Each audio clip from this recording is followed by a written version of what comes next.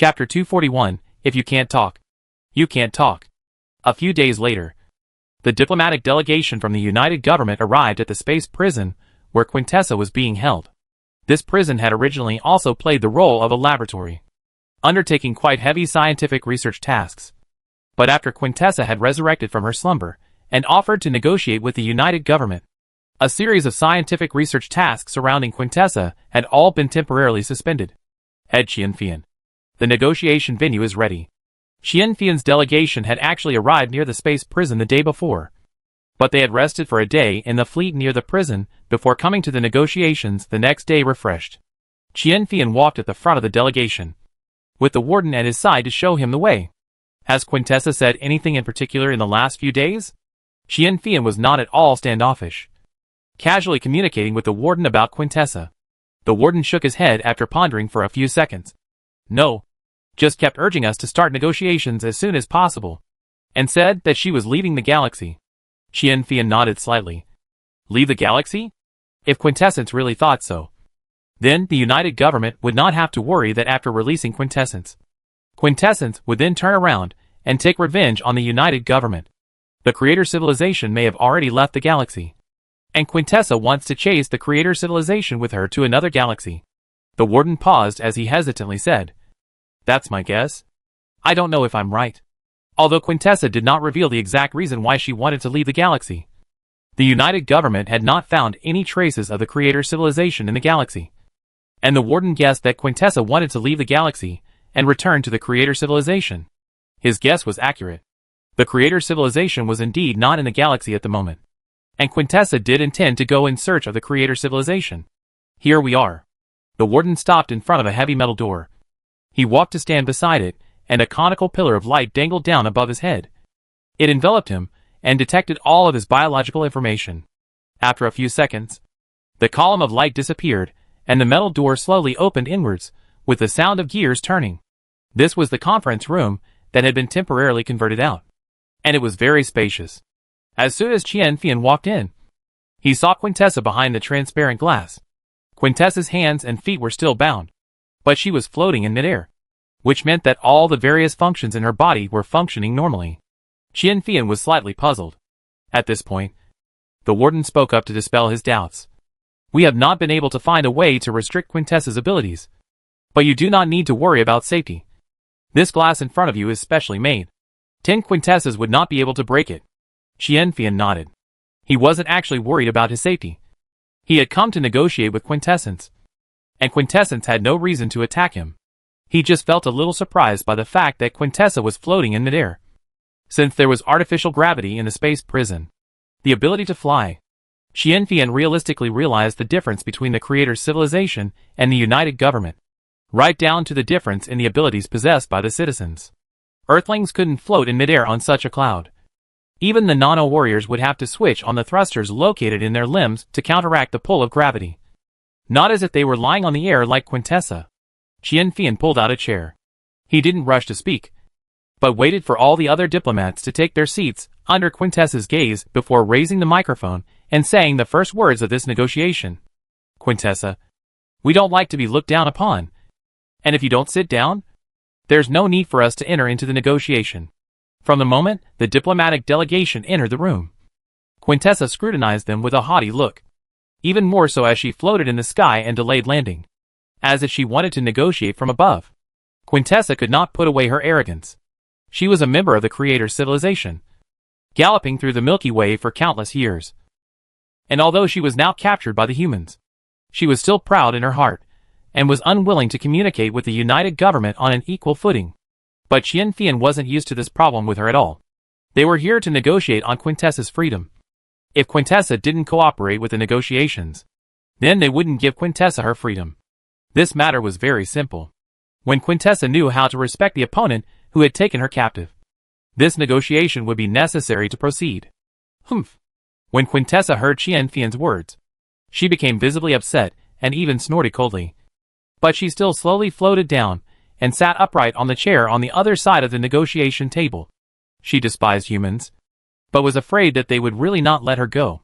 Although she had the backing of the Creator civilization behind her, she could not quench her thirst with distant water. waiting for the creator civilization to arrive at the Andromeda Galaxy, establish a firm foothold in the Andromeda Galaxy, and then collect energy to return to the Milky Way Galaxy from the Andromeda Galaxy.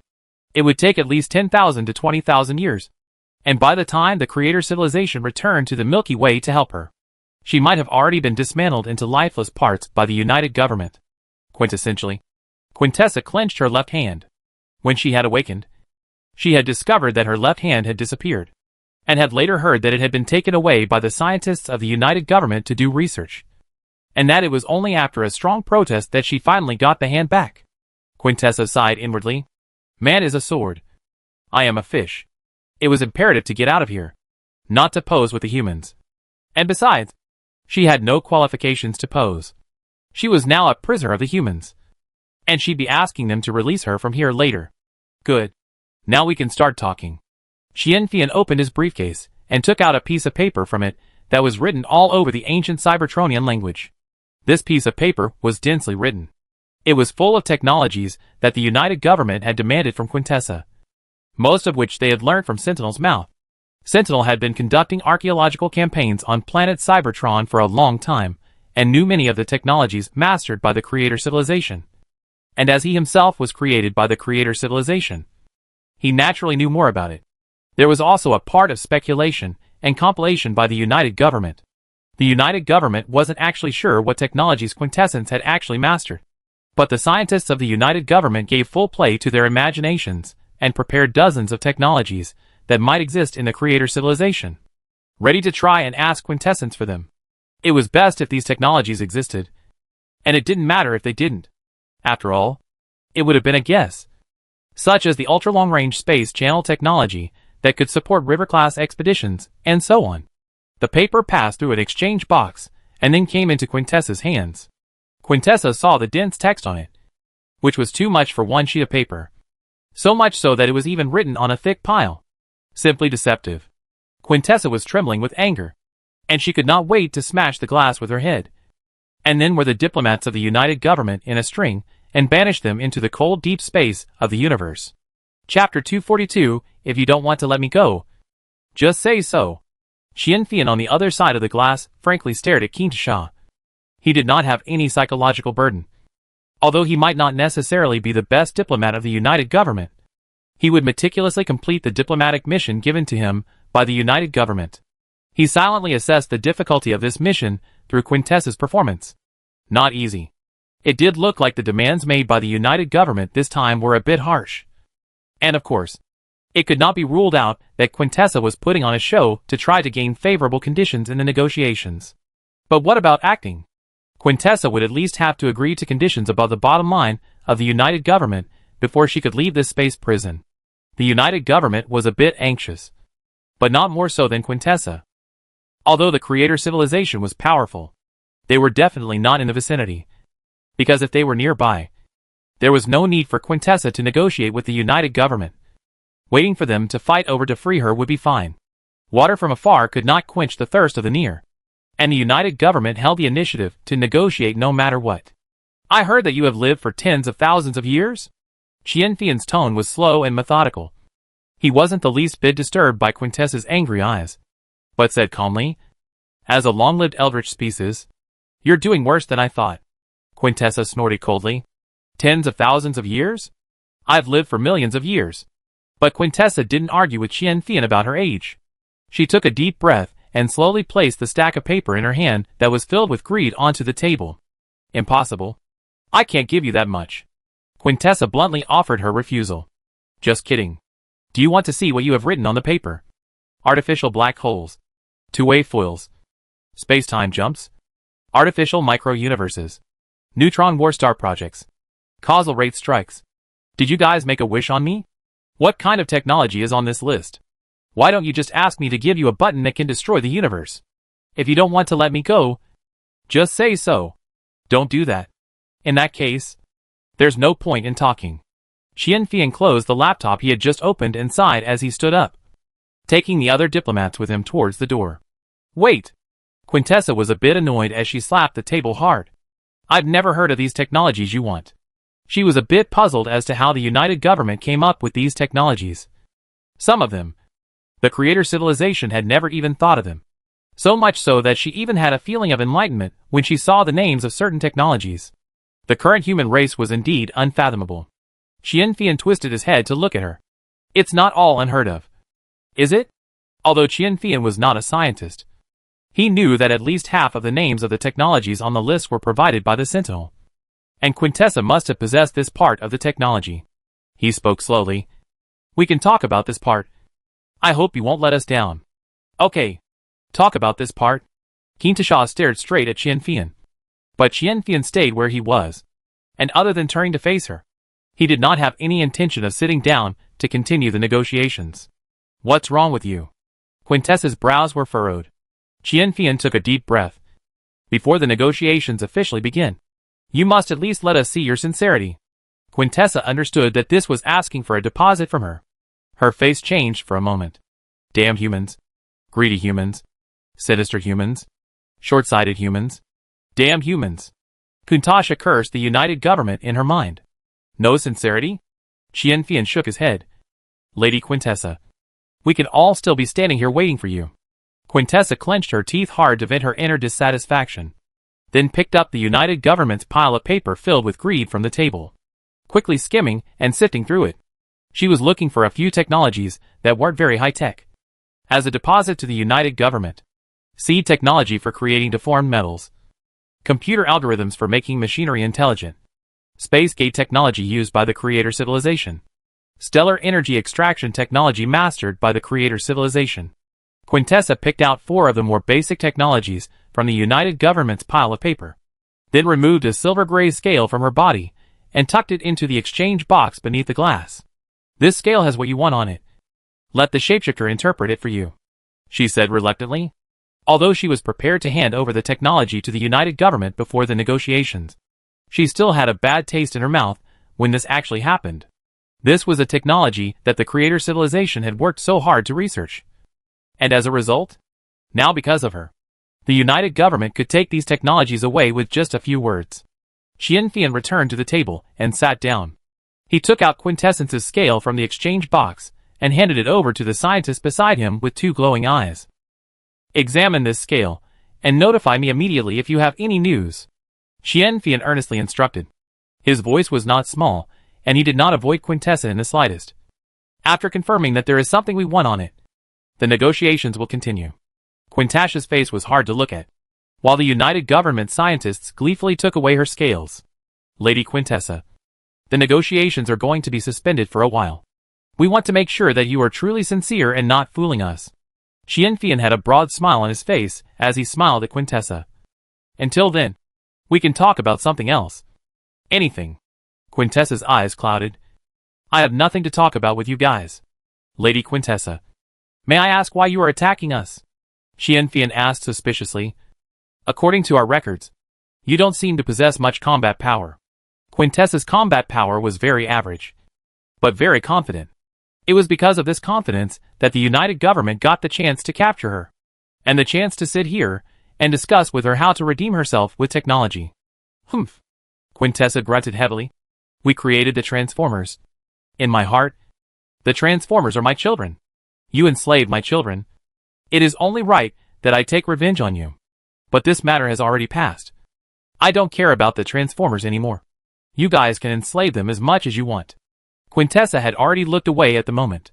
In this boundless and fickle universe, only knowledge and fellow humans were real. And the Transformers couldn't bring her true happiness, but only brought her some false pleasure. This false pleasure had led her to become a prisoner of the human race. So she never wanted anything to do with Transformers again. Alright. I understand. Chapter 243 ongoing. Qianfian chatted with Quintessa for a while, figuring out a few less important but intriguing questions. Firstly, how did Quintessa dare to attack the solar system? Quintessa, knowing that the united government had subjugated the Decepticons and Autobots, gathered a legion of people who were not as good as the Transformers and insisted on attacking the solar system. Where did she get the confidence to defeat the united government? Quintessa's answer. Confidence? Quintessa's impression of humans was still stuck in the age of dinosaurs, when humans were still called apes, and were stupid and backward. She thought that humans must have used some small tricks that were hardly elegant in the process of subduing the Decepticons and Autobots. She was proud to be a member of the Creator civilization, the most technologically powerful individual in the entire galaxy, and felt sure that if she stepped in she would be able to take down the United Government. That legion of bounty hunters had only been brought in by her to make noise and do odd jobs. Her real plan was to recklessly wear down the United Government all by herself. Snap! Snap! Snap! Rao Qianfian, who was experienced in handling things, couldn't help but clap a few times for Quintessa's courage after hearing her answer. Are you usually this brave? Qianfian couldn't help but ask, receiving a glare full of malice from Quintessa. Apart from this question, Qianfian also asked some other things. For example, what level had the Creator civilization actually reached? Quintessa avoided answering this question and just kept glaring at Qianfian with a haughty look. It looked like even after being caught by the United Government, Quintessa didn't think that the United Government was a match for the Creator civilization. This was something the United Government should take note of. Apart from that, Quintessa also answered some questions about the First Heavenly Father and the Cosmic Emperor. Neither the First Heavenly Father nor Unicron was dead through and through. These two Transformers, as celestial-level mechanical beings, had information units all over their bodies, which stored their memories and thoughts. Although they were now in a slumber due to energy and injuries, as long as the broken circuits in their bodies were repaired for them, and they were provided with sufficient energy, they would be able to revive from their slumber. The reason why Quintessence hadn't done this was because the First Heavenly Father and Cosmic Emperor were the original Transformers, and the Creator civilization had invested a lot of effort in them. These two Transformers were very powerful. Quintessence was worried that she wouldn't be able to control these two Transformers after she resurrected them, and would end up being clamped down by these two Transformers instead. This time she traveled to the solar system. In addition to rescuing the Transformers from the rule of the United Government, she also had the idea of completely destroying the First Heavenly Father and the Universe Emperor. Speaking of rescue, Quintessa firmly believes that humans have enslaved the Transformers. And no matter how Qianfian explains it, Quintessa always has a disdainful look on her face. In fact, even the Decepticons, who have an evil stance, were given relatively favorable treatment by the United Government. Before the United Government enslaved them, they were living in dire straits, generally having nothing to eat, but also obeying Megatron's orders to carry out all kinds of deadly and dangerous missions. After surviving a mission, they had to report to the authorities and get approval to repair their battered bodies. It was so hard for the Decepticons to make reasonable repairs, let alone maintenance. However, after joining the United Government not only upgraded their body parts free of charge, but also provided them with unlimited repair and maintenance services. And for the time being, they were not prepared to arrange any missions for them, as long as they did not leave the living quarters circled by the United Government, the living quarters seemingly restricting the Decepticons' freedom. But this was actually a kind of protection for the Decepticons. The Decepticons were in serious conflict with the three views of humans, and once they caused damage or even casualties in human society, the law enforcement agencies of the United Government would definitely dismantle them into parts on the spot without saying a word. Except for the individual Decepticons with mental problems who were tempered back into deformed metal. The rest of the Decepticons loved their current lives. In the end, the only Decepticon that was truly enslaved was Megatron, the prime evil. As for the Autobots, the United Government had never enslaved the Autobots since the beginning, and it was Optimus Prime who had taken the initiative to lead the Autobots to settle in the United Government, and to let the Autobots take on some jobs as payment for living in the United Government. Lady Quintessa, you have a deep misunderstanding of us. Qianfian gently pushed his glasses as he said solemnly, the tenet of our civilization is that people don't offend us. And you're being held here now because you called for an army to attack the solar system. Not for no reason. Please put away your prejudice against humans. When confronted by Optimus Prime, he would say we're not like the humans on that Earth because Optimus Prime had been exposed to humans and had been hurt in his dealings with them. But Quintessa's malice towards humans is completely inexplicable, as if there is a natural layer of prejudice against them. Quintessa was silent.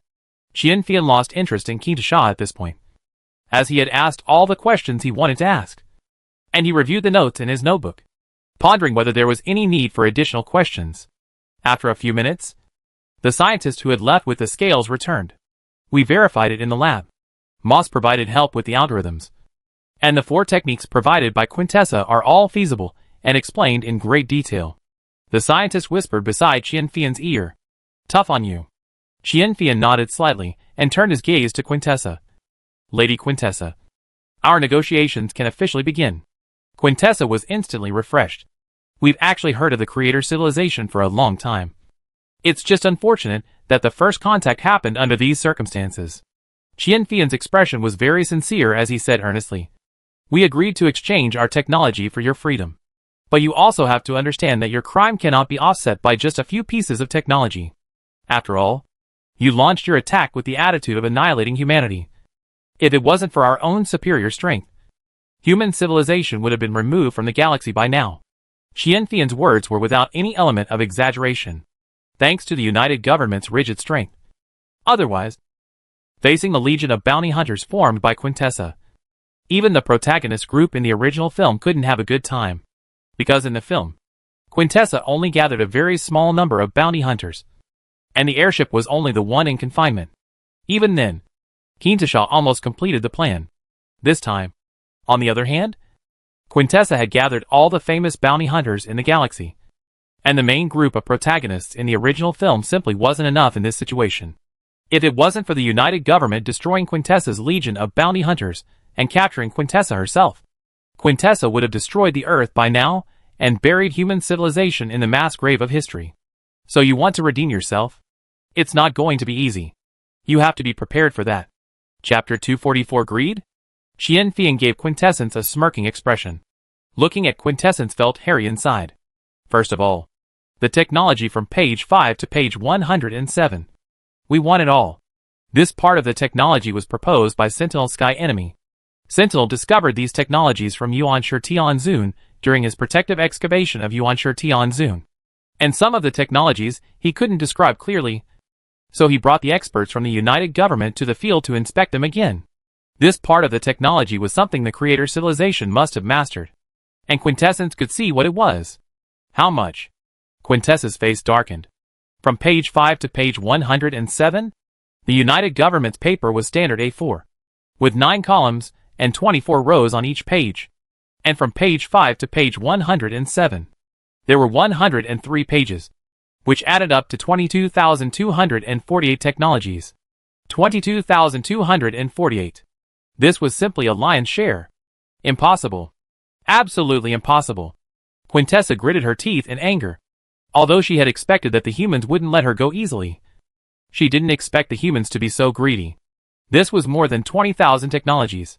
The creator civilization had invested countless amounts of time and energy for these 20,000 odd items of technical technology.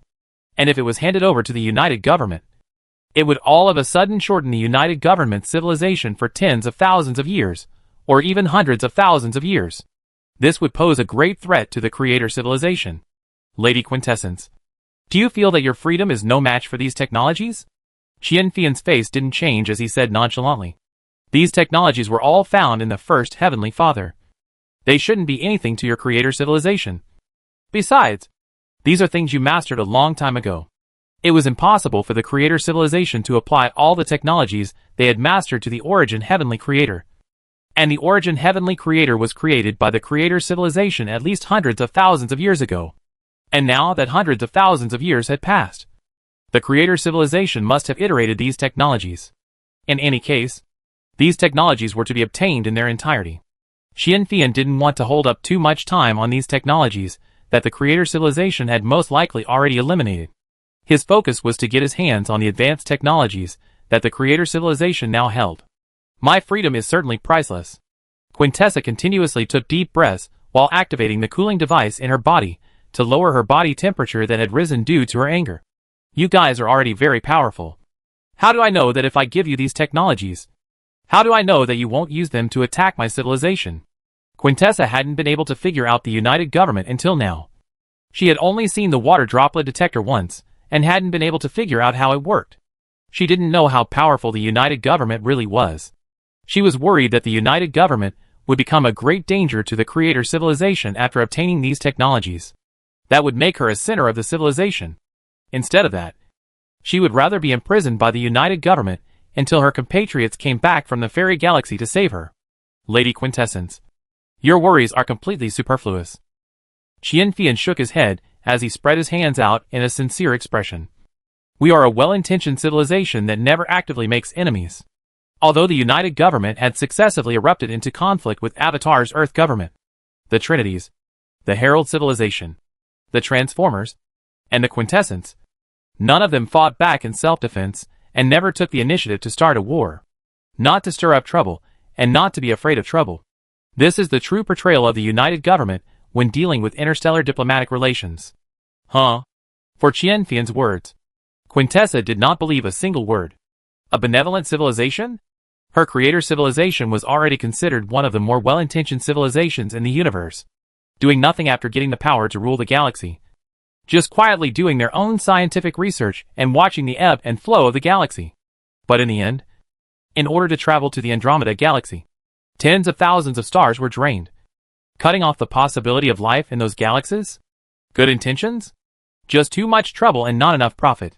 Quintessa saw bottomless greed in the United Government, and she was sure that once the United Government gained the strength to threaten the creator civilization, the United Government would definitely wait for an opportunity to start a war between the two civilizations at some point. Qianfian read the distrust in Quintessa's eyes as he gently shook his head. Lady Quintessa, you have a deep misunderstanding of our civilization. Quintessa had been arrested by the United Government the first time she dealt with them. It was indeed not easy to get her to develop a correct understanding of the United Government. Qianfian also couldn't tell Quintessa that the United Government was a visitor from another universe and wouldn't be able to stay here for long before leaving. For one thing, Quintessa might not believe it. And for another, if the news got out and attracted a powerful enemy unknown in the universe, he would be like moving a stone to hit his own foot.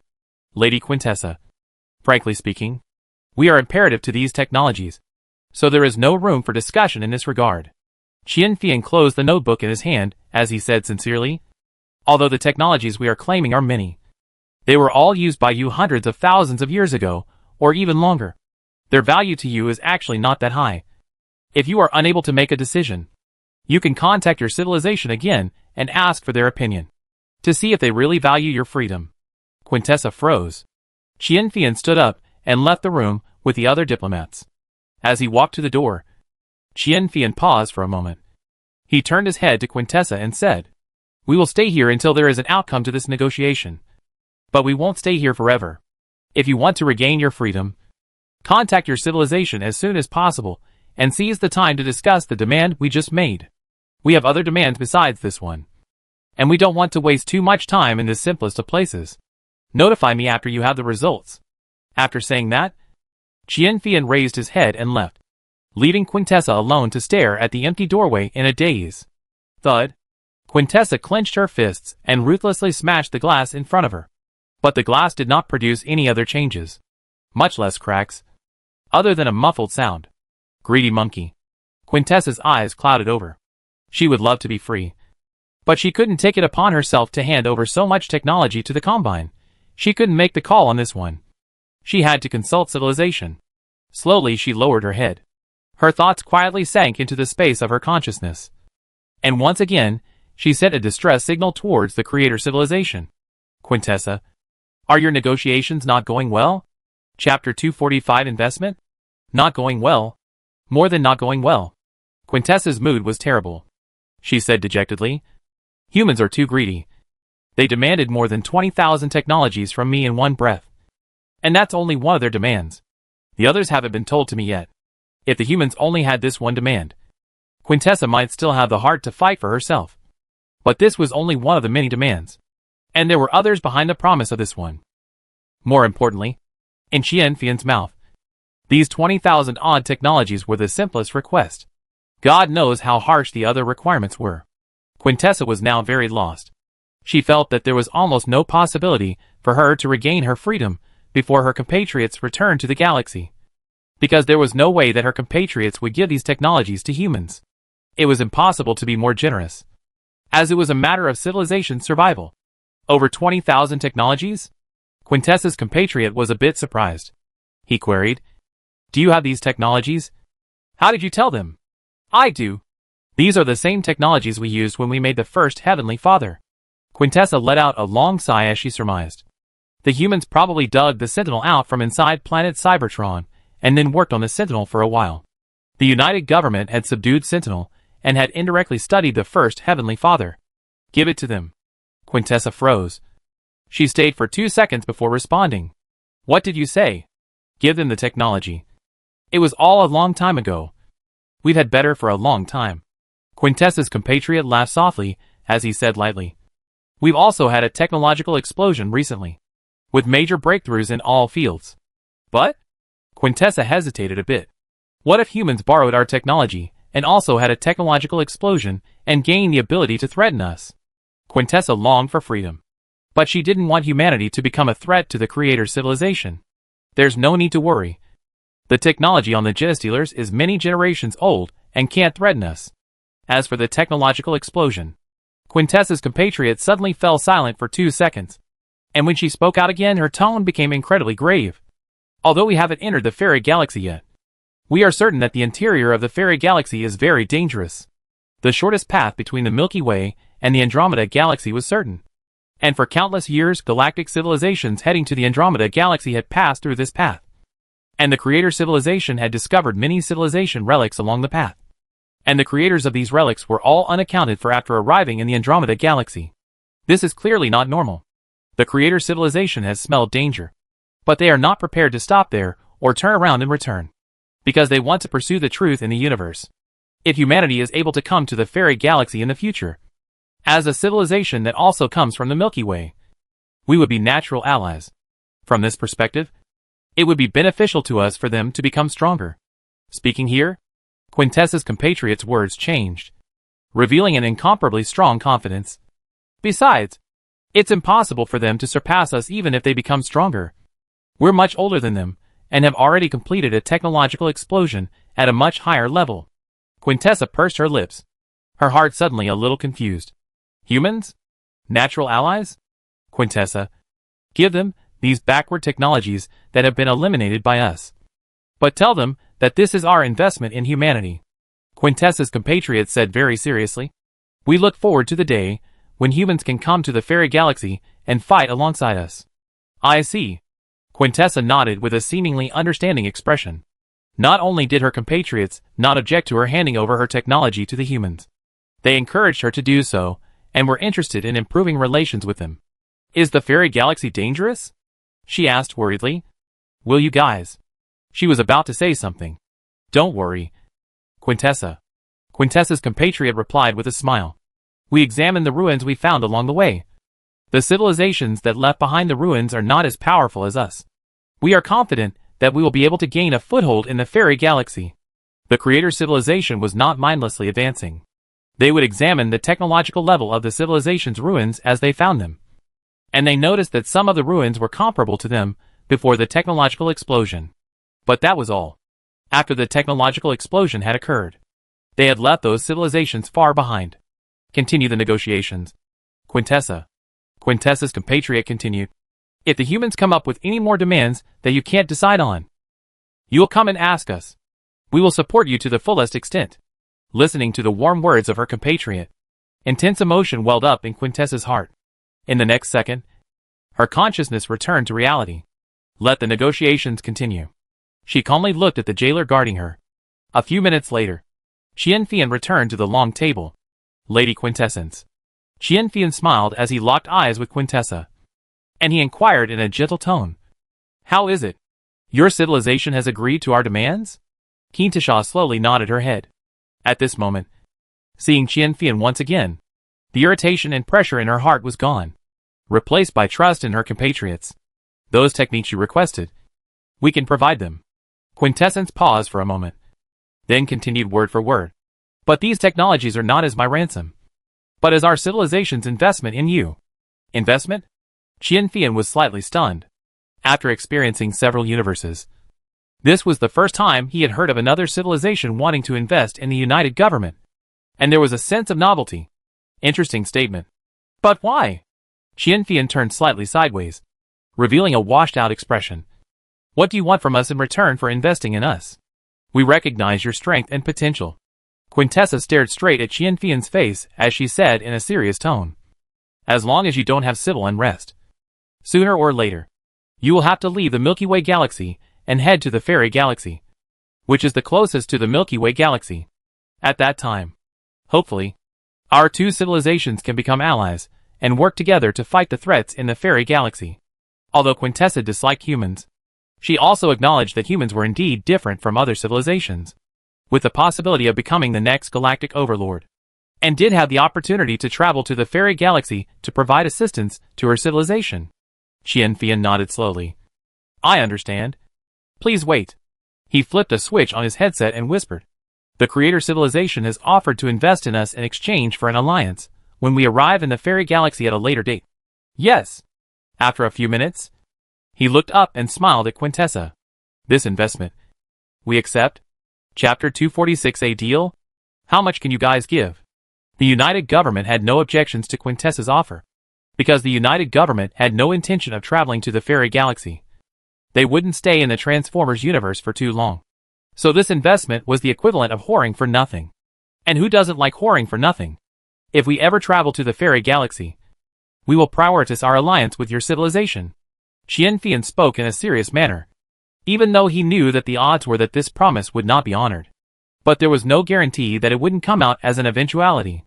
Perhaps the United Government would even return to the Transformers universe at some point in the future? Quintessa nodded slowly.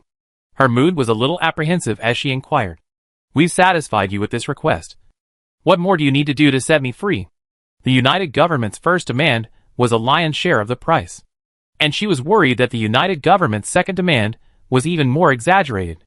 Lady Quintessa, our second demand is that you and your civilization can never invade the solar system, either through direct or indirect means. Qianfian said with a smile. This request was likewise imperative for the United Government, because the United Government would have to leave within a few decades of staying in this universe. And by that time, the immigrants left on Earth by the United Government lacked the power to protect themselves. And in case they were retaliated against by Quintessa, they would surely lose a great deal of money. The United Government was responsible for its own citizens. Hearing this request, Quintessa sighed in relief. She hadn't planned to invade the solar system again, and when she regained her freedom this time, she would have followed in the footsteps of her compatriots to the Andromeda Galaxy. And her compatriots would be even less likely to run back from the Andromeda Galaxy specifically to invade the solar system. That request is granted. Quintessa took a deep breath as she made a solemn promise. Neither I nor my civilization will ever set foot in the solar system again, either through direct or indirect means. The direct way would be for Quintessa or other members of the Creator Civilization to enter the solar system directly in their spaceships. And the indirect way would be to recruit interstellar mercenaries and other forces unrelated to the Creator Civilization to enter the solar system, or to spread all kinds of cultures and thoughts to the solar system. We have one last request. Qianfian pursed his lips. He felt that this most difficult request might have become easier because of the Creator Civilization's attitude towards the United Government. We request 10 advanced technologies that your civilization is using, and your civilization's computer algorithms. Quintessa clenched her fists all of a sudden, glaring and cursing. Don't give an inch. Qianfian waved his hand. Your civilization has already left the Milky Way, while we have only just stepped out of the solar system. Even if you give us a few advanced technologies, it won't affect you yourselves. But how would that benefit us? Quintessa asked rhetorically. My freedom? Qianfian said without moving. Lady Quintessa's freedom is certainly one of them. Besides your freedom, we can also provide some special substances unique to our civilization. Special substances? Quintessa furrowed her eyebrows. Material science was the root of all sciences. Sometimes, a new material could push open a wide scientific door for a civilization. What special materials can you have? Quintessa revealed a skeptical expression as she snorted. We've been to the solar system. We know very well what's in the solar system. It's all basic materials that are too ordinary to be common. In order to obtain new materials and substances, the Creator Civilization had once conducted an extensive geological survey of the galaxy. Quintessa didn't believe that humans could come up with substances that the Creator Civilization didn't have. We have a special superconducting ore. Qianfian revealed a mysterious smile as he tapped a few times on his laptop, and the wall behind him turned into a huge screen. A complex image appeared on the screen, with a text explanation and video narration next to it. As you can see, this is an ore that can achieve a superconducting effect at room temperature, the specifics of which you've already seen in the video. And this kind of ore is rare for the creator's civilization. Isn't it? Pandora's superconducting ore was a miracle. Because excluding Pandora's superconducting ore, even the so-called high-temperature superconducting ore had to be around 200 degrees below zero to produce a superconducting effect, which was still an unimaginably low ultra-low temperature for ordinary people. Quintessa stared straight at the Pandora's superconducting ore in the video, unable to suppress a shocked expression on her face. Room temperature superconducting ore. Different civilizations had different definitions of temperature, but the essence was the same. If this material could really achieve a superconducting effect at room temperature, it would not only greatly improve the computer systems of the creator civilization, but also provide optimized options at the practical level of many sciences. Quintessa instantly realized the value of this ore. Where did this ore come from? Quintessa stared straight into Qianfian's face as she said word for word. We once used Earth as a source of deformation metals. We trod all over the solar system. And I'm certain that there is absolutely no such substance in the solar system. Qianfian shook his head and prevaricated. Perhaps you guys happened to ignore this ore at the time.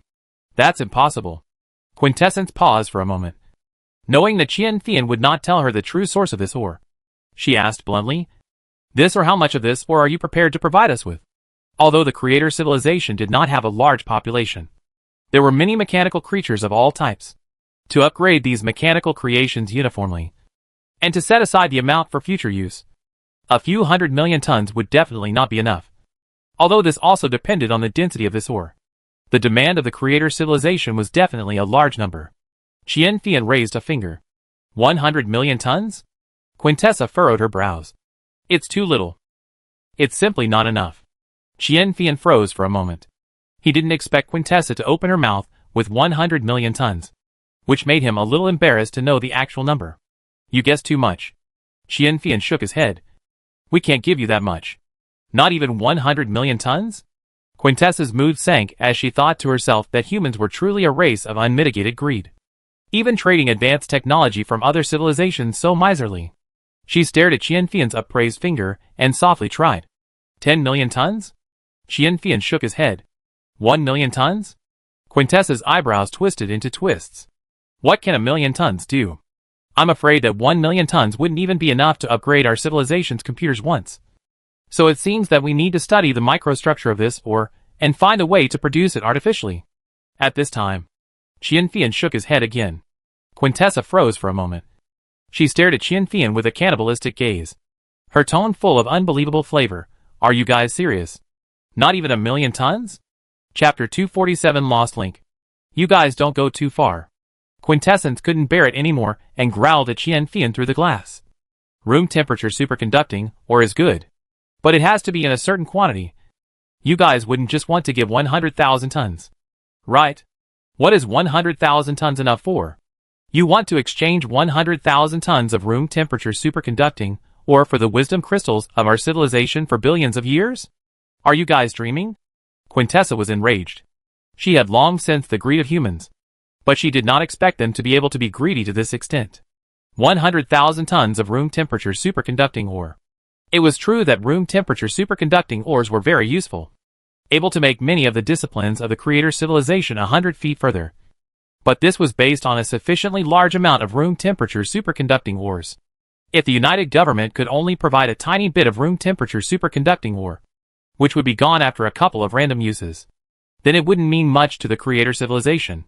I solemnly tell you, if you want to use 100,000 tons of room temperature superconducting or to exchange 10 advanced technologies and computer algorithms with us, this deal is impossible to conclude no matter what. Absolutely impossible. It's whimsical. Do you understand? Quintessa was very emotional. Qianfian stretched out his hands and made a gesture of imaginary pressure out of thin air, signaling for Quintessa to restrain her emotions. Lady Quintessa, you've misunderstood. Qianfian shook his head as he said seriously, we will not provide 100,000 tons of superconducting room temperature or for this deal. He was not prepared to play the game of guessing number riddles with Quintessa and intended to reveal the answer directly. We are prepared to provide. Quintessa stared at Qianfian's mouth with bated breath, and a flash of anticipation begrudgingly rose in the bottom of her heart. Perhaps she had really misunderstood the humans? Maybe humans weren't as greedy as she thought, and would at least be generous in this deal. However, with the opening and closing of Qianfian's upper and lower lips. An unexpected answer drilled into her ears and pierced her heart. 1 piece. A piece of room temperature superconducting ore. Qianfian's expression was extraordinarily serious, with no intention of joking at all. Quintessa? She wondered if her sensors were malfunctioning. What did Qianfian say? How much superconducting ore was humanity prepared to provide? 1 piece. Room temperature superconducting ore is very rare. It took us many years to excavate a very small amount. Qianfian saw that Quintessa was dumbfounded and didn't move. So he emphasized again. We could only give you 1 piece. But please don't worry. Even though it's only 1 piece, it's more than enough to use for microscopic research. And you can try to artificially synthesize this substance as well. Cluck, cluck, cluck. A strange sound emanated from the air. Quintessa gritted her mouthful of iron teeth to the point of creaking, her gaze pinned on Qianfian's face like a sharp sword, trying to measure the thickness of the human's cheek. 1 piece? God damn a piece. What could a piece of room temperature superconducting ore do? It could really only be taken into the lab to do microscopic research, and could not be put to any practical use. You're teasing us? Quintessa was so angry that she couldn't sit still. She floated in midair, her face almost pressed against the glass. Do you know what you're talking about? Do you think you can trade away our technology with just a piece of superconducting ore? I see that you guys don't have the sincerity to negotiate at all. Quintessa was really pissed off this time. Whenever she developed a new understanding of human shamelessness, the humans would soon refresh that understanding to another level. Qianfian shook his head as he sighed. I'm sure you all understand what it means to discover a new material, as well as how difficult it is to discover a new material. The reserves of this material are very low, and we can only give you guys a little for research purposes. However, your attainments in the microscopic field are not low, so even if you only have a little sample, you should be able to quickly make an artificial product with similar properties. Right? The United Government did not pit the creator civilization on this matter. This was because the United Government itself had been researching the technology of artificial Pandora ore, and had already made a lot of progress. It was just that the experimental conditions were rather harsh, and could not be met for the time being. But the United Government scientists were very optimistic about the expectations of this experiment. After dealing with Quintessa and the creator civilization, the United Government will move to find a suitable place to complete this experiment and try to achieve Pandora or freedom. The creator civilization was able to turn ordinary metals into deformed metals. Its attainments in the microscopic field must be very deep, and what the United Government was able to study and understand, the creator civilization would surely be able to study and understand as well.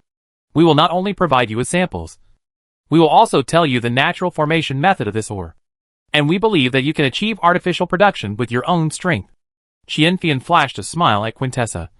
We are very sincere. Please trust us no matter what. Quintessa's face softened slightly. If the United Government could provide the natural formation method of this ore, then there would be little obstacle for the creator civilization to break through the artificial technology. Because even if the creator civilization couldn't synthesize it artificially, it could still recreate the process in nature. The creator civilization was an ancient civilization that was insensitive to longevity and time anyway. It's something I'll have to discuss with my civilization. But you're asking too much. Even if you can provide us with well, sort of a somewhat special new material, my civilization still won't agree. Quintessa was a little haughty. In fact, she had already approved of this deal in her heart. Only that she wanted to discuss what technology to trade and how much to trade. But on her lips, she still had to say no. Qianfian spread his hands. Be my guest? Quintessa slowly closed her eyes and sank her thoughts into the empty space of consciousness. Exchanging technology for substances for lower civilizations. It was not cost-effective, as the effect of a particular substance on the technological level of lower civilizations was often not as effective as strengthening grassroots education and giving birth to more scientists. However, for higher civilizations, countless geniuses have been born over a long period of time, and these geniuses have constructed the scientific edifice to the extreme, and there is no room for any breakthroughs by later generations, unless a new building material can be discovered. In this case, a new material would be invaluable. The creator civilization was stuck in this bottleneck before, but they were lucky enough to find a special substance on their way to the Andromeda galaxy, and used it to achieve a technological explosion. If they could obtain another special substance at this time, the creator civilization would probably be able to build on its original foundation. And when it entered the crisis-ridden Andromeda galaxy, it would have a few more points of certainty in overcoming the enemy. Quintessa sent a distress signal to the creator civilization. Tick, tick, tick. The symbols flashed frequently. But surprisingly, this time, there was a delay in getting an answer. Quintessa's heart thumped. Chapter 248, Attack from the Fairy Galaxy. What's happening? Why isn't my compatriot answering my calls? Quintessa instantly tensed up. She immediately thought that her compatriots might have flown out of the contact range. So she hurriedly adjusted the direction of the signal transmitter, letting the distress signal rotate in a small area, hoping to reconnect with her compatriots. Tick, tick, tick, tick, tick. There was no answer. No matter how much Quintessa turned the signal transmitter, she never got another response from her compatriots. And as time passed, her mood gradually hit rock bottom. She had lost contact with her compatriots. This meant that she could not fulfill the third demand of the Combine and regain her freedom. Damn it! Quintessa felt very frustrated. But she didn't resent her compatriots. They must have left the range of the distress signal because they were advancing too fast. She let out a long sigh. In fact, when she had just contacted the creator civilization, she had expected that this situation might happen because the fleet had sailed out of the communication range of the distress signal, causing them to lose contact. That was why she was in a hurry to reach an agreement with the United Government, just in case. As it turned out, this kind of thing really did happen. If only they would have stopped and waited for me. Quintessa shook her head in frustration as she muttered to herself. Decelerating and then accelerating also consumes a lot of energy. There's no way they could gamble on the fate of an entire civilization to stop and wait for me alone. What now? This became a major dilemma in front of her.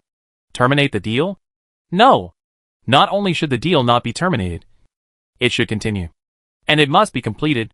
The information that the United Government currently possessed about the creator civilization all came from the Origin Heavenly Father. As long as it was a technology that was not used on the Origin Heavenly Father, the United Government would not be able to tell if it was the creator civilization's most advanced technology or not. She could take the other technologies she had mastered and continue trading with the United Government. There's nothing I can do. Quintessa gritted her teeth. We can only deceive the humans. Our technology systems are different anyway. They shouldn't be able to detect it. Just then, Quintessa, her compatriot's voice came out from the symbol in front of her, sounding very tired and with a hint of trembling. Quintessa instantly looked surprised. But immediately after that her expression changed to one of puzzlement. Did something happen? She inquired. She could detect her compatriot's exhaustion. And the fact that her compatriot was able to contact her meant that the creator civilization was not out of signal range.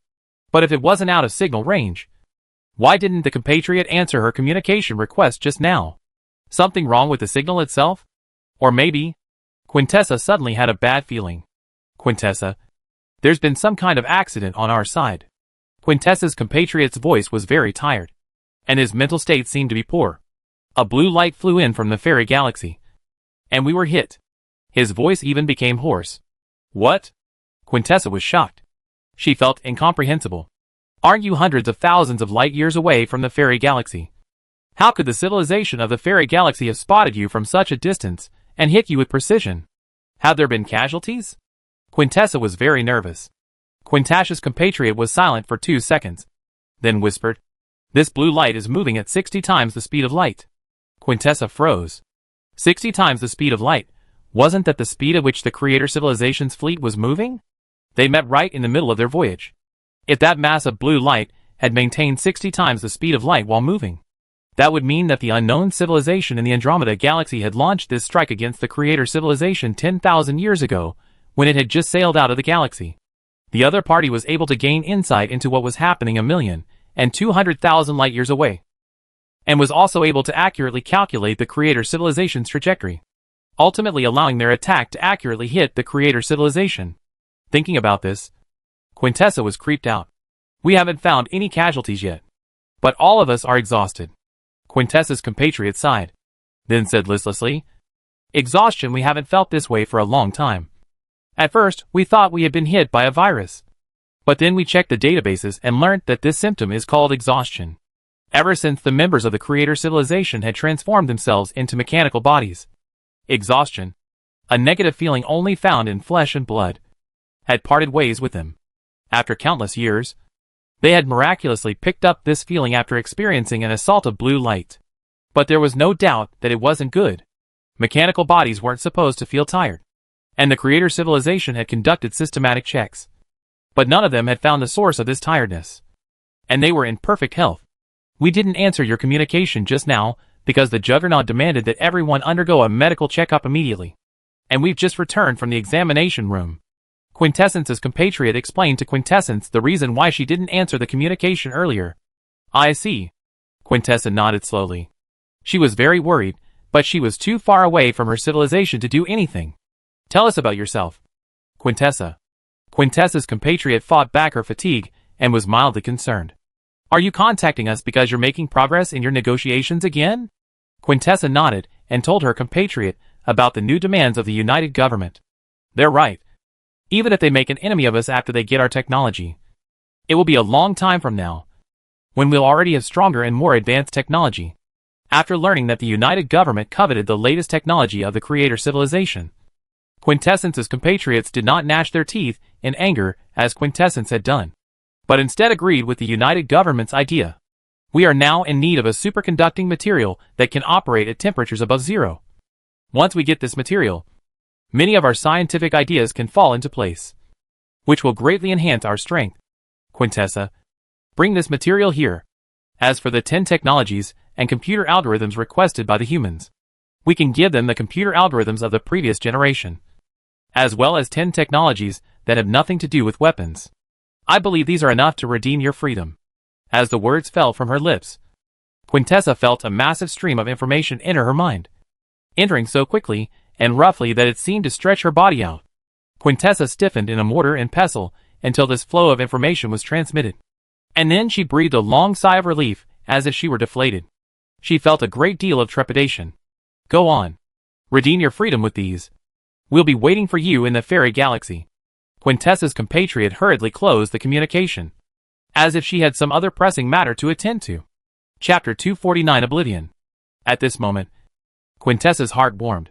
Her compatriots hadn't forgotten her even after the attack by the fairy galaxy civilization, and they supported her 100% in this matter of negotiation, which warmed her heart greatly. Thank you, she murmured into the air. Hopefully the clan would be able to handle this attack while preventing the next attack from the civilization of the fairy galaxy. What exactly was that blue light? Quintessa pondered for a few seconds before shaking her head, thinking that the blue light hadn't caused any casualties to her civilization, so it shouldn't be a powerful weapon. It might have simply hit far away. Quintessa's emotions gradually calmed down as she exited her consciousness space and returned to reality. Lady Quintessa. As soon as she opened her eyes, Quintessa was greeted by Qian Fian's warm greeting. What does your civilization think of the request we made? We agreed. Quintessa took a deep breath as she said decisively. We can exchange 10 technologies and computer algorithms that have nothing to do with weapons for your special materials. But this is the last request we promised you. The last one. Happy cooperation. Qian Fian revealed a bright smile. This is our last request. Congratulations on regaining your freedom. But before completing the transfer and verification of the technology, you cannot leave this place for the time being. Hearing Qian Fian's words, Quintessence was relieved. The dust had settled. Freedom. I'm not in the technical field. My colleagues will approach you next. As long as you cooperate with the work, I believe it won't be long before you can return to your civilization. In the dark starry sky, a fleet emitting brilliant crystal light hovered silently in midair. This was the main fleet of the creator civilization, with its head and tail as long as 0.01 light seconds, or 3,000 kilometers. There were 2 other subfleets nearby, but because they were far apart, the pitch-black universe swallowed their light. At this moment, an eerie atmosphere hung over this huge fleet. The other 2 fleets were also hit. They are in the same situation as us. Mentally exhausted, unable to take interest in anything, and not wanting to do anything. We received over 20,000 requests for leave. Quintessa only knew that the creator civilization had been hit by an attack from the fairy galaxy, but not that all 3 of the creator civilization's fleets had been hit by an attack from the fairy galaxy. The 2 were of completely different meanings. The latter meant a much more terrifying inside ability, with the ability to ballistically maneuver high-speed moving objects. Still haven't found out what the hell is going on. Not yet. And the scientists are taking a lot of time off. At this rate, we won't be able to put together a full research team anytime soon. At this moment, the creator civilization felt fear. An unknown enemy 600,000 light years away threw a blue light of unknown significance at them. And then, their entire civilization fell into a state of atrophy.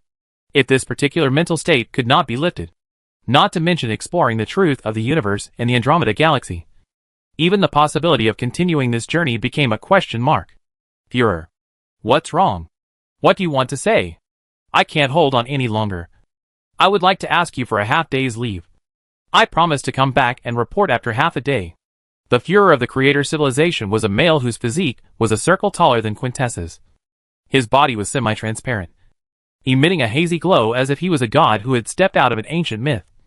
In stark contrast to the other members of the creator civilization around him, the head of the creator did not answer this member's request. He turned to look out at the extremely distant fairy galaxy with an unusually heavy heart. There was no doubt that the civilization in the fairy galaxy was full of hostility towards them. And the civilization in the fairy galaxy had fired an unknown blue light at them as soon as they had left the Milky Way. They were completely unable to understand the mechanism of action of this blue light. Their hardware and programs were running normally, but they were just in a bad mood. And no matter how many times they gave their brains a scan, they couldn't find out the cause at all. Now even his secretary had to take a leave of absence. In fact, it was only with a strong sense of conviction that he himself stood here. If he was just an ordinary member of the creator's civilization, he might have found a place to hide by this time as well. This is a disaster. He spoke slowly, defining this strike. Once a civilization lost its enterprising spirit, it was only a matter of time before it was doomed to be swallowed up by the ever-changing universe. If they couldn't resolve the bizarre state that the blue light had brought them, and instead continued towards the fairy galaxy with their heads covered, then the time for them to be swallowed up would be the moment they stepped into the fairy galaxy 10,000 years later. Off you go. Get some rest. The Führer paused for a moment as he sighed. There is no need to hurry back. I will take the initiative to find you when needed. They currently had no knowledge of the blue light. Perhaps the effects of this blue light would slowly fade with the passage of time. And they were all creatures with no lifespan limitations that could simmer the effects of the blue light away. Thank you, Führer. The Führer's secretary turned, dragging his weighty body to the door of the Führer's office. He paused curiously. Führer. He hesitated. How do I open this door? The Führer froze. The secretary didn't know how to open the door? How could he? Didn't he come in and out of this door all the time? You don't know how to open the door? He flew to the door, reached out and tapped on a purple button, and the door opened in response. The secretary floated outwards, with a numb face. Wait! The Führer stopped him. And the Führer questioned loudly. Wake up! You go in and out of this door almost every day. Why suddenly can't you remember how to open it? The secretary looked perplexed as he thought along with the Führer's voice, gradually revealing a confused look. I don't know, he mumbled. A sudden feeling of horror arose in the Führer's mind. We're in oblivion. That blue light is making us forget things. He was greatly shocked. The creator's civilization had crisscrossed the galaxy for many years, and had never encountered such a strange weapon that could make people forget the information and knowledge they had already mastered. If this situation continued, the consequences would be unimaginable. Retrieve your memory banks immediately, the Führer ordered anxiously. Is there any more footage of the previous door opening? Yes, my Führer, the secretary replied. The Führer felt his scalp tingle. It was so weird that the memory bank still had the image of the previous door opening, but it couldn't think of how to open the door. The secretary had forgotten to open the door. And what had I forgotten? The Führer turned his head to look at the warship's console. He suddenly felt that all those colorful buttons on the console looked incredibly unfamiliar. It seemed like he was seeing them for the first time in his life. Chapter 250 Technology Transfer. Führer's announcement. All personnel are to enter a state of first-degree alert. Leave personnel return to duty immediately. Repeat. All personnel are to be placed on first-degree alert. All personnel on leave return to duty immediately. The ear-piercing sirens echoed through the magnificent fleet of the creator civilization. A huge fleet that was ambitiously attempting to cross the dark universe to another star river, and was currently enveloped in invisible panic and disaster. I am the Führer, who emanated a hazy halo of light, appeared on every large screen in the fleet. his image reflected in the pupils of the members of the Creator's civilization. I am now issuing a warning to all my compatriots. The Führer's voice was unusually serious. As the Führer of the Creator civilization, he possessed a foresight that was unmatched by any other member of the Creator civilization, which guided him to make the right decision at this moment of crisis. The enemy's blue light does not possess the ability to harm solid matter, but it will block our minds, making us forget what we shouldn't, forget how to open doors, forget how to maneuver the fleet, and forget how to use weapons. As time passes, we will forget more and more things, until finally, we may forget how to survive and die silently in this cold, dark space as a new relic. The Führer chilled inwardly. He had now figured out why this road to the fairy galaxy was littered with relics, as the previous forerunners had also encountered this blue light halfway through the journey, and finally perished silently. We have yet to discover the mechanism of the blue light's action, nor do we know how to counteract its effects. But what we have forgotten is still stored in our memory banks. The superiority of silicon-based civilizations manifests itself at this point. Silicon-based civilizations recorded the past with physical matter such as hard disks. And even if their minds were disturbed and they forgot certain things, they could pick those things up again from the physical matter. Now I order you all as the Führer. Immediately stop your leave and work. Read your memory banks in place. And repeat, and learn what's in your memory banks to fight against this terrible forgetfulness. I declare, from now on, the fleet stops moving forward until we find a way to overcome oblivion. The Führer's order reached every ship.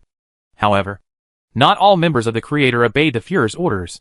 They were too tired, too exhausted to do anything, let alone repeat browsing through the memory banks over and over again. They sat silently on the floor, letting time flow over them, taking their memories with it. Only a third of the Creator's members obeyed the Führer's orders, stopping everything they had been doing, frozen like statues in the captain's cabin, on the decks, in the corridors, in the warehouses, and in many other places, reading the memory banks without stopping, fighting against invisible oblivion. The Führer himself was doing the same. He had learned how to maneuver the fleet again, which proved that his methods were effective. But he still felt uneasy. He was sure that those civilizations ahead of them would use similar methods to resist oblivion, if not as simple as silicon-based life, but certainly not without recourse. Primitive technologies, such as brain-computer interfaces, could also recreate things experienced in the past. But why did all those previous forerunners perish? Were there other dangers to come next? Once again, Quintessa had lost touch with the Creator civilization. Quintessa was feeling very worried because the last time she had communicated with her compatriots, she had learned that her compatriots were under attack from the fairy galaxy. Now that they were once again out of contact, she couldn't help but think in a bad direction. Perhaps the Creator civilization had. Quintessa shook her head vigorously, shaking the unusually inauspicious thought out of her mind. How could that be possible? My civilization is the overlord of the galaxy. Even if the civilization of the fairy galaxy is a little stronger than mine, it shouldn't be that much stronger. And it's impossible that her civilization could have been wiped out in such a short period of time. The loss of connection this time could be because the fleet literally flew out of communication range.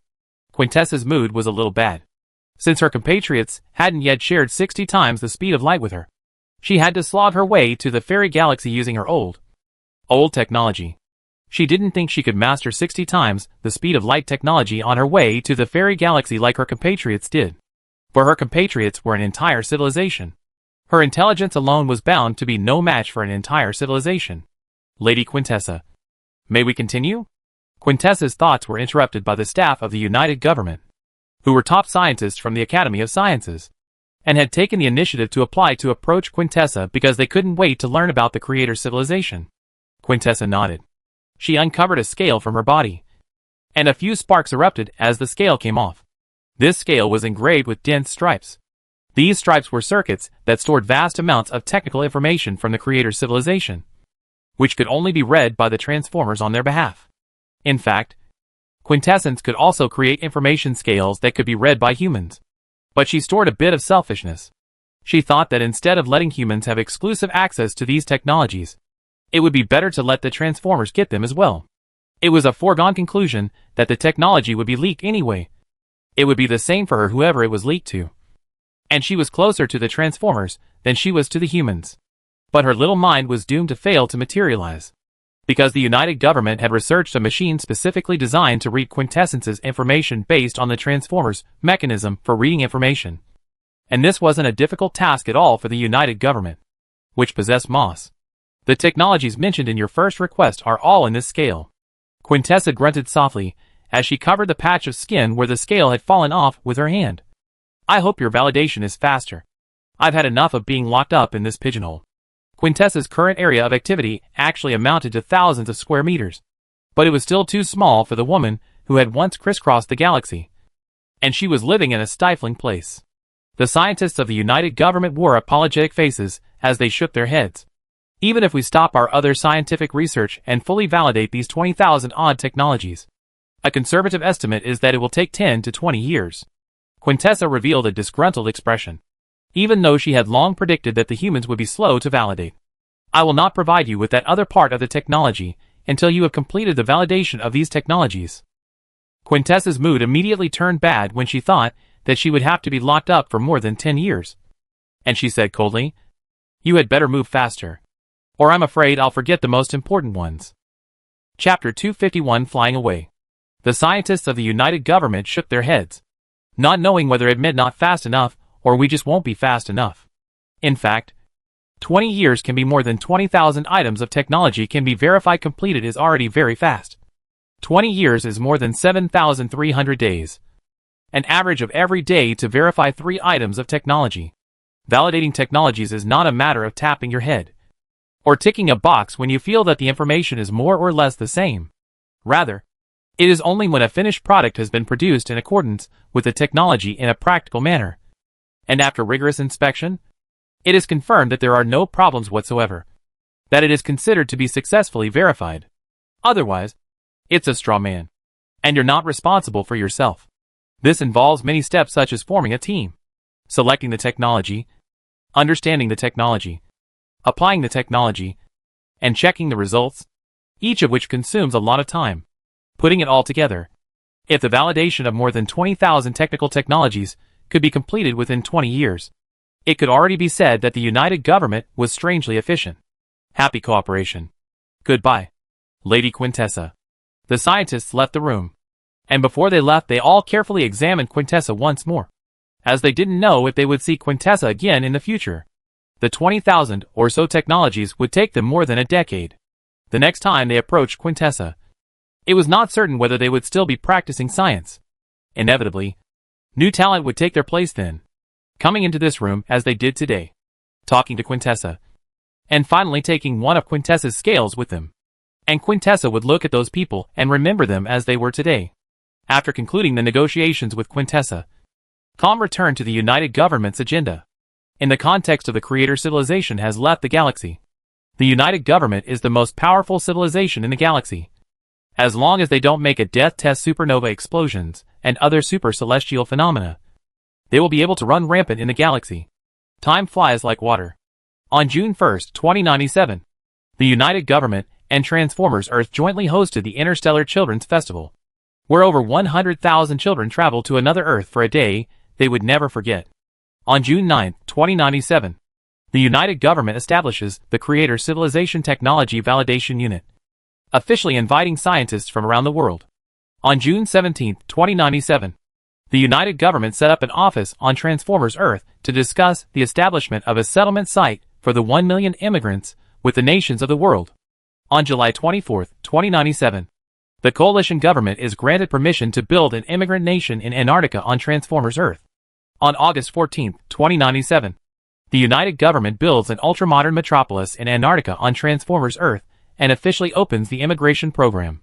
On September 3, 2097, the Creator Civilization Technology Verification Sector set up 100 research teams to seize all the time to attack the Creator Civilization Technology.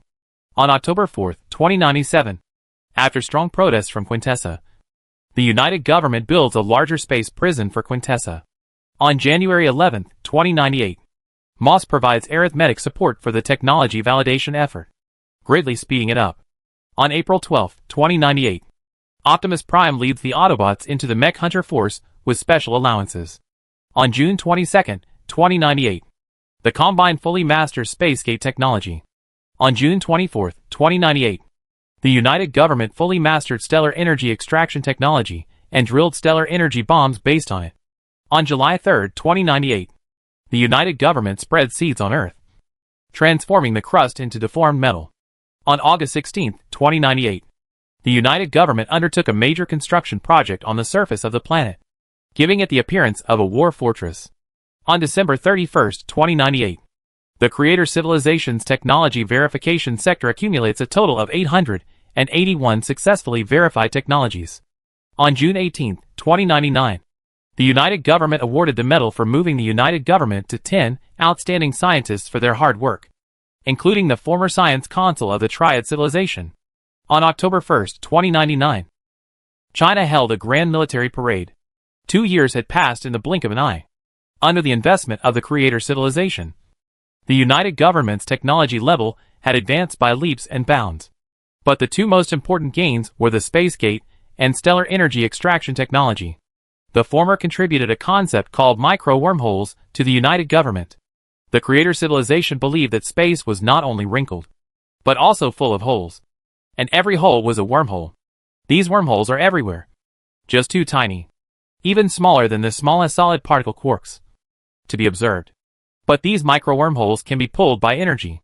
Creator civilizations use large amounts of energy to attract the aggregation of micro-wormholes in space, ultimately enabling the traversal of celestial-scale objects. The reason why planet Cybertron didn't jump into the solar system all at once when it traveled through, but appeared in the solar system little by little, was because it took time for the micro-wormholes to gather. And the longer the time, the more they gathered. The concept of micro-wormholes brought a lot of inspiration to the United Government, which established a scientific research group specializing in micro-wormholes, trying to use micro-wormholes as a seed to build a big branching scientific tree. The stellar energy extraction technology, like the spacegate technology, was an amazing technology that the United Government could only figure out on its own without knowing when. In the past, it was almost impossible for the United Government to utilize solar energy. The only way to utilize solar energy that could be thought of was to build Dyson spheres. But building Dyson spheres took so long that the United Government couldn't stay in any universe for as long as it took to get the Dyson spheres built. The Creator Civilization was indeed a civilization full of intelligence, and based on the concept of micro-wormholes. They had researched energy-stealing technology combining micro-wormholes and quantum entanglement technology, which allowed them to steal energy directly from the interior of a star. In the case of gathering a certain number of micro-wormholes, stealing stellar energy was like releasing flood water to a dam. And the fastest it would take was only half a year to squeeze a prime star such as the Sun to the level of an aged star. It is precisely because the Creator Civilization has mastered such energy technology that it is able to cobble together the massive amounts of energy needed for a river-class voyage. Now the United Government had also mastered this technology. If the United Government had possessed this technology from the very beginning, it would not have needed to fear a helium flash from the Sun, and would have opened the floodgates directly to the Sun when it was discovered that the Sun was about to flash. In order for a helium flash to occur on the Sun, the pressure and temperature inside the Sun must first exceed a critical level, triggering helium fusion. Since the Sun has been undergoing hydrogen fusion for a long time, and one of the products of hydrogen fusion is helium nuclei. Many helium nuclei have accumulated inside the Sun, so the Sun will explode with a huge amount of energy at the moment of helium fusion. This is the helium flash. But if the coalition government had been able to depressurize and cool the Sun by extracting the Sun's energy from within before the pressure and temperature inside the Sun reached critical levels, the helium flash would not have happened, and the story of wandering Earth would have drawn to a close at the very beginning. Chapter 252, Devouring the Planet. Planet B153 was a solid planet with a thin atmosphere. Its main component was iron, which was the main reason why the United Government had driven the planet here from thousands of miles away. Kaching, kaching, kaching, kaching. Trillions of ripping worms wriggled slowly, but surely through the interior of this planet, as they slowly gnawed away at the ancient geological structure of the planet, shaking the foundations of the planet. It was a time-consuming endeavor that was now winding down. 48,751st geological node destruction successful. The Great Collapse is ready. At this moment, geological disasters were occurring everywhere on planet B153. Large earthquakes with an intensity of 8 and 9 could be seen everywhere, and occasionally there would be super earthquakes with an intensity of 10. Hundreds of meters high tsunamis blew across the entire planet like the wind, and orange-red molten magma burst out from the cracks of the earth like blood. And the entire planet was shrouded in a huge catastrophe. Everyone knew that this ancient planet, which had been born since the Big Bang, was experiencing its final moment. Rumble, rumble, rumble. With a deafening roar, the earth shattered, as if defying gravity, and flew towards the sky. If someone were to stand on planet B153 at this moment, he would see an infinite darkness, a projection of the earth that had blocked out the light of the stars on this planet. After receiving notification from the United Government, Chen Fan began to manipulate the gravitational force to strip the pre-marked portion of planet B153 with extremely high iron content from it. This was a project that demanded finesse. This was because planet B153 did not only contain iron, but also many substances that Chen Fan did not need, such as calcium carbonate and calcium oxide, which were the main components of ordinary stones. And these were the rubbish that Chen Fan had to discard. Time passed by minute by minute. Planet B153 was like a little boy exposed to a priest, and was soon ravaged beyond recognition. But for Chen Fan, the more complicated work was yet to come. He had only moved the substance of planet B153 into space, and next he needed to evenly spread the substance onto the surface of his body, thus allowing him to maintain his perfectly spherical figure, rather than turning into a head-heavy gourd. Final announcement. Phase 2 of the terraforming project has entered the devouring planet stage. The surface is extremely dangerous. Citizens who have not yet entered the dungeon are urged to go to the nearest nearby shelters to avoid undeserved casualties. The United Government's all-channel broadcast echoed within the empty buildings and streets. Devouring a planet was a very dangerous thing, and anyone active on the surface at this time faced the possibility of being smashed over the head by tens or even millions of tons of crustal debris. Even Chen Fan and Ava maneuvered their human bodies to hide in the dungeon. But there were always some people who were disobedient. Devour the planet. Thai cool spice. We're in a city here. The United Government isn't going to tear the city down and rebuild it. Right? Who are you bluffing? I don't believe I'll be smashed to death. Even though the United Government had dutifully conducted several meticulous searches of the surface, there were always those who could think of a way to avoid the search. And they even made their own rudimentary devices against infrared scanning just to witness and record the grandeur of the Earth devouring another planet. Keeping humans sane forever is truly a luxury. Chen Fan sighed softly, his words turning into the shape of a moss. Despite the 3 orders from the United Government, hundreds of unafraid cuties were born on top of the huge population base, who thought they were safe by hiding in the cities, because the Earth consciousness would not let the crustal debris destroy the cities. Their brains were too barren. They did not know that apart from the giant fragments of crustal debris that were counted in tens of thousands of tons, there were also countless small fragments that were as fine as gravel or as thin as a cicada's wing. And Chen Fan was unable to be all things to all of these fragments. Chen Fan moved his thoughts.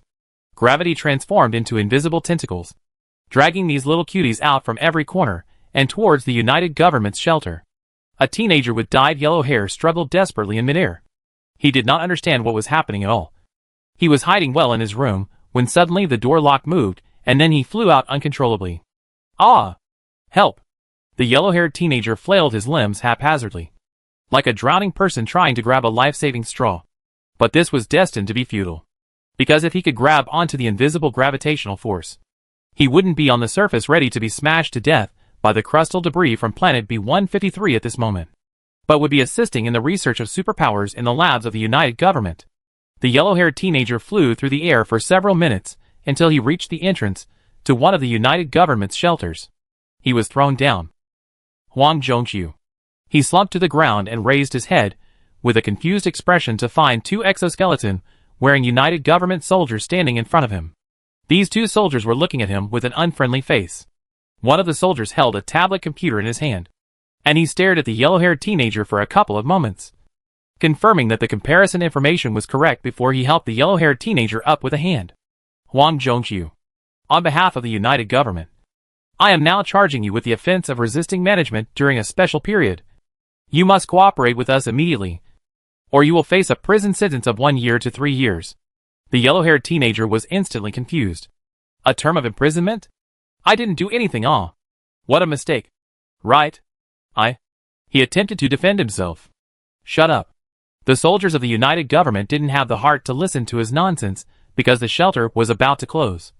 And they were all people with wives and children who didn't want to accompany this idiot in front of them to risk their lives outside.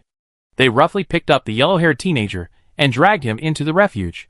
Similar scenarios were occurring simultaneously in hundreds of places around the globe. Chen Fan silently watched the comical scene, and after confirming that the last person active on the surface had also entered the shelter, he manipulated gravity to begin his next step. In the cold and dark space, countless iron fragments rotated around the Earth under the pull of gravity. These iron fragments gradually formed a loose spherical shell around the periphery of the planet, and they completely blocked out the light from the stars, submerging the planet in silent darkness. Almost there, gravity dragged the iron fragments that made up the spherical shell towards the planet, and one huge iron fragment slowly fell through the atmosphere and onto the Earth, forming rolling hills. This was just the beginning. Chen Fan had stripped iron equal to the weight of 1/3 of the Earth from planet B153, and over the next few months, he would evenly increase the thickness of the Earth's crust. Everything original on the surface would be buried deep underground in the process. Chapter 253. Do you guys know how I've spent these 3 years? Even the planetary engines would be temporarily buried underground until the Phase 2 Earth remodeling project was completely finished, and Chen Fan would use gravity to drag them up from the ground. The United Government has made a lot of preparations for the second phase of the Earth renovation project, including but not limited to transferring important buildings, important equipment, important devices to the Circum-Earth defense ring in advance to avoid accidental damage. Not only that, due to the proper announcement by the United Government, people had already brought their more important personal belongings to the underground city in advance, and only very few things were still left behind in the surface city. This meant that Chen Fan did not need to drag the sunken underground cities up after the second phase of the terraforming project.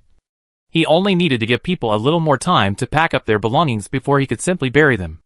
At that point, the combined government would build new cities on the new crust using morphing metals with the help of moss. The original cities on Earth were very old. The facilities in these cities had long since failed to keep up with the United Government's ever-changing technological development, and the United Government was prepared to take this opportunity to tear down and rebuild all of the cities, so that the general public could truly enjoy the developmental dividends brought about by traveling through the universe time and time again. The next step is to stack the blocks. Chen Fan manipulated the gravitational force to ingest a block of blocks from space, which he evenly flattened onto his body, layer after layer. As time passed, the Earth's crust became thicker and thicker, and the strength of Chen Fan's gravitational force rose. The progress of the project was getting faster and faster. The part Chen Fan was responsible for was to safely place the matter from planet B153 on Earth, and the other part of the transformation project was given to the United Government to carry out. The United Government would use the seed technology obtained from Quintessa's mouth to completely transform the Earth's crust, which was made up of metal, into deformed metal. Morphing metals are extremely malleable and programmable. Moss has already prepared hundreds of thousands of data models, including livelihood buildings, military facilities, scientific research bases, and so on. As long as the metamorphic metal is in place, the United Government will input these data models into it, and in a matter of moments, it will be able to turn the Earth into a super space mothership with so many gun barrels that it will make people feel numb. And at the same time, the armor will be so thick that it will be unbelievable. But while focusing on the military, the United Government did not neglect the construction of people's livelihoods. Most of Moss's data models were for civilian use. And when Phase 2 of the Earth Transformation Project was completely finished, all the citizens of the United Government would be living in 2,100 caliber smart cities. Without a doubt, this was a super project that would be memorable enough to go down in the history books. Just when the United Government was in a frenzy of hot ball building, Quintessa, who was so idle in the space prison that she was hanging cobwebs on her body, got a surprise she didn't expect. She was surprised to receive a communication signal from her compatriots. 3 years. Quintessa stared unblinkingly at the special symbols bouncing in the space of consciousness, and suddenly had an urge to burst into tears in her heart. She pursed her lips hard. Do you guys know how I've been living these 3 years? The humans were so bad. After the handover of the technology, they never came to her again. And if it wasn't for the fact that every once in a while, the United Government would inform her of the number of technologies that had been verified as successful, in addition to asking her questions about the technology, she would have thought that she had fallen for the human race's tricks. 3 years. 3 whole years. She was so bored that she wanted to die. 2 years ago, she wanted the United Government to throw a few transformers in to serve her. Such a small request was rejected by the United Government on the grounds of respecting the human rights of Transformers. She could only sleep intermittently. When she woke up, she would see how far the human verification technology had been verified. And after that, she would go back to sleep, and then curse the human beings in the space of her consciousness, while yearning for the arrival of freedom. Until this day, she was surprised to receive a communication signal from her compatriots. It's only been 3 years. They shouldn't have arrived in the fairy galaxy yet. Could it be that they've assembled a new device on the battleship with a longer communication range? Although it was a very difficult thing to make the signal stable across hundreds of thousands of light years. Quintessa had been told several times that a technological explosion had occurred in the creator civilization, and she believed that her compatriots had the strength to do so. She was very excited now. Although she knew that the creator civilization, which was hundreds of thousands of light years away, couldn't offer much help to her right now, the thought of being able to communicate with her compatriots again gave her a feeling of joy. Besides, 3 years had passed. 3 years ago, the creator civilization had suffered an attack from the fairy galaxy. And with so much time having passed, it was assumed that her civilization had already weathered the storm. Quintessa opened her communication with a smile on her face. Quintessa. What came out from the special symbol was an unfamiliar voice. And Quintessa felt a little surprised because her compatriots were all very meticulous people who would pay attention to the psychological feelings of other compatriots. So the one who communicated with her this time should logically still be the same compatriot from before. How come there was a change? Quintessa posed the question. Who are you? And where is the compatriot I spoke with last time? He's dead. There was an undisguised exhaustion in the voice. Quintessa froze. The compatriot was dead? How did he die? Was it because of the attack from the fairy galaxy civilization? A sudden anger grew in Quintessa's heart. Her civilization had traveled to the fairy galaxy with good intentions. But the civilization of the fairy galaxy was unusually xenophobic, not communicating at all, and had directly caused her civilization to experience attrition hundreds of thousands of light years away. How did he die? Quintessa felt the need to know the cause of that fellow human's death, so that she could have a scenario to visualize when mourning for that fellow human. Insufficient energy. Quintessa's compatriot replied. Quintessa froze. Not enough energy? She couldn't believe her ears a little. Because energy shortages were to silicon-based life what thirst and starvation were to carbon-based life. The creator civilization was so full of energy that it could span 1,200,000 light years. Yet it couldn't keep its people from starving to death? That's just too cyberpunk. Although, because of their racial traits, silicon-based beings don't suffer from a lack of energy. But at the end of their lives, their sensors would shut down one by one, and they would inevitably cringe at the prospect of falling into eternal darkness and death, thus creating great despair in their hearts. Why is this happening? Quintessa couldn't accept that her compatriot had left this world with such a brutal death. She couldn't wait for her compatriot's answer, and couldn't help but speculate. You were attacked by the fairy galaxy and lost a lot of energy. Not enough to reach the fairy galaxy. So he decided to sacrifice himself for the sake of our civilization? Listening to Quintessence's question and feeling Quintessence's emotions, the other end of the special symbol was silent. Chapter 254, Dilemma. We were attacked from the Andromeda galaxy. It's a type of attack that we can't understand. The attacker is a light that has no solidity. The effect caused by the attack is oblivion. Quintessence's compatriot explained to Quintessence what they had been experiencing all this time. His voice was filled with unease and trepidation. And even though he was already trying to play it cool, this was still heard by Quintessence. Oblivion? Quintessa didn't understand what kind of attack effect this was. An amnesia beam? The kind of thing in graphic novels? This stuff was real? Yes. Oblivion. Quintessa's compatriot was silent for 2 seconds, then continued with a slight tremor in her voice. Anything can be forgotten, including how to open a door, how to stand up, how to write. Let's call the attack from the fairy galaxy the Oblivion Beam. When first attacked by the Oblivion Beam, the recipient would only feel fatigue, which would not cause any physical damage to the recipient, but would simply cause the recipient to stop all movement, leaving the recipient in peace and quiet. After that, the true effect of the Oblivion Beam begins to kick in. The recipient will constantly forget the knowledge and information they already have. And since the recipient has been doing nothing in the meantime, the recipient will be oblivious to their forgetfulness. It starts with simple things like opening and closing doors and opening and closing eyes. then moves on to more complex things like operating the ship and controlling instruments, and finally to life-sustaining maintenance and replenishment of energy sources.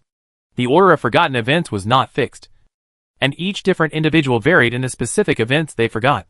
But it was roughly like this: first the simpler ones, then the more complex ones, and finally the ones related to sustaining life. So he forgot to replenish his energy? Quintessa was incredulous. She couldn't believe that such a bizarre weapon existed in the universe. This was an area that the creator civilization had never ventured into. The civilization that manipulated this weapon was either on a very different path from the creator civilization, or the level of technology was far higher than that of the creator civilization, or both. After all, the enemy had fired the Oblivion Beam at the creator civilization's fleet as early as when the creator civilization had just left the Milky Way, which meant that the other side also possessed the technology to detect in real time across 1,200,000 light years. This was likewise a technology that the creator civilization could not imagine. No, it's more complicated than you think. Quintessa's compatriot was in a heavy mood as he sighed. The Führer foresaw that there might be a situation where a compatriot would forget to replenish his energy source and die. So he purposely arranged for his compatriots to pair up 2 by 2 and remind each other of the situation, only for him and his compatriots to forget about it at the same time. He paused for a moment before adding. The Führer later added a new rule requiring members to remind each other to replenish their energy when they meet, as well as reminding members to remind each other when they meet, whether it was the United Government or the creator civilization. Every strange regulation was built on a bitter lesson. Quintessa fell silent. She was in great shock and confusion. Her civilization was at the moment adrift between the Milky Way and the Andromeda Galaxy, facing an uncertain future, while she was being held in one of humanity's prisons, only able to learn about the current state of the civilization from her compatriots, and unable to do anything for it. Thinking about it from another angle, however, how was this not a blessing? She was being held in a human prison at the moment, not in the fleet of the creator's civilization, not under attack from the Oblivion Beam, not needing to worry about her survival. But what to do next?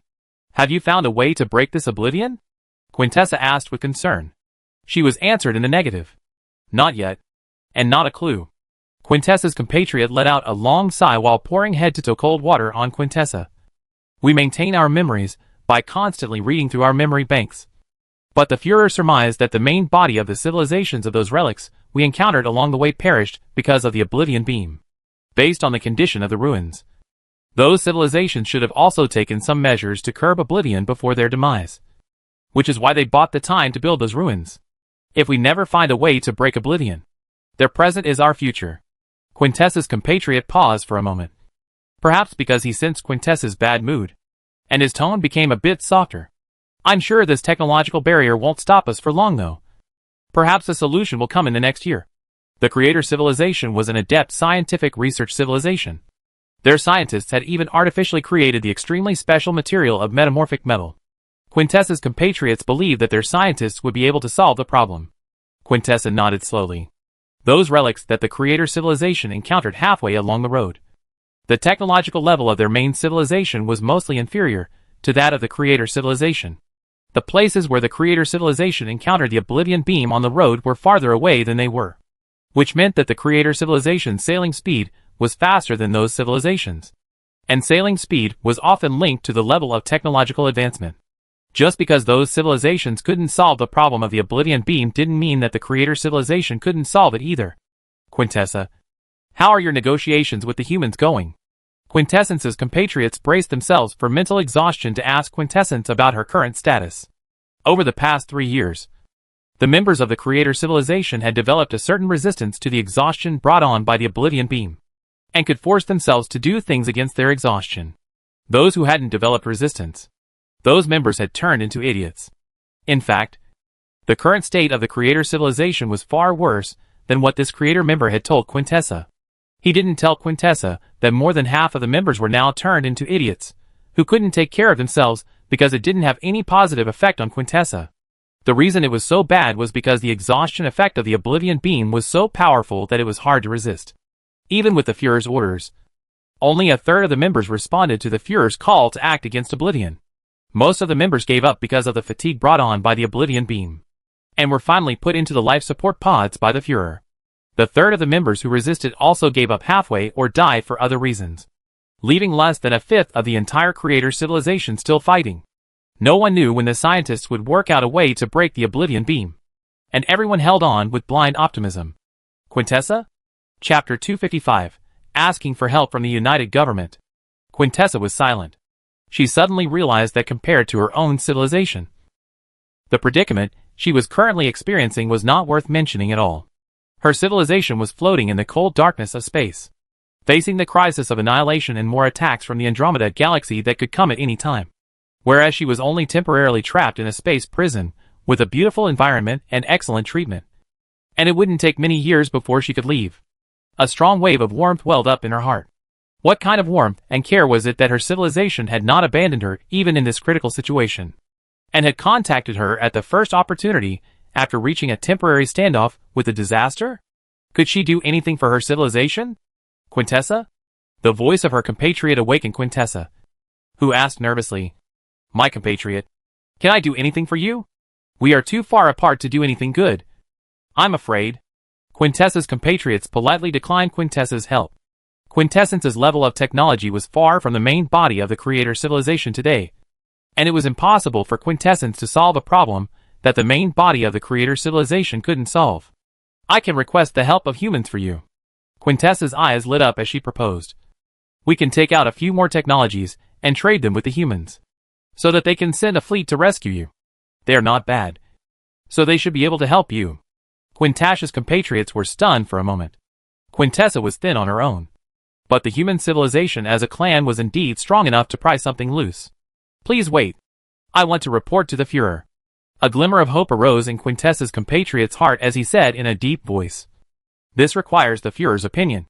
I will return as soon as possible." Quintessa nodded. "Good. Go ahead." No more sound came from the other end of the special symbol, and Quintessa waited patiently. Her emotions were somewhat mixed. She had once completely disregarded humans, and immediately after, she was captured by them, and they became the race she hated the most at that time. And then later on, she thought that they were greedy and abhorrent to the extreme. And now, she actually had to turn the other way and ask for help from them. Fate is unpredictable. After a while, the special symbol flashed twice, and a voice came from the other end again. "Quintessa, the Führer finds your advice helpful. We need to talk to humans." The voice of Quintessa's compatriot was a bit agitated. The Führer had discussed the matter with the higher-ups and agreed that the human civilization might be of great help to the creator civilization, and that it was at least worth a try.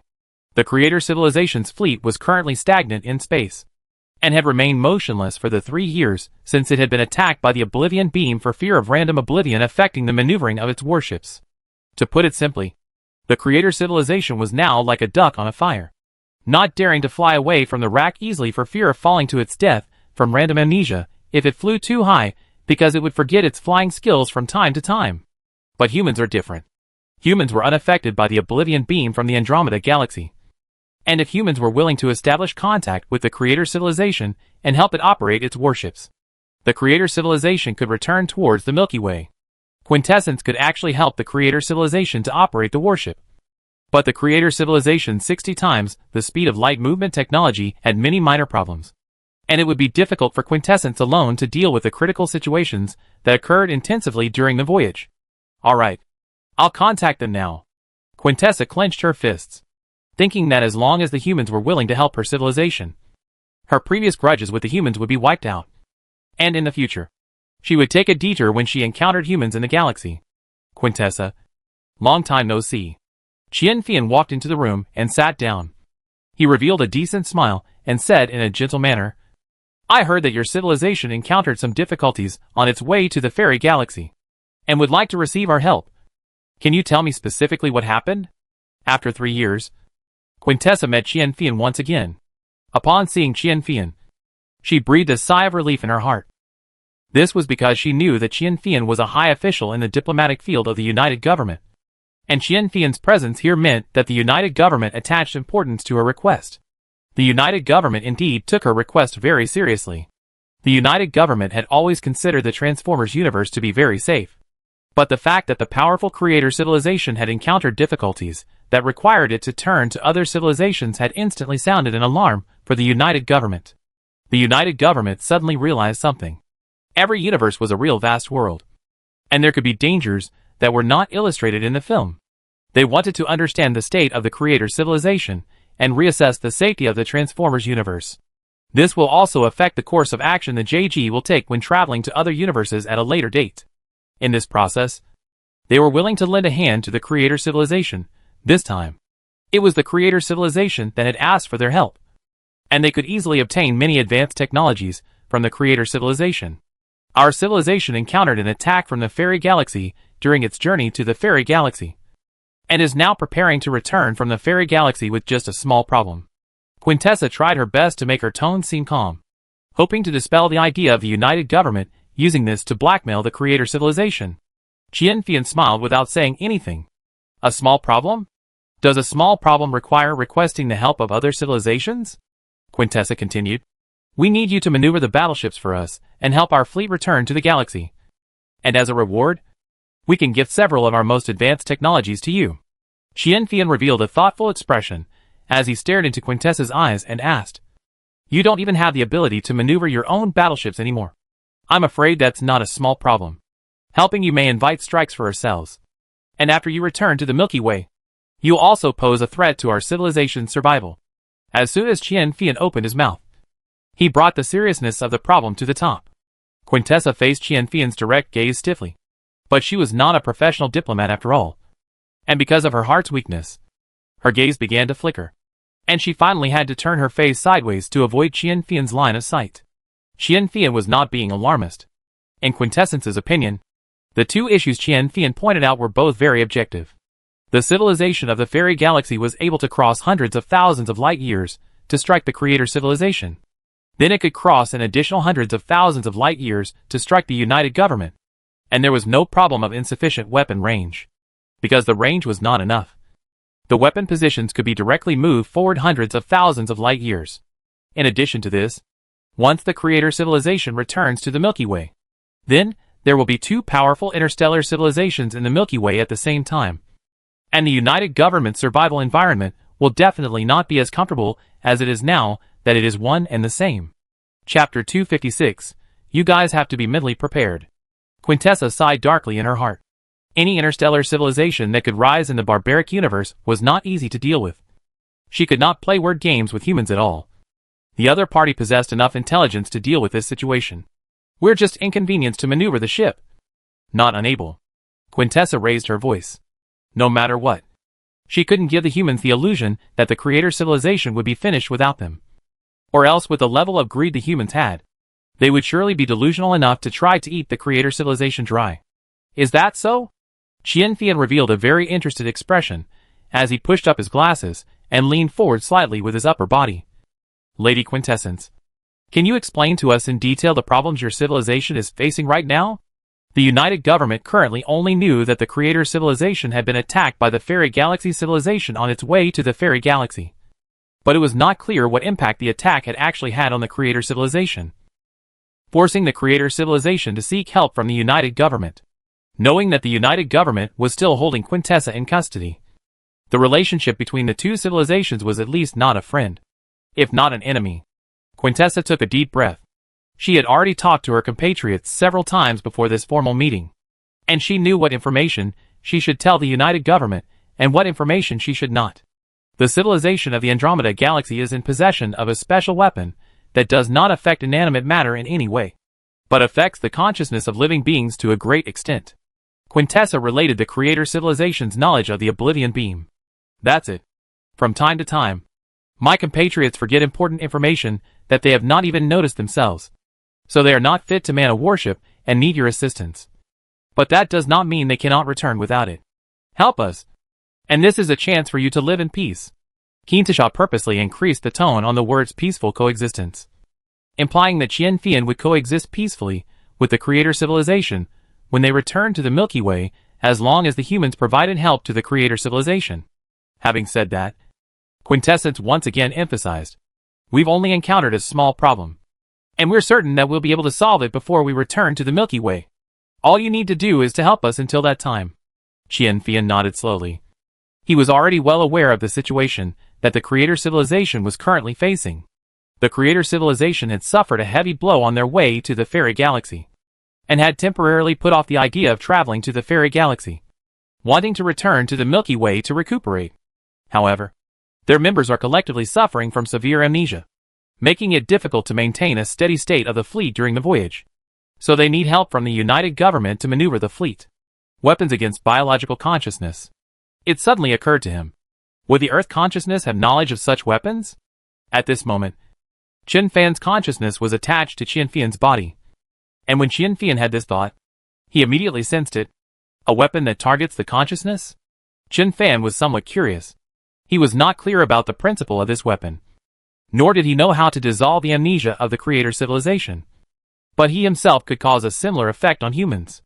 If he could meet a creature suffering from this particular amnesia with his own eyes, he might be able to figure this out. However, the creator civilization was too far away from the United Government, and by the time the creator civilization returned to the Milky Way, the United Government would have long since left this universe and experienced an unknown number of new crossings. Chen Fan had some regrets. He felt that if he could figure out the method by which the civilization of the Andromeda Galaxy attacked biological consciousness, the United Government would be able to come up with another series of great killers, greatly enhancing the safety factor after crossing over to other universes in the future. After all, even a powerful interstellar civilization like the creator civilization was defenseless against means of attacking consciousness. However, since the civilization of the fairy galaxy could master weapons that attack consciousness, it meant that apart from planetary consciousness, ordinary creatures could also learn similar means. He could cooperate with the United Government to conduct some research, and might be able to develop the United Government's own stream of consciousness weapons. Lady Quintessence, I've already understood the situation your civilization is facing.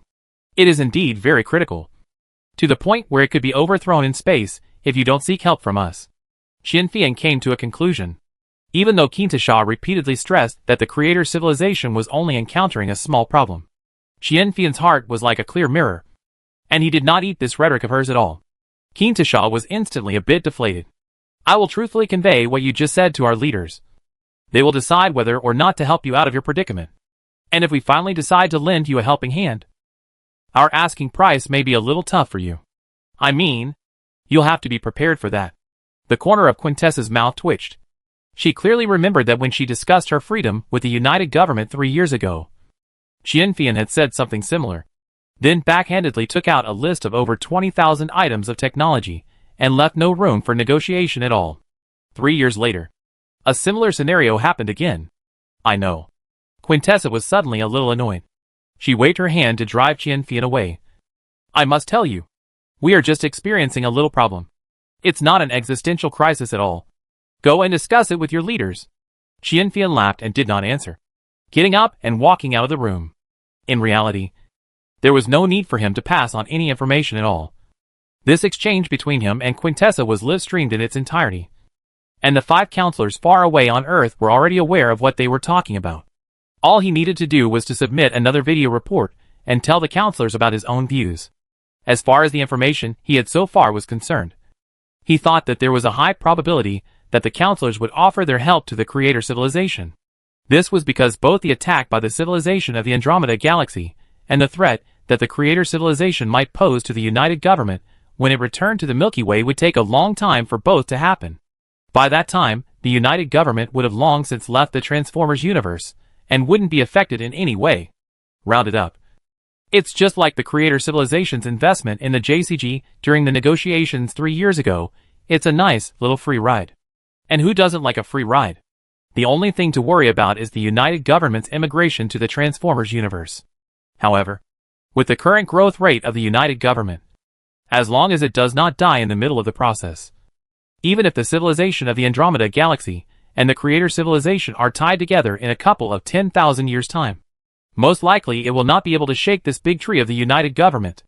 If the United Government dies in the middle, then the United Government immigrants scattered in many universes will have to fend for themselves, and the United Government will not need to or be able to think about them. Chapter 257. You're going to take the public examination? Counselors, this is the situation. I think that helping the creator civilization is beneficial to us without any harm. But I am only a diplomat, so I would like to ask all the counselors to think carefully about the specific choices that should be made. Beep. Xianfian's video report ended. The counselors looked at each other. I also think that helping the creator civilization won't do us any harm. Clayton was the first to speak up as he said with a smile. Anyway, the civilization of the fairy galaxy can't hit us. And the creator civilization won't be able to come back to the Milky Way for a while. We can even promise the creator civilization some more things after they return to the Milky Way, in exchange for more of the creator civilization's advanced technology. The other 4 council members revealed odd expressions. You have a dark heart, Vladimir muttered in a low voice. And he immediately added, I'm also in favor of helping the creator civilization. And by the way, promising more things that don't need to be fulfilled in exchange for more benefits with the creator civilization. Craven's meaning was very clear. The United Government would stay in this universe for a few decades at most, so they could casually promise the creator civilization things for a long time from now. And anyway, the United Government would have already left this universe by then, and wouldn't need to give anything at all. Empty gloves for nothing. It's feasible. Hao Xiaoxi also nodded. She paused before continuing. But if the creator civilization is willing to give us what we want, there's no need for us to use such deceptive means. Clayton shook his head. Counselor Hao, that's a bad thing to say. How can this be called deception? This is an equal deal between 2 civilizations. We just didn't tell him that we'll be leaving this universe in a few decades. They didn't ask either. Craven justified, not thinking there was anything wrong with his idea in the slightest. Milbach gave a soft laugh. Vladimir wore a playful expression. For a while, a certain subtle joyful atmosphere filled the serious conference room, with only Hao Xiaoxi shaking his head helplessly. Counselor Hao, you don't have to be psychologically burdened. Vladimir grinned, revealing a mouthful of tea slightly yellowed from prolonged smoking. And he said with certainty, if the United Government exists to the point where it needs to honor its promises, I'm sure our descendants will do so. Based on the side conversations with Quintessa during this time, the United Government surmised that it would take at least a few thousand years for the Creator's civilization to return, if the United Government existed until a few thousand years later. By then, the United Government must have become so powerful that it didn't care about the Transformers universe at all. And honoring the promise it had made should not be a problem. Hao Xiaoxi nodded slightly. She smiled and said, then let's make some discretionary promises. For example, when they return to the Milky Way, we will leave the Milky Way, letting them have the Milky Way all to themselves. Hao Xiaoxi hoped that the United Government would promise the Creator civilization something that could be achieved, rather than painting a big pie in the sky. That aspect does require discretion. Craven nodded his head in recognition as he chuckled. There are some promises that are so outrageous that they may not believe them even if they are made. Interactions between civilizations were full of machinations, and any details needed to stand up to scrutiny, or else the opponents would find a breakthrough. I am in favor of helping the Creator civilization. I am also in favor of that. Could be. Agreed. It will do us no harm. Agreed. With 5 unanimous votes, the United Government decided to help the Creator civilization return. Although the time it took for the counselors to reach a consensus was quick, Xianfian didn't give Quintessa an immediate reply because the United Government still had to deliberate in detail around the issue of remuneration, with politicians, scientists, and military representatives all involved. It was a complicated meeting. So when Xianfian appeared in front of Quintessa again, it was already 3 days later. What took you guys so long to discuss? Quintessa was very dissatisfied. Her civilization was facing an existential crisis, while the humans were moving slowly. But she had no way of lashing out because she was the one who claimed that her civilization had only encountered a minor problem. Xianfian slowly and methodically sat down opposite Quintessa as he said without haste, Lady Quintessa, your civilization has only encountered a minor problem. Waiting for 3 days shouldn't have any effect. Right? Quintessa choked. But I came to see you with good news. Xianfian revealed a warm smile as he said in a gentle manner, our leaders have agreed to your request, and we are willing to help you return. Quintessa was instantly relieved. Although she had a premonition that the United Government was willing to help her civilization when she met Xianfian, it wasn't until these words came out of Xianfian's mouth that the stone in her heart finally fell to the ground. What about the conditions? Quintessa asked. She understood that humans couldn't do good deeds for free. And this time, it was again her civilization that took the initiative to ask for help from the humans, who would surely ask for a lion's share of her civilization. Xianfian laughed. Lady Quintessa, I could it be that in your heart? Humans are profit-oriented? I didn't come with conditions this time. Quintessa froze for a moment, thinking that humans had changed their temperament. Immediately after, Qianfian added, I hope that your civilization can make a list of technologies out on its own, so that we can see what technologies you have, as well as what technologies we don't need. Quintessence, she thought to herself. I knew the humans wouldn't be so kind as to let us make our own list of technologies. What's the difference between that and a pig using a signing pen to draw circles on itself to tell others where it's better to eat? She clenched her fists and asked through gritted teeth, How much do you want this time? Last time, the United Government had demanded more than 20,000 items of technology from her in one go. And although they were all old technologies, they still made her flesh ache. Whereas this time, all the ones that the Creator Civilization was going to give out were advanced technologies that were being used. Each item was the crystallization of the Creator Civilization's wisdom over countless years. And Quintessa sincerely hoped that less would be given. She expected the humans to have some shame and know the difference. Except for the ones we don't need.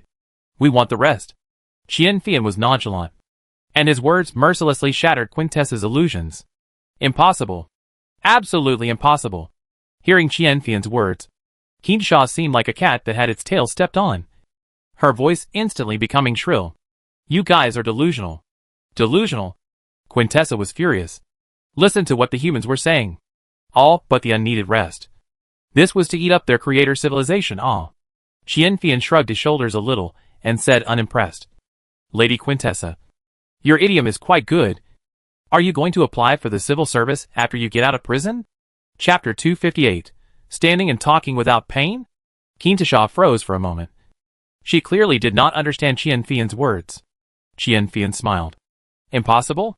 Not possible at all? He vaguely remembered that the last time he had negotiated with Quintessa, Quintessa had said the same thing. But it turned out that not only was it possible, but it was entirely possible. Although he also didn't think that the Creator Civilization would hand over all of its technology to the United Government. He had high expectations for this negotiation. In the face of a crisis of racial survival, the Creator Civilization would definitely hand over a portion of their technology to the United Government in exchange for the help it gave them. This part of the technology should account for at least 30% of the Creator Civilization's technological reserves and include some of the Creator Civilization's core technologies. In order to obtain as much of the Creator Civilization's technology as possible, and to increase the certainty of survival when they cross the universe next time.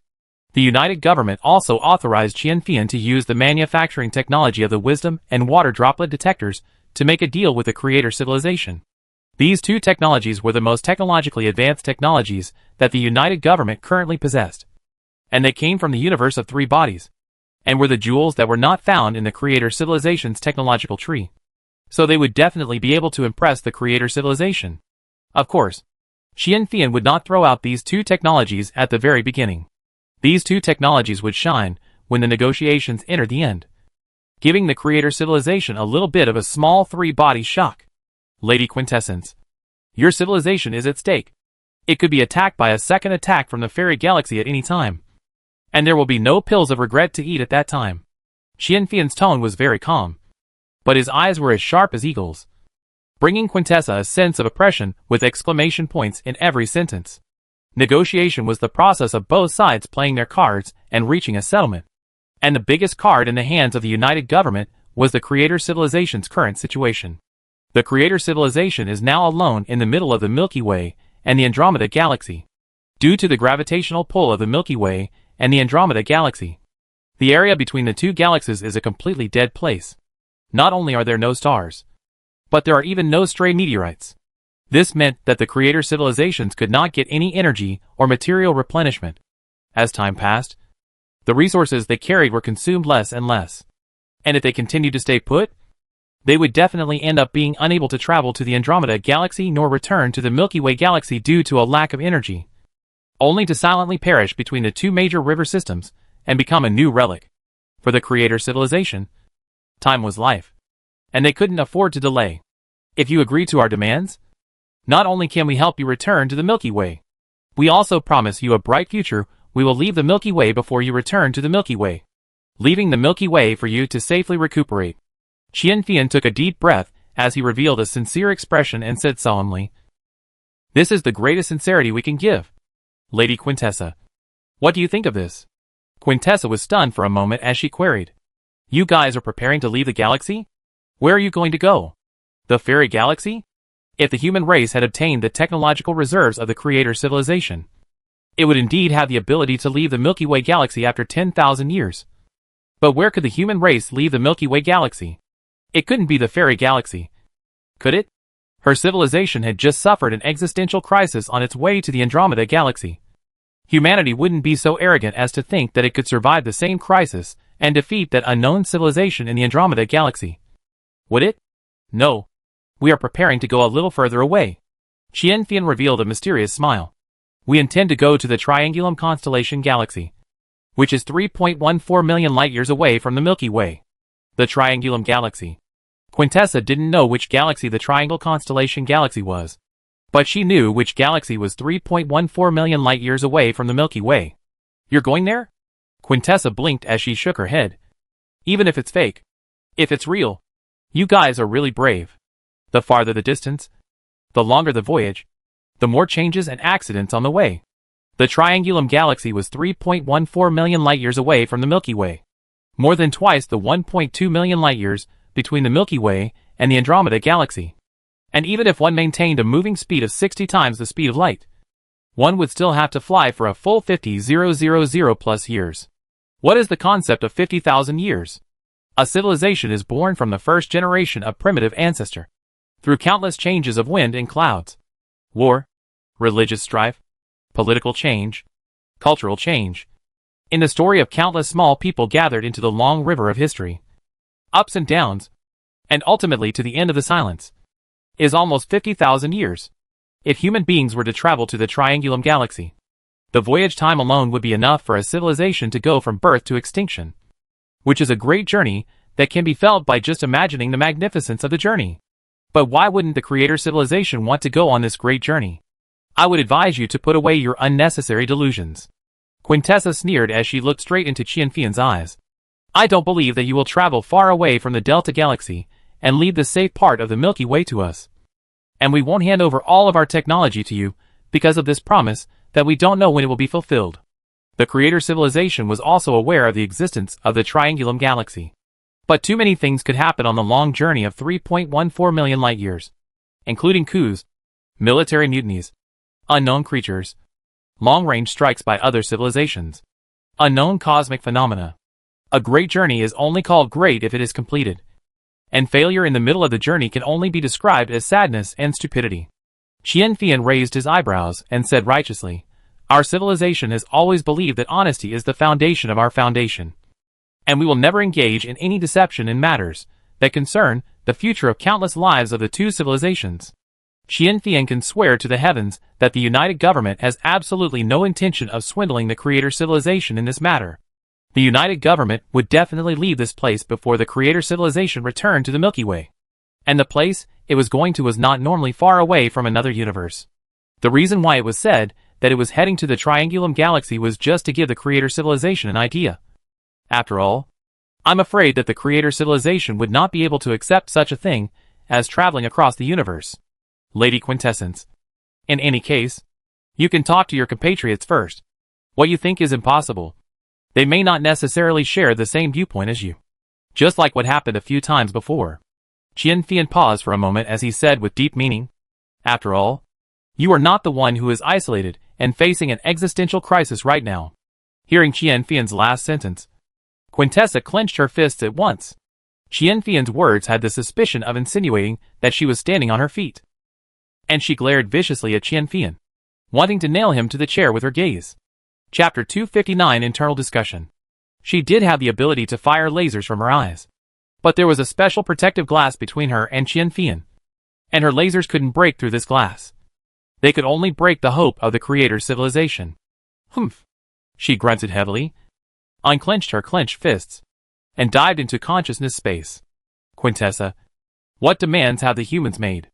Quintessa's compatriots had been waiting for a long time. The creator civilization was in a dilemma at the moment, and only the United Government could help them break the ice.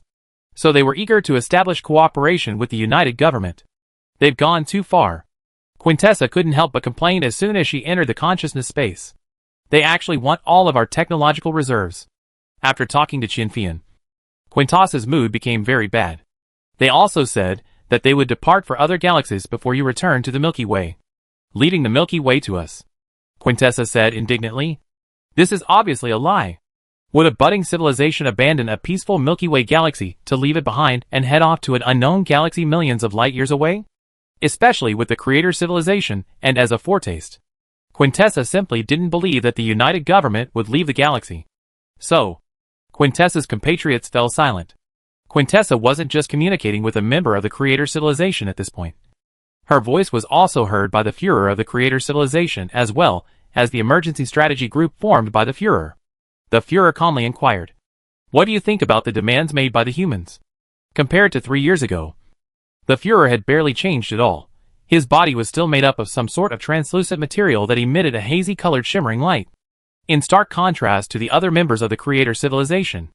As the Führer of the creator civilization, he was not only a political authority, but also a spiritual leader. Although he was also tired, his strong sense of responsibility demanded that he maintain a good appearance and spiritually bring his compatriots the strength to persevere in their struggle. Apart from that, he made many other endeavors, which were fruitful. It was because of this that he was able to call out a strategy group of 20 people today to discuss how to change the status quo of the creator civilization and how to negotiate with the United Government. Their demands are too harsh for us to meet. A member of the strategy group spoke up, calmly saying, "Even if we meet their demands, it's impossible to actually give them all of our technological reserves, as they say." Being overly tired, the survivors of the creator civilization rarely produced mood swings now. Clear and calm and collected, even when discussing such a major proposition. If we can't make it back to the galaxy, they won't be able to stay in the galaxy properly. Another member of the strategy team also spoke up, asking back lightly, "Didn't we plant many space bombs in the galaxy before the creator civilization left the Milky Way?" It planted space bombs at many of the Milky Way's important gravitational nodes, making the Milky Way into a supergiant powder keg. Once these space bombs were detonated, the gravitational force within the entire galaxy would become chaotic, and there would be countless planets that would be torn apart in the violent gravitational fluctuations, and countless civilizations would be greeted with unprecedented and terrifying disasters. The creator civilization's intention was to create an insurance measure for itself. If they encountered an irresistible enemy in the Andromeda galaxy, they would lure the enemy to the Milky Way and destroy them with the help of the space bombs they had previously placed. Now, those bombs might be used by them on the United Government. The Führer didn't say anything. He was silent and waited for more members to speak. "I am not in favor of using space bombs to threaten humanity, because it is impossible for us to actually detonate the space bombs. And once they are detonated, many planets and black holes will be destroyed, and the gravitational structure of the entire galaxy will be violently shaken, with unimaginable consequences. I'm also against using the space bomb as a bargaining chip. We can deceive the humans, fool them with some obsolete technology, or draw up complicated charters for the delivery of technology. But we don't need to scare them with space bombs. Space bombs shouldn't be used like that. If we threaten them, it must be impossible for them to help us sincerely.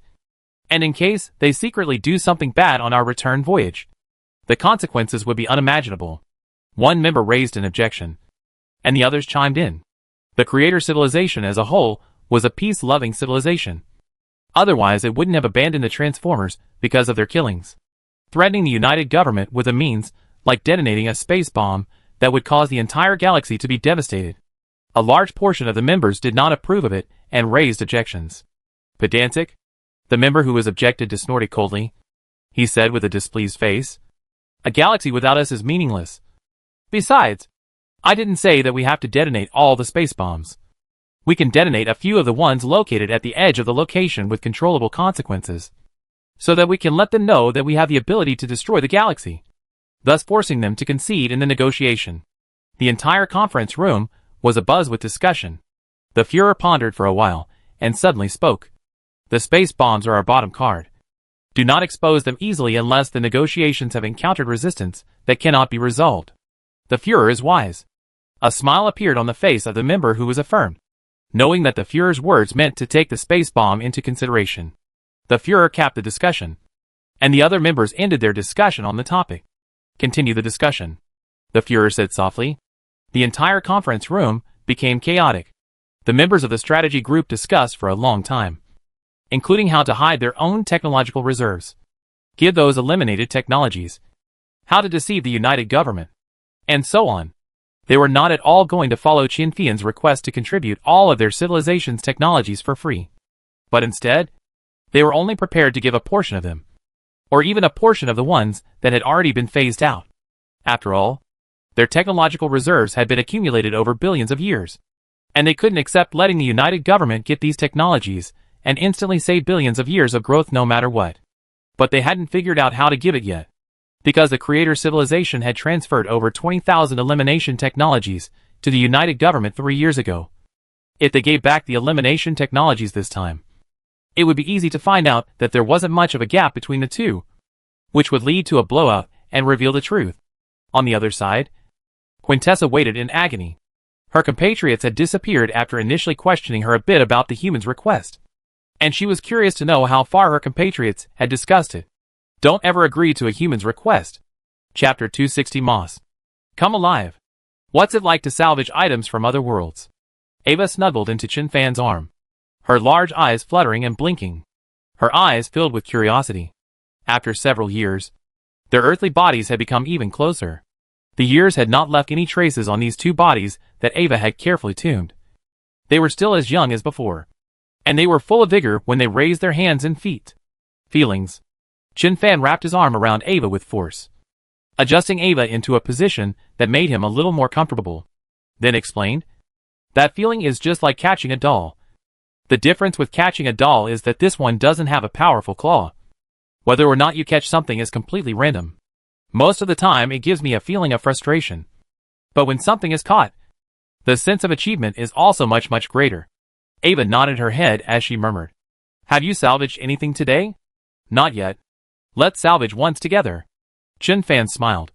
He released his grand consciousness and randomly selected 10 parallel universes from countless parallel universes. Then said to Ava, I've selected 10 universes, numbered from 1 to 10 respectively. You pick one. Ava revealed a surprised expression. She had thought that when Qin Fan said fish together once, he meant to fish once with his arms around her. But she had never thought that he was letting her fish once. And her sense of participation suddenly rose to a higher level.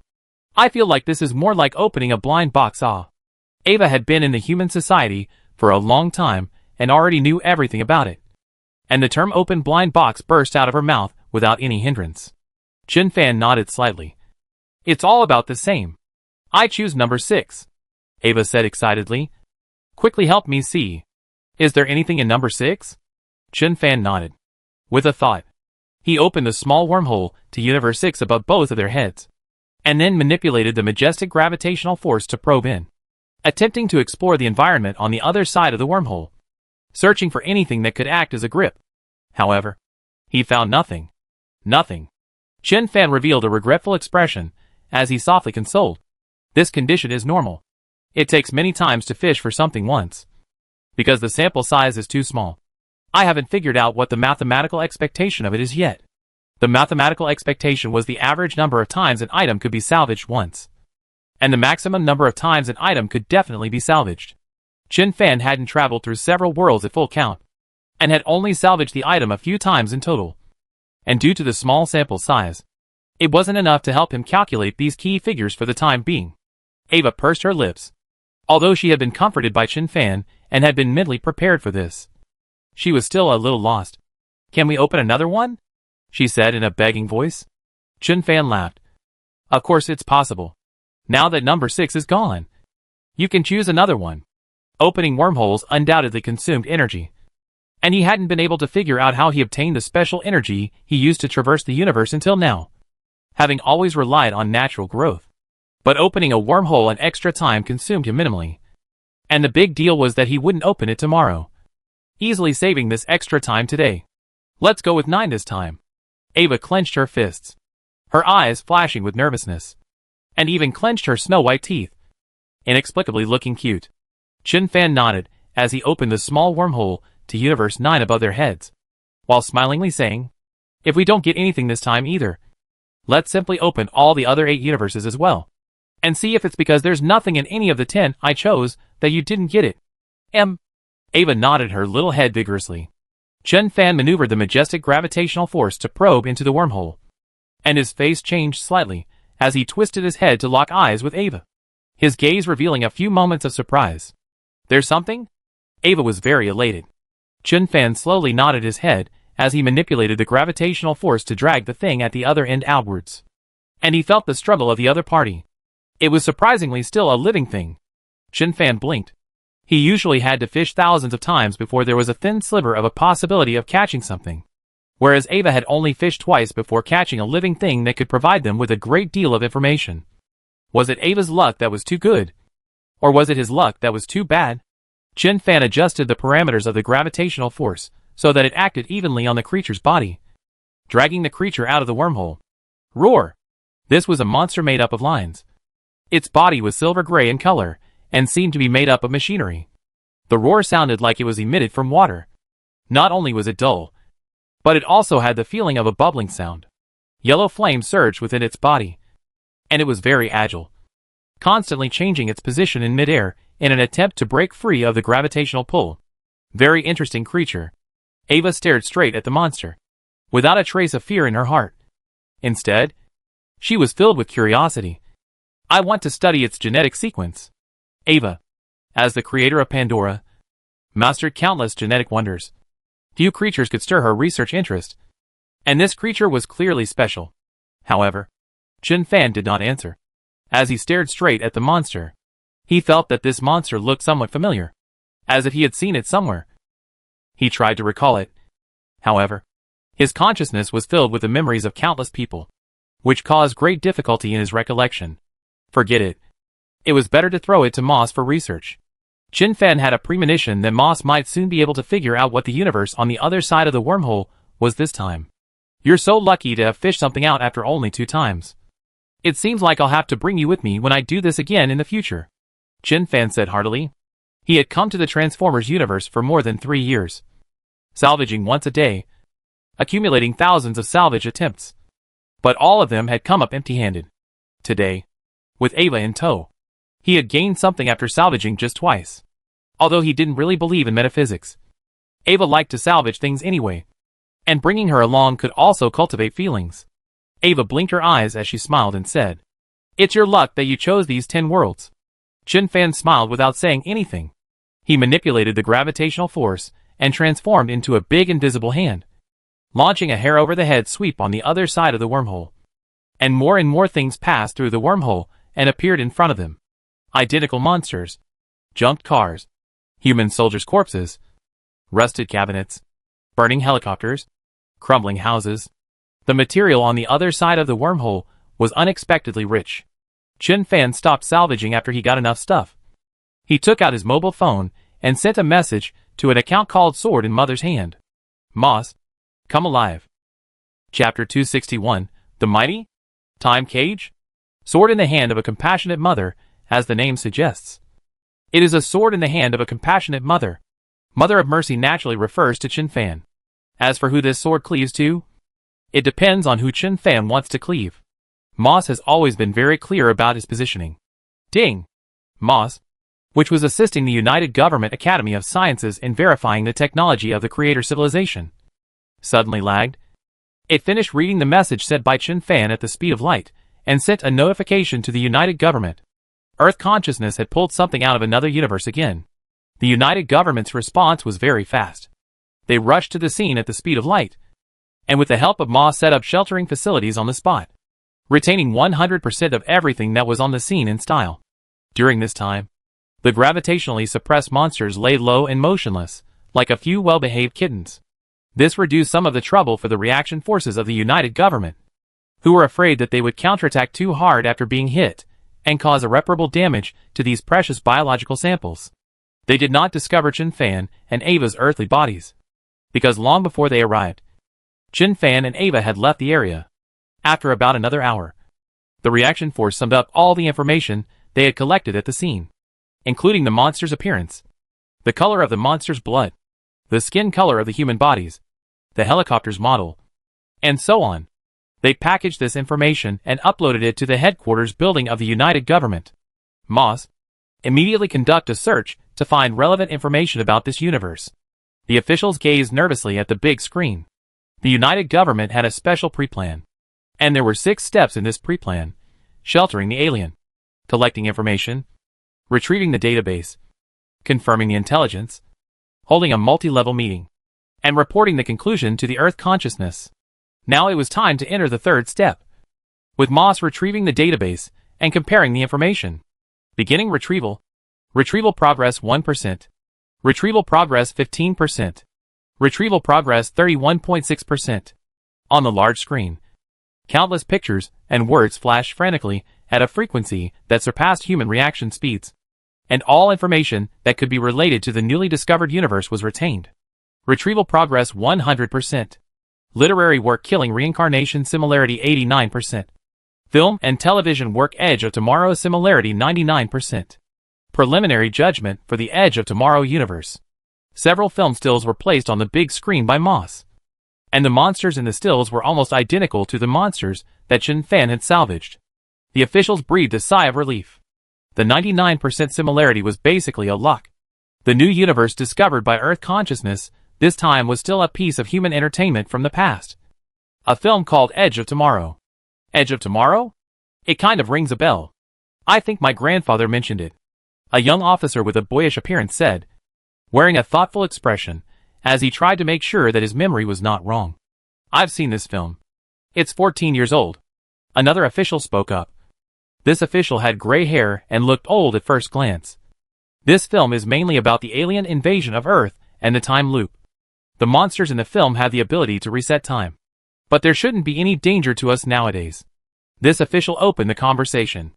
The other officials picked up the conversation, telling you what they knew about the film, while the others, who hadn't seen the film, were reticent and listened calmly to the other officials' explanations. They quickly built up a preliminary impression of the film Edge of Tomorrow. Moss, tell us about it in detail. Moss's camera slowly dangled from the ceiling as it introduced in a sensible and slightly cheerful voice. Edge of Tomorrow was released on June 6, 2014. Set against the backdrop of mysterious aliens attacking Earth. The leader of the aliens, known as Omega, has the ability to reset time, and it has set up a situation to lure mankind into a big showdown with it, trying to wipe out in one fell swoop mankind's most of its armed forces. But because of the film's protagonist, Cage, not only does he end up failing to defeat the humans, he is wiped out instead. The film had plans to make a sequel, and the script had already been written. But for unknown reasons, it was ultimately not filmed, and the script has not been released. So if we can find someone who knows about it, we can further improve our understanding of this world. Moss's current judgment of this world is safe or dangerous. Safe or dangerous. The officials present all revealed puzzled expressions, not understanding how Moss had given a contradictory assessment. What do you mean? Can you explain? A certain official was very puzzled as he wondered. Under what circumstances is this world safe, and under what circumstances is this world dangerous? Moss explained quickly. The aliens led by Omega are weak in combat, and the United Government can easily destroy them, while they can't do any harm to us. In the film, the alien army led by Omega was slightly superior to the humans on that Earth on the level of combat power. But it was nothing compared to the United Government. The officials unconsciously wore self-satisfied expressions. They had accompanied the United Government as it grew step by step. And the United Government had now become a huge tree. And an ordinary disaster that could lead to the destruction of the Earth was like an overrated tree to the current United Government. However, Omega has the ability to reset time. Moss's words changed. And with it, his speech slowed down a few points, revealing a sense of gravity. Omega can reset time before each defeat, making everything start over again, preventing us from ever achieving victory. Should the latter happen, the United Government would certainly not suffer any losses, but it would also be unable to get out of that period of time that is constantly being reset, and it would be equivalent to being imprisoned for that period of time in that universe. At these words, the officials furrowed their brows. Time reset, time prisoner. If they couldn't find a way to crack this problem, this universe would be delicate for the United Government. Buzz. The room was in chaos all of a sudden as the officials spoke out their views and opinions. And everything fell into the eyes and ears of the 5 counselors in the next conference room. What do you think? Vladimir's brow furrowed as he mused. I haven't seen the film. But if the protagonist of the film can achieve victory, we should be able to as well. right? Although Vladimir frowned. His mind was optimistic. He thought to himself, if the film protagonist can defeat the so-called Omega, surely the United Government can as well. It's not as if an entire United Government combined can't compare to one film protagonist. Right? The time cage is indeed a problem. We've never encountered such a bizarre tactic before. Clavin paused for a moment. He smiled mysteriously. But this film was made in our country. I happen to have seen it. The time cage in the film can be broken, as long as we kill it before the Omega reset the time. We have a lot of means to achieve this thing. I think this universe is safe. We can rewatch the film, and then discuss what we can get out of this universe. Chapter 262. Doesn't time traveling smell good? Edge of Tomorrow was not a very long film, and the council members watched it quickly, and also read some of the information provided by Moss in the course of watching the film, creating a comprehensive understanding of the Edge of Tomorrow universe. The humans in Edge of Tomorrow are technologically backward. The only redeeming feature might be their exoskeletons, but they're no match for the models we phased out decades ago. Vladimir, who was the only one of the 5 council members with a military background, knew a lot about weaponry, and could tell at a glance that the human technology in the Edge of Tomorrow universe was very backward, with weaponry that was completely incapable of matching that of the United Government. His face couldn't help but reveal a look of contempt. Those aliens are just the same. Too weak, he snorted, revealing a playful expression. It's not like I haven't seen movies and cartoons where aliens invade Earth. The aliens in Edge of Tomorrow are ridiculously weak. If they didn't have the superpower of backtracking time, they might not be able to beat the Earthlings in the film. The aliens in Edge of Tomorrow are divided into 3 classes according to class. Namely, the lower class aliens mimicry who charge on the battlefield, the Alpha who commands the battlefield while acting as an archive point for time regression, and the Omega who has the ability to regress back in time. There is only one Omega on Edge of Tomorrow Earth, and this Omega commands the activities of all the mimics. So as long as it is killed before it notices the anomaly and activates the time regression, this alien invasion of apocalyptic havoc will be over. Wormhole bombs, Ripper bug squads, planet devourers, nano warriors, stellar energy bombs. Vladimir wiggled his fingers and counted the means the United Government could use to quickly kill the Omega. There were too many to count on 2 hands. Don't be careless. Halcyosia crossed her fingers on the desktop with a hint of gravity on her face. According to the backstory, these aliens belong to a colonial civilization at the level of an interstellar hegemony. The Omega might just be a higher-level ground warrior. In the far reaches of space, there are likely to be alien leaders at a higher level than the Omega. The counselors fell silent. They had likewise read the backstory, and as far as common sense was concerned, it was indeed unlikely that Omega was the supreme leader of the aliens. After all, it was unlikely that any higher civilization would allow its leader to directly participate in a war unless it was at the end of its tether. In addition to this, Omega's combat prowess doesn't match that of a colonial civilization at the level of interstellar supremacy. In the original film, Omega dies from a string of grenades. The supreme leader of an interstellar colonial civilization dying to a grenade from a lowly civilization unable to leave its home galaxy, and then the entire civilization collapsing wholesale sounds like a mind-boggling thing to do. So Omega could just be a high-ranking general sent to Earth by the aliens, one of the countless interstellar colonization forces of the aliens, with the real alien horde still far out in space. Assuming that there exists an alien leader of a higher level than Omega. Let's call it Gamma. Halcyosi waited until all the council members followed her train of thought before continuing. Gamma must also have the ability to go back in time. Even if we can destroy Omega, all we need is for Gamma to go back in time once, and everything will be back to square one. If we delay in discovering and killing Gamma, we will be trapped in that universe, caught in a time loop from which we cannot extricate ourselves. We will be forced to fight countless wars with that unknown civilization that can go back in time, and win every single one of them in order to maintain our survival. The stakes are too high. We've only just arrived in the Transformers universe a short while ago. We're in no hurry to find our next landing spot, and we still need some peaceful time to digest the technological information from the creator civilization. There's no need to rush into the Edge of Tomorrow universe. Halcyosi took a deep breath as she gave her negative opinion on whether or not to travel to the Edge of Tomorrow in a responsible attitude towards her people and the United Government. To sum up, I don't recommend entering the Edge of Tomorrow universe in a big way. Halcyosi's words caused the council members to ponder. The parts of the Edge of Tomorrow universe shown in the film were harmless to the United Government.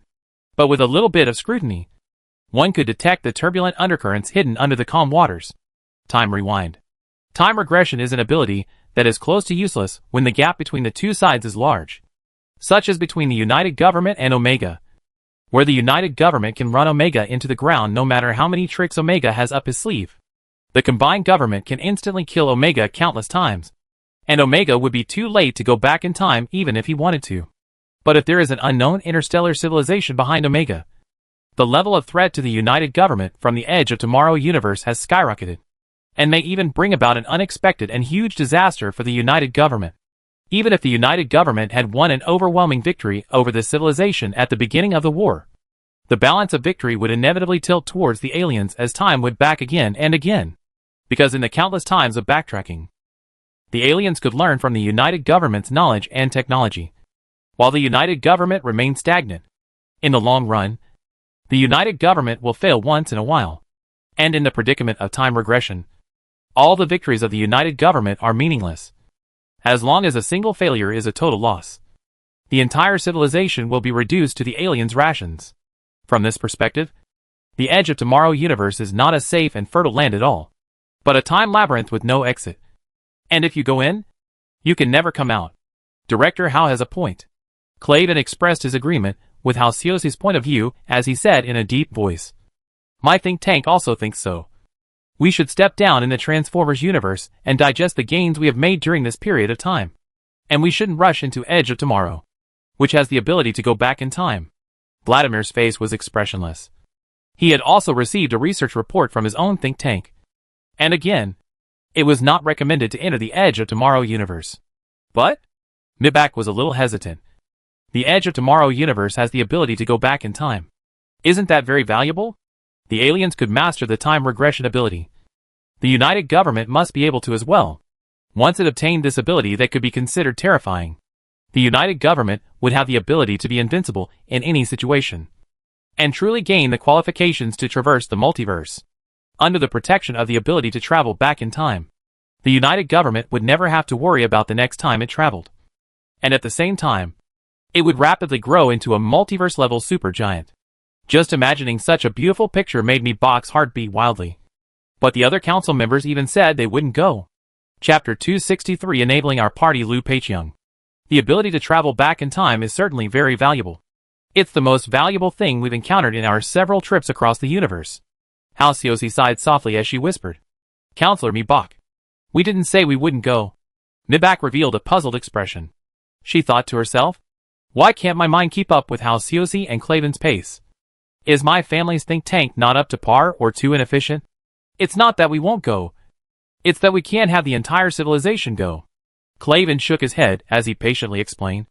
The Edge of Tomorrow universe has malevolent civilizations that have mastered the ability to go back in time. If we go over there with the entire civilization, the target is too big. Not to mention that it's not easy to win. But it's also easy to get ourselves caught up in it. He paused for a moment, waiting for Mibak to catch up with his thoughts. Then continued, "But the time regression ability is really too important to us. If we can obtain the time regression ability, it would be the same as ensuring the entire civilization. We will never have to worry about the next world we travel through being in danger again. And we just need to go all out to become stronger." So, he was about to say something. Halcyosi took over his words, a smile on his face. "So we can send a special operations team over there to gather intelligence on the one hand, and wait for an opportunity to acquire the ability to go back in time on the other. And the main body of our civilization still stays in the Transformers universe, digesting the knowledge and technology from the creator civilization." Edge of Tomorrow was extremely dangerous for the United Government as an entire civilization. But if the United Government just sent over a special squad, the danger would instantly be negligibly low. Even if the special squad got caught in a time loop and was trapped in a time labyrinth and couldn't extricate themselves, Earth consciousness could open a wormhole and pull them back. Rounding up, it was equivalent to zeroing out the danger. But in terms of rewards, it's about the same as an entire civilization entering the Edge of Tomorrow universe. Because the strength of the Omega doesn't vary depending on how many people are in the combined government.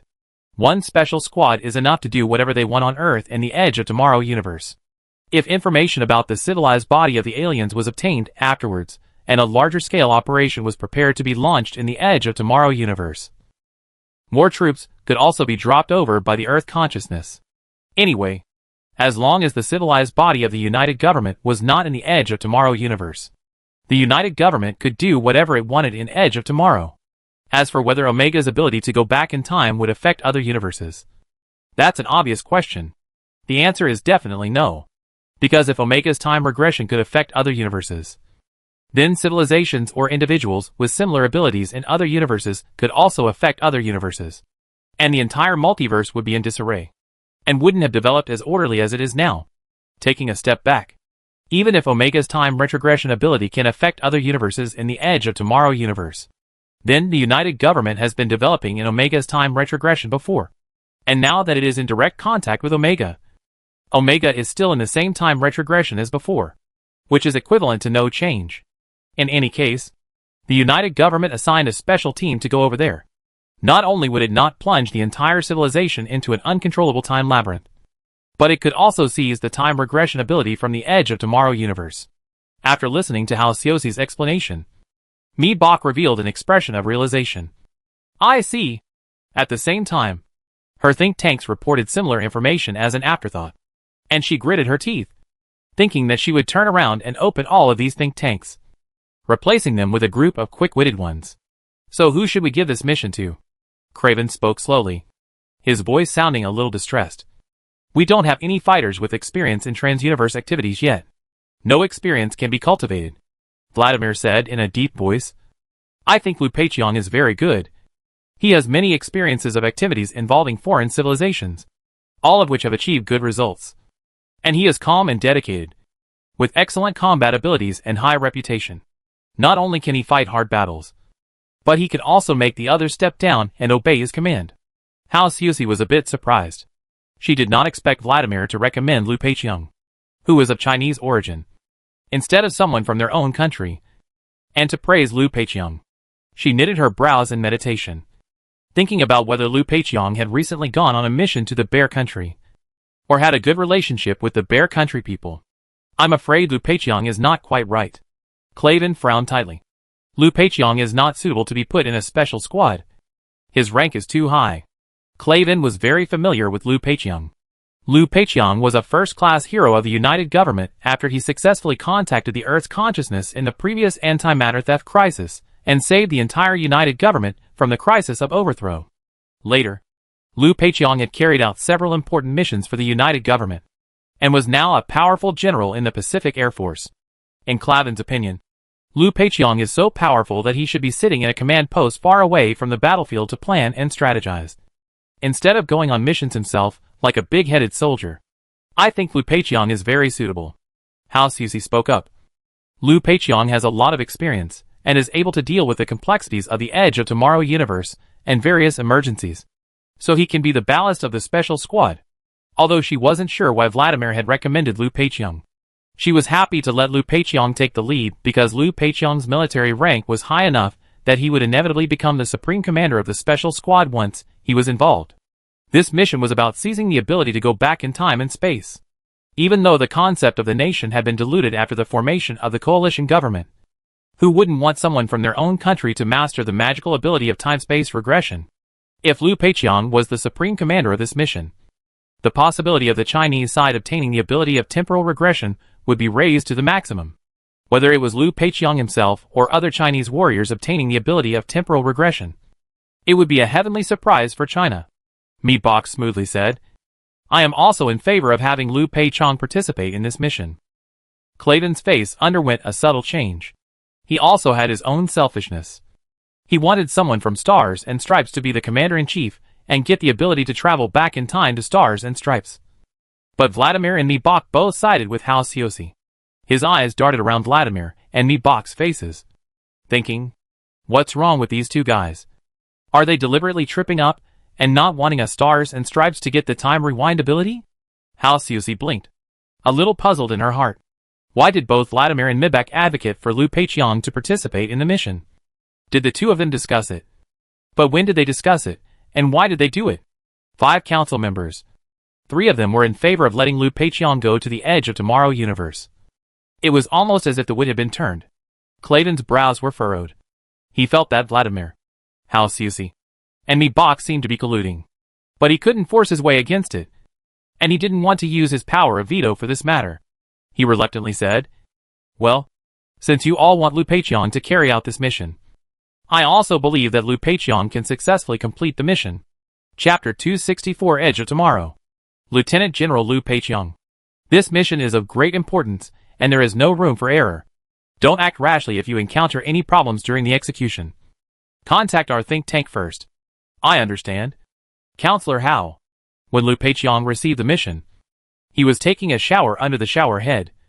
And as soon as he saw that it was a video call request from Hao Xiaoxi, he wrapped a white bath towel around him and hastily chose to answer it. After hanging up the video, Lu Peiqiang's face showed a touch of excitement. Finally, another exciting mission for me. Over the years, Lu Peiqiang's rank has become higher and higher, and the things he deals with on a regular basis are more and more of a clerical nature. So basically there is no opportunity to personally go into battle. Even when he fought with the Herald civilization in the Pacific Rim universe some years ago, he sat in the camp and didn't personally go into the battlefield to engage with the Herald civilization's forces, as it was not in line with discipline. After all, what kind of general leads a charge? In case something happened on the battlefield and caused a mess without a leader, who would be responsible for the remaining warriors in the army? This is not just a question of his life and safety, but also the safety of the whole army under his leadership. Lu Peiqiang understands this very well, but he likes to move, not like quiet. These years can make him suffocated, although he has the opportunity to arrange for himself out of the field. But some of the security factor is very high mission. Scratching the itch? Not at all energetic. However, the United Government had even taken the unprecedented step of arranging a special mission for him to go to other universes to seize the ability to go back in time and space. His essence was instantly mobilized. Lu Peiqiang walked to the mirror and stood in front of it.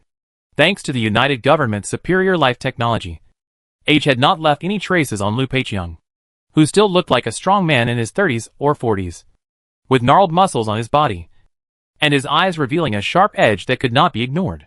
If he and Lu Qi were put together, no one would think they were father and son. Aliens? Old Me fights aliens. The United Government worked very efficiently and raised an elite squad on the same day. And apart from Commander Lu Peiqiang, the entire squad of 12 were all battle-hardened Nano warriors.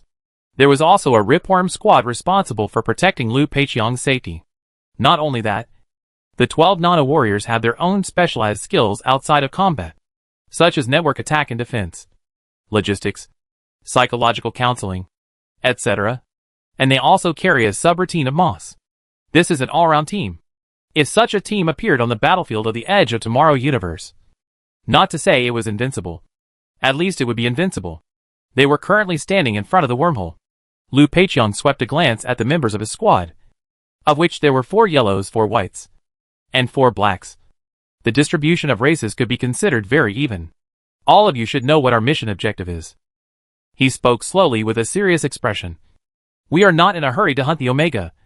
We have to find an Alpha first, bathe in the Alpha's blood, obtain the most basic time-traveling ability, and then cooperate with our scientists to do research. The Omega matter will be considered after that. In the meantime, we mustn't let Omega discover our existence, or else we might lose all our previous efforts. Everyone is an elite. Not only do we have to complete the mission, but we have to do it beautifully. And we can't let the United Government down, let alone our people. Tell me, Lu Peiqiang growled, do you have any confidence? Yes. The team responded with great spirit, looking like good material to get the job done. Depart? Lu Peiqiang gave the order dryly. The Nano warriors' bodies shook, and silver-gray nanoparticles shot out from their pores, forming nano-battle suits on the surface of their bodies that were as thin as a cicada's wing, but as tough as a city wall. These nano-battle suits were filled with technical details. Various kinds of combat devices composed of nanoparticles armed the Nano warriors to the teeth. And the Nano warriors were not only invulnerable to swords and guns, but also invulnerable to water and fire. And they could even unleash a one-man nuclear leveling. The anti-gravity device behind them emitted a hazy shimmering light, propelling them through the wormhole. Shoo! An ear-piercing roar came from the sky. The Nano warriors looked up following the source of the sound, and the translucent battle panel showed a red dot marked as a highlighted unit. which was flying towards them at a very high speed. Missile! Shoo! Shoo! Shoo! Shoo! Shoo! The shoulder cannons of the Nano warriors turned in unison, firing a straight beam that burst the missile in midair across hundreds of meters. Immediately after that, the Nano warriors looked around. They appeared on a battlefield that was in the middle of a fierce firefight, and the area near them was just as if it had been taken over by anthropomorphic aliens, and the aliens had surrounded the place due to the wormhole being too conspicuous. This was also the reason why they found missiles attacking this place as soon as they showed their heads. This place had become a gathering point for the mimetic aliens. The mimics were the lowest class of aliens. Their behavioral logic was no different from that of beasts. They let out a loud roar at the Nano warriors while launching a storm-like attack from all sides towards the Nano warriors. Shoo! Shoo! Shoo! Shoo! Shoo! The Nano warriors formed a circular defense circle around the wormhole. They stood on the scorched black soil, as immovable as mountains. Only the oval turrets on their shoulders rotated silky smooth, shooting out a beam of light that killed the mimetic aliens. With the help of the auxiliary firing system, the shoulder cannons of the Nano warriors were all routinely deadly, each beam hitting the most vulnerable parts of the mimetic aliens with precision, taking away the lives of the mimetic aliens in a domineering manner. In a matter of seconds, the silent mimic aliens piled up a sizable layer around the Nano warriors. Although more anthropomorphic aliens rushed towards them one after another, they were pleasantly unafraid and did not make any other moves, still only letting their shoulder cannons kill their enemies without using any other weapons. This was because their current priority was to create a safe landing environment for Lu Peiqiang. Just then, Lu Peiqiang walked out from the wormhole. The wormhole will be closing soon. Mark this place, and then look for Alpha on the battlefield. Lu Peiqiang wasn't the least bit disturbed by the chaos in front of him, as he methodically issued orders. The Nano warriors calmly marked the place in the database, ensuring that no matter how far apart they were, they would be able to retrieve the place based on the records in the database. One of the Nano warriors grabbed Lu Peiqiang by the waist and flew into the air, with Lu Peiqiang in his arms. The rest of the Nano warriors also quickly lifted into the air, and they scattered in all directions and began to search for the blue alien Alpha that could trigger time regression. Chapter 265, Capturing Alpha. The scale of this battlefield was very large. The number of human soldiers and anthropomorphic aliens fighting on the battlefield combined reached the million level. Overall, the humans had the advantage. The anthropomorphic aliens were withdrawing in an organized manner. Everywhere, human soldiers were chasing and killing single mimic aliens in groups. And the situation was great. But this didn't mean that the humans of the Edge of Tomorrow universe were stronger than the alien invaders. This was just a ploy by the alien invaders to deliberately give humans victory and cultivate their arrogance, so that they could completely defeat them all at once in the big battle. However, due to the large enough scale of this battlefield, Lu Peiqiang was sure that there must be Alpha activity on this battlefield that had assumed command. The anthropomorphic aliens were evacuating. To act out the evacuation realistically, and make the humans believe that they could easily defeat the aliens. This was a very complicated and skillful battlefield operation that had to be commanded by a more advanced Alpha in person. Report: Alpha spotted due north. Unsurprisingly, after only about half a minute, one of the Nano warriors shouted excitedly over the comm channel. Target tagged. Requesting rendezvous. A high-speed moving red dot appeared on all the Nano warriors' panels. Just a moment ago, the first Nano warrior who had spotted Alpha had tagged Alpha in the information system. And as long as Alpha didn't leave that Nano warrior's observation range in the next few moments, its position would continue to be exposed to the Nano warrior squad. Attention all. In order to avoid missing the opportunity, Lu Peiqiang spoke extremely fast. Alpha is different from ordinary anthropomorphic aliens. Alpha has the ability to think for itself. It will disclose our situation to Omega. Just in case, we must succeed at once. The Nano warriors responded. Yes. Lu Peiqiang instructed the Nano warriors beside him. Bring me over. You have all received body modifications. Drenching the Alpha's blood may not always be effective. Let me do it. Next, one needed to bathe in the Alpha's blood in order to gain the ability to trigger the time regression. It was best to die with the Alpha, so that one's own flesh and blood and the Alpha's flesh and blood fuse together. This ability is tied to blood. In the original film, the female protagonist Rita obtained the power to trigger time travel by bathing in the Alpha's blood, allowing her to die and travel back in time to the Alpha's previous archive point.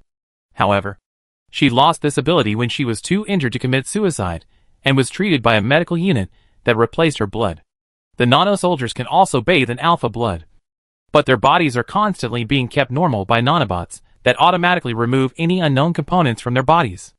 Alpha blood is obviously an unknown ingredient that will be removed. So the blood of the nano-soldiers will not mix with the blood of the alpha.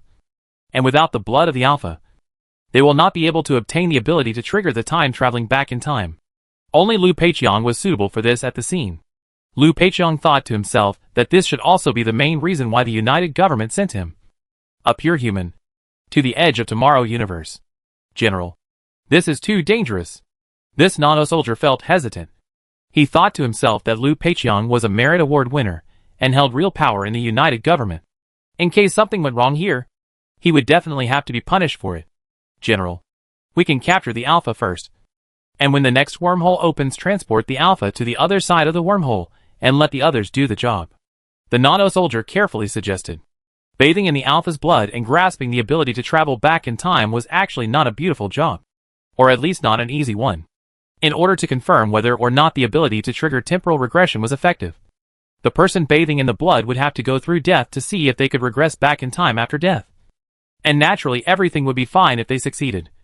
But if not, don't say anything stupid. We are now in one-way contact with the United Government. Only the United Government contacts us. We can't contact the United Government. Liu Peiqiang's voice became serious while the volume grew louder. Once Alpha realizes that we're going to take away its ability, it will commit suicide to trigger the time regression. Execute the order immediately, he emphasized. This nano-warrior gritted his teeth. He knew that Liu Peiqiang was right. He no longer had any concerns, and sped towards the red dot on the virtual map with Liu Peiqiang. The Alpha did not feel threatened at the moment. Surrounded by dozens of mimic creatures, it was running towards the back of the battlefield, preparing to bring the curtain down on this route. As it ran, it defecated and made mocking noises, which probably meant humans are stupid. Humans are stupid. Humans are stupid. Humans are stupid. Humans are stupid. Humans are stupid. Humans are stupid. Humans are stupid. Humans are stupid. Humans are stupid. Humans are stupid. Shoo! A beam of light slanted down from the sky, accurately hitting one of the mimics guarding it. And the mimic that was hit let out a wail as it tumbled to the ground a few times. Falling out of the large group, the Alpha was creeped out. It stopped where it was and looked up to peer in the direction the beams were coming from, and saw several silver-gray figures floating in the air that were flying towards it. The Alpha sensed the aura of danger, and it threw back its head and hissed. In an instant, the hundreds of thousands of mimics spread all over the battlefield simultaneously stopped their current movements. They stood frozen in place for a second, and then darted towards Alpha's location, closing in like a tidal wave. Move faster. It's calling for help from the mimics throughout the battlefield. Shoo! Shoo! Shoo! Shoo! Shoo! The nano-warriors swooped down towards Alpha while using their shoulder cannons to kill Alpha's guards at precise points. Alpha looked around in horror. It found itself surrounded by fewer and fewer mimics, each beam of light taking the life of a mimic. And with the nano-warriors close at hand, it felt a threat too strong for words. If it didn't do something, it could be captured. Suicide. Realizing what it should do now, the Alpha reached out with one of its tentacles and plunged it into its own brain in a counter-jointed movement that defied common sense.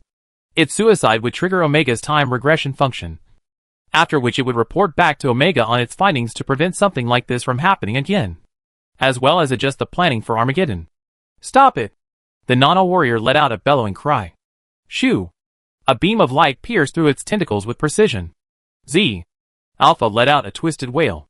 At that moment, the nano-warriors descended from the sky, and they held the Alpha down to the ground, completely stopping it from attempting to commit suicide, while at almost the same time, the mimics that had rushed to the scene in response to the plea for help swarmed in from all sides, drowning their figures. Chapter 266, Liu Peiqiang, Mission Accomplished. Bang! Bang! Bang! The mimetic attacks landed on the nano-protective net held up by the nano-warriors, making the sound of rain falling on the surface of an umbrella on a rainy day. All the attacks were not directed at the nano-warriors. They were all directed at the Alpha. This guy is working really hard to kill himself, a nano-warrior said, due to the mimicry pressed all over his body. almost forming a ball that no light could penetrate down. The nano-warrior could only speak over the communication channel, instead of being able to look at his teammates and open his mouth. Who says otherwise? Another nano-warrior took up the conversation. The supporting nano-shield netting obviously didn't put much pressure on him. His tone was very relaxed. But their attacks are like tickling us. Bang! Bang! Bang! Bang! Bang! Even though the mimics' attacks were completely unable to shake the nano-shield net, they persisted and gathered more and more, and were on the verge of forming a 30-meter high hill. Wait! Do you guys see that? Suddenly, one of the nano-warriors shouted out. A high-speed moving red dot appeared on his data panel. And judging from the physical characteristics, it resembled a missile. And the yield was not small. The nano-warriors immediately reacted. The excessive gathering of mimics had attracted the attention of the humans of the Edge of Tomorrow universe. And the humans had fired missiles at them in an attempt to wipe out all the mimics here at once. But this would undoubtedly injure them by mistake. In fact, for the nano-warriors, carrying missiles in their flesh is not a difficult task. They can coalesce tens of thousands of layers of nano-buffer nets in front of themselves in a split second, mitigating the shockwave damage generated by the explosions for themselves. At the same time, the nanobots in their bodies would repair the damage for them afterwards. As long as they weren't blown to mush in an instant, they could quickly recover from their injuries in a very short time, as if they hadn't been attacked. But Alpha couldn't. Alpha's flesh was so fragile that a single grenade could blow it to smithereens. And if this missile was allowed to land next to them, the shockwave of the explosion would tear Alpha to pieces in an instant. At that point, they would have to go looking for the next Alpha. But it took millions of mimics for one Alpha to be born. And with their movements apparently having alerted the aliens, finding another Alpha was certainly not going to be easy. They were going to have to do everything they could to protect this Alpha in their hands. I'll go! A nano-warrior stood up, and he powered the anti-gravity device on his body with all his might, creating a vertically orientated anti-gravity field.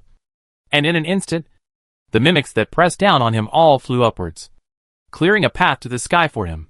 The nano-warrior shot out, and all the mimics blocking his path exploded into a cloud of blood mist. He didn't use his shoulder cannon. The missile was already close at hand, and he slammed straight into it with no delay in his movements. Boom! A mushroom cloud rose up, and a silver-gray figure crashed down from the mushroom cloud as he knelt on one knee, gasping for air. This scene was captured by a drone in the air and transmitted into the command room of the human side in this great battle. What kind of monster is this? Oh my God! God! He actually resisted our missiles. He looks like a robot, unable to distinguish between enemy and self. Stop the attack! The human side stopped their follow-up attack. This was because the nano-warrior who blocked the missile was swarmed by mimics as soon as he landed. Obviously an enemy of the aliens. And the nano-warrior's physical outline resembled that of a human. They guessed that the nano-warrior might be the latest military product of a certain country. Kun! Are you alright? It's fine. I've been in service for 2.5 years. Blocking a missile is nothing. The nano-warriors communicated briefly in the communication channel. And as far as the current situation was concerned, they were still able to control the situation. We can't keep stopping here. Omega might notice us at any moment. Don't worry. Lieutenant General Liu Peiqiang is on his way here. He'll be here soon. He'll bathe in Alpha's blood and complete this mission. Half a minute later, Liu Peiqiang arrived here, carried by a nano-warrior. The anthropomorphic hill at the bottom had been piled up to 50 meters high. Liu Peiqiang understood that the warriors below must be under immense pressure. He ordered, "Bring out Alpha and prepare to end the mission." Yes. The nano-warriors activated the anti-gravity device together. Amidst the dumbfounded expressions of the Edge of Tomorrow humans, the 50 to 60 meter tall anthropomorphic hill flew upwards. The anthropomorphs flared their teeth and claws and squeaked and hissed long and hard in midair. But none of them could stop their bodies from continuing to move upwards. The nano-warrior below tackled Alpha and flew upwards, and the nano-warrior above took Liu Peiqiang and flew downwards. The two-way ran to the belonging was. Alpha was completely in a frenzy. The blue light in its body surged wildly. But the nano-warriors had it in a death grip. And it was like a squid that was about to be put on an iron plate, putting up fuel resistance. Liu Peiqiang moved onto the Alpha's body, wearing a helmet made of nanomaterials, which protected his brain. Once the mission failed, and he failed to obtain the ability to go back in time, the United Government would take his brain back and have it repaired jointly by Ava and Shinfan. and finally resurrected. This was not a difficult task for the two major planetary consciousnesses. Ava could repair the damage to Lu Peiqiang's brain tissue, resurrect the dead brain cells, and cultivate a new, stronger body for Lu Peiqiang, while Chen Fan could stuff Lu Peiqiang's consciousness into this body. Leave it to me. Lu Peiqiang took out a short knife. He did not hesitate to insert this knife into the Alpha's stomach, and then with a forceful slash, he cut a long slit in the Alpha's stomach. Z! The Alpha let out a mournful scream. It had already realized what was going to happen next. Lu Pei forced himself to endure his nausea and drilled into the Alpha's stomach, pulling the grenade's pull ring. Boom! In an instant, all was silent. Lu Peiqiang slowly opened his eyes. He felt like he had traveled through a long dark tunnel. Shoo! Shoo! Shoo! Shoo! Shoo! The fighters formed a circular defensive circle around him, the shoulder cannons on their shoulders rotating smoothly and accurately sniping any nearby mimetic aliens. This was... Lu Peiqiang looked down at his body incredulously. It worked, he uttered. The Nano warriors were puzzled. Lieutenant General Lu Peiqiang, what did you just say? I have obtained the ability to travel back in time and space. Mission accomplished. Lu Peiqiang pressed down the novelty in his heart as he said in a deep voice. Retreat in concealment and wait for the next wormhole opening.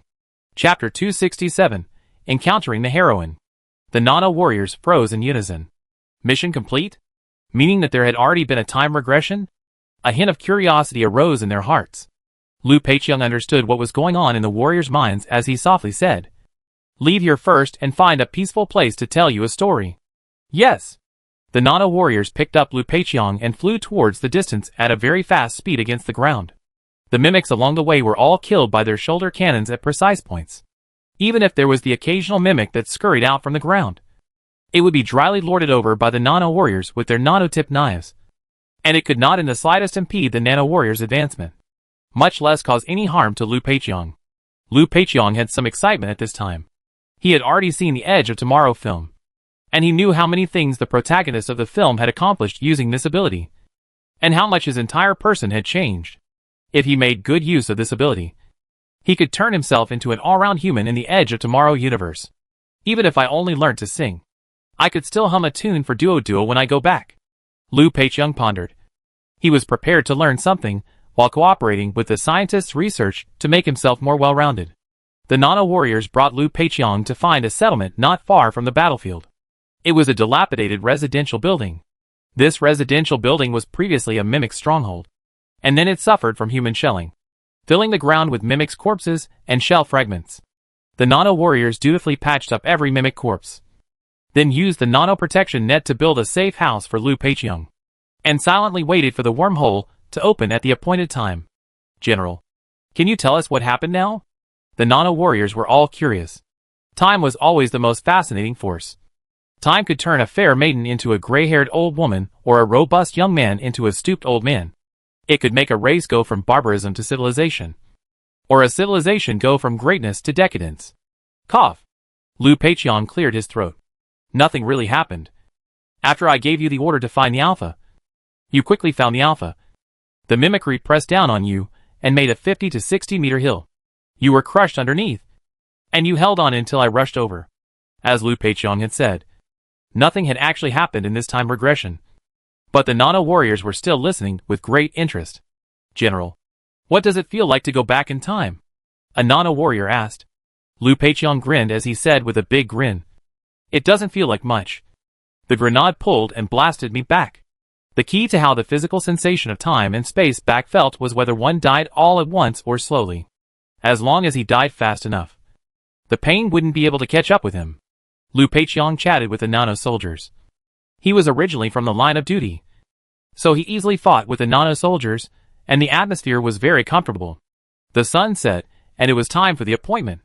At this time, the anthropomorphic aliens had already been successfully defeated, and there were only some human soldiers cleaning up the mess on the battlefield, searching for the remains of their comrades while killing the remnants of anthropomorphisms that were lurking in the battlefield and trying to attack the humans. The Nano warriors sneaked into the battlefield by night. Their nano battle suits were able to isolate most of the detection means, so no one found them. They did have an unexpected gain though. General, I found the film heroine. The verdant angel Rita. A nano-soldier with amazing eyesight saw a slender figure carrying a heavy exoskeleton several hundred meters away. Rita? Liu Peiqiang pursed his lips as his thoughts raced. In the original plot, Rita had also killed an alpha and bathed in the alpha's blood, gaining the ability to go back in time and helping humanity achieve victory in the Verdun battlefield. It was only later that Rita was too injured to commit suicide and was saved by the medical staff by means of blood exchange. Losing the ability to travel back in time, Liu Peiqiang thought to himself that he didn't know where this place was. Could it be the Verdun battlefield? And did Rita still have the ability to time travel back? Wait, let's go meet her. Liu Peiqiang ordered decisively after thinking for 2 seconds. Aye, General. The Nano warriors followed the order. They flanked Liu Peiqiang and flew towards Rita. Rita, whose full name was Rita Vrataski, was wandering around the battlefield alone without the slightest worry of encountering danger. This was because she had mastered the ability to travel back in time. She had walked this battlefield hundreds of times, and she knew exactly where mimics lurked, where they didn't, and how to kill these damn aliens in the easiest way possible. She looked up into the dark night sky. There's a sound? She was a little surprised, as she had traveled from this place many times and had never heard such a sound. It seemed to be the sound of high-speed flight cutting through the air. She was alert. Omega spotted me? She raised her rifle in one hand and clutched the grenade in the other, killing herself as fast as she could to avoid the torture should what happened next be more than she expected. Rita! Ross! Vrataski! A human shout came from the darkness of the night. Rita froze for a moment as she wondered. Who is where and how do you know my middle name? Rose's middle name was Rita's secret. The person who knew it died a long time ago. She never told her middle name to anyone else after that. Even on the Federal Archives there was only Rita Vrataski. My name is Liu Peiqiang, and I'm from the United Government. The Nano warriors flew near Rita and landed, the huge impact of their landing smashing a crater in the soft ground. Rita was surprised by the way the Nano warriors came out, but at the same time, she was nervous. What's the JG? Rita asked wearily. The Combine Army? How come I've never seen you guys before? Even in the timeline of the Great Human Debacle, Rita had never seen these special soldiers in front of her who were dressed up strangely and had the ability to fly. And she was skeptical about the origins of these people in front of her. Liu Peiqiang stepped out from the Nano soldiers, and he said sincerely, Hello, Rita. We mean you no harm. You don't need to kill yourself. Rita was stunned for a moment. Suicide? She paled. What do you know all about it? Don't be nervous. I possess the same ability as you. Seeing Rita's reaction, Liu Peiqiang knew that Rita had already gained the ability to travel back in time and space, and hadn't lost it yet. I want to invite you to go to a place with me. You assist us in researching this ability there. And as a reward, we will kill the Omega for you and end this planet's disaster. Chapter 268 Convincing Rita. Rita froze for a moment. She stared suspiciously at Liu Peiqiang, who was surrounded by the Nano warriors, and asked out loud, Who the hell are you people? Answer me this question first. In Rita's opinion, Liu Peiqiang and the others were almost all suspicious. Not only were they in possession of special equipment unheard of by her, they also knew about her special abilities and claimed to possess them as well as knowing her middle name and trying to get her to cooperate with the so-called research. Liu Peiqiang thought for a brief 2 seconds. He decided to be as honest as possible. He spread his hands with a sincere face and said, We are humans from another planet, tracking Omega's trail to come here in the hope of rescuing your fellow countrymen who are suffering on this planet. Aliens? Compatriots? Rita was a bit confused. Liu Peiqiang moved to the rhetoric of the United Government in the Transformers universe, patiently explaining, Your Earth is not the only place in the universe where there are human beings. There are also human beings on other planets. We have developed different civilizations, but we all share the same bloodline source. In other words, many years ago, the human beings on our 2 planets might have been a family. This passage subdued Rita. She couldn't pinpoint the origin of Liu Peiqiang and the others. But these words of Liu Peiqiang could only be true in her opinion. Otherwise Liu Peiqiang was a psychopath. But she hadn't seen a psychopath that could go to heaven. What kind of research do you want me to cooperate with? Researching time regression? Rita was silent for a few seconds before revealing a wary expression as she questioned. Don't you have the same ability as me? Why don't you go and cooperate with the research? Rita's brows were locked. From the bottom of her heart, she didn't want Liu Peiqiang to be her enemy because she hadn't seen Liu Peiqiang in many previous time loops. And if Lu Peiqiang became her enemy, it would be even harder for the human race to win the war against the aliens. But Lu Peiqiang had risen up to find her, and asked her to cooperate with the research of the so-called United Government. She didn't think it was a good thing. In her condition, no matter what research she participates in, she will only be used as research material. And once she agrees to it, what awaits her may be vivisection and other heinous and horrifying treatments. Lu Peiqiang had an insight into Rita's worries. In fact, the United Government did not give an order to find the protagonists of the film, although the male and female protagonists of the film had mastered the ability to go back in time. But after all, they were not people of the United Government, naturally lacking a foundation of trust. And it was unlikely that they would cooperate with the United Government's research on the ability to go back in time. Even if the United Government needed the cooperation of the film's protagonists, the United Government could still intervene with the high level of the country they were from through official means, and then extradite them to the Transformers universe to cooperate with the research. There was no need to make contact on a personal level. However, in Lu Peiqiang's opinion, having met them all, there was no harm in stopping to say a few words.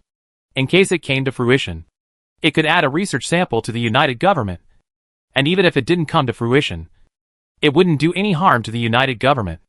Of course, I will also participate in the research, but I may not be able to obtain accurate data with only me as a research sample. So I hope you will also participate to provide a helping hand. Lu Peiqiang paused for a moment as he shook his head. It's fine if you don't want to participate, but as far as I know, Omega is planning a big showdown with you, intending to wipe out your military main force in one fell swoop. And if you can't kill Omega before then, everything will be over. Rita was stunned. Omega was planning Armageddon, wiping out the main human force in one fell swoop. Swish. Rita felt a cold sweat seeping down her back as this war was indeed being won too well. She had fought the aliens more than once, and she knew how cunning and powerful the aliens were. But in this war, the aliens had shown themselves to be both slow and stupid, both in terms of overall strategy and skirmishes. The humans had even achieved a battle damage ratio of 2 to 3. Only 2 human soldiers died for every 3 aliens killed, which was very different from Rita's perception of the aliens, who looked like they had become weak all of a sudden. But if this was an Omega conspiracy, it all made sense. The reason why the aliens acted so poorly on this battlefield was to paralyze the humans, and make them think that the aliens were nothing more than that, thus prompting the humans to wage Armageddon against the aliens. On the battlefield of Armageddon, the aliens tore down their disguise, and exposed their true strength. Due to the wrong understanding of the aliens' combat power, and Omega's special ability to backtrack in time, the human race will inevitably be defeated in the Armageddon. And at that time, the only thing waiting for the people of Earth will be one massacre after another. Rita clenched her fists, a chill spreading through her heart as she gritted her teeth and said, "Thank you for the reminder. I will report it upwards." "How are you going to report it? Have you thought about how to convince your commander?" Lu Peiqiang shrugged his shoulders. In the original film, the 2 protagonists approached the commander and confessed that they had mastered the ability to go back in time in an attempt to enlist the commander's help so that humanity could win this war against the aliens. But no matter what they did, the suspicious commander didn't fully believe them. The hero commits suicide to go back in time again and again, and finally gives up on the route in utter despair. For ordinary people, time traveling back in time was a pipe dream. And no matter what set of rhetoric Rita came up with, there was no way she could convince the human hierarchy to listen to her advice on such a major matter as the Armageddon, where the fate of all humanity was at stake. Rita was silent. Lu Peiqiang let out a light sigh, then proceeded to ask, "You're going to tell them that you have the ability to go back in time, right? But guess what they'll do to you?" Rita was silent. She hadn't tried to do so yet, but she could sense how much resistance it would be. "You can try." Lu Peiqiang didn't force Rita to accept his proposal and return to the United Government with him right now. He said nonchalantly, "We're leaving this planet now. Your time regression can't affect us. You can regress a few more times and try to convince your commander to let him believe you." He knew for sure Rita wouldn't be able to convince the commander. "If you can't do that, I suggest you seriously consider my proposal. You come back with me to cooperate with the research, and we'll help you kill the Omega and end the crisis on this planet. I guarantee that I'll be with you throughout the entire experiment. And this research won't cause any life-threatening danger to you. You won't even feel any pain." Lu Peiqiang's last sentence was completely true. If Rita went back with him, he would cooperate with Rita in the research with the scientists, who would never joke with their lives and would do their best to help reduce their pain. Chapter 269 Negotiations suspended? Misunderstanding. After saying that, Lu Peiqiang didn't wait for Rita to reply. Turned around and flew in the direction of the wormhole with the Nano warriors. The wormhole was already open at the moment. It was just that it wasn't very conspicuous under the dark night. Whether it was the anthropomorphic aliens lurking in the battlefield or the humans clearing the battlefield with the help of the searchlights, they didn't notice the existence of the wormhole. Lu Peiqiang verbally made a deal with Rita. If the deal was successful, the United Government would have one more research sample, which would be helpful to the scientists of the United Government. As Lu Peiqiang had just said to Rita, if the United Government only had one research sample from Lu Peiqiang, the data that they ended up with might not be accurate enough. Although the United Government could try to capture another alpha and manually create a second sample. However, Omega had already lost 2 alphas because of Rita and Lu Peiqiang, and would inevitably pay more attention to the matter of protecting the alphas. Moreover, only 1 alpha would be born out of every million mimics, which was extremely rare. Not only that, after an alpha was killed by a human and had its abilities taken away, it would not be able to be reborn even if the time traveled back in time. In summary, the possibility of the United Government finding another alpha in a short period of time was slim to none. If Rita was willing to make a deal with Lu Peiqiang, then the United Government would be able to get 2 experimental samples of a male and a female at the same time, which would not only greatly accelerate the scientists' research on time regression, but also make the data obtained more credible. All the United Government would have had to pay for was simply killing the Omega they were already planning to kill. The rounding up equivalent of a white whale. Yes, the United Government was going to kill the Omega. The United Government is a well-intentioned civilization that discovers a universe where humans are suffering, and will surely help the humans of that universe as much as they can, especially if it's a universe invaded by aliens. And the United Government will at least help drive the aliens off the planet, just like they did in the Triple Triad universe, the Pacific Rim universe, and the Transformers universe. In short, this verbal deal between Lu Peiqiang and Rita was beneficial to the United Government without any harm. General. Found the wormhole. Under the dark night, a twisted wormhole floated less than half a meter above the ground, and Lu Peiqiang and the Nano warriors fishtailed their way out of the edge of tomorrow universe for the time being. Lieutenant General Lu Peiqiang, your extermination has been completed. You may leave this place. A staff member's voice came from the ceiling of the white corridor, and the thick bioshield door then opened, revealing the sky outside. After multiple universe traversals, the United Government had further raised its security awareness, and before each trip to other universes, a squad was sent to the other universe to collect biological information about whether or not there were any abnormal germs on the other side of the wormhole. The same was true when someone returned from another universe, and a rigorous extermination was first carried out to prevent bringing back deadly germs from other universes to the United Government. However, the United Government's nanobot technology was booming, and in the medical field it was already completely unafraid of viruses and bacteria in nature. And even if there was an inadvertent oversight in the testing procedures that caused a particular germ to spread in the air, it could be quickly extinguished.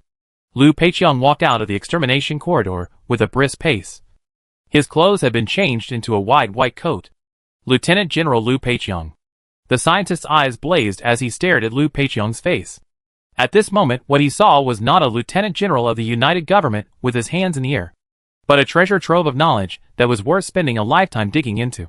He said excitedly, "The special car to the Academy of Sciences is already waiting for you. Please follow me." Lu Peiqiang nodded slightly. He had reported on the status of this mission earlier when he was carrying out his extermination work, so he was not surprised that there was a car outside to pick him up and take him to the Academy of Sciences. Lu Peiqiang followed the scientist as he boarded the special car to the Academy of Sciences, and less than half an hour later, he entered the laboratory, and it could be asserted that he would be spending an unforgettable time in the Academy of Sciences. Lady Quintessa, I stress the issue of sincerity again and again. If the Creator civilization can only come up with this much sincerity, I think your civilization might need to calm down a little more in that dead starry sky. Qianfian, as always, brought a decent smile to deal with Quintessa on the issue of remuneration. This time, the Creator civilization wasn't as painful as before, probably because this voyage was 10,000 years long, and there was no rush to depart. They intended to have a good grind with the United Government. The United Government could understand the Creator civilization's thoughts. But the United Government also had to safeguard its own interests. If the United Government easily agreed to the Creator Civilization's request to reduce the reward for this help, it would be irresponsible to the citizens of the United Government, as it would lower the United Government's chances of survival in the future. This is all we can give.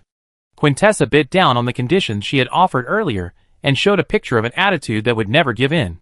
The Creator Civilization had discussed the matter and concluded that no matter what, they could not give all of their civilization's true technological reserves to the United Government, because the United Government enjoyed much superior scientific research conditions in the galaxy than the Creator Civilization. Once the United Government finished digesting the Creator Civilization's technological reserves and began to carry out its own development on that basis, the Creator Civilization would soon be left behind. By the time the Creator Civilization had spent the long 10,000 years and returned to the galaxy, the United Government might already be 10,000 years ahead of the Creator Civilization. All the technologies on this list are the most advanced technologies we currently have, except for some overly important technologies that aren't on it. Quintessa told a lie without blushing. Not long ago, she had submitted a list of technologies to the United Government on behalf of the Creator Civilization. And this list of technologies was all-encompassing. A very complete list indeed. However, the list was at least 10,000 years old, except for the technology involving 60 times the speed of light navigation. And in order to realize the technology of 60 times the speed of light navigation, it would also require a certain special substance carried on board the Creator Civilization's fleet. Lady Quintessence, you and I both know very well that what's on this list isn't even the most advanced technology you have at your disposal. Qianfian shook his head as he moved his body back and put down the pen and paper in his hands. Since you have no sincerity, there is no need for the negotiations to continue. Quintessa's eyelids fluttered. She thought to herself, how could Qianfian be certain that these technologies were not state-of-the-art? How did he make his judgment? Qianfian slowly got up. Lady Quintessa, it ends here. He turned around and walked towards the door without a trace of attachment. Wait! Sensing Qianfian's determination, Qintasha slapped the table and stood up, gritting her teeth. Minister Qian, there may be some misunderstanding between us. Qianfian turned his back to Qintasha and skimmed his mouth. Chapter 270, The Creator Civilization That Eats Date Pills. The Creator Civilization wasn't in a hurry. The United Government wasn't in a great hurry either. After all, it wasn't the United Government that was stranded between the Milky Way and the Fairy Galaxy. And it wasn't the United Government that might be subjected to a second wave of attacks from the Fairy Galaxy civilization at any time. The Creator Civilization is not sincere now. So we will wait for the Creator Civilization to be sincere before we talk about it. However, Quintessence's patience was very poor. Qianfian simply provoked her a few times. Quintessence couldn't bear it anymore. But this was not Quintessence's fault, because the Creator Civilization situation was far worse than what Quintessa had described to Qianfian. In fact, Quintessa didn't know that even she herself wasn't sure how bad the Creator Civilization's current situation was. Führer, our population is still continuing to decline, the Führer's secretary said wearily. The effects of the Oblivion Beam were exceptionally long-lasting. And even after 3 years, the members of the Creator Civilization were still shrouded in lingering fatigue. The fatigue was enough to make an ordinary person voluntarily give up everything they were doing, refusing to move even if they were starving to death.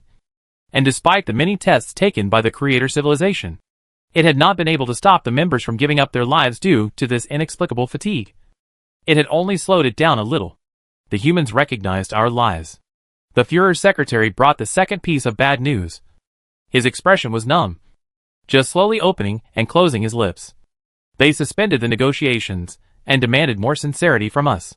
The Führer's secretary was too tired to think or make suggestions, and could only brief the Führer on the situation. The Führer stood in front of the tall space glass.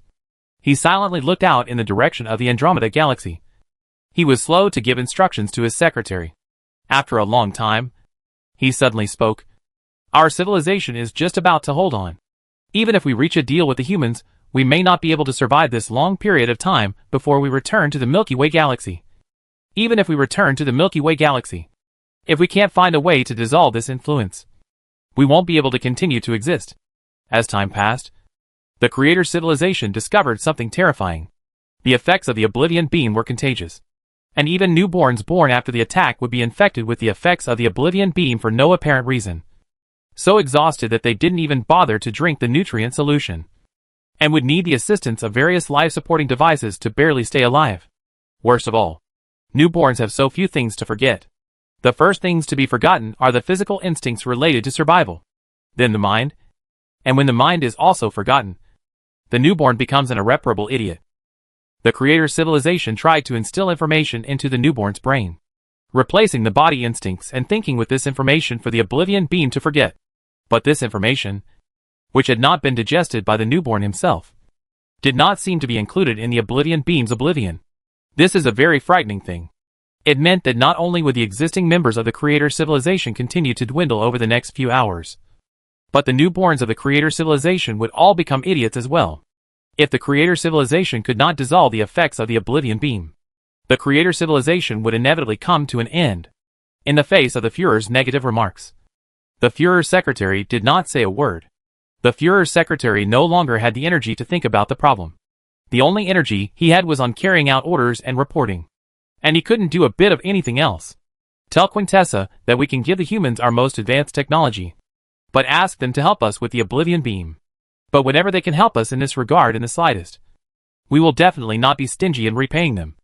And if they can help us solve the problem of the oblivion beam completely, we can hand over our most advanced technology to them without hesitation. But if they can't help us solve the problem of the oblivion beam, but can merely navigate for us, then the only things we can give them are those on that list. And they have to be given based on range, and how much technology is given for how many distances sailed. The Führer finished. But the Führer's secretary didn't move a muscle. The Führer sighed softly. He knew that not every member possessed the same tenacity as he did. This secretary of his was exhausted, and it was time for him to get a new one to help him with his work. From the next working day, you won't have to come to work. I will find another person to replace you. This is your last shift. The Führer paused as he took a few seconds to scrutinize his secretary's face, as he wasn't sure if he would ever get the chance to see it again. Go on. Carry out the order. The words execute the order fell into the ears of the Führer's secretary, and like a key opening a lock, the Führer's secretary suddenly came to life. Yes. Führer. He turned around and left the Führer's office. Quintessa, who was far away in the galaxy, soon received the order, and along with it came the true state of the creator's civilization. Quintessa was shocked. Our civilization is on the brink of extinction? It was mind-boggling to her. She had always thought that although the creator civilization had been forced to return by the attack from the fairy galaxy, it was actually not in any serious trouble, and would be able to slow down after a short period of rest and recuperation. As it turned out, not only had the creator civilization been losing current members, even newborns had been unable to grow healthily, and she knew all too well the consequences of this situation continuing. Pill, why didn't you tell me earlier? Quintessa was in a hurry, because if she had known that her civilization was in this state, she wouldn't have been so harsh in her attitude when talking to Qian Fian. She had previously believed that it was the humans begging the creator civilization for a deal, and she had negotiated on that basis. But it turned out that now, it had suddenly become the creator civilization begging the humans for a deal. She found it hard to accept. And at the same time, she was also worried about the fate of her own civilization. Quintessa, I'm sorry for not telling you the truth before. Quintessa's compatriot was full of apologies. That was to reduce your worry about us. It was worth mentioning that the member of the creator civilization, who was communicating with Quintessa at the moment, had changed again.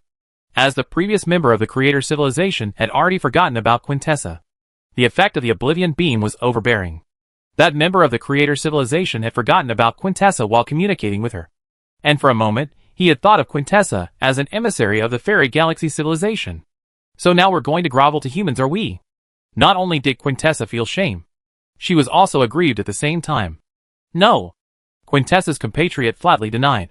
He explained to Quintessa, this is not groveling. This is just a deal. The reason why we told the humans all of this is just to dispel their unrealistic fantasies, so that the humans will get down to the ground and help us return to our voyage, and give up those unreasonable demands. Chapter 271 Consciousness Attack.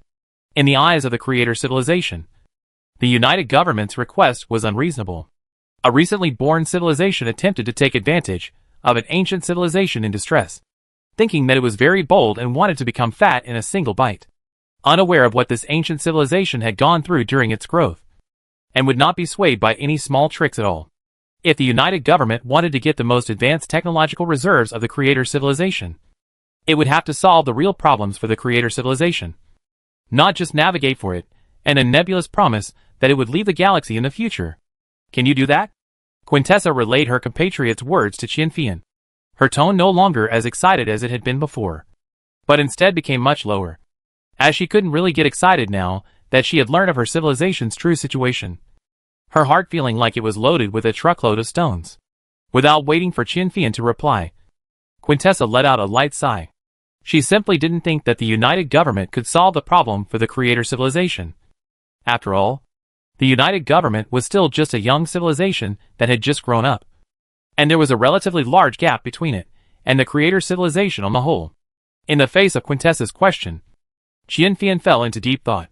He felt that the situation the Creator civilization was currently facing seemed to be on the level of consciousness, and as they had two planetary consciousnesses, he might know what the Creator civilization was going through, and how to resolve the Creator civilization's problems. If the problem of the Creator civilization was really solved, Qian Fian's heart rippled. It wasn't the first time he had dealt with quintessence. He knew that although the United Government was ahead of the Creator civilization in individual aspects, such as the multidimensional space technology that Homo sapiens was involved in, there was still a large gap between it and the Creator civilization as a whole. This was determined by the accumulation of time. If planetary consciousness could solve the problems faced by the Creator civilization, the United Government would be able to obtain the most advanced technology of the Creator civilization, which was the entire accumulation of an ancient civilization that had existed for hundreds of millions of years. And obtaining this could be considered a step to heaven. We can give it a try. Qian Fian spoke, his voice low. Today's negotiation ends here. I'm going to report back to my superiors, and they will decide whether or not to grant your request. Qian Fian was experienced in diplomacy, and he understood that Quintessa and the Creator civilization had already revealed their cards. Unless they solved the Creator civilization's problems, or a new accident occurred on the Creator civilization side, there was no longer much point in continuing the conversation. The Creator civilization would obviously not be prepared to give in any more. Even if they did, it would be one small step at a time, because the Creator civilization wasn't even sure if they could make it back to the Milky Way alive. Perhaps they would all be dead halfway there. After all, this was 10,000 years under the influence of the Oblivion Beam, which could be much more dangerous than when they arrived. How long are you going to negotiate? Quintessa had obviously become more impatient than when the negotiation first started. She leaned her body forward and said loudly, "Our time is limited. My people are facing an existential threat every minute and every second. If you guys discuss too slowly, there might not be a need to discuss." Qian Fian stretched out a hand to press down through the air, signaling for Quintessa to restrain her emotions. "Lady Quintessence, rest assured, we will definitely discuss a result in the shortest possible time and tell you the outcome of the discussion." Qian Fian stood up from his seat and turned to leave the room. Qian Fan's consciousness was currently attached to Qian Fian's body. He had heard Quintessence's description and was currently pondering whether he was capable of solving the problems encountered by the Creator civilization. Like there's something wrong with consciousness.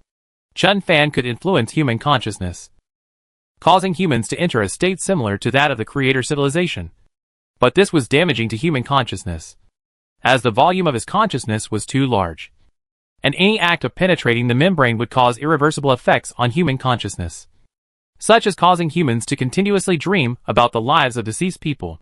The civilization of the Andromeda Galaxy, the civilization of the Fairy Galaxy, has even mastered the ability to attack consciousness. How did they achieve this? Qian Fan was very interested in the Creator civilization at the moment. However, he couldn't actually do anything about it because the Creator civilization was too far away from him and had no affiliation with him, and he couldn't exert any influence on it. It was also impossible for him to run next to the Creator civilization's fleet in reality. The leap engine he had picked up earlier only moved at about 8 times the speed of light, and the Creator civilization was hundreds of thousands of light years away at the moment. And this interstellar voyage had only just begun when he was about to head off to another universe. There's nothing I can do. A few hours later, when an official from the United Government used a head-mounted device to ask Qian Fan if he could help, Qian Fan bluntly expressed a negative attitude. Earth consciousness says he can't do anything either. It looks like we won't be able to obtain the most advanced technology of the Creator civilization. House Yusi spoke up. She did not show any trace of hiding her inner disappointment. Our stay in this universe is limited. I think we should focus on the present. And first establish cooperation with the Creator Civilization in terms of piloting. And obtain as much technology from the Creator Civilization as possible. Clavin nodded slowly, acknowledging Hao Xiaoxi's point of view. The Creator Civilization proposes to hand over technology on a voyage basis, giving as much as it can for how far it sails. So we have to establish cooperation as soon as possible so that we can obtain more technology. But the specifics of how to implement this need to be discussed again. If the Creator Civilization strictly followed the how much will be given according to the voyage for cooperation. Assuming that the United Government could still stay in the Transformers universe for another 20 years. While the Creator Civilization would need 10,000 years to return to the Milky Way galaxy. Then the United Government would only be able to obtain 1/5 of the technologies on the list of technologies before it left this universe. Although the Creator Civilization's technological reserves were all-encompassing. And 1/5 of 1% had at least 1 million technologies. Enough for the United Government to digest for a long time. The United Government now had the opportunity to fight for more. Vladimir nodded slowly, as he said in a deep voice. We can ask for more in the first half of the voyage, and less in the second half, for the reason that we are worried that time will pass, and they will forget about our cooperation, and those technologies. His eyes glinted with reason. This will allow us to obtain the most technology in the shortest amount of time, and the cooperation won't end after we leave. When the time comes, we can keep some people in this universe specifically to navigate for the Creator Civilization, and rotate them on a regular basis. Let's do that. Contact Quintessa. Chapter 272 Time Factor.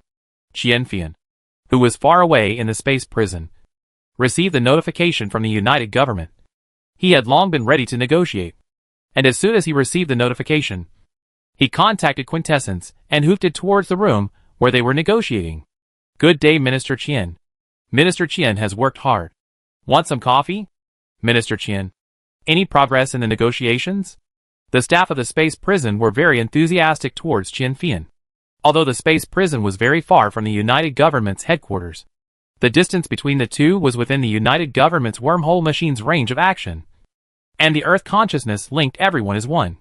Therefore the atmosphere within the space prison was very cordial. Especially after Quintessa had gained a certain limit of freedom through negotiation. And there were no cases of moral corruption such as those in some science fiction novels where individuals were morally corrupted because they left the main body of the civilization. Qianfian politely responded to all the staff members who greeted him along the way. And he selectively answered some of the questions the staff members asked him while politely rejecting others. The staff members who were rejected were not angry. They realized that their questions were too sensitive and gave Qianfian an apologetic smile. Buzz! The levitating door powered by magnetism opened automatically, and Qianfian breezed over to the negotiation and sat down. Lady Quintessence. We meet again so soon. Qianfian revealed a warm smile. He never viewed his opponents at the negotiation table as enemies, as he viewed negotiations as a game of chess. He enjoyed playing chess very much. And he knew that the tougher his opponent was, the rarer he was. And he did not have any reason to lash out at his opponents. And even if he did occasionally, it was just a piece he threw down on the board in order to fight for his interests. Quintanza grunted softly. Instead of sitting down, she floated in midair. Disgust? Quintessa stared expressionlessly at Qianfian as she said in a deep voice. Which deal are you prepared to accept to help us solve the problem of the Oblivion Beam? Qianfian smiled as he said politely. We believe that these two deals do not delay each other. And we are prepared to accept them both. Both navigating for you. And at the same time finding a way to help you solve the real trouble. But the latter obviously can't be done overnight. Quintessa shrugged her shoulders a little. She hadn't been hopeful about the humans either. After all, even the Creator Civilization couldn't solve the Oblivion Beam's me. What about mentioning it? It would be too whimsical to think that the humans, who hadn't been born as a civilization for very long, would be able to do so. Alright then. That's it for now. Quintessence nodded as she explained. We will prepare the pilotage program. You guys follow the matters on the program carefully. And you don't need to worry about anything else. Qianfian waved his hand. Lady Quintessa, you are in too much of a hurry. We still have things to discuss. Quintessa was slightly stunned. The remuneration has yet to be negotiated. We do not agree with your proposal of how much technology to give for how far you navigate. Qianfian tapped the table with his forefinger as he said seriously. In case you renege on your proposal as you approach the Milky Way. Or if you are unfortunate enough to lose all of your troops not long after the voyage has begun. Shut up. Quintasha interrupted Qian Fian with a disgruntled look on her face. My compatriots are not like me. They would never renege on their word. Much less be as fragile as you make them out to be. The reason why Quintessa was dissatisfied was mainly because of the second half of Qian Fian's sentence. The whole army was wiped out not long after the voyage. Which was simply cursing her whole family to die. Cursing her to become a cosmic orphan. Qian Fian said with full apologies. I'm sorry. I took offense. His apology was sincere. However, he quickly turned his words around and said with a gleam in his eyes. But Lady Quintessa, you must also understand our concern. We want you to pay the full amount in advance before we help you navigate the ship afterwards. Quintessa's eyebrows gradually wrinkled as she realized that another protracted battle at the negotiation table was to follow. And she wondered just how long her compatriots could hold out. Chen Fan's attention was not on Qian Fian at the moment, as the United Government had something more interesting going on at the moment. And that was the scientist's research on Lu Peiqiang. Lu Peiqiang was lying naked on the operating table, with only the slight rise and fall of his chest proving that he was still alive. Just now, with Lu Peiqiang's consent, the scientist performed a craniotomy on him, trying to find out the relationship between death and triggering a time reset. Although Lu Peiqiang himself does not have the ability to reset time, Lu Peiqiang plays the role of anchor in this process. His existence in the timeline to throw an anchor. Whenever he died, the Omega will drag the ship of time back to the place where he anchored. Scientists want to find out what this anchor is. What connects Lu Peiqiang to a certain point on the timeline? Is it a special substance? Or is it a scientific law that the coalition government has yet to grasp? The beauty of science is that it continues to push the boundaries of what is known, bringing what was thought to be the work of God and Buddha into the realm of human control. The surgery was performed in the Edge of Tomorrow universe, and the scientists paid close attention to Lu Peiqiang's blood loss during the procedure to ensure that if Lu Peiqiang were to die during the operation, he would trigger a time reset rather than die on the spot. Of course, the danger of the surgery itself was extremely low. With the United Government's current level of technology, it was simply impossible for the surgery to fail with sufficient preparation. And they were only doing this to prepare for it with one more hand. Lieutenant General Lu Peiqiang's body has an extra special tissue. The diameter is only about 0.1 millimeters. But it can be determined that this is not a normal brain tissue, nor is it a diseased tissue within the known range. The great probability is that it is a new growth of Lieutenant General Lu Peiqiang after he gained the ability to trigger a time reset. The scientists observed a blue particle, a circle smaller than a small grain of rice, inside Lu Peiqiang's skull, located in the center of the brow bone, which they determined was not naturally occurring. However, they did not remove the tiny rice grain, because removing it might cause Lu Peiqiang to lose his ability to trigger time loops. But the discovery itself was enough to get the scientists excited. The time loop was not nebulous, but was based on an objectively existing substance. And if the United Government could get hold of this substance, then the United Government could also establish a time loop mechanism.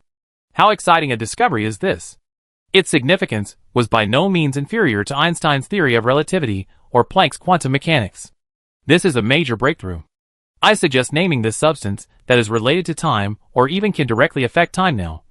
This special substance is likely to open a whole new door for us. Let's call it time factor. What do you guys think? Chapter 273 Situation Development.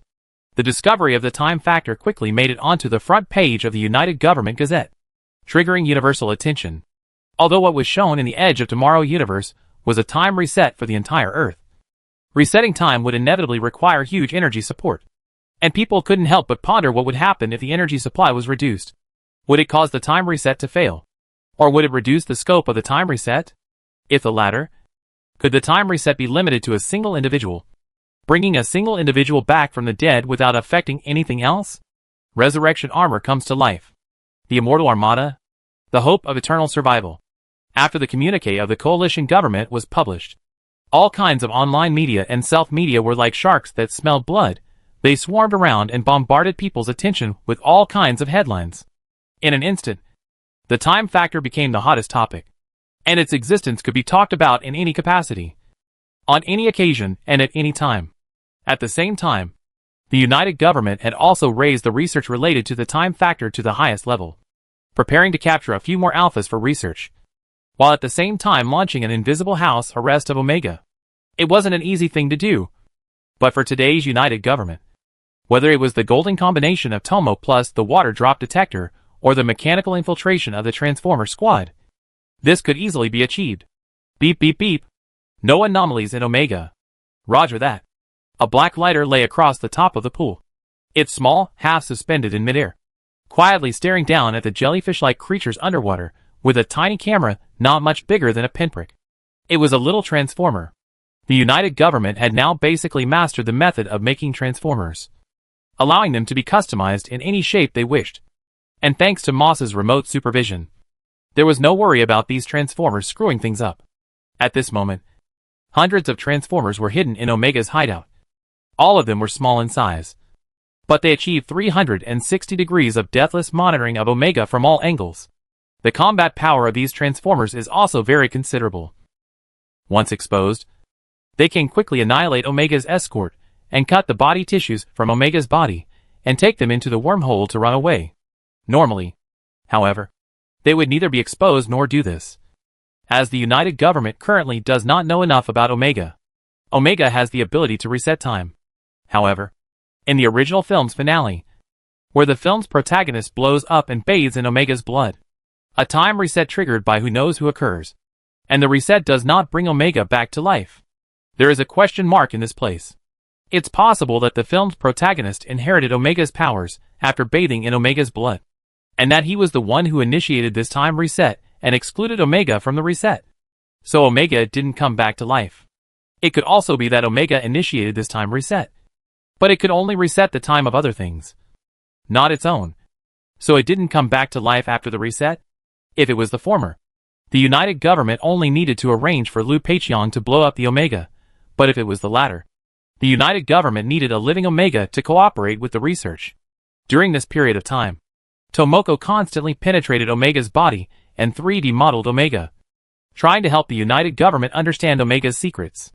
In order to get the most detailed scan results, Tomoko was working very slowly, but luckily Omega was oblivious to this, and the countdown to the scan was in the last 30 minutes. Once the scan was complete, the door to Omega's secrets would be open to the United government, who could eat Omega up little by little over a long period of time. Ava had also joined the research. At that time, Ava would use the genetic information obtained from the homuncula scan to create a Pandora version of Omega in the Transformers universe to see if it could trigger the time loop. If it could be triggered, the United government, even if it didn't understand how Omega worked for the time being, could still master the ability to reset time through a black box. Half an hour passed in a flash. The United government obtained the complete genetic map and 3D model of Omega, and the development of the Edge of Tomorrow universe entered the next stage. Stalemate phase. The United government didn't want to end the war in the Edge of Tomorrow universe immediately because once the war was over, they would have to close the net on Omega so that Omega wouldn't be killed by the humans in the Edge of Tomorrow universe. But they weren't ready for that.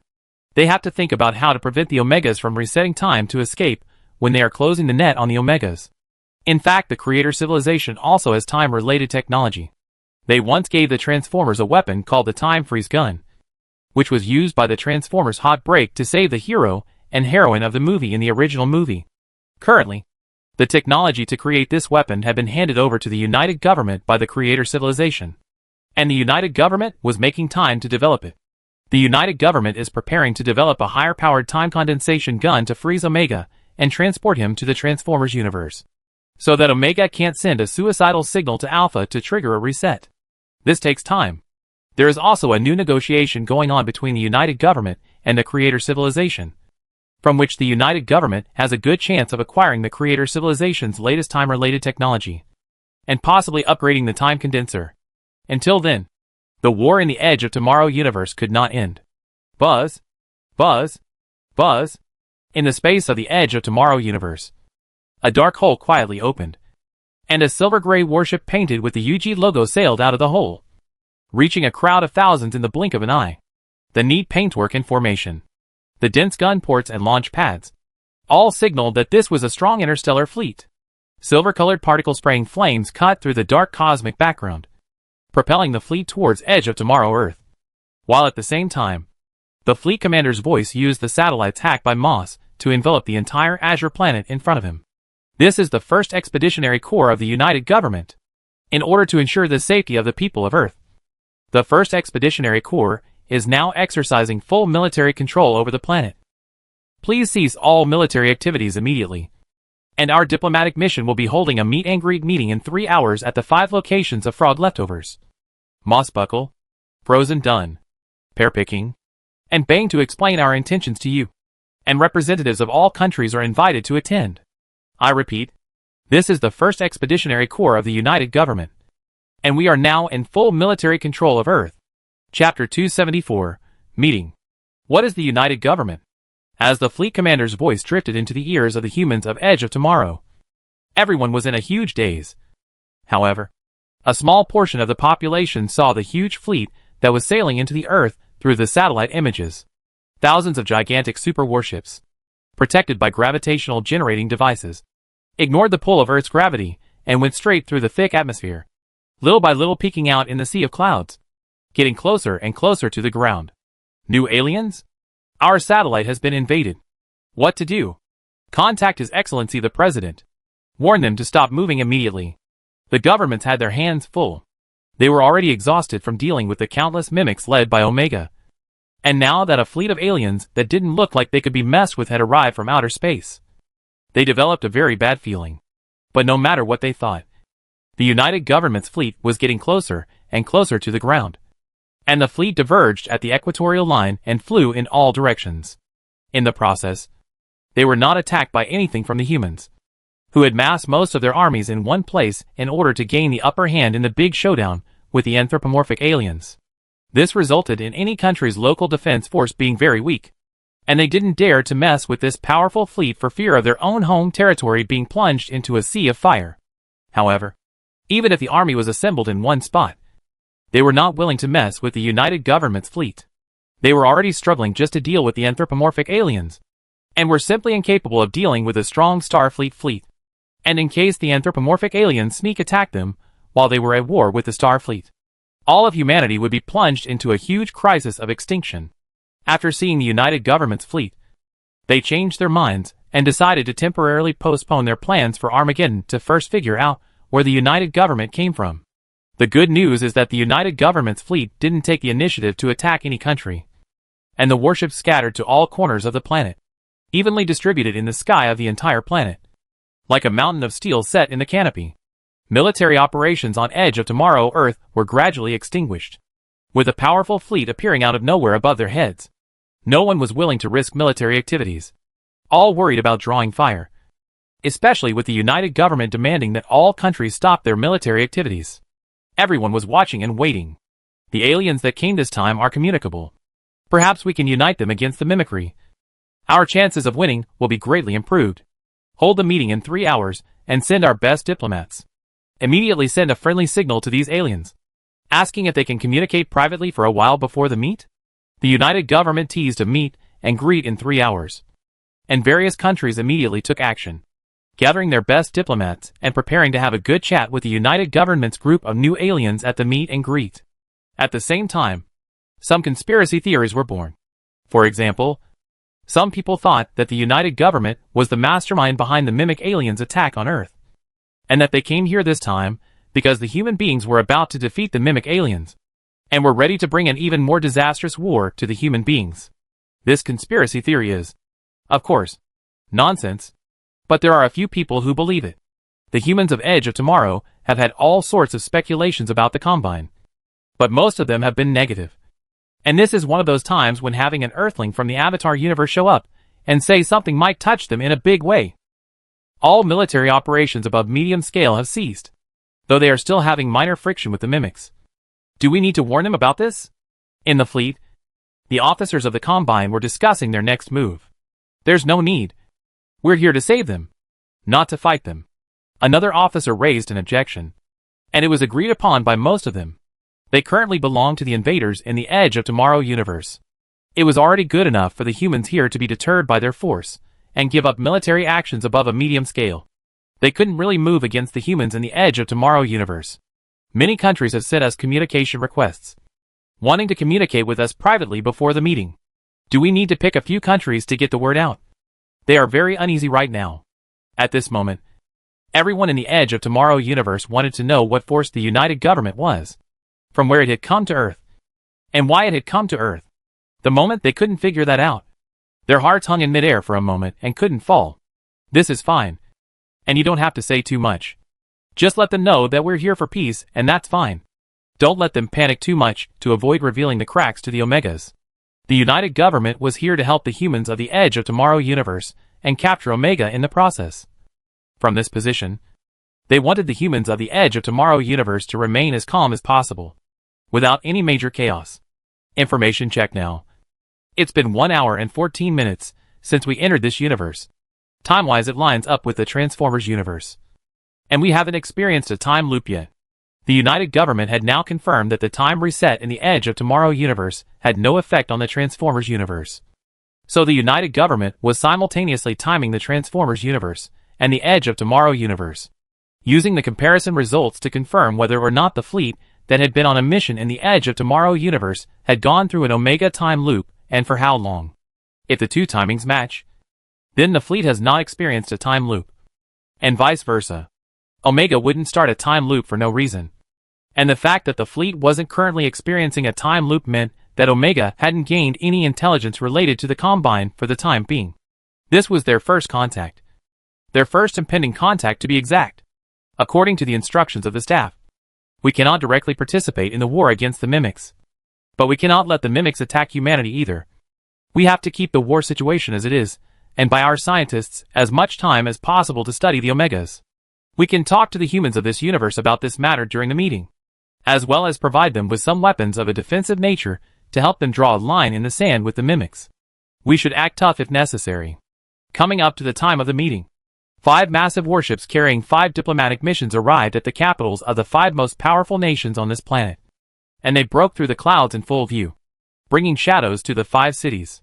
Chapter 275 Infection. Half a month passed in a flash of time, and the 1st Expeditionary Corps had established its authority in the Edge of Tomorrow universe, simultaneously creating a powerful deterrent effect on both humans and anthropomorphic aliens, completely bringing the war between humans and anthropomorphic aliens into a stalemate.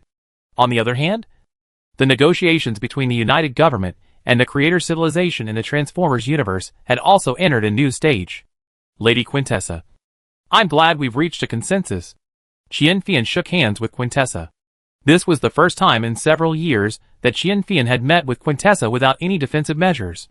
And the two of them shared a tea room within a tea room, savoring the special tea that had been shipped from the United Government. This kind of tea used to be reserved for heads of state and senior cadres only, and Quintessa had been given a certain quota for her special status. Quintessa broke through and smiled at Qianfian. This was because the agreement was finally finalized. There would no longer be too many twists and turns to follow, and she could finally free herself from brain-burning thoughts. Her civilization would also be helped. On top of that, her personal freedom was further liberated. Now she could move freely within a galaxy just by wearing the electronic bracelet of the United Government. She had also originally often stayed in one place for dozens or hundreds of years without moving, rounding up to the equivalent of early release. With the 3 joys, even though she disliked Qianfian, she still gave him a heartfelt smile.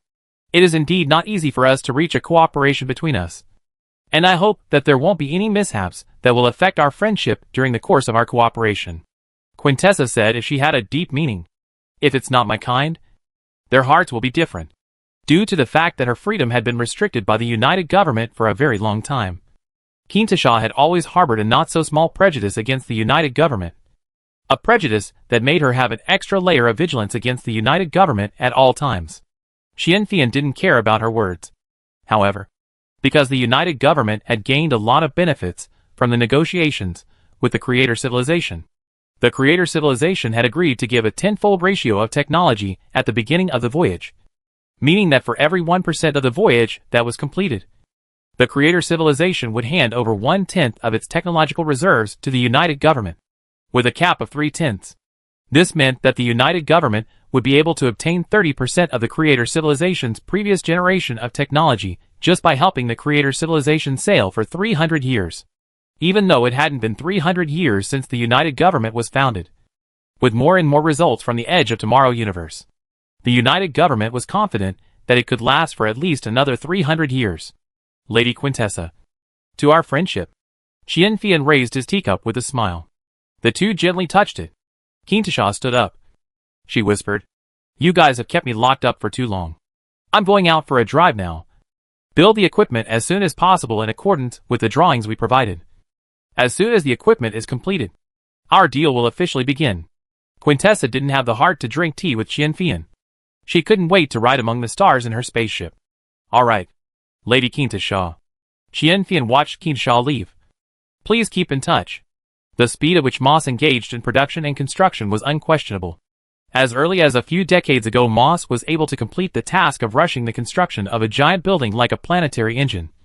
And after a few decades and several algorithmic and carrier upgrades, the current Moss produced things as fast as light. A program in the morning, a finished product by noon, and mass production could begin in the afternoon. Therefore, Quintessa had only driven the ship out a short distance when she received a communication from Qianfian requesting her to return for acceptance. And she was black-faced throughout the acceptance process. All qualified. Ready for use. Quintessence looked at Qianfian with slight surprise. She didn't expect the United Government's production efficiency to be so high. She had previously thought that the United Government had crudely manufactured a batch of equipment in order to obtain the technology as quickly as possible. She was all ready to refuse the acceptance. As a result, it looked like what the United Government had built was even better than what was on their drawings. And after trying it out on her hands, she found that it was indeed better designed than what was on their drawings. Not only the entity details polished very smooth, functionality is not a little discount. Even because the United Government had the special material of room temperature superconducting ore. The function was even better than the design on the drawings. And the delay was almost zero. Once again, Quintessa realized that she had underestimated the United Government. Then let's start now. Qianfian said without changing his face. Our personnel are ready. Qianfian didn't care about Quintessa's reaction. He cared about whether or not the deal would start smoothly. Once it started, things here would have nothing to do with him. And he could rush off to the Edge of Tomorrow universe, which had a time reset, to carry out a new mission. He was old, but he was full of energy. Okay, I'll notify them. Quintessa lifted her spirits as she entered consciousness space and made contact with the Creator civilization. My compatriots, the humans are ready to take over the fleet, Quintessa said in slight awe. They are moving much more efficiently than we thought. No civilization should be underestimated. Quintessa's compatriot replied. We're ready for them to activate the device as well. The Creator civilization had designed a set of remote control devices for the United Government. These devices were a one-to-one replica of the Creator civilization's fleet's operating consoles. Except that special buttons such as self-destruct and self-detonation were ineffective. And the Creator civilization could forcibly interrupt the United Government's operations and take over on its own. Through these devices, the United Government will not have to worry about members of the Creator civilization forgetting important operations while piloting their warships, causing them to be destroyed. Quintessa's consciousness returned to reality as she said with certainty. Activate the equipment. Qianfian nodded to the engineer. Ka! All the equipment received energy support at the same time, and the operators came to their designated positions to sit down as a complex proofreading message crossed the large screen. Confirm distance. Fleet number confirmed. Confirmation of coordination procedure. Confirm authorization. Confirm course. Confirmation complete. Half an hour later, the last device was calibrated, and all of them reached a 2x2 pairing with the Creator civilization's fleet, which was more than 600,000 light-years away. Most of the devices did not need to be operated, because the several fleets of the Creator civilization had synergy procedures. The battleships in the fleet would automatically perform the same operations as the flagships. So as long as the flagships didn't make any mistakes in their operations, the several fleets could move normally. The reason why the equipment corresponding to each normal battleship was prepared was because of the fear that the synergy program would malfunction. And then it would be necessary to pilot manually for a period of time, waiting for the synergy program to recover. Suddenly, a staff member yawned. He inexplicably felt tired, as if he had stayed up all night last night. The yawn seemed like it was contagious. In the blink of an eye, everyone became one. A picture of tiredness and sleepiness. Chapter 276 Researching the Oblivion Beam. What's going on? Qianfian felt the sudden exhaustion, His first thought was that he had worked too hard and stayed up too many nights during this period of time. So he should find a doctor to take care of himself. As the model worker of the United Government's foreign ministry, Qian Fian not only handled his share of tasks, but also helped many less experienced diplomats share the workload. But he soon realized that he wasn't the only one here feeling tired. Everyone was yawning. He froze for a couple of seconds, then suddenly wore a startled expression and twisted his head to look at Quintessa beside him. Quintessa met his gaze with a tired face. In an instant, a strong sense of crisis simultaneously arose in the hearts of the two. What they were experiencing at this moment was not precisely what the creator civilization hundreds of thousands of light years away was experiencing. The effect of the Oblivion Beam could even work here? Blockade this planet immediately. Qian Fian opened the communication channel and said in an urgent tone. The effect of the Oblivion Beam has been transmitted here. No one is allowed to enter or leave. And the effect of the Oblivion Beam must not be allowed to reach the planet. What? Hao Xiaoxi was shocked. She was incredulous at the news she had received. Her voice raised an octave higher than usual. The effects of the Oblivion Beam have spread here?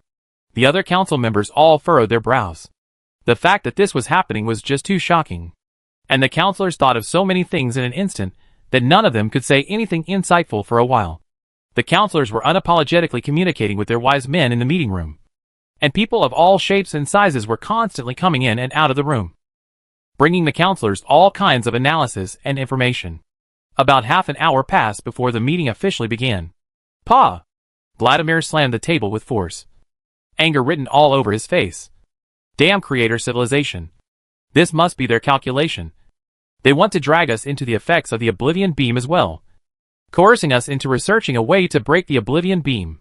That's despicable. Vladimir was furious. He had never expected that the creator civilization would not even care about their own compatriot, Quintessa, and maliciously spread the Oblivion Beam to the United Government in an attempt to make the United Government fall into the same bad situation as them. The other council members also looked unhappy. Their negotiations with the creator civilization were supposed to be a win-win situation, where they could get some advanced technology from the creator civilization, and the creator civilization could return safely. No one had expected it to be the current situation. The effects of the Oblivion Beam had reached them through some means unknown to them, across a long distance of hundreds of thousands of light years. Who knows if this is a conspiracy of the creator civilization? The creator civilization had been researching the Oblivion Beam for several years, so they wouldn't have nothing to show for it. For example, under what circumstances would the effects of the Oblivion Beam spread? This kind of basic thing should be clear to them, right? There's no need to rush to judgment. Hao Xiaoxi's face was gloomy.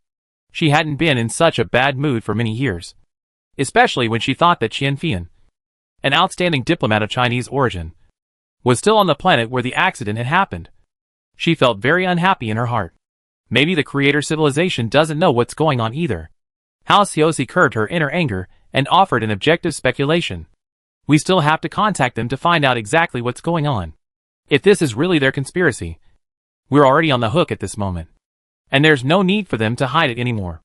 If this was a plot by the creator civilization to coerce the United Government into researching the Oblivion Beam together, then the creator civilization had already had their way. And it was time for them to appease the United Government's anger next. They might offer to give the United Government some very advanced technology in exchange for its forbearance. After all, to the United Government at this point in time, the Oblivion Beam was already something that was non-researchable. And it would certainly be objectively a good thing if it could be researched with the creator civilization. Despite the fact that it was the creator civilization that had caused the United Government to be put in this predicament. The situation at hand is that one person has fallen into a swamp, and another person is trying to save that person by throwing a rope down from the bank. Now they were grasshoppers on a rope. No matter how reluctant they were, they could only work together to get out together. Counselor Hao is right. We can't jump to conclusions yet. We have to communicate with them some more. Claven's face was cold and his tone was hard. If they planned this, they should show their cards now.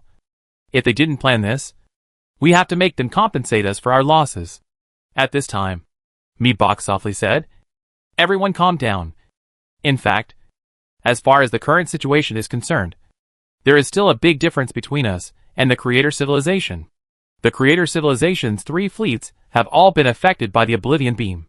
We currently only have one planet affected, and it's still a fringe planet with only a handful of military facilities, and all the people on the planet add up to less than 20,000. As long as the effects of the Oblivion Beam don't continue to spread, the losses we are currently facing are within acceptable limits. 20,000 people, although it had been a long time since the United Government had suffered losses of this magnitude, compared to the total population of several billion. 20,000 people was indeed within acceptable limits. How can it be that simple? Clayton's brows were furrowed as he retorted. We haven't figured out how the Oblivion Beam is delivered yet. What if the Oblivion Beam spreads further? Furthermore, these 20,000 people are all talents that we have carefully cultivated. And among them, there is also an irreplaceable top diplomat like Qianfian. The creator civilization must give us a statement. Clayton's tone became vicious as he gritted his teeth. If they can't give us a satisfactory answer, we'll pretend to help them navigate and find a chance to destroy their entire fleet. Is this a consciousness attack? While the United Government was busy over the effects of the Oblivion Beam, Qianfan's consciousness was attached to Qianfian. Feeling the attack from the consciousness level, it is indeed a consciousness attack. Qianfan felt very amused. As he was large enough, the negative effects of the Oblivion Beam were very weak against him. And as he was a consciousness body himself, he could directly exclude the negative effects from the consciousness level. In other words, the Oblivion Beam was ineffective against him.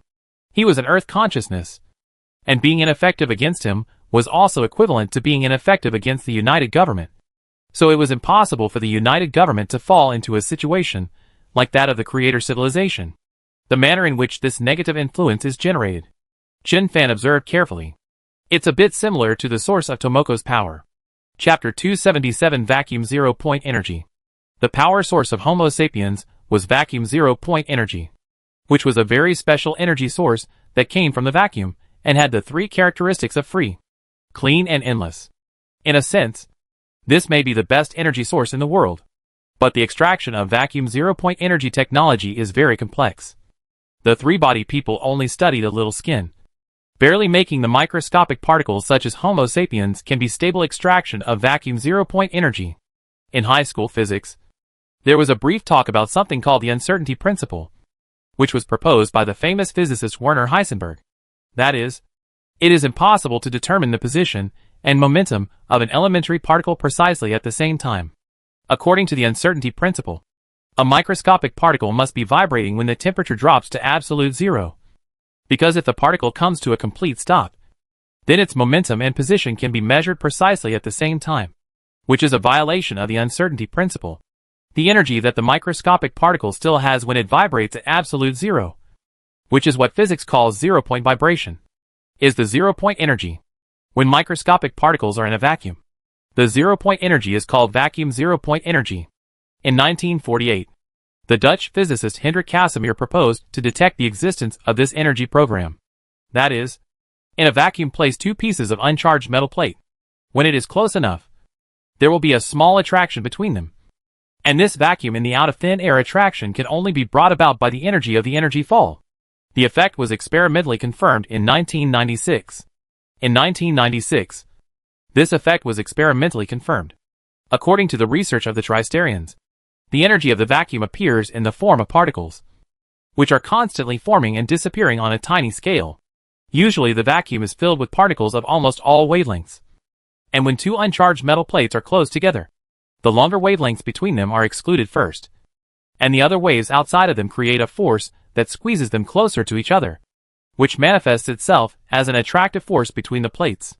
The technical challenge of vacuum zero-point energy is unimaginably difficult, because extracting vacuum zero-point energy is equivalent to borrowing some of the energy from a vacuum, and using vacuum zero-point energy is transferring the energy to some other place, which is usually not a vacuum.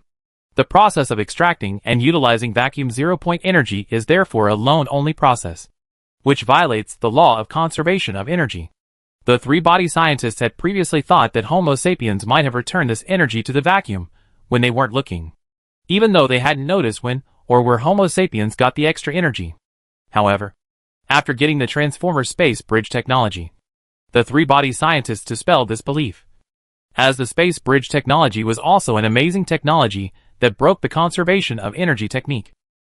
Now the three-body scientists think that the energy conservation technology can be broken under certain circumstances, but they just haven't grasped the law of it yet. The civilization of the fairy galaxy has mastered the method of using vacuum zero-point energy to synthesize some kind of weapon that affects the consciousness of living beings. Chen Fan felt very novel.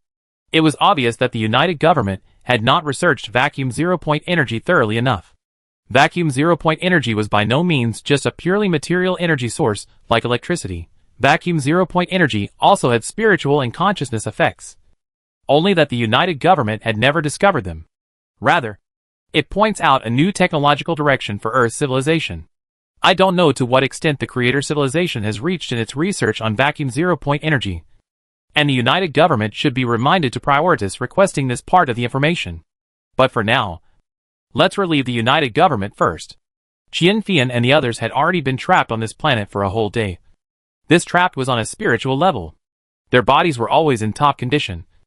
Moss had done a comprehensive physical examination for them, and had also prescribed them some pills to boost their spirits. It is worth mentioning that Moss was also affected by the Oblivion Beam. However, Moss had always been more cautious in this regard, and the Moss on this planet was only a doppelganger of Moss, only interacting with the main body of Moss for information when needed. So the effects of the Oblivion Beam didn't radiate through Moss to the entire United Government. It had to be said that Moss's caution might have saved the United Government once.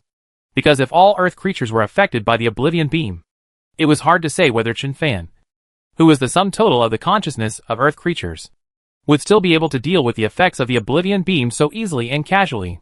The feeling of exhaustion is receding. Qian Fian revealed a smile.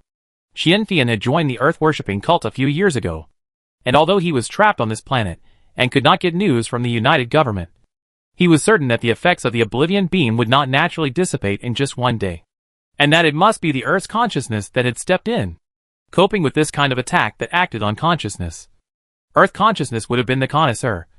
After all, things on the consciousness level should be left to creatures on the consciousness level to deal with. Qian Fian waited in place for a few minutes until the exhaustion completely disappeared. Minister Qian, we've recovered. What about you? I've recovered as well. The humans recovered and moved around freely. Only Quintessa still had a tired face. Quintessa felt incredulous. You guys. She was so tired that she couldn't organize what she wanted to say into complete words in the first place. Why are you guys okay? Why am I still tired? Quintessa couldn't understand. She was sure that they had experienced exactly the same thing in the last 24 hours as her compatriots hundreds of thousands of light years away. And there was no doubt that they had been affected by the Oblivion Beam. But for some reason, the humans were suddenly better off, and she was still trapped inside, unable to find her way out. Qian Fian walked up to Quintessa and said in high spirits, "We have found a way to break the Oblivion Beam." Quintessa's heart shook. Humans knew how to break the Oblivion Beam. She was shocked and delighted. Shocked that humans had cracked the Oblivion Beam, and joyful that humans had mastered a way to crack the Oblivion Beam, and that the Creator civilization could exchange this method with humans and similarly get rid of the effects of the Oblivion Beam. Lady Quintessa, I think your compatriots will want to renegotiate the agreement we reached with us, Qian Fian said spiritedly. That previous agreement doesn't seem to fit the current situation anymore. Although Qian Fian wasn't sure at this point if Earth consciousness would be able to help the Creator civilization get rid of the Oblivion Beam as well, it didn't stop him from seizing the opportunity to fight for the United Government's interests. Of course, Quintessa paused for a long time. The Oblivion Beam was placing a great burden on her mind. I will contact my compatriots, and they will reconsider the agreement between us. Chapter 278, A Turnaround. Qian Fian grabbed the unresponsive Quintessence's hand and lightly shook it up and down twice as a handshake, then urged with a smile, "Contact now, in case you forget how to contact your compatriots later." Quintessa was silent for 2 seconds, and replied with difficulty, "No." However, she was already feeling the power of the Oblivion Beam. Her speech was deteriorating, and if she didn't interact with anyone, she might soon forget how to speak.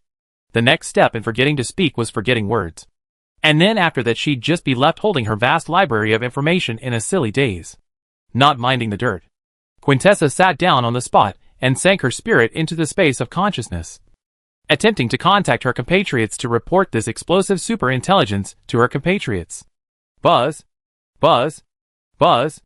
The communication symbol flashed rhythmically for a few moments before the tired voice of Quintessa's compatriot came out of it. Quintessa, how are you now? Quintessence's compatriot was very concerned about Quintessence's well-being. Partly because Quintessence was his compatriot, and partly because Quintessence was now the link between them and the United Government's communication. Once they lose Keenshaw, it will be difficult for them to communicate with the coalition government. They were not willing to hand over their communication channel with Quintessa to the United Government for the time being, because real-time communication across 600,000 light-years needed to be realized with the help of many relay stations. And there were many things in those relay stations that they didn't want outsiders to find out.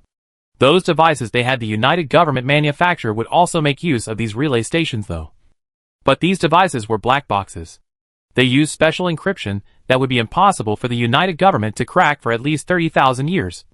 And unsurprisingly, they would have returned to the galaxy in 30,000 years, when they could protect these relay stations themselves. I barely know how to speak. I feel like I can't express my thoughts smoothly with my voice. Quintessa was very nervous. She didn't want to be mute. Oblivion in terms of language skills? Quintessa's compatriot wasn't surprised by this. He reassured. Don't worry. It's a relatively common type of forgetfulness. You just have to keep listening to people, and then study our toddler's language materials over and over again. The creator civilization had already been sustaining itself under the effects of the Oblivion beam for several years. And although it hadn't researched a way to break the Oblivion beam, it had mastered a lot of experience in coping with the Oblivion beam. Thank you, Quintessa said with difficulty. Is there anything else? Quintessa's compatriot asked. If you feel uncomfortable in any other way, be sure to contact us. Keep your spirits up and don't go numb. He was silent for 2 seconds before continuing. Once you start to become numb, you're not far from death. Quintessa fell silent. She realized that her compatriot must have seen many deaths due to numbness firsthand to make a point of stressing this matter to her. My compatriots, there is something I must tell you. Quintessa struggled to organize her words. This was a matter of great importance to the entire creator civilization towards the future, and she would not allow herself to misexpress it. What is it? Quintessa's compatriots were very worried. Humans have mastered a way to break the Oblivion beam. Quintessa clenched her teeth and held the words through them. What? The voice of Quintessence's compatriot became shrill with surprise. And due to the Oblivion beam, it had been a long time since he had erupted into such a high-pitched emotion. It's true. Quintessa needed a 5-second-long pre-shake before every time she opened her mouth to speak. Like a lagging computer. I saw with my own eyes that they were free from the effects of the Oblivion beam. And they're here beside me right now. One more alive than the other. Quintessa's compatriot was silent for a few seconds. Quintessa, I'm sending a self-test program to you now. His voice was unusually serious as he said, full of caution. Once you receive it, unzip it, and use it to double-check your body to see if you've been hit by a virus. Quintessa froze for a moment before nodding. I know. The matter of the Oblivion beam was too important. The creator civilization didn't decide to take Quintessa's word for it just because of her side of the story. It wasn't that they suspected Quintessa, but that the humans might have tricked Quintessa. Humans had the ability to capture Quintessa, so it was possible that they could implant some virus into Quintessa to create an effect similar to the Oblivion beam, and then put on a show in front of Quintessa to make Quintessa believe that humans had mastered the method to break the Oblivion beam. Once the humans succeeded, they would be able to reap huge benefits, as the creator civilization was willing to pay any price in order to get rid of the effects of the Oblivion beam. It was entirely possible that humanity would engage in a risky act full of opportunism to do so. The creator civilization had to be vigilant. A few hours later, Quintessa contacted her compatriot again and said with assurance, I haven't been hit by the virus. That program didn't detect anything. My body is perfectly normal. Good. Quintessa's compatriot replied briefly. Contact later. On the other side of the comm signal, the entire hierarchy of the creator's civilization was gathered. Many of the positions had rotated several times over the years, with only the Führer always sitting in his seat. Gentlemen, the humans have mastered the method of breaking the Oblivion beam and wish to redraft a protocol to help us. The Führer was the only one of everyone here who looked incredibly normal from any angle, and he always maintained that image in front of people to give his emotionally drained compatriots the courage to persevere. I think it would be good for our civilization. Please vote. The Führer's words were succinct. He knew that after a long period of mental torture, no one was interested in listening to a long, smelly speech and then summarizing the main points from it. They needed short, quick inputs of information. Agreed? Agreed. Agreed. Agreed. Agreed. The creator civilizations quickly voted unanimously to approve the proposal to reformulate the agreement with humanity. And they decided to fight for a way to break the Oblivion Beam at all costs. The pressure came to the United Government side. Do we really have the ability to help the creator civilization dissolve the effects of the Oblivion Beam? Didn't the Earth consciousness rebuff us last time? And now there's a new discovery? It's not clear. It's from the Earth worshippers. Earth consciousness seems to have discovered the underlying mechanism of the Oblivion Beam's action. If this mechanism of action is told to the creator civilization, they might be able to crack the Oblivion Beam. Just might be able to crack the Oblivion Beam? In that case, we don't have enough say at the negotiation table. The officials of the United Government hovered back and forth in front of a door. Don't be in a hurry. Colonel Lu Qizhong is talking to the Earth's consciousness. We'll know when he comes out. Chapter 279. This is better than oil. To be precise, Lu Qi wasn't talking to Earth consciousness, but to his mom. Mom, what's it like living here? Lu Qi rarely met with Han Duoduo in the last 2 years because he felt a bit awkward. As he grew older, his appearance became more and more mature. While Han Duoduo's looks always stayed at the year she died of her illness, which occasionally gave him a feeling of dislocation. Lu Qi looked around. This was the first time he couldn't count the number of times he had come to this consciousness space. The scenes in the consciousness space he hadn't seen in reality. But he knew what place this was. Lu Peiqiang had told him before that this was the Gabon base, where Lu Peiqiang and Han Duoduo were befriended. After so much time had passed, Han Duoduo still missed this place the most. A very comfortable feeling. Han Duoduo came out from behind the corner, smiled and sat in front of Lu Qi, looked at Lu Qi's seat and said, "Your father was sitting here combing my hair." Lu Qi was stunned for a moment. He imagined Lu Peiqiang smilingly sitting here combing Han Duoduo's hair, and couldn't help but tickle the corners of his mouth. "I know what you want to ask me. Earth consciousness is working on this matter. But it should be impossible to eradicate the influences received on the creator civilization side. So we can try it later." Han Duoduo acted as a sounding board most of the time, responsible for conveying Chen Fan's meaning to the United Government when he didn't want to step forward. Earth consciousness can collect the effects of the Oblivion Beam on humans and make a new Oblivion Beam. But the effects haven't been tested yet, and it's not clear if it can reach the level of the original Oblivion Beam. Chen Fan could make a blank consciousness carrier specifically to carry the negative effects produced by the Oblivion Beam, and then stuff this blank consciousness carrier into a living creature when needed. The United Government could project this living creature, and when this living creature died, the form of existence of the consciousness carrier would change, and the stored negative impact would leak outwards, producing a bomb-like effect. It was just not clear whether this stored negative influence could replicate itself. Chen Fan had not yet done the experiment. If it could, this would be the Oblivion Beam, thrown out by surprise on the battlefield. And by the time the enemy sensed something was wrong, the entire civilization might have been hit. But if it couldn't replicate itself, this thing would be rather ribbed, because planet devourers, antimatter bombs, wormhole bombs, and other annihilation-level weapons were significantly more efficient at killing. Han Duoduo continued. Earth consciousness wants the United Government to put some effort into vacuum zero-point energy, because the Oblivion Beam works using vacuum zero-point energy. Vacuum zero-point energy? Lu Qi looked bewildered. Snap! Han Duoduo reached out and slapped Lu Qi's head. This is a matter for scientists. Don't wonder blindly. You're a reckless person just like your father. Measure you don't know what this is. Lu Qi froze for a moment, and as an afterthought, he touched his forehead and said in surprise, "Has the space of consciousness become so real?" He felt like he was literally slapped. Han Duoduo smiled and nodded as she looked around. Consciousness and matter have some kind of special relationship, and finding a way to do so will make the space of consciousness become just like reality. Lu Qi pursed his lips. He couldn't understand it. But if consciousness space could become like reality, then his mother's life in consciousness space must be very comfortable. No wonder she had been unwilling to be resurrected in the flesh. There were too many troubles in reality. Lu Qi thought of his mecha partner, the woman who couldn't wait to pester him 24 hours a day, and a strange expression appeared on his face. Han Duoduo stared into Lu Qi's eyes and asked abruptly, "You have someone you like?" Lu Qi was shocked in his heart. This is a space of consciousness. I can vaguely sense your mental activities. Han Duoduo reveals an interested expression and says with interest, Our Lucci has finally grown into a big kid and knows to look for someone. Does your father know about this? What's the girl's name? How did you two meet? Was it as romantic as me and your dad? Like most mothers, Han Duoduo is very concerned about her son's love life, throwing a series of questions at Lucci like a series of cannons, blasting Lucci completely overwhelmed. Mom, we haven't even started yet. Lucci waved his hands. I'll tell you guys when it really happens. Han Duoduo raised her eyebrows. Finding an object is not a simple matter. You must be careful and prudent. Don't delay the other girl's time. Lucci nodded seriously.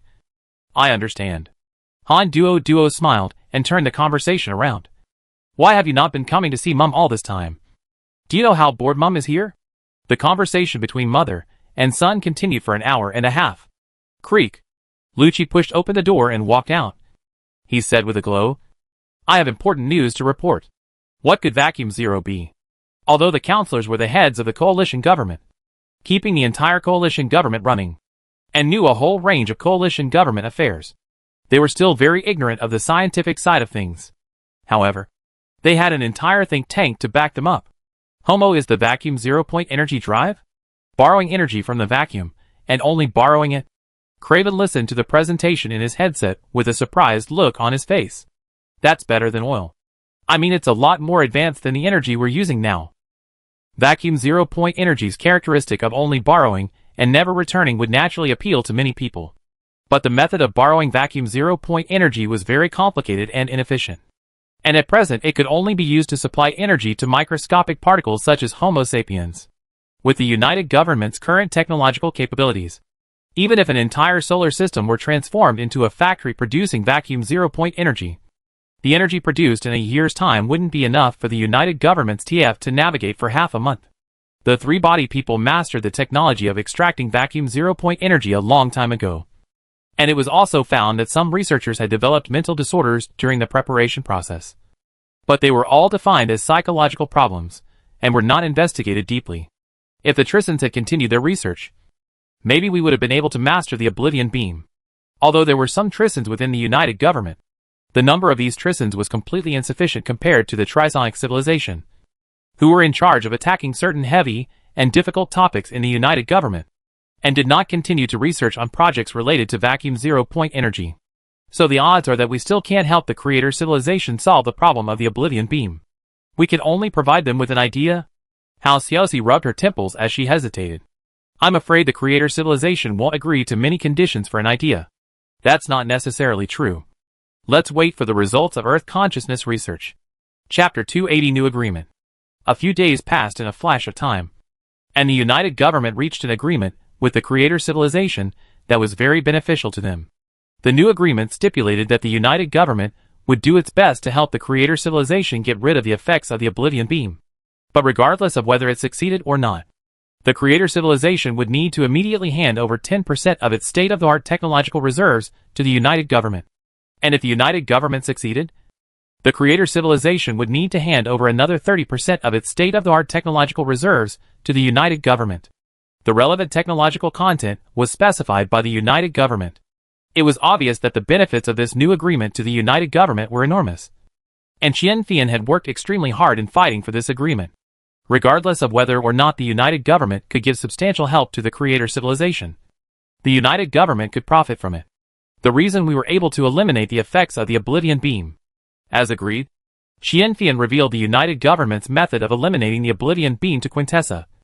It's because we were sheltered by the Earth's consciousness, which drew out the negative effects produced by the Oblivion Beam. Quintessa was at a loss. Earth consciousness?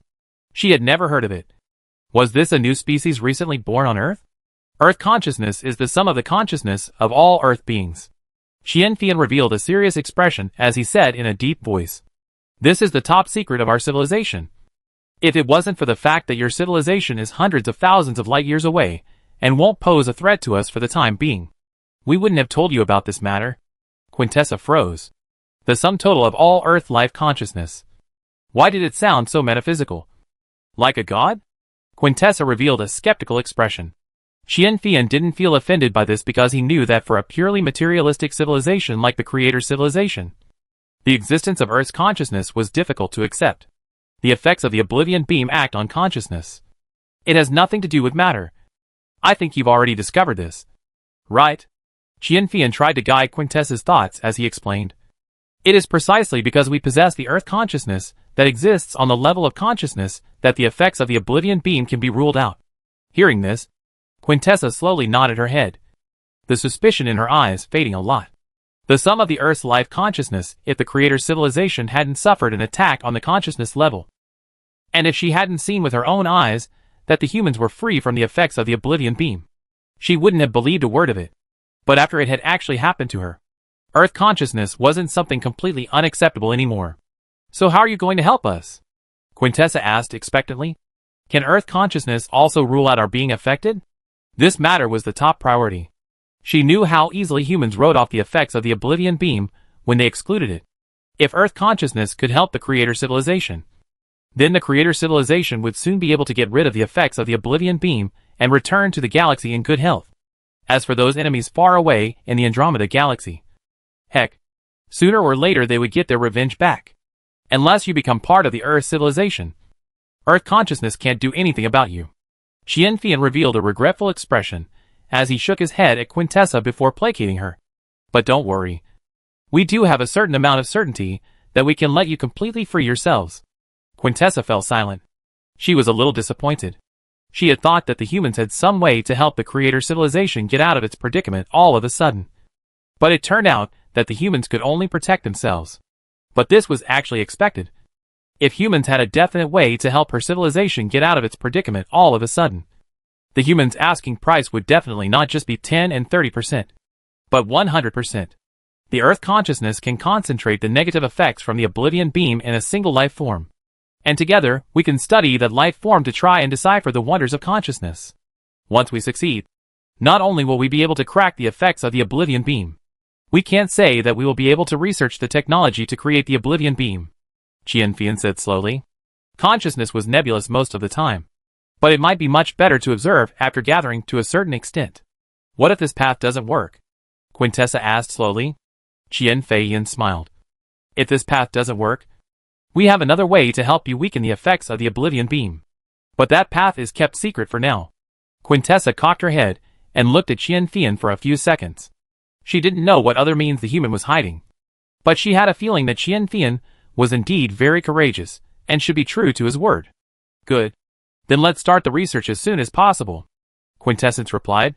Ever since she had been affected by the Oblivion Beam, Quintessa had changed her problem of speaking in a roundabout way, becoming more and more concise and direct, as every additional sentence of nonsense would cause great consumption of her spirit. Happy cooperation. Qianfian took the initiative to shake Quintessa's hand. Quintessa nodded gently. Qianfian sized up Quintessa for a couple of moments, and he suddenly realized that the wilting Quintessa looked strangely cute, much better than her usual flailing appearance. Speaking of which, the United Government didn't seem to have a cross-civilization companion yet. Is this the vessel made by Earth consciousness? It's a bit too ugly. Through the glass, it was possible to see an equally huge sarcoma lying in the huge laboratory. One that was more than 20 meters in diameter and held up the entire lab to its full capacity. The scientists could only move slowly along the narrow aisles in the lab, their bodies brushing against the sarcoma from time to time and getting some sticky transparent liquid on them. There's no way. Time was tight. The Earth consciousness couldn't design a form for it. It just roughly created a structure capable of sustaining life, and then stuffed those negative consciousness factors from the Oblivion Beam into it. The scientists had come up with a name for the effects caused by the Oblivion Beam negative consciousness factors. A name that might change in the future if the study of consciousness deepened. But for now, that was what it was called. Baird. The scientists drew a tube of pale green liquid from the sarcoma. The sarcoma didn't move a muscle. This sarcoma only possessed the most basic structure of life. Its consciousness consisted entirely of negative consciousness factors, and thus had no sense of pain or thought. There is a consciousness factor in the blood? Not sure. The connection between consciousness and matter may be immaterial. We may have to find a way to find the connection between them before we can actually touch the consciousness factor. What way? Guidance from Earth consciousness. Earth consciousness is the only being at the moment that might be able to help us observe consciousness. How much progress we can make in that area will almost always depend on how much Earth consciousness can help us. Chapter 281. Consciousness Science. Scientists have placed green blood under microscopes and used them to analyze the microscopic particles in the blood to try to find clues to the existence of a consciousness factor. However, the progress of the experiment was very slow, or perhaps completely stagnant. In fact, the creator civilization had already done similar research, except that they did not have such a high concentration of negative consciousness factors as the Great Sarcoma. And they found nothing in the end. The same goes for the United Government. The scientists racked their brains trying to isolate the negative consciousness factor from the Great Sarcoma's blood. But they didn't even know what the negative emotion factor looked like. And the composition of the Great Sarcoma's blood was completely normal, with no substances previously unknown to humans. It looks like a protracted battle, the scientists concluded. In addition to the scientists of the United Government, Quintessa also participated in the research together on behalf of the creator civilization. But she couldn't come up with any good ideas. After all, an entire creator civilization couldn't understand the research. So what could she do alone? There was a truth in the universe, compared to the collective. The power of the individual was always small. While Chen Fan was traveling with Ava, he paid attention to the situation in the laboratory every moment. And he found that 2 months had passed in a row, and the scientists still had not made any progress. This path doesn't work, Chen Fan pondered. He felt that the United Government should probably take a different path. He muttered, neither the human race nor the creator civilization can find the link connecting consciousness to matter. There is simply no way to talk about the study of consciousness. In that case, why don't we start researching directly from consciousness? Although humans use consciousness, just as fish in the water couldn't perceive the existence of air even though they also breathed, humans couldn't perceive the existence of consciousness because they existed in a world made of matter. And the means by which they observed the world was also material. If humans could observe the world from the perspective of consciousness, there might be some helpful discoveries. Chen Fan's words quickly reached the ears of the United Government. A 300-strong scientific research corps was deployed to cooperate with this endeavor, all of whom were elites in the scientific community, shouldering the great responsibility of broadening the boundaries of knowledge for the United Government. The United Government had specially built 300 avatars for them, due to the breakthroughs in biotechnology in recent years, as well as scientists' increasingly in-depth research into the microcosm. The United Government's cost of producing avatars had become relatively inexpensive, but the 300 avatars still consumed 1.8 billion renminbi worth of manpower and material resources. Begin access. 300 avatars with only a leather skirt around them lay under the giant soul tree, each of them grabbing a strand of the soul tree's branches and letting the branches connect to their nerve braids. Their pupils fluttered for a moment as they merged with the sprawling earth consciousness. Greetings. I am Han Dodo. Han Duo was the receptionist of the Academy of Sciences. She smiled and pointed at a black cloud beside her. This is the negative consciousness factor created by the Oblivion Beam. The great earth consciousness is paying attention to this place. You can silently recite in your hearts any need you have. The earth consciousness will respond to you and help you. I have heard General Liu Peiqiang mention you. The scientist representative humbly talked to Han Duo, but his eyes couldn't help but flick to the negative consciousness factor next to him. This was the negative consciousness factor? The negative consciousness factor that they had searched so hard for in the material world but couldn't find it no matter what, was so easily seen in the consciousness world, just like stones and water in the material world. But if you think about it, consciousness should have been as visible and palpable in the world of consciousness as matter is in the material world. So if we study consciousness in the world of consciousness as we study matter in the world of matter, will it allow mankind to build a brand new scientific edifice? The scientists were all in a very hot mood. They all felt that they might leave a mark on history. If they succeeded, their mission was not just to study the negative consciousness factor, but to use the negative consciousness factor as a seed to try to study everything in the consciousness world. And if they could succeed in this, their names would surely be remembered by future generations. Haseman was the youngest in this scientific research group. He was only 31 years old, a researcher at the Academy of Science of the United Government, and had a fair amount of knowledge about psychology and human brain activity. But most crucially, he was the only disciple of Heinz from the universe of the three bodies. Heinz is the Triforce Facer. He and his wife were the creators of the Human Brain Resolution Camera and the Thought Steel Seal, and were now the United Government's foremost experts in the field of brain science. And he had brought Hirschman along with him to join the scientific corps. Simeon, do you know why I brought you along? Because I've always known that you're a true genius. Your talent in brain science is much stronger than mine. And you have a total desire to succeed. The reason you're no better than me academically right now is because those of us who came before us have finished the road to brain science. And the human brain resolution camera has left the human brain with no more secrets. Without secrets, there is no exploration. And without exploration, there is no achievement. Stuck in the field of brain science, you are destined to become only an obscure successor, not a creator who will remain in history. So you need a whole new field to utilize your talent. Consciousness science. This is a new world that has no connection with the material world. You can run wild in this world as a pioneer and trailblazer and become the next Einstein or Planck. At that time, I will be proud of you. At this moment, Haseman stared straight at the large mass of negative emotional factors not far away. And he couldn't stop his teacher Hein's voice from ringing in his head. Haseman was very excited right now. He could not wait to get into his research. And he had the feeling that he would achieve something in consciousness science, no matter what. A feeling so strong that he even wondered if his teacher had secretly stamped his mind with a steel seal. But he quickly threw away this absurd thought. Because in front of him was a brand new piece of scientific fertile ground, in which he could issue many high-quality papers by casually researching anything. Just as someone could get into nature by researching shit in reality. The opportunity he had been waiting for had finally arrived. As his teacher Heinz had said, the field of brain science was so well researched that he couldn't have surpassed his predecessors and achieved anything anyway. But in the field of consciousness, which was still at the beginning, he was the predecessor. Chapter 282, Capturing the Omega. Recognizing a whole new world requires both micro and macro perspectives. And this is a task that is a long way from being accomplished for the Scientific Research Corps of the United Government. For they do not even have the most basic understanding of the world of consciousness at this point in time. They could do almost nothing but keep communicating with Chen Fan in the world of consciousness.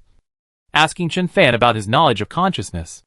Chen Fan let his subconscious mind deal with the scientist's questions, and turned his main attention to the United Government's actions in the Edge of Tomorrow universe. The United Government was out to get Omega. In a deal made not too long ago, the Creator civilization handed over to the combined government time coagulation technology more advanced than the Transformers' heat-broken time coagulation guns. Any technology related to time is seductive to living beings.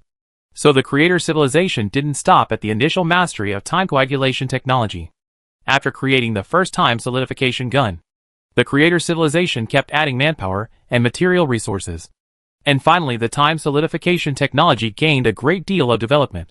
Although the time coagulation technology currently mastered by the United Government was not the most advanced of the Creator civilization, it was able to coagulate the time of the entire Earth for a long period of time in units of 10,000 years, when there was sufficient energy. In the midst of the operation to capture the Omegas, there was simply no need for such a large-scale time coagulation. The United Government's plan was to solidify the waters where Omega was located and then pack the entire waters away. Due to the research on time solidification technology and Liu Peiqiang, the United Government scientists had already grasped some of the properties of the time factor. And as long as they could find out the mechanism by which Omega reset time, the United Government would then be able to establish its own time cycle system. At that time, the United Government's ability to protect itself would be taken to a higher level. And Chen Fan's use of his own abilities could also be more open. Chen Fan had been spending time with Ava recently, and he found that because of some unknown factor, Ava had an unusually outstanding performance in finding other universes. For every 10 worlds that Ava opens, there is one that has something in it.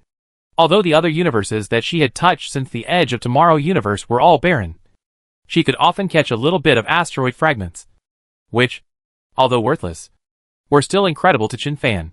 This was because he had previously opened thousands of wormholes in a row before he had the chance to touch something once or twice. Something must have affected me.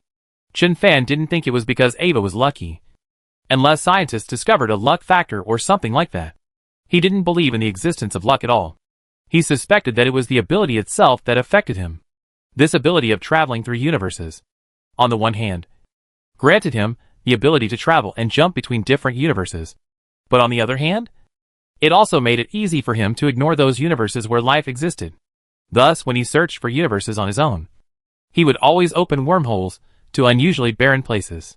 He wasn't sure why this was for now, but one day he would find out. But for now, he was focusing on the United Government's operation to capture Omega. It was almost done. The Omega is hiding at the bottom of the Palace of Versailles in France, where there is a giant pool of water, and the Omega is hiding inside this pool, at this point completely oblivious to the impending danger. The Omega's ability to foresee the future is based on having experienced the future once, not truly foreseeing the future. Therefore, when the United Government was ready to take action, Omega was still communicating with the Alphas as if nothing had happened, asking them to find Lu Peiqiang, who had stolen the Alpha's ability, in the shortest possible time. Omega knew nothing about Lu Peiqiang's identity and location. It only thought that Lu Peiqiang was a human from the edge of Tomorrow universe, because the United Government's fleet hadn't yet descended here at that time. It desperately wanted to eradicate Lu Peiqiang, because as long as Lu Peiqiang was still alive, its plan to destroy humanity could not succeed, and humanity could keep going back in time like it did until it found a chance to defeat it. This made Omega very afraid, although it was heavily guarded near it. No matter how small the probability of an event was, if it was repeated indefinitely, it would eventually happen once in a while, and the consequences would be more than it could ever bear. A time condensation ray. That's much more dominant than Hot Break's time condensation gun. In the Palace of Versailles, not even a single mimic or alpha had noticed that there were a lot more mechanical creations of all kinds here than before. And it had to be said that the Transformers had their racial talent spot on. And when they were in their mechanical state, they looked like real TVs, computers, mobile phones, clocks, and radios, and wouldn't arouse any suspicion at all in the Omega. After all, who would have thought that an ordinary piece of machinery could turn into a robot before experiencing it firsthand?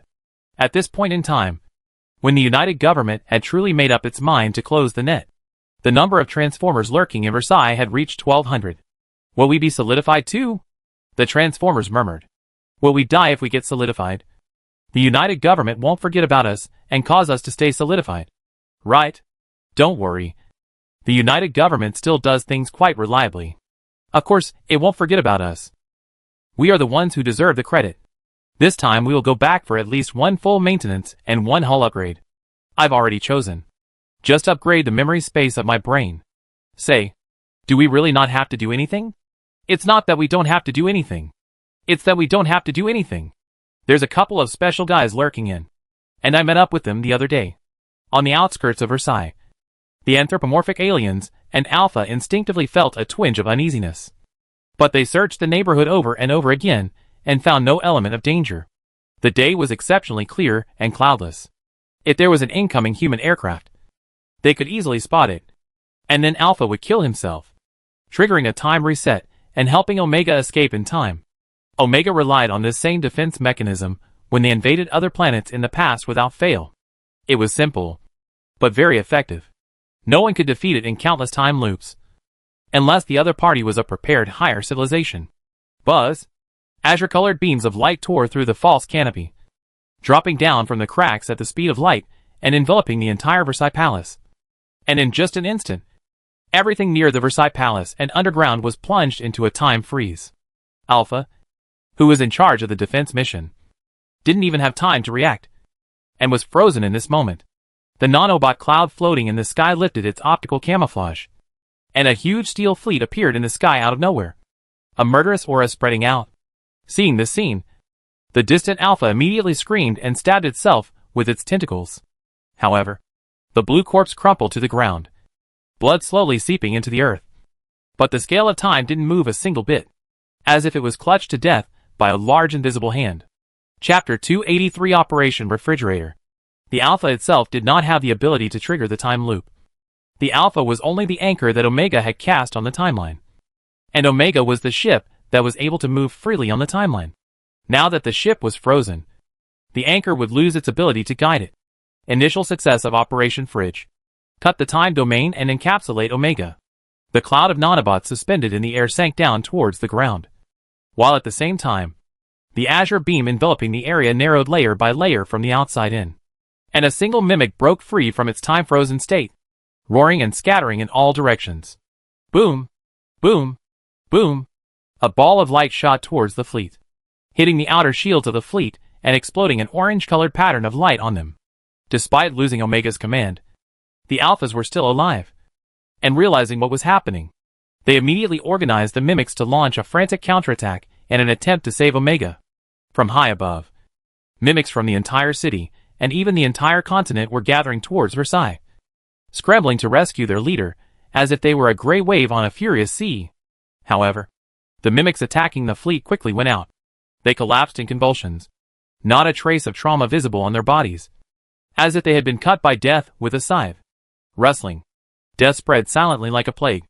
The mimics just broke free from their time-frozen state and collapsed as if they had been struck by an evil spirit. And so did the mimics that had come to support them from the periphery. Death enveloped an entire city. The United Government is so horrible. There's absolutely no use for us. Yeah. This is too frustrating.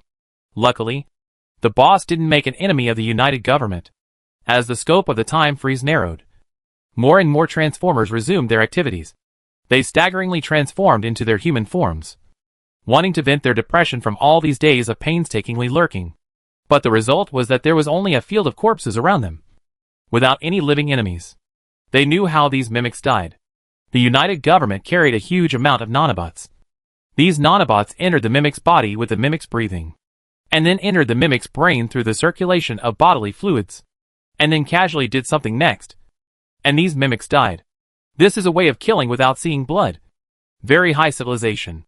No civilization without microscopic defenses could withstand such an onslaught. And the combined government could turn a living planet into a land of silent death in 3 days if they so wished. Operation Fridge was not yet over. The mimics were as vulnerable to the nanobot onslaught as wheat on a field of wheat, dying in patches without the ability to put up any resistance.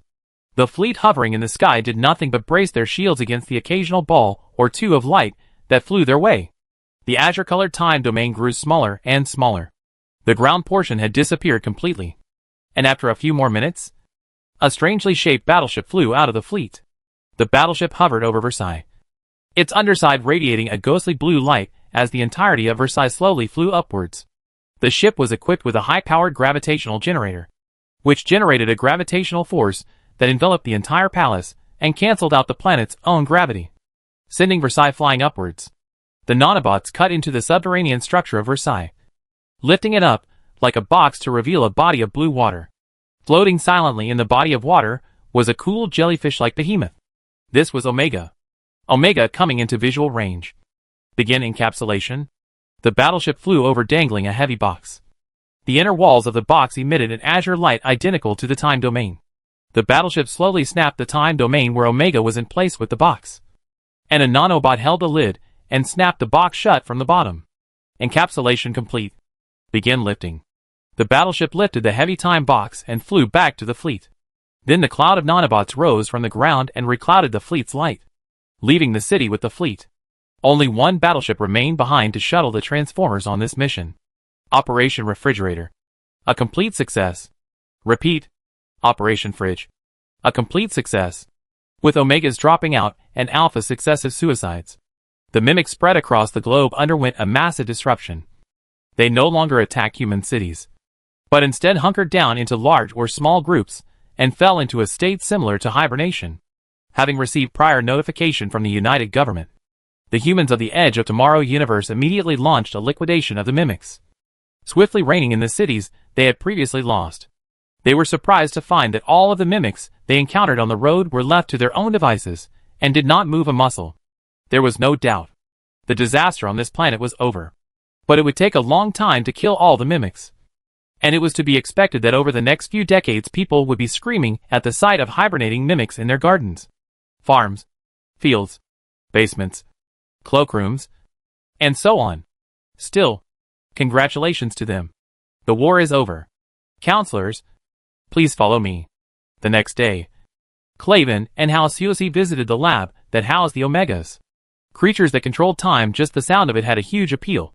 And if it hadn't been for the United Government's rule that 5 counselors couldn't be present at the same time in a potentially dangerous situation, the other 3 would have come along for the ride.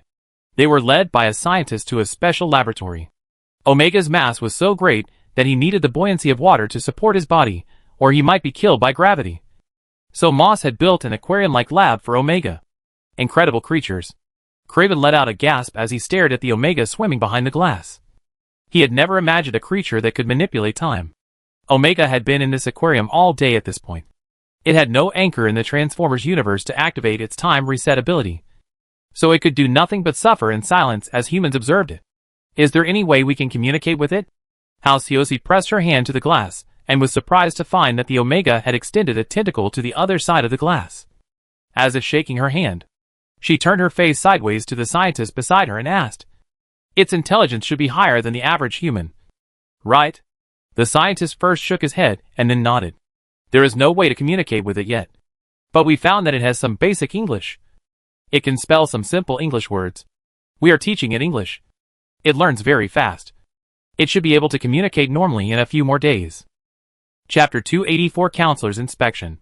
The Edge of Tomorrow universe was derived from an English film. Omega had more contact with native English speakers, and it was normal for it to have mastered some of the English vocabulary. Halcyosi nodded slightly. As long as they could communicate, English was better than Chinese. She believed that the United Government would soon be able to communicate with Omega, and if they could get Omega's cooperation, the United Government's research on time reset would surely advance by leaps and bounds. Counselors, according to the results of Tomoko's scan of the Omega's thinking organ is 302 times that of a human's brain and is highly active. The actual speed of thought may be more than 100,000 times that of an ordinary human. Clavin was stunned for a moment before asking, "More than 100,000 times?" This was too much of an exaggeration. However, Omega was the leader of the alien invaders and commanded the entire Earth battlefield at the same time. So it was normal to have a fast thinking speed. So maybe the entire Omega was a special biological computer. If the Omega is treated as a computer, then 100,000 times the speed of human thinking sounds and feels like nothing. Moss's thinking speed is much faster than that. The scientist had a solemn look on his face as he emphasized. This means that the Omega is not only smarter than a human, but much smarter. And I hope that the two counselors will take this seriously, and not trust the Omega so easily. He twisted his head to look at the Omega in the glass.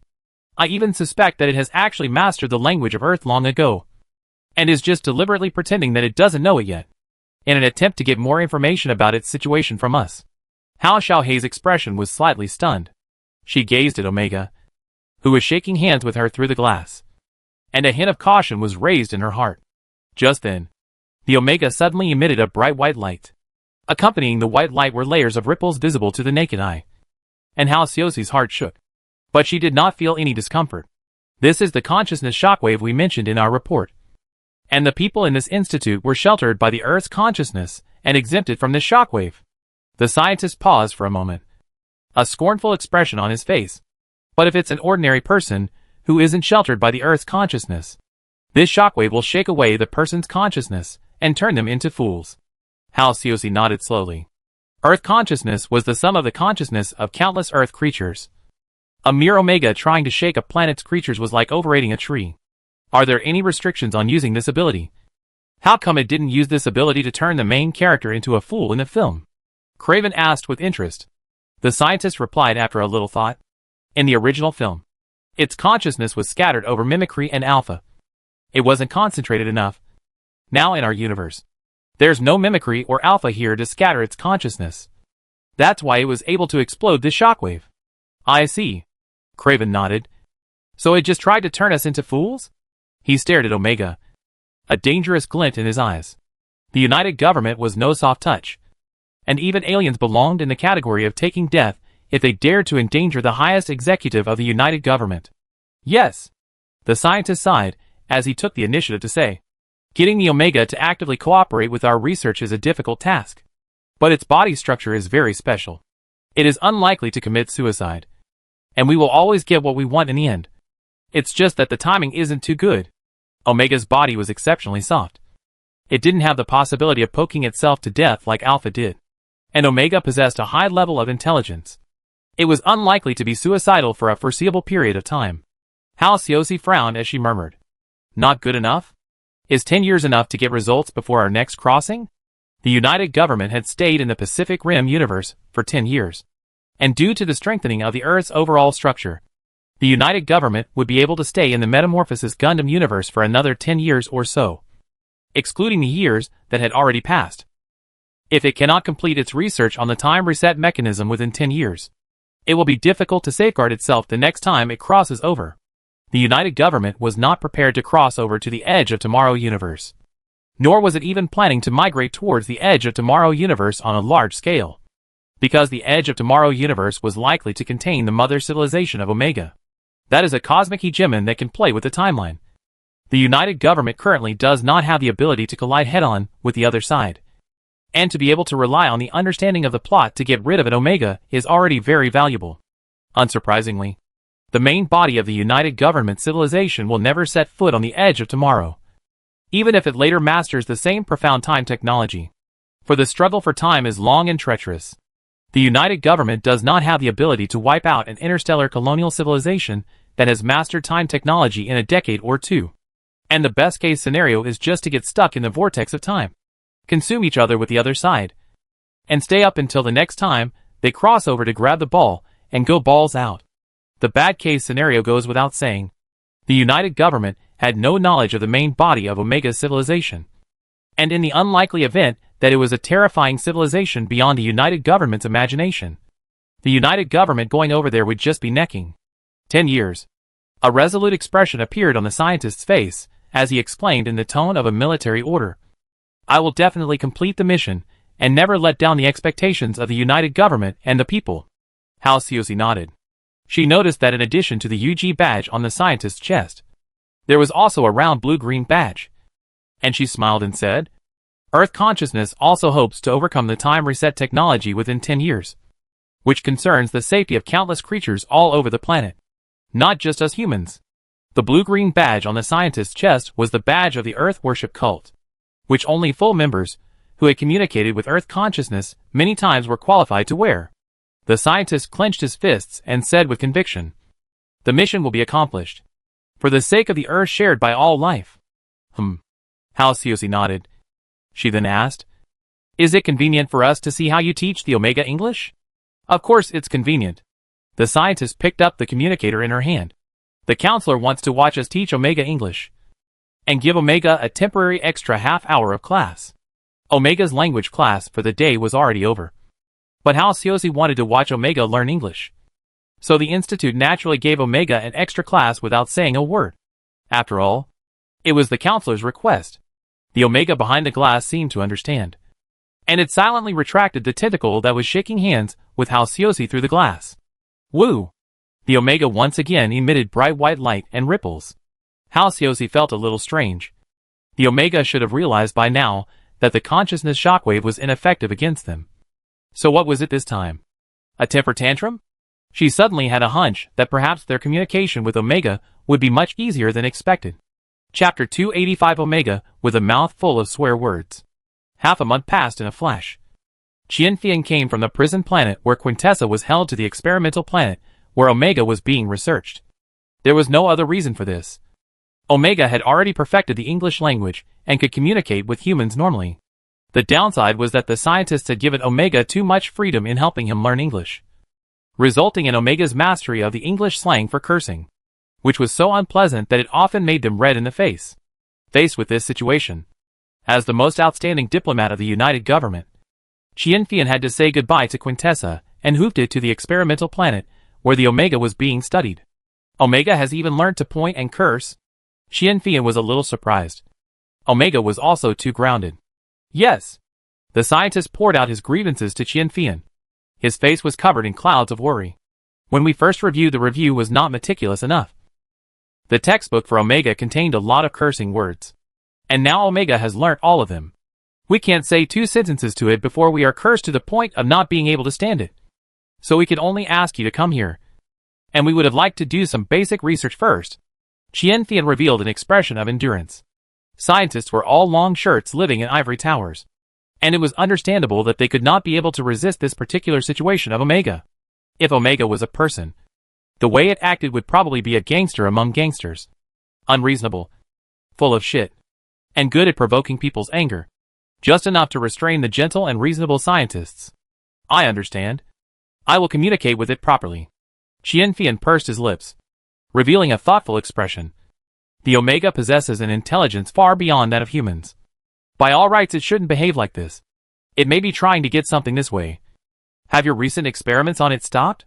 The scientist nodded. He sighed. Stopped. Our paralyzing drugs don't work on it. Every time we tried to take samples from it, it struggled violently. Luckily, the people who went in were nano-soldiers.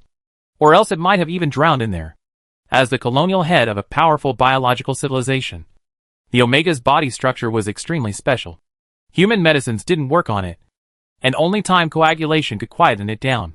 However, time coagulation had to coagulate an entire organism.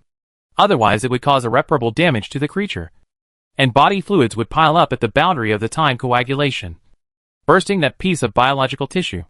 Here it is. The scientist led Qian Fian to stand before an oddly shaped metal door. Please. The lab where Omega was being held was a time coagulation device. If Omega was acting up in the lab, the scientists could activate the time coagulation from the outside and freeze Omega. Qian Fian nodded slightly. I will do my personal best. Click, click, click. The huge gears slowly turned. The lock cylinder gently popped open. The scientist grabbed the door handle and dragged it with force. The sparkling light of the water reflecting onto his and Qian Fian's bodies. Qian Fian smiled and stepped inside. Ryan, isn't that you little bastard? I'm Super, your mom's little bitch. Sooner or later, your father and I will hold your head down and drown you in a cesspit, so that your mouth and esophagus will be filled with yellow soup, wrapped in a belly full of excrement to greet your god. Qian Fian's smile froze for a moment. Omega was overly wild. And even though he had been warned by the scientists before he arrived, he still had the feeling of an opening thunderclap when he actually heard Omega's obscenities. Omega's voice was as ethereal and distant as a whale's, and it sounded as if he had been scolded by a god. He understood the scientist's distress at once.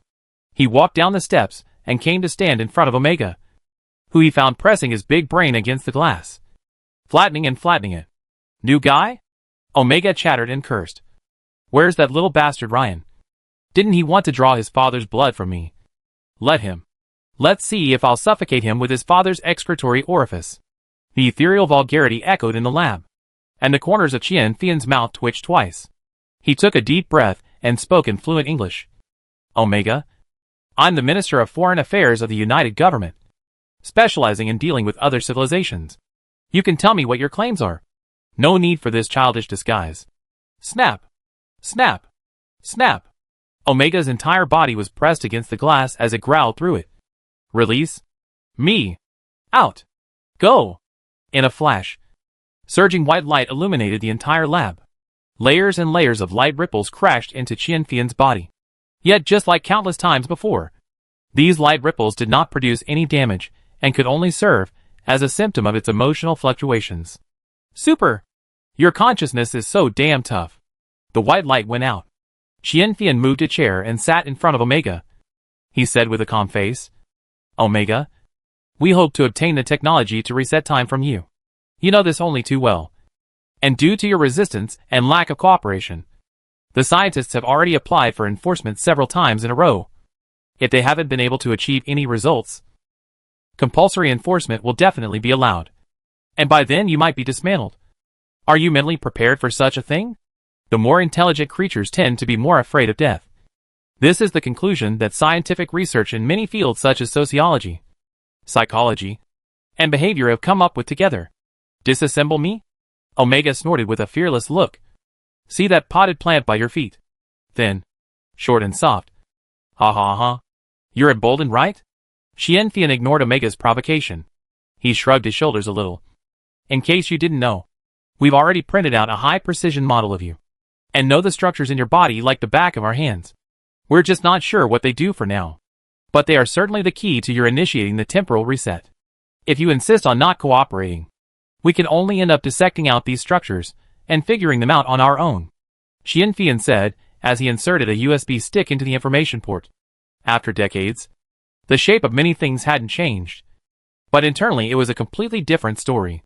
Just like this USB stick, which had superconducting ore inside, and the transmission efficiency reached tens of thousands of G per second. Buzz, the model, and 3 views of Omega appeared on the big screen. Qian Fian magnified these things hundreds of times in front of Omega, and all the details were clearly visible. They were even dynamic, as Tomoko was scanning Omega all the time. See? We probably know more than you do yourself. These are real-time images of you. Qian Feiyan gave a faint smile as he said with certainty, our biotechnology has also reached good heights. Please believe that we can keep your organs active even after they leave you. Now can we talk? Chapter 286. You will lose your anus. Omega's degree of difficulty exceeded Qian Fian's expectations. Even after Qian Fian revealed some information to Omega, Omega still did not change his landlubber style. Still full of profanity. With no intention of cooperating at all. Qian Fian's brain ached and temporarily left the lab. Omega is not afraid of death? Impossible.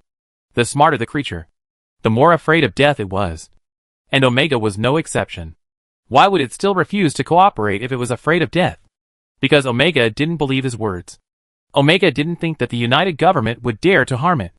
Presumably thanks to the protection Omega received from the civilization Omega was in. The civilization that Omega is in seems to have taken into account the situation of Omega being captured by the enemy, and has made special protection for Omega. This protection exempts Omega from anesthesia and enhances Omega's perception of pain, so that once another civilization tries to dissect Omega and study his body, Omega will struggle violently from the pain. The struggle would inevitably cause great damage to the Omega's body, or even kill the Omega outright.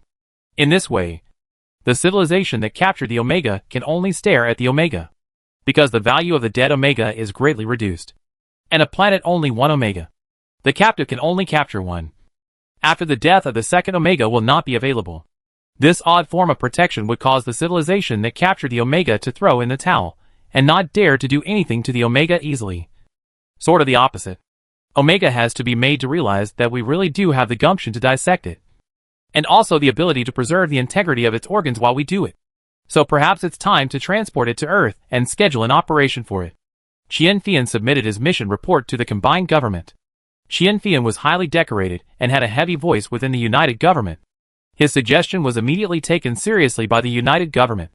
And on the same day, the United Government re-encapsulated the Omega and transported it to Earth via space bridge. Poof! Poof! Poof! The nano-warriors in charge of this operation entered the water one after another, smashing out huge splashes that made Omega very uneasy. What are you guys doing? Don't you know how to make a splash when diving? Omega was a little nervous, but still cursed with a stiff upper lip. I feel nauseous when I see you guys. Get out of here and don't dirty my water. GGGGGG.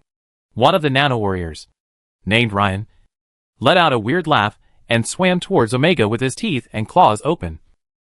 Omega, guess which organ you're about to lose? The anus. It's the anus. The words were perverted.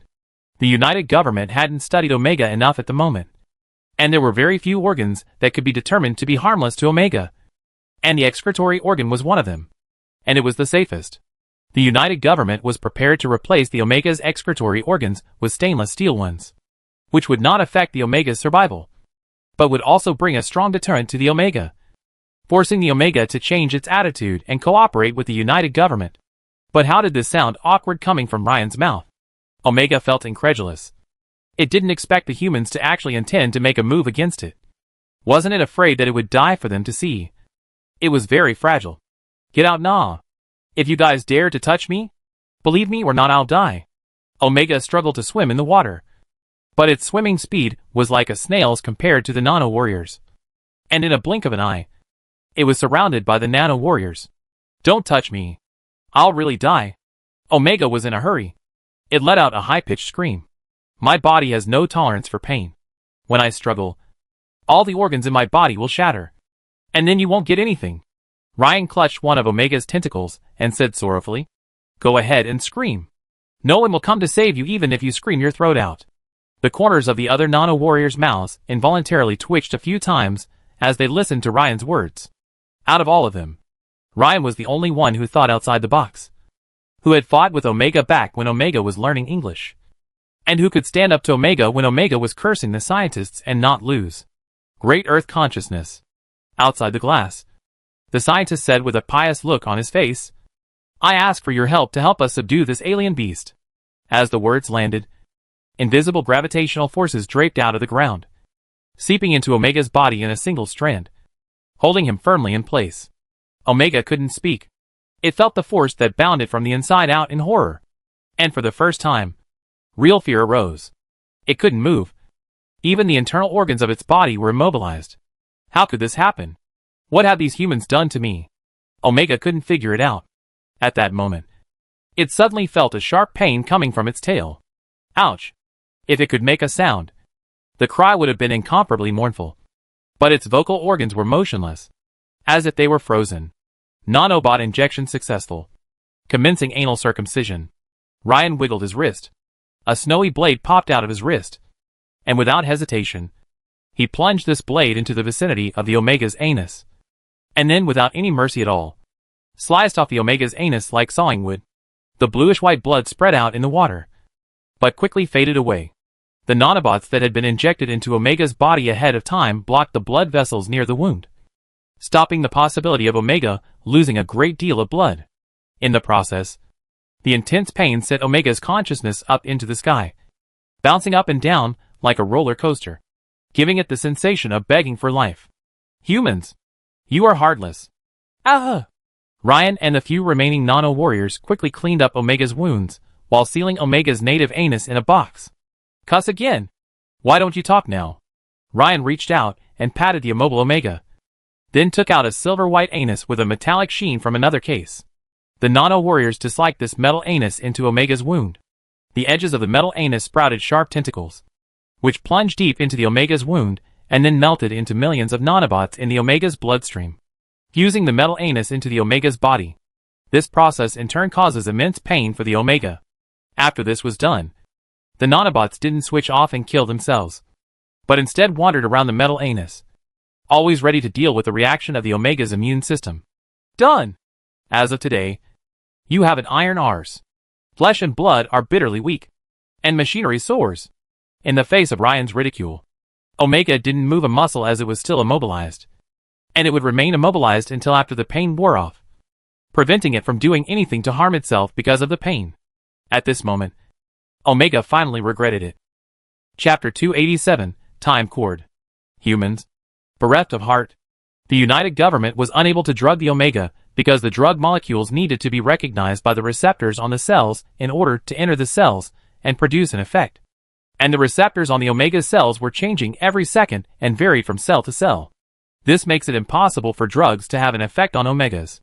But the coalition government could replace the Omega cells with nanobots, which would take on jobs originally performed by biological organs, such as peristalsis and defecation. The organ that has been cut down will be immersed in a nutrient solution, and the nanobots will be forced to inject the nutrient solution into the cell to maintain its life activities for long-term research by the United Government. This is called the hard way when the soft way doesn't work. For a long time after the surgery, Omega was suspended peacefully in the water until Tomo detected that the electrical signals transmitting pain in Omega's body had largely disappeared. And it was only then that the scientists requested Shinfan to release the gravitational restraints. The Omega regained its freedom, but it lost its native anus. It fell silent. Hey, say something. Aren't you quite the cuss? Ryan stood outside the glass playfully. He pushed his face up to the top of the glass. His nose was pressed a little flat. It looked very irritating. If Shinfan was here, he would know why Omega cursed Ryan so fiercely. There were extenuating circumstances. Don't play dead. Your brain is very active. I can see it here. Ryan showed Omega his tablet, which displayed Omega's physical activity. The United Government had recently created another pair of Homo sapiens. The homunculi were scanning Omega's body at the speed of light, providing the United Government with real-time images of Omega's physical activity. I want to speak with Qianfei Yin. Omega spoke. Its voice was ethereal as always, but there was no sense of emotion in its words, as if it was a cold machine. Ryan scared. How come you don't curse anymore? The Omega was silent. Ryan shrugged a bit, and instead of continuing to verbally flirt with Omega, he raised the communicator to his lips. Omega wants to speak to Minister Money. Ryan nodded. Okay. He turned and left the room, not looking at Omega as he went. A few minutes later, Qianfan walked in. He smiled and sat down in front of Omega, asking airily, Talk? Omega coldly replied, Talk. No talk is not okay. This time it was the anus. Next time, there was no telling where it would be. Its body had been perfect as a work of art, and now it had a heavy, shiny, metallic stainless steel anus that was as out of place as it could be. The ugliness was secondary. More crucial was the information revealed by the operation that humans had the ability to stop its movements 100% of the time. which meant that no matter what they did to it, it couldn't kill itself. Its sense of pain was very sensitive, and if it didn't cooperate with human research, it would surely be subjected to unimaginable torture. Its lifespan was endless, which had made it proud before, and it considered itself to be a higher being, above the countless lower creatures that could not escape the limitation of its lifespan. But now, endless lifespan was equated with endless pain. It had to do something about it. Where is this place? Omega said slowly. After I was captured, the time of the solar system should have been restarted. I shouldn't still be here. Qianfian's heart shook. Reboot the solar system? Could it be that there was still an alien creature lurking in the solar system that was more advanced than Omega? Could it be that the Omega was also just an anchor? He pursed his lips, pressed down the doubts within his heart, and answered Omega in a calm manner. This is another universe. You could understand it as a parallel world. Impossible. Absolutely impossible. Omega's voice trembled slightly, but it said in an affirmative tone, it is only possible to reach the parallel world through the starting black hole that existed for only 1 femtosecond during the Big Bang.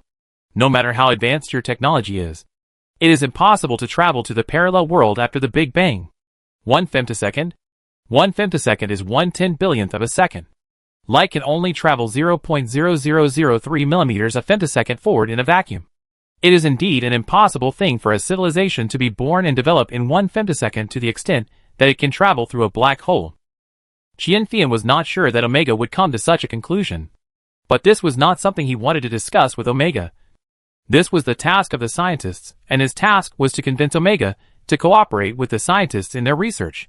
He shook his head and said in a quiet voice, the most basic quality of being an ancient interstellar civilization is to be ever humble about the universe and the unknown, not blind to what is possible or impossible.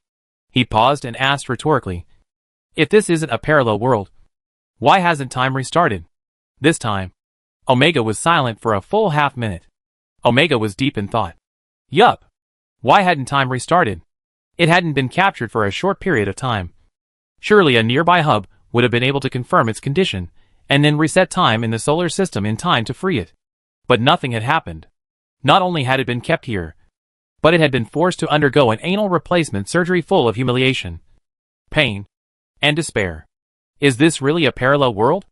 If it really was a parallel world, then everything made sense, including why the Earthlings, with their obviously low level of technology, were able to capture it and make it even black a chance to reset time. It was because the humans who had captured it were from a parallel world, and weren't even the same humans as those it had fought. Alright, I'll believe this is a parallel world for now. The Omega softened as it pleaded. I know what you want, and I can cooperate with you, but I hope you won't hurt me anymore. The more intelligent a creature was, the more it feared death, especially an intelligent creature with a keen sense of pain. Qianfian's heart was relieved. He understood that his mission was basically complete up to this point. He emphasized, if we can obtain the knowledge and information we want by not harming you, of course we won't harm you. But what exactly will happen in the end still depends on how far you can cooperate with us. I will cooperate with you 100%. Omega replied without hesitation. This is a parallel world. My civilization cannot save me. I can only join you. Resetting time has little to do with my body. It mainly relies on the time factor algorithm, which resets time in a certain area and within a certain range by exciting the time factor to cause the vibration of the time string, vibrating the material world from one point on the time string to another. Chapter 288 Spirit Cage. Qianfian chatted briefly with Omega for a few more moments before leaving. He couldn't understand the terms that Omega uttered, but he knew that his mission had been accomplished. And as for the so-called time factor algorithm and time string, he would leave it to the scientists of the United Government to solve it. There were specializations in the arts, and he believed that the scientists could bring surprises to the United Government. Perhaps before long, the United Government would be able to have its own time reset machine, and be innately invincible in the fight with other civilizations. But in time for the time reset machine, the United Government received another surprise. Chen Fan had shipped again. Authorities. Chen Fan let out an emotion as he stared at the black hole in front of him. Following the edge of Tomorrow Universe, the doll-catching addicted Ava had touched another world with living creatures and grabbed several human statues from a wormhole. These statues come to life. Couples hugging each other. Mothers holding their sons' hands. Soldiers holding guns. They are all different. They were all different. and none of them had a look of horror on their faces. It's not like an ordinary statue. Give Moss a check. Moss was very efficient. In the blink of an eye, it gave many possibilities, most of which were books and films related to Medusa. Medusa? Chen Fan was a little confused. He had already traveled through several universes, but they were all orthodox sci-fi universes without a single metaphysical component. So how did he suddenly touch a world that might be related to the mythical creature Medusa? What about excluding Medusa? The text displayed on the large screen quickly changed, and all Medusa-related works disappeared. Deja Ultraman? Spirit Cage? Foundation? Chen Fan frowned. Spirit Cage was fine, and Deja Ultraman was acceptable. But at the SCP Foundation series universe, Chen Fan looked carefully at the possibilities provided by Moss. In addition to Deja Ultraman, Spirit Cage, and Foundation, Moss had provided some other possibilities, but the sum of the possibilities of these three had reached over 80%. Without any surprises, the odds were that it would be one of those three. Moss, how did you screen it? Chen Fan asked. The petrification ability was very popular, and was found in many works. How did Moss screen out Deja Ultraman, Spirit Cage, Foundation? Cluck cluck cluck cluck. Chen Fan frowned slightly. He and Ava twisted their heads together. Their gazes fell on a male stone statue looking down at his mobile phone. There was movement in this statue. It seemed that something was about to drill out.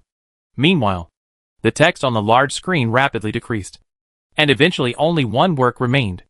The Spirit Cage. Moss completely locked on to the source of the stone statue. Caw! Right at this moment, the stone statue's canopy shattered with a loud bang, and a long insect shaped like a centipede scurried out from within. Chen Fan silently took a step back. Moss calmly reported the long insect's household information. This is a ridge compass from the universe of the Spirit Cage, with a strong desire to attack, extremely fast crawling speed, and the ability to release a special substance called scarletin, which has an extremely strong hallucinogenic effect on humans. Boom! Before Moss finished his words, the ridge compass collapsed to the ground in response. Chen Fan looked at Ava beside him in surprise, and found that Ava was imitating a Western cowboy blowing smoke that did not even exist on the muzzle of her gun. Ava noticed Chen Fan's gaze, and she said with a slight sense of urgency, "A gun is fast outside of 7 paces, and a gun is fast and accurate within 7 paces. Step with the right foot. Step with the right foot. Step with the right foot." Chen Fan smiled, thinking that Ava's taste for Earth was getting stronger. He moved his gaze to the ridge parasite that had been shot. Ava's shot was very accurate, and the power of the gun was great. The shot almost broke the ridge parasite's waist, and the ridge parasite lay on the ground and struggled for a couple of moments before it stopped moving. Chen Fan stared at the dead ridge compass and pondered for a few seconds before suddenly asking out loud, "Is this world of Spirit Cage dangerous?" The Spirit Cage universe does not pose any threat to the United Government, but due to the presence of many mutated creatures in the Spirit Cage universe, it may cause some casualties to the soldiers of the United Government. So it is recommended to carry out a fully mechanized operation. An all-mechanized operation would be to drop a planet devourer into the past. After many crossings, the United Government was already a very powerful interstellar civilization, and had mastered many means of making a significant impact on a target without having to send out humans. The planetary devourer is one of these. The planet eaters currently have 2 unfolding forms. The high-level unfolding is the uncontrolled use of planetary matter to create nanobots, eventually turning the entire planet into nanobots. And the low-level unfolding is the creation of ripper worms alongside the nanobots, and the cessation of expansive reproduction once they gain control of the entire planet. For a planet ready for post-war development, the planet devourer can perform a low-level expansion. At that time, the ripworms and nanobots, which were as ubiquitous as the air, would do harmless treatment to the Spirit Cage universe. Whether it was to exterminate the mutated creatures or purify the air of the harmful substances floating in it, they would be able to complete their tasks perfectly. When the threat was completely purged, the United Government would then send a fleet in, and would be able to take over Earth in the Spirit Cage universe with 0 risk. Moss paused for a few seconds, then inquired, "Is it necessary for me to contact the United Government for you, and send you a special task force for enhancing your security level?" Chen Fan waved his hand. No need. Chen Fan had never been so attached to other universes before. Usually the question of whether other universes were dangerous or not was asked by the United Government to Moss. He asked this time because he was interested in going to other universes for a spin. And the always thoughtful Moss saw this. Want to take a turn in other universes with me? Chen Fan asked Ava with a smile. Ava's eyes widened. Really? Of course it's true. Chen Fan nodded. After all, we even have human bodies. So we just happen to go around other universes and enjoy the scenery of other universes. When he didn't have a body, he stayed on Earth every day. Now that he had a body, if he still stayed on Earth all the time, wouldn't he have a body for nothing? Chen Fan instructed Moss. Let's go to the Spirit Cage universe for a few days. Strengthen the security of the wormhole exits. Don't let the monsters and viruses run over. Let the United Government study the development plan for the Spirit Cage universe first, and the specific actions will be launched after we return. There was a high probability that the United Government would take Moss's suggestion to fully mechanize the development of the Spirit Cage, which would greatly damage the ecology of the Spirit Cage universe and reduce the fun of their excursions. Moss asked after a moment's hesitation. Should I reveal the fact that you have a human body to the United Government? Beefing up security for the wormhole was no small matter. And at a time when Moss didn't want to make a scene, this matter couldn't be bypassed by the United Government. And it had to explain the situation to the United Government. No. To the United Government. We are just messengers of Earth consciousness and Pandora consciousness.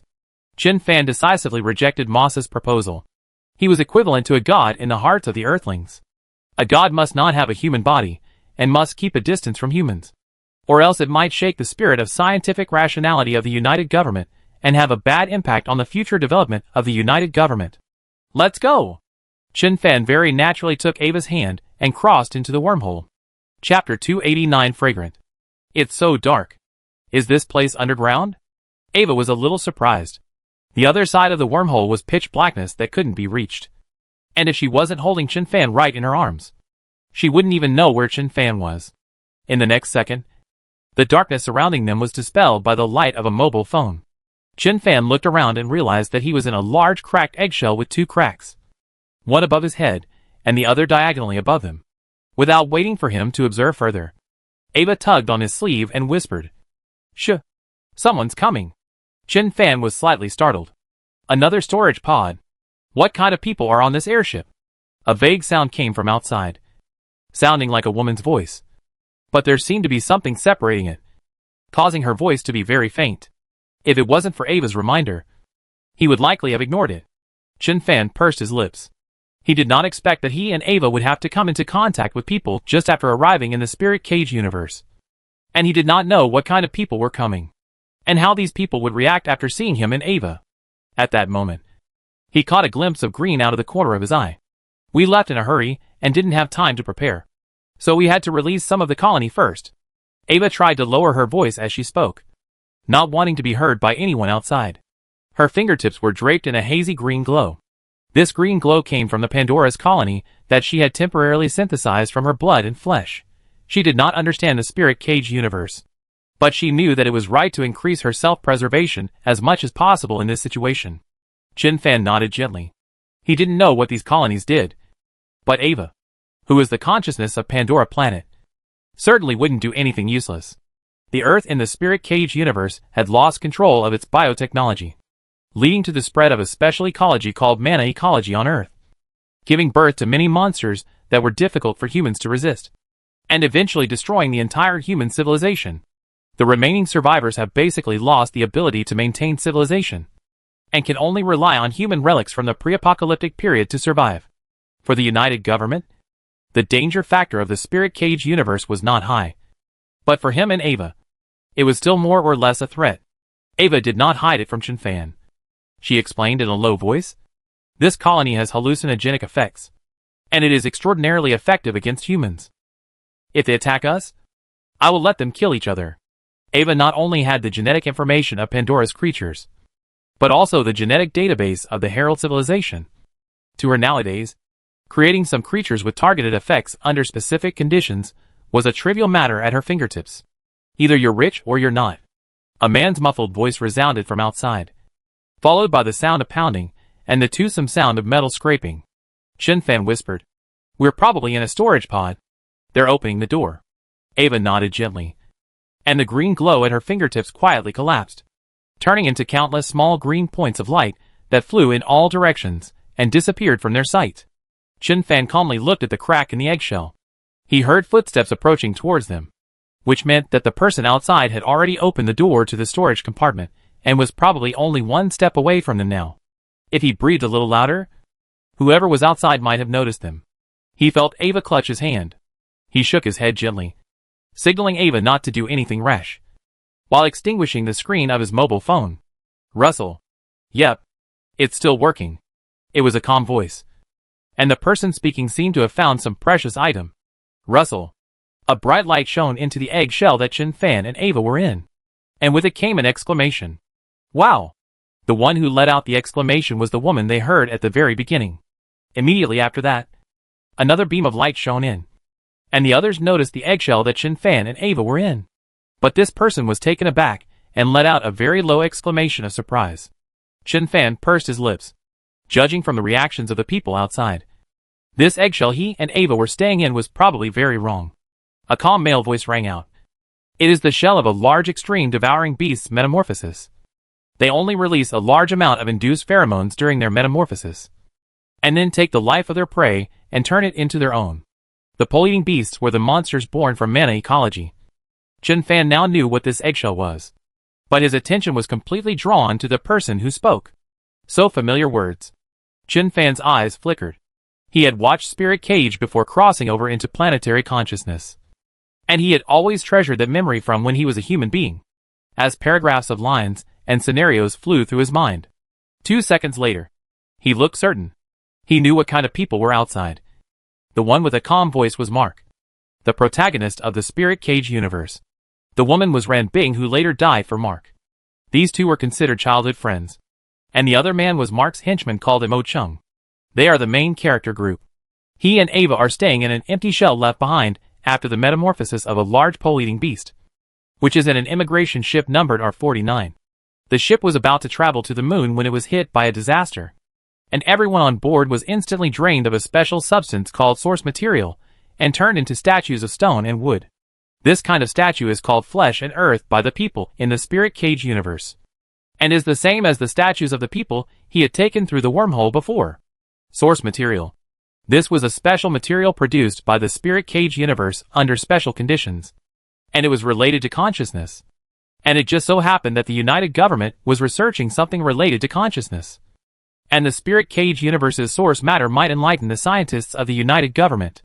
This guy can't still be around, right? Inkbren's voice was slightly alarmed. They had come here to search for supplies, and it was fine to deal with some small pole-eating beasts that were comparable in size to a cow or horse. But if they encountered a large pole-eating beast that was almost as tall as a 3- or 4-story house, Ran Bing hooked the corner of her mouth.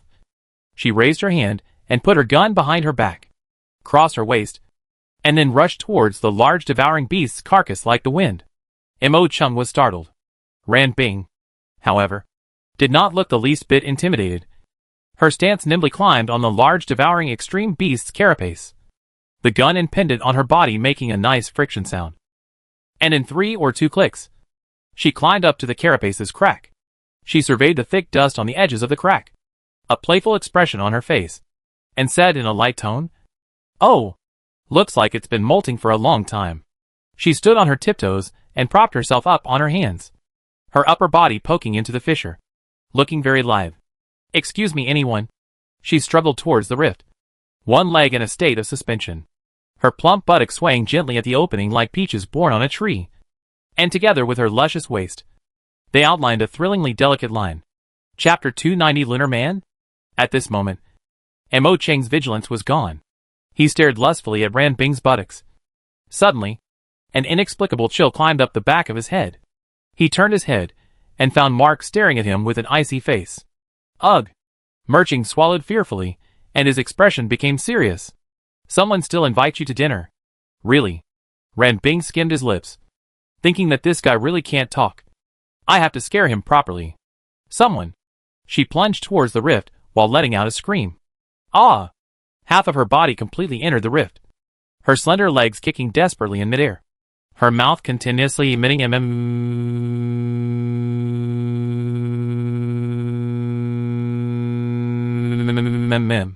Ran Bing. Mo Chung was shocked. raising his gun to aim at the crack in the carapace, but did not dare to shoot, all of a sudden falling into a six-god panic. However, Mark next to him was not only unmoved, but instead stared at Ran Bing's legs stomping around with interest. And after waiting for a few seconds he leapt out.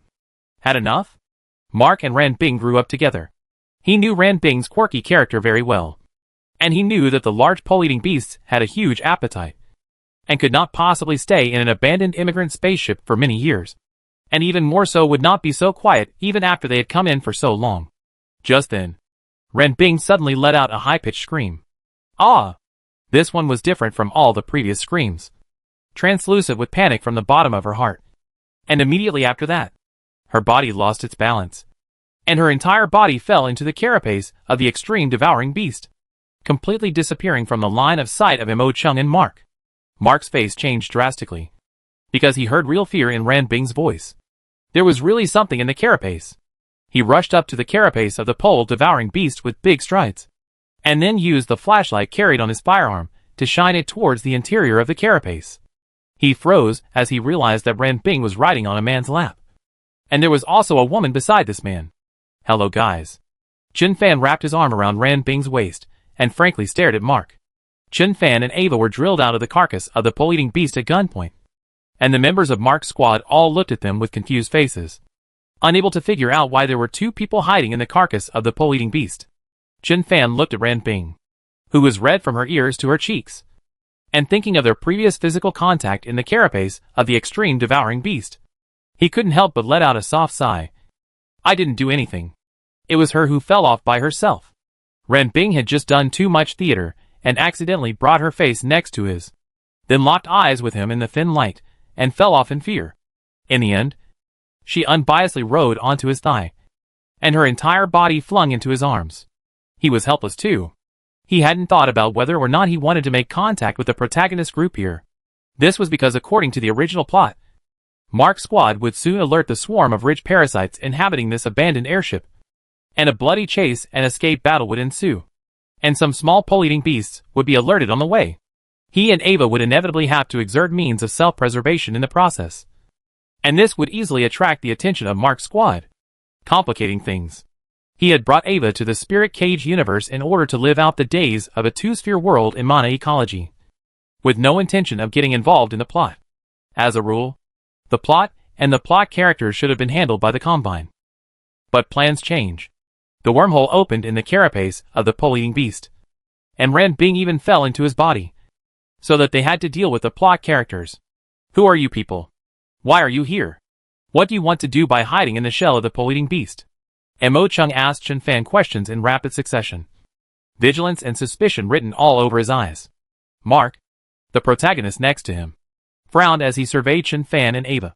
He could tell at a glance that there was something wrong with Chen Fan and Ava as the two of them were dressed strangely. Ava was actually wearing a red dress that was so long that it dragged the ground. This was in the wilderness, and it was an abandoned immigrant airship. The airship was filled with debris and different forms of meat and soil, and one might even encounter rich parasites and pole-eating beasts. Wearing this kind of mobility-impaired long skirt was not taking one's life seriously at all. Chen Fan was fine, although he was also not wearing combat equipment. His plaid shirt and jeans at least did not affect his movement. However, he was wearing a gold watch on his wrist that glittered under the torch, an aristocratic look that seemed very out of place in this gloomy environment. We are not Earthlings. Chen Fan spoke out of turn as he smiled and pointed to the ceiling above his head. We're from above. Everyone froze. In the Spirit Cage universe, before the end of Mana Eco symbol engulfed the entire planet, a portion of the human elite had escaped to the moon in an immigration ship. The R-49 ship they were in at the moment was one such immigrant ship that just didn't take off successfully. You guys are Lunarians? Mo Chung was shocked. Holy shit. Really? The Lunarians came back to Earth? Merching. Mark frowned. Mo Chung shrugged his shoulders and closed his mouth. Chen Fan knew that Mark and the others would not believe such a simple statement, so he smiled faintly and raised his hand to snap his fingers. Snap! A pitch-black crack appeared beside him, and in the shocked gazes of Mark and the others, the crack rotated and transformed into a two-man-high black cave. Is this a wormhole? Mo Chung was so shocked that he rubbed his eyes. I'm not inhaling scarlatin and falling into a hallucination. Am I? He hurriedly took out the scarlet concentration detector from his waist. Scarletin ambient concentration, 0.0. Mo Chung muttered. There's no scarletin. Could it be true? Mark didn't move a muscle. He knew that it couldn't be an illusion brought on by scarletin, because everyone's illusions were different. And since they saw the same thing, it couldn't be an illusion. The man in front of them had really opened a cool wormhole. Whether it's real or not, we'll know if we go in and take a look. Chen Fan laughed as he said in a teasing tone. If you guys aren't in a hurry, I can really treat you to dinner. Mo Cheng's expression was stagnant. Ran Bing whispered. Captain, I'll go in and take a look. Mark nodded slightly.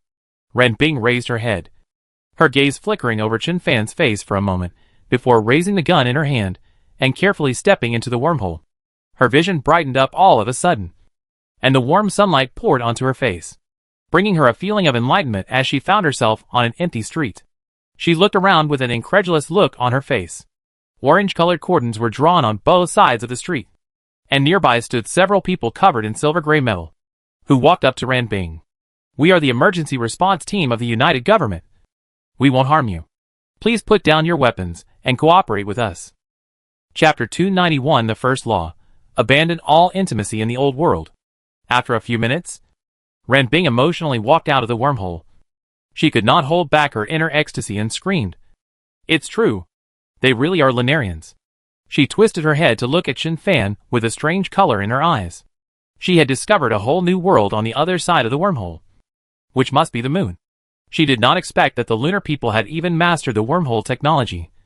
Then wouldn't they be able to leave this hellhole of Earth? Mark pursed up his lips, a look of disbelief on his face. Quickly tell me, what have you seen? Mo Chung didn't have as good a tolerance as Mark, and he couldn't help but urge Ran Bing to tell what she had seen on the other side of the wormhole. Ran Bing said excitedly.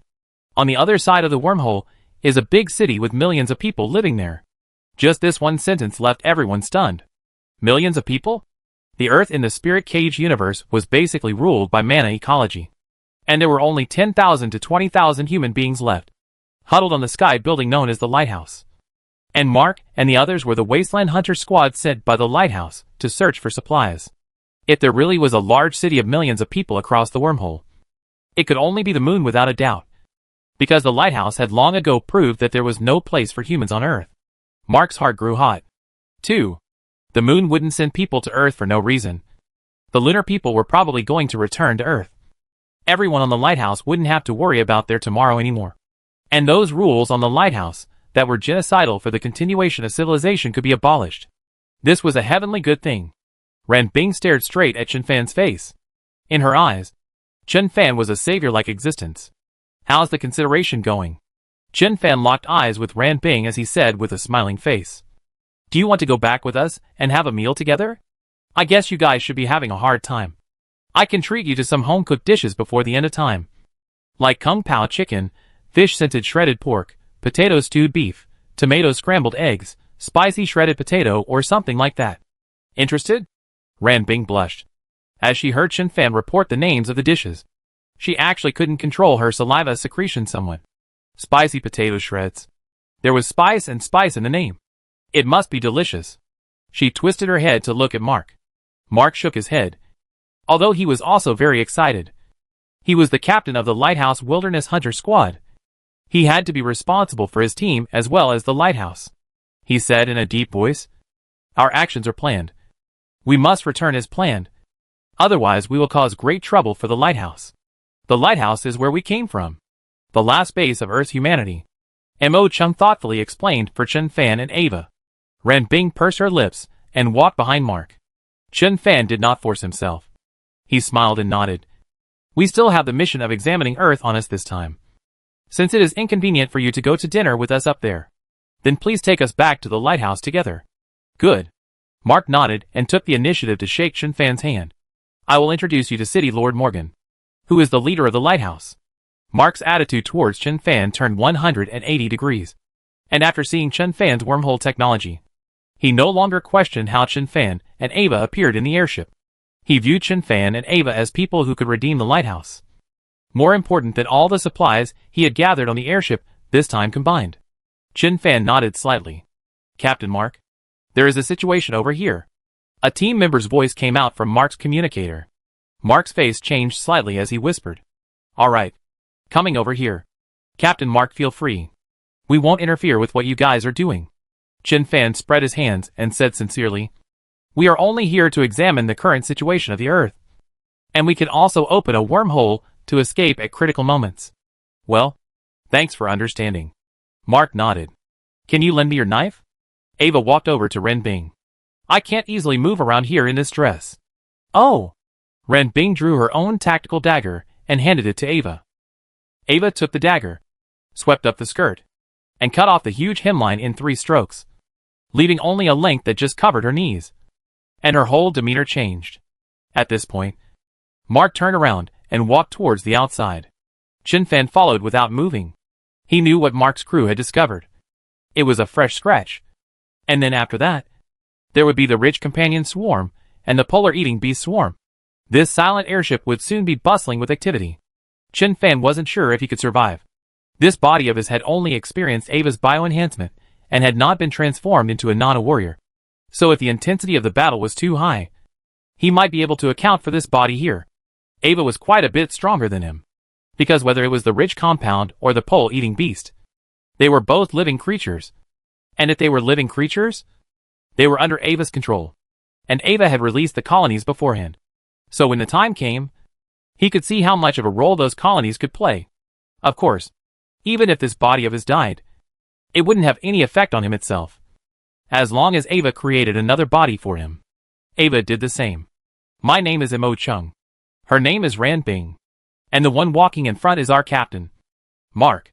Mo Chung walked beside Chen Fan and talked to him. We still don't know what your names are. Chen Fan smiled and replied. My name is Chen Fan. Her name is Shi Yuan. We are soulmates. Shi Yuan was Ava's human name. He and Ava were both planetary consciousnesses. And there was no more soulful soulmates in the world than them. Soulmates? Mo Cheng's eyes were shining when he heard this word. He couldn't hold back his inner curiosity. He couldn't help but ask after him. Is soulmate a male and female friend? I heard that people in the old world can fall in love freely. And choose who they like to be together by themselves. Is this true? Is this still the case in your moon now? That's right. The old world is like this. And so is our place. Chen Fan smiled and nodded. Then asked knowingly, isn't it the case here for you? In order to ensure the continuation of human civilization, the lighthouse had enacted a number of genocidal laws, with the 3 laws being the most important. The first of the 3 laws was the abandonment of old-world emotional relationships, including but not limited to affection and love. And free love was the first to be killed by this law. The original intention of this law was to reduce the selfish behavior of family mutual aid type, to facilitate the lighthouse management and distribution of resources. In practice, it was fruitful. But at the same time, it also caused a lot of tragedies. Mo Chung discussed with Chen Fan with an excited look on his face. We haven't been like this here since a few decades ago. We have 3 laws. The first of which is to outlaw old-world emotional relationships. Free love is not allowed. This topic was taboo in the lighthouse. On a normal day, if Mark had heard it, he would have ended the subject vocally, as the lighthouse was very harsh on those who broke the 3 laws. And his sister had died because of it. But at the moment Mark was walking less than 3 meters ahead of them, but was indifferent to their discussion, as if he hadn't heard it. Chapter 292, Teach the Barbarians to Control the Barbarians. In the past, there was no way. After all, the survival situation of the lighthouse was too harsh. And the 3 laws of survival were needed to increase the hope of humans surviving. But now the Moon People have come. With the strength and volume of the Moon People, the final end of the lighthouse must be assimilated. Return to the old world order. Then the lighthouse created the 3 laws of survival is no longer necessary to continue to exist. Mark formerly defended the 3 laws of survival. Certainly not to his liking. You know, his sister, Cardinal, was sentenced to death by fire for violating the 3 laws of survival, and was burned alive with her beloved in full view of the public. That scene was unforgettable to him for the rest of his life. The reason he had upheld the 3 laws of survival was to be responsible for the entire lighthouse, and for the more than 10,000 human survivors on the lighthouse. Now that the 3 laws of survival were about to be fulfilled, there was no need for him to continue maintaining them. This kind of rubbish system, the sooner it was eliminated, the better off. What's the situation? Mark walked up to a closed metal gate where 2 team members were waiting for him. Captain. Look. Something's wrong. Mark walked up to the gate and crouched down, using his torch to take a closer look at the gate, and found 3 deep claw marks on it. His face turned serious. Concerned? The crewman said. It's been a long time since this ship crashed, but these scratches are new. He didn't tell the full story of his concern, but the implication was already clear. There might be an extreme devouring beast in this airship. Could it be that Guy didn't go far after his metamorphosis? Mo Chung was a little alarmed. Ren Bing stared at the claw marks on the door, and shook his head with gloomy eyes. These marks are not like the one that just metamorphosed. It shouldn't be a species lineage. Lighthouse had studied the pole-devouring beasts for many years, and had divided them into many species lineages, including the panspermia-type pole-devouring beasts, and the metamorphosis-type pole-devouring beasts. There were many different types of pole-devouring beasts, which was one of the reasons why Chen Fan had brought Ava to the spirit cage. Ava liked a world with rich species diversity. In such a world, she could collect unknown genetic information and expand her genetic information bank, which she could use to create stronger, more beautiful and more interesting Pandora creatures. Da-da-da-da-da-da. A slight knocking sound suddenly resounded on the ceiling.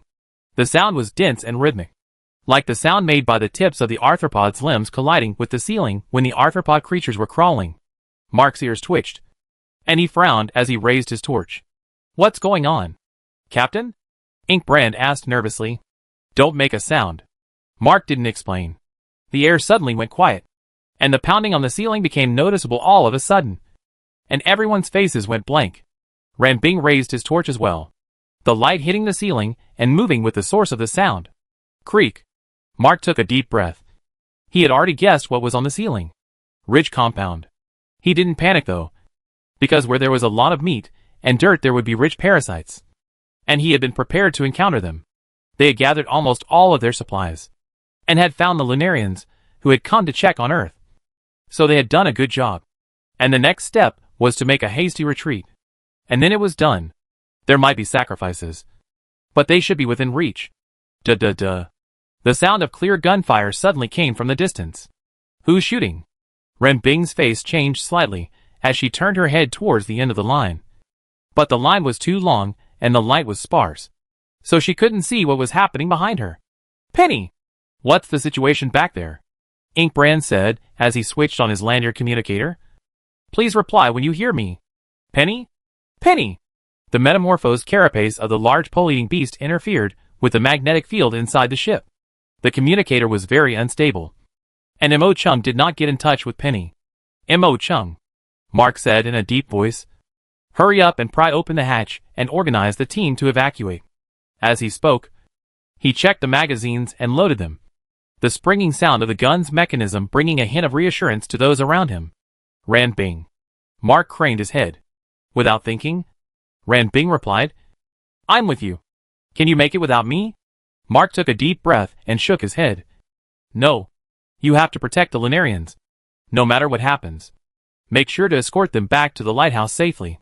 Captain Mark, we have the power to protect ourselves. You don't need to care about us. Chen Fan held Ava's hand and said, if you guys need it, we can still provide you with some help. Mark was stunned for a moment. There was no doubt that the Lunarians possessed a powerful army and technology, and that they were willing to extend a helping hand towards them, not to mention destroying the ridge compasses and pole-eating beasts in the spaceships. Perhaps the entire planet could be saved. As for the safety of the Lunarians themselves, they could open wormholes. So what did they have to worry about? It was better to worry about themselves. If you can help, we are grateful, Captain Mark said seriously. Every human life was priceless. He, Mark, had brought these people out, and it was his responsibility to bring them back to the lighthouse in one piece. Ava said softly.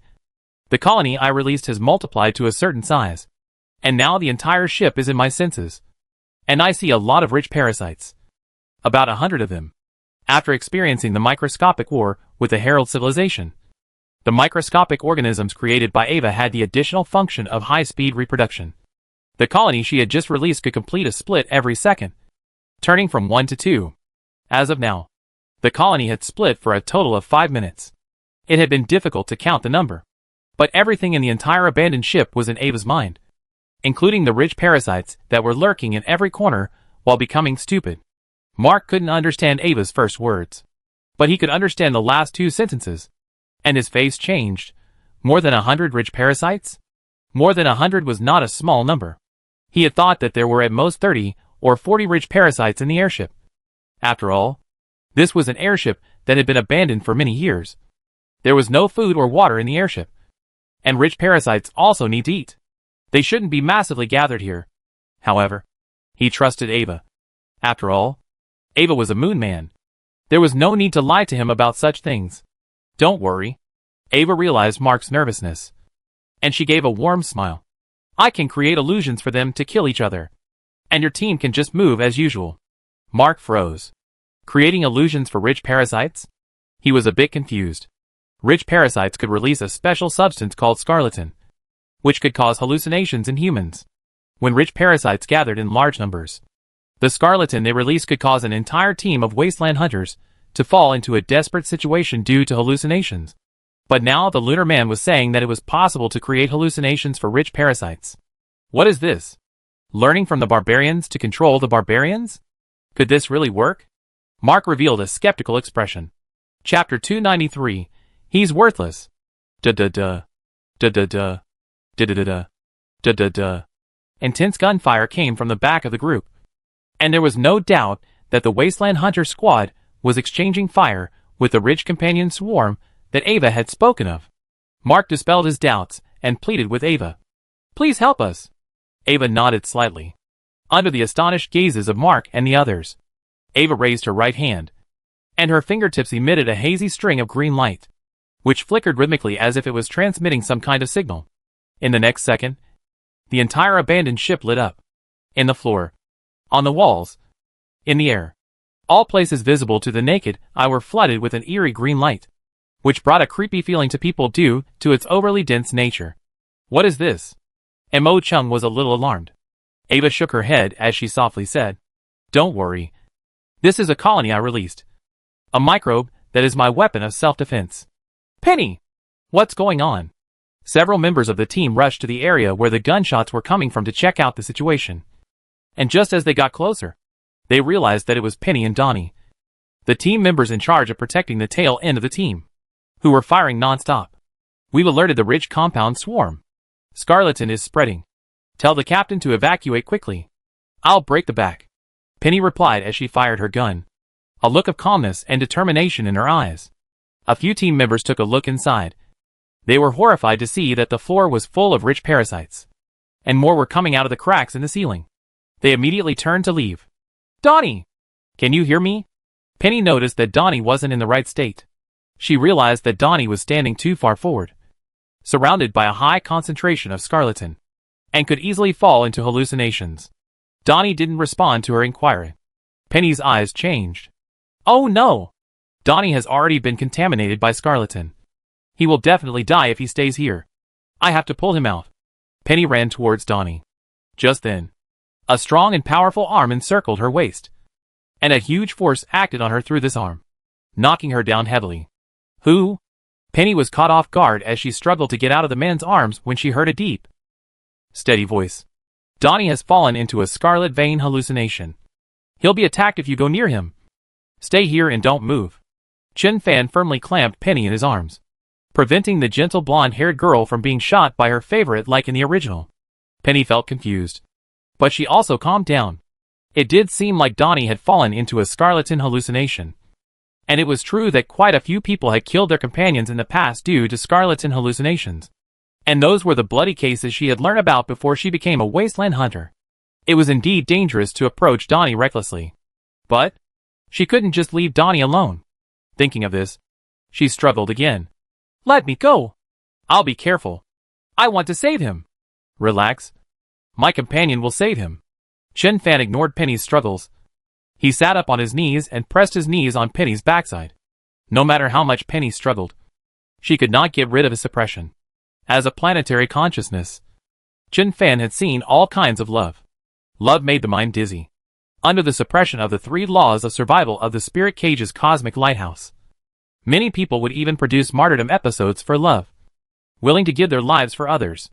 But at this moment, This kind of martyrdom was completely meaningless. Because Ava would strike. Silently, stars of green light appeared around them. And the green light grew denser and denser, overshadowing the scarlet-red halo in just a few seconds. This was the storage compartment. The place where Ava had initially released the colony. The concentration of the flora here was the highest. "Let go of me," Penny said through gritted teeth. She had never been on the floor in such a humiliating position before. Even when she was undergoing special training at the Wasteland Hunters headquarters, she had never been pressed down like this by someone else. And it was a man. All right. Seeing that the colony had come alive, Chin Fan knew that the situation here was under control. So he stood up from Penny. Penny rolled over violently and aimed her gun at Chin Fan. She was not aiming to shoot at Chin Fan, but she wanted to see who Chin Fan was with the help of the tactical torch carried on her firearm, as her voice was unfamiliar to Chin Fan. In the white light, a handsome yet masculine face was reflected in her eyes. This person. Why is it so good-looking? She was stunned. It was only right that Chin Fan was good-looking. After all, this was the most satisfactory male body that Ava had spent a lot of energy debugging. Not only was his appearance and body perfect, but certain unseen areas were even more impeccable. At this moment, Chin Fan reached out and pushed Penny's gun away. His voice was gentle and calm. "The next road is not peaceful. Save your bullets for the pole-eating beasts." Penny reacted as she lowered her muzzle and said with her heart racing, "Dustman? How dare you?" She had just exchanged a glance with Chin Fan. The feeling of that glance was marvelous. She had never had this strange feeling before. It was like an electric shock. "I'm not a dust folk. My identity will be told to you by Captain Mark later." Chin Fan reached out and clutched Penny's white wrist, pulling the puzzled Penny up from the dusty floor. The lighthouse artificially divided humans into upper folk and dust folk based on genetic merit, such as the prevalence of heart disease and other malignant diseases. The upper folk were human beings and the dust folk were nothing. This system was euphemistically called to help human civilization continue. And objectively it did serve this purpose. But when the United Government cleared the world, there would be no need for this discriminatory system to exist. Chin Fan twisted his head to look at Donnie. Penny pursed her lips for a moment as she unconsciously touched the wrist that had been clutched by Chin Fan before following Chin Fan and twisting her head to look at Donnie. "Donnie?" Penny was stunned for a moment. "Right. Donnie!" A rich green light shone on Donnie's face as Donnie inhaled a large amount of the colony, which ate up the scarlet pigment in his blood and helped him regain his sanity. What happened? Donnie was confused. He had a feeling of being disconnected, and he couldn't recall why he was standing here and when he was surrounded by the rich compost. "Penny?" He turned his head to look behind him as he fired at the rich compulsion. He found Penny standing with a strange man, muzzle down, with no intention of covering him. "Penny! What are you doing?" he chastised angrily. "Shoot me and cover my retreat. Do you want to see me die here?" "Oh! Oh!" Penny woke up as if in a dream. She pulled the trigger, and the gun spewed out a dense tongue of fire. Ta-da-da! Da-da-da-da! Da-da-da-da! However, Donnie didn't feel his pressure diminish at all. Nor did he see any bullets flying behind him. So he turned his head to look behind him again. He noticed that Penny was only shooting left and right, seemingly busy protecting the man beside her, and rarely shooting in his direction. "Donnie? Leave the dustman alone," Donnie raged. "Save me first. He's worthless." Chapter 294 Change of Fate. Worthless? Me? Chin Fan gazed at the somewhat hysterical Donnie with interest. He remembered that Donnie had said the same thing in the original anime. But back then, it was directed at a dust folk who had been crawled over by a rich companion. Now it was directed at him. There was no doubt that the man called Donnie had been completely brainwashed by the lighthouse's notion of the upper folk dustmen. A sudden change occurred. The swarm of rich parasites rushed towards Donnie like mad, not even dodging bullets anymore. Even if they were shot themselves, they would let their companions get a little closer to Donnie. "Penny! Help me!" Donnie shouted in horror. Penny reacted and fired with all her might in Donnie's direction. Ta-da-da! Da-da-da! Da-da-da-da! But it was already too late. From the moment Donnie uttered that sentence about Chin Fan being worthless, Donnie's death was doomed. Right here and now. Chin Fan raised his eyebrows and, without moving, glanced towards the shadows behind him. Ava was angry. The rich compound swarm suddenly righted, something that did not happen in the original. And it was highly likely that it happened because Ava had manipulated the colony to exert some influence on the Ridge Compound swarm. Ava regarded him as a kindred spirit. And for Donnie to say that he was worthless was also saying that she was worthless to Ava. And it wasn't unpredictable for Ava to get angry. Chen Fan let out a light sigh. Although Donnie had offended him, he knew that it was because Donnie had been miseducated, and that the root cause of the offense did not lie in Donnie as a person. So he didn't feel offended by Donnie's words. The planetary consciousness didn't usually kill off a person just because they raged against God, either. But Donnie had caused Ava's offense. He was dead. Chen Fan shook his head. Donnie is hopeless. Ava intended to kill Donnie. It was impossible to free Donnie with just one of Penny's guns. He could save Donnie, but he had no reason to fight for Donnie. Let's go! Chen Fan clutched Penny's wrist and dragged Penny backwards. No! I'm not leaving. Penny was in a hurry. She struggled and tried to escape from Chen Fan's grasp. At the same time, she kept shooting at the ridge compounds near Donnie. Let go of me. I want to save Donnie. Chen Fan paid no attention. In the original anime, Penny's attempt to wake up Donnie, who had fallen into a hallucination, resulted in dozens of bullets being fired by Donnie. And even the corpse was shot again by Donnie. Afterwards, Donnie wakes up only briefly before falling back into the Scarlet Pimpernel hallucination, and is eventually eaten by the Pole Eater. Both ended tragically. Now Penny has been saved. And for Donnie, being able to die straight away in a swarm of ridge parasites has been far better than his original fate. So be it. Chen Fan ignored Penny's cries and forcefully dragged Penny out of the storage compartment, where the screams lasted for only a second or two before coming to an abrupt end, followed by the fearful sound of chewing. Penny realized that Donnie was dead. Her eyes were lost in thought, and she walked limply. Chen Fan could understand Penny's feelings. In the original anime, Penny was secretly in love with Donnie, and was even mentally prepared to refuse the breeding mission for Donnie, intending to find a chance to commit suicide when it came time to carry out the breeding mission. The breeding mission is a very special mission. The lighthouse did not allow free love, much less private sex, but it had to increase its population. Therefore, breeding missions are issued to men and women of the right age from time to time, allowing people who are strangers to each other to go to the so-called Golden Hall and have in-depth exchanges in full view of the public. Breeding missions are extremely degrading to human dignity, especially for women. But the breeding missions themselves are harmless and are rewarded by the lighthouse, which often advertises that they are honorable and severely punishes those who refuse to perform them. So almost no one refuses to perform them. Penny, however, is willing to refuse the breeding mission for Donnie, even willing to die. So it can be seen that Penny has feelings for Donnie. At this moment, Penny witnessed Donnie's death and was rightfully broken inside. When it was over, he would hire an excellent psychiatrist from the United Government to help Penny come out from the shadow. However, Penny's feelings for Donnie were not necessarily love. Judging from his experience, Penny's feelings for Donnie were probably just a fake love caused by the multiple effects of hormones, work environment, and external high pressure. From the original anime, he couldn't see a single thing about Donnie that made him worthy of being loved. Donnie was completely brainwashed by the lighthouse and arrogant. And if another person was partnered with Penny, Penny might have fallen in love with that person as well. On top of that, Penny's willingness to turn down a breeding assignment for Donnie was without Donnie's complete knowledge. You can't run away from the words wishful thinking. Perhaps after psychotherapy with the JG, Penny would not only be able to come out of the shadows, but would also revisit her feelings for Donnie. Penny, where's Donnie? Mark ran towards them. Mark encountered quite a few ridge parasites along the way, but all of them walked as if they had been drinking fake alcohol, wobbling, completely lacking their usual agility, and even attacking each other. Therefore, he didn't have to make much effort to kill all the ridge parasites on the road, and came to the end of the group. Donnie, he's dead, Penny said in disbelief. Dead? Mark frowned. But Donnie wasn't on the same page as him, and the two of them weren't close to each other in the first place. Mark did not ask more questions. He said to Chen Fan, Penny is no longer fit to fight now. Please take Penny out. I'll break your back. Chen Fan shook his head as he held Penny. There is still a big guy here. If we don't take care of it, it will be hard for us to walk out from here. Big guy? Mark froze for a moment. Tic-tac. Mark raised his arm and noticed that a drop of slime had fallen from the ceiling near his wrist. It was.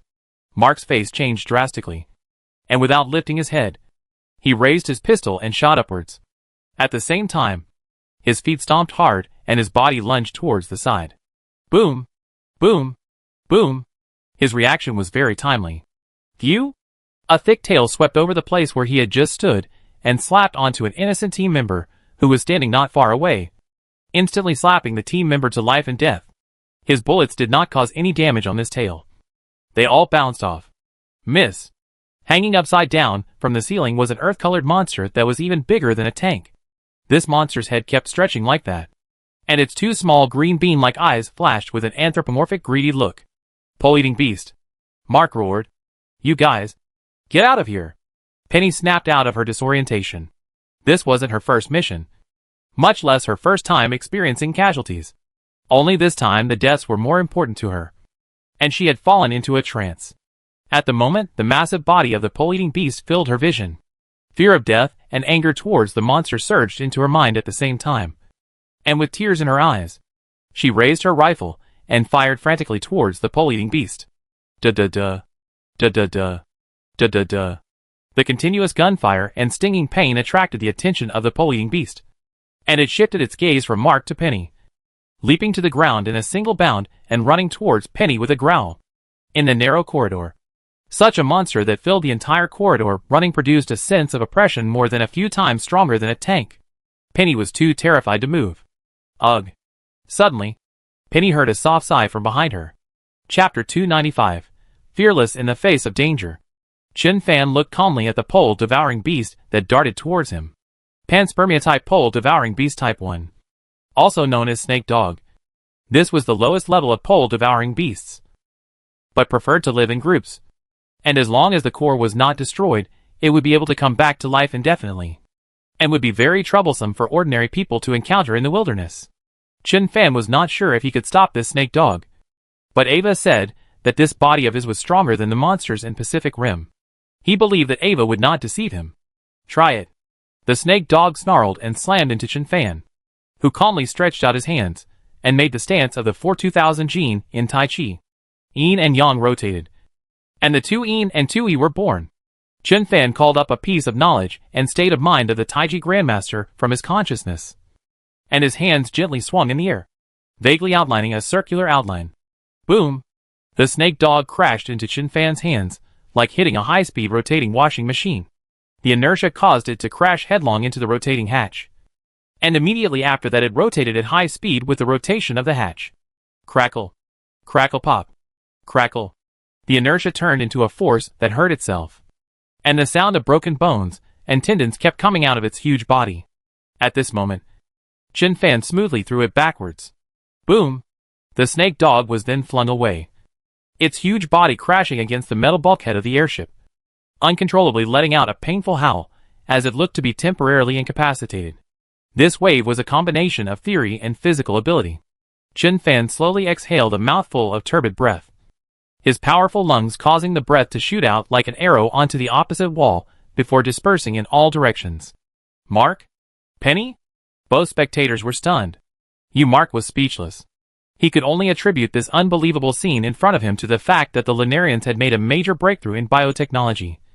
After all, the birth of something like the Pole Eater was also thanks to the biotechnology of the old world. Sort of fighting fire with fire? Penny's performance wasn't as calm as Mark's. Her mouth opened into the shape of an O. Her eyes filled with confusion and disbelief. This was a powerful pole-eating beast. How could it be defeated by an unarmed human? Even if it was equipped with a heavy dimension, it would still be difficult to throw the pole-eating beast out like this. Right? The heavy dimension was a type of humanoid armor, purely a product of the old world, and today's lighthouse was completely incapable of producing it and could only maintain it. Chen Fan did not speak to Mark and Penny. He walked over to the still wailing extreme devouring beast and swung his fist at the extreme devouring beast's carapace a few times, switching places each time, until he heard the sound of something rupturing coming from the body of the extreme devouring beast. The pole-eating beast's wailing came to an abrupt halt, and its eyes turned gray. Let's go! Chen Fan turned around and said. Mark looked puzzled. What were you doing just now? Destroying its source plasmic core so that it cannot be revived. Chen Fan explained succinctly. But the size and location of each pole-eating beast's origin quality core is uncertain. And it's a weirdly troublesome thing to search for. Mark froze for a moment. Useful knowledge increased. This kind of extreme devouring beast lives in a group. There must be its companions nearby. It won't be easy to get away if we don't leave. Chen Fan reminded. Mark nodded. I've instructed Mo Chung to pry the door open. It should be about time now. Let's get going. The passageway where Mark and the others had entered the R-49 immigrant ship had collapsed. And they had to search for and pry open a hatch in order to get out of here. If this unexpected situation had not happened, even if they encountered the Ridge Compass Swarm and the pole-eating beasts, there would not have been too much damage. The three of them ran in the direction of the exit. Captain! And Mo Chung and Ran Bing stood outside the door waving at them. And Ava stood silently behind them, winking at Chen Fan with a playful sense of emotion. Chen Fan returned the smile. Mark roared. Crating of supplies. Emergency evacuation. Yes. Thud. Dang. Thud. There was the sound of something heavy rushing from behind. And Mark blanched and quickened his pace while firing 2 shots at the hatch controls. Zip. The hatch controller erupted in blue arcs of electricity as the hatch slowly closed. And the trio rushed to get out at the last moment before it closed. Corey. Jeff. Erica. Mark ordered as he ran. Hurry up and activate the heavy stereo. The Wasteland Hunter squad carried 4 heavy stereo units, which was their only safety in case they encountered the pole-eating beasts. The Desolate Hunter team members who received the order left the line and headed to the convoy to activate the heavy cubes. Mark turned his head again and said to Chen Fan and Ava beside him, "The two of you try not to get involved in the battle. Just leave this place to us." Although Chen Fan had combat power comparable to that of the heavy dimension, Chen Fan and Ava were Lunarians, and could also open wormholes to the moon, which had an extremely special significance to the lighthouse. And Mark did not want the two of them to be injured. It was no exaggeration to say that he was even willing to lay down his own life to protect Chen Fan and Ava. Chen Fan nodded. We will do what we can. He could understand Mark's feelings, and he had no interest in fighting with the pole-devouring beast. Ava, on the other hand, gently shook her head. I can protect myself. Immediately after she discovered the existence of a big guy like the phage beast, she manipulated the colony to form some creatures that were comparable to the size of the phage beast. And she was about to see if her own pinched hand-me-downs were more powerful or the indigenous creatures that were native to this planet. Mark nodded and ran towards his gravator. His heavy stereo was a special model, more powerful than the other 4 heavy stereos, and the convoy couldn't safely evacuate without him covering them. Dang! Dang! Knock! The footsteps of the pole-eating beasts were close at hand, and the brownish-colored beasts leapt out from the rear one after another, darting towards the direction of the convoy. Da-da-da. Da-da-da. Da-da-da. Da-da-da-da. There were gunshots and panicked screams everywhere. The thick-skinned pole-eating beasts crashed into the defense line against the rain of gunfire, and in an instant, they pounded the neat line to pieces. Mark leapt out wearing a heavy steroid. He was surprised to find Chen Fan and Ava standing still, like they were scared silly, as the 2 pole-eating beasts were running towards them with a 6-fold pace. Run! Mark roared anxiously. Boom! A beam of blue light flew from the side and accurately hit the head of one of the pole-eating beasts, which fell to the ground with a loud bang. It was Ran Bing in the distance who fired. She was now using an electromagnetic sniper rifle, and the powerful electromagnetic shock was able to stun the pole-eating beast briefly. Mark's heart was relieved. He had just seen Chen Fan strike, and now that there was only one pole-devouring beast left, it should not be difficult to defeat Chen Fan. However, what made him feel worried was that the phage beast had jumped up and was about to pounce on Ava, while Chen Fan remained indifferent and even held Ava's hand and laughed, oblivious to the phage beast. What's going on? They are hallucinating? Chapter 296 The Lord of Light and Shadow is an extreme devouring beast. A sudden change occurred. Several thick green tentacles broke out of the ground and wrapped around the body of the pole-eating beast, pulling the pole-eating beast, which had leapt high into the air, to the ground viciously. Countless spikes drilled out of the tentacles and plunged into the pole-eating beast's skin, and the pole-eating beast's body became dried up at a speed visible to the naked eye. Mark was stunned. A similar scene occurred throughout the entire position. A thick green tentacle waved around the position, greedily sucking the flesh and blood of the pole-eating beasts. Only a handful of pole-devouring beasts were spared because they didn't have time to enter the position. And they hovered nearby with a face of fear, not daring to approach the caravan again. The crisis was lifted in an instant. Everyone had a confused look on their faces as they looked at each other, not understanding what had happened. Ava squatted down in front of the pole-eating beast and put her hand on the pole-eating beast's head. The skin on her palm rapidly melted and fused with the devouring beast's head, probing out tens of thousands of slender, but tough nerve threads that pierced into the devouring beast's brain, connecting with the devouring beast's nerves. Countless curtains of light and shadows flew by in front of Ava's eyes, finally settling on a spherical object with many tentacles growing that swayed in the wind. "Flower of mana," she said in an almost murmuring tone. Fan smiled and said, "Got something?" "I'm not so sure," Ava replied hesitantly. "I have a feeling that this planet might be breeding a planetary consciousness. The same kind as me." "Breeding planetary consciousness? The same as Ava?" Fan revealed an interested expression. He had traveled through several universes. This was the first time he had met a planetary consciousness in gestation. Equivalent to a baby in planetary consciousness? Was it referring to Mana Eco? Many new creatures had appeared on the spirit cage Earth after the end of the world. And all of these creatures had a special connection with a plant called Mana's flower, which humans collectively referred to as mana ecology.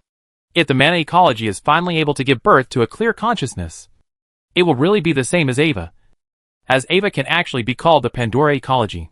"What is its attitude towards life?" Fan asked. Ava pursed her lips. "Its consciousness is still hazy, but I feel exploitation, solicitation, use, discrimination, longing." Ava uttered dozens of adjectives in one breath, with only 5 neutral words in it. The rest were all on the negative side. "From the looks of it, it can't be our partner." Fan shook his head. A planetary consciousness's attitude towards life was closely related to the lives that made up it. The lives in mana ecology had almost no positive emotions, and in the end, they were brought together in mana ecology's consciousness, which was also negative and negative. No, Ava shook her head. She held a glimmer of hope for the mana eco. It is intrigued by humans. It uses the pole eaters to gather human memories and emotions. These complex messages from intelligent beings must have an effect on it. She paused for a moment before adding, "And I only vaguely sensed it using a pole eater full of negative emotions as a bridge. Maybe it has a lot of positive emotions as well. It's just that this one can't pick them up." Compared to humans who had billions of fellow humans at every turn, planetary consciousness was lonely. Ava longed for more of its kind. Fan nodded as he recalled. "There's a fellow called the Lord of Light and Shadow here. If we can meet her, we might be able to know more information about mana ecology." There was a church of light and shadow on the lighthouse that was used to stabilize people's hearts. This church worshipped the Lord of Light and Shadow, who had saved the life of the head of the church, Charles, when he was young. According to the description in the anime, it was a tall woman with a starry face and a white cloth wrapped around her arm, and her appearance was accompanied by a golden holy light. "You guys also know about the Lord of Light and Shadow?" Mark walked up to them and heard their conversation. Ava lifted her hand without moving. The nerve threads in her palm contracted inwards, and the skin quickly finished repairing itself, turning back into a normal palm. Fan nodded. He did not mince words as he shared the information with Mark. The Lord of Light and Shadow is supposed to be a humanoid pole-eating beast. All that is known at the moment is that she is supposed to be ranked very high in the sequence of pole-eating beasts, and is likely to have a very deep connection with mana ecology.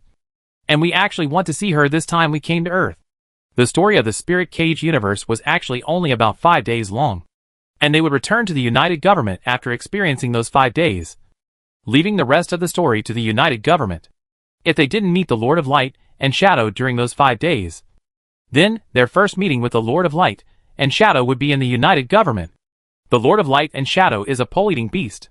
Mark was dumbfounded by what he heard. He had lost count of the number of times this was the first time he had been in shock over the Lunarians. And the number of times he had been shocked in the past few decades didn't add up to the number of times he had been shocked in one day today. The Lord of Light and Shadow was the faith of a significant portion of the population. A lot of people on the lighthouse prayed to the Lord of Light and Shadow. And he'd bet that right this very moment the Church of Light and Shadow was praying for the Lord of Light and Shadow to shelter the Wasteland Hunter squad from returning safely. And it turned out that the Lord of Light and Shadow was a pole eater. What kind of hellish joke is this? Mark had a face of disbelief. Are you guys sure? 90% sure. Chen Fan laughed. 90% sure? Wasn't that close to directly questioning the Lord of Light and Shadow? Roar! Roar! Roar! Many more snake dogs appeared all around. Mark took a deep breath, suppressed the surprise in his heart, and shouted, Retreat! There are more and more of these guys. Retreat quickly. Ava nodded to Chen Fan. Chen Fan intercepted and picked up Ava, leapt up in the direction of the convoy, and jumped onto the retreating car in 3 or 2 moves. Holy shit. Are you Lunarians all monsters? Mo Chung stared at them with a shocked face. And Fei Shui, the female team member in charge of using the heavy machine gun on the roof of the car, also looked incredulous. Chen Fan hooked up the corner of his mouth and teased. As long as you do 100 push-ups, 100 sit-ups, 100 deep squats, and run 10,000 meters every day, you can become as strong as me. Really? Mo Chung was confused. He usually didn't exercise much. Chen Fan gave a thumbs up. It has to be. How could Saitama-sensei's training methods be wrong? Drive your car. Fei Shui angrily snapped. If you don't go, I'll stay and serve the pole-eating beasts as dinner. Mo Chung returned to his senses and stepped on the accelerator, and the entire convoy moved with him. Chen Fan stood in the car and looked over the incoming road. He found that the half-plant, half-animal tentacles created by Ava had attracted the attention of many of the pole-eating beasts, and Mark and the others had already piloted the heavy diorama over in the direction of the convoy. The way the heavy diorama moved was very special. Surprisingly, the pulleys were sticking out from underneath their feet, speeding against the ground as if they were wearing roller skates. Going home, Mo Chung shouted in a happy mood. Just then, a huge shadow spread over from the roadside. Chapter 297 by Yuekue's questioning. Boom, boom, boom. The entire earth trembled with the sound of heavy footsteps. Many stones rolled down from the cliffs on both sides of the road, and people looked up with fear and trepidation to see a behemoth tens of meters tall with a twisted human face. What is that? How did it grow so big? It's dead. Ask the Lord of Light and Shadow to bless us. Damn it! Who said it was safest to go on a mission with Captain Mark? There was chaos in the convoy, but no one fired a shot. Even those whose brains lacked a string understood how weak firearms were to such behemoths. Even missiles might not be able to inflict much damage on pole-eating beasts of this size. Rumble. This dozens of meters tall behemoth seemed like a demon god crawling out of hell, chasing towards the convoy on multiple legs. Its movement causing the mountains to collapse and rocks to smash into the convoy like an avalanche. The drivers of the Wilderness Hunter team were all experienced in battle, and they nervously and calmly drove their vehicles to avoid the falling rocks. And for a moment, there was no attrition. However, it was definitely not possible for this situation to continue, because Goddess of Fortune would not favor them all the time. Suddenly, the pole-eating beast stopped its pursuit and tilted its head back to let out a long, sharp whistle. The terrifying sound wave mixed with ultrasonic and infrasound waves that were extremely harmful to humans swept through the entire caravan, with Chen Fan and Ava, who were in the best physical condition, bearing the brunt of it. Unlike the others, Chen Fan and Ava were able to hear ultrasonic and infrasound waves. Air! Chen Fan let out a muffled grunt as a drop of blood flowed out of each ear. He turned his head to look at Ava and found that Ava was the same. Ava's gaze swiveled over Chen Fan's ears, and her expression suddenly became extraordinarily cold. Boom! She leapt up and jumped directly from the car to the rock walls on both sides. Where are you going? Chen Fan tilted his head and asked. Ava had already disappeared behind the falling rocks, and her voice floated from high above. I'm going to kill it! Chen Fan cocked his head. Was Ava so vindictive? Why hadn't he realized that when he was in the Avatar universe? He reached up and wiped the blood off his ears. Ava has been moving around in human society for a long time and is becoming more and more like a human. Chen Fan revealed a thoughtful expression as he muttered. When gods and humans live together, gods are no longer as sacred as they used to be. The reason why a god could be so high and mighty and not be happy, sad, shocked, or angry could be summed up nicely in 4 words. God does not care. Because of not caring, nothing that happens can touch God.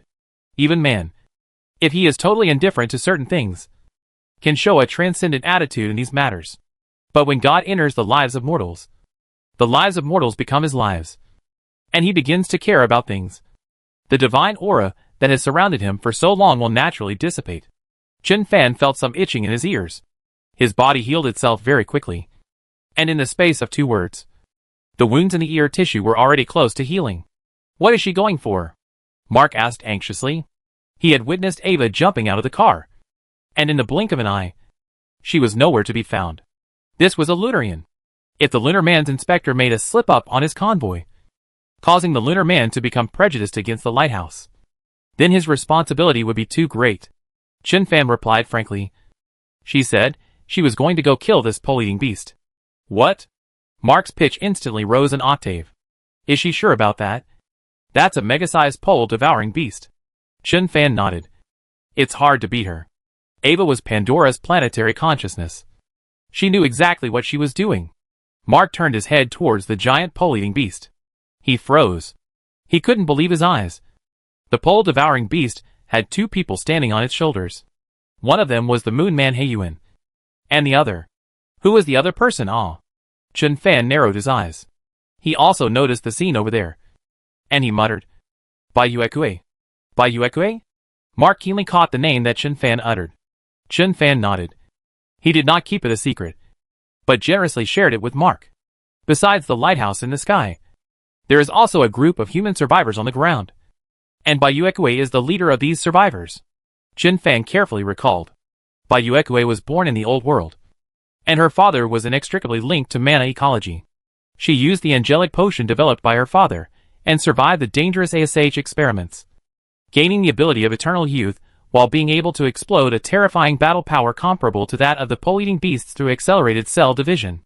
In fact, he and Ava wanted to tour the spirit cage, and following Bai Yuekue was the best, because the ground survivors such as Bai Yuekue advocated integration with the mana ecology. They mastered the way to survive in the mana ecology, and their knowledge of the mana ecology was far more profound than the lighthouse. There are survivors on the ground too? Mark was surprised. The lighthouses hadn't encountered surface survivors in over 20 years, and they agreed that there was no room for human survival on the surface. Ground survivors don't have the 3 laws of survival that are as genocidal as your lighthouse, and live a much more cozy life than you do. And their fighting strength is also stronger than yours. Chen Fan answered Mark's question as he reminisced. Huh? Mark had a confused look on his face. Ground survivors did not have the 3 laws of survival, and still lived a much more cozy life than us. And their combat strength was also higher than ours. So wouldn't that mean that the 3 laws of survival did not even need to exist? His sister, Ham Kobai, died? Mark violently clenched his fists. Intense anger arose. If there was no need for the 3 laws to exist at all, then what was everything on the lighthouse? And what was his sister being burned alive with her lover in full view of everyone? All of a sudden, Mark's heart was in turmoil. Speaking of which, for your lighthouse to be able to exist unharmed to this day, she played a big part in it. Chen Fan paused for a moment and said with narrowed eyes, They're back. Mark awoke with a start. He saw 2 slender figures leaping towards the convoy one after the other, and they were moving so fast that it was like flying low in the air. Thud, thud. The 2 figures landed on the vehicle together, while the super-large pole-eating beast that had been thrown back by the convoy collapsed silently. Ava had really killed the pole-eating beast. Chen Fan did not inquire about the process, as Ava had too many means of holding the creature.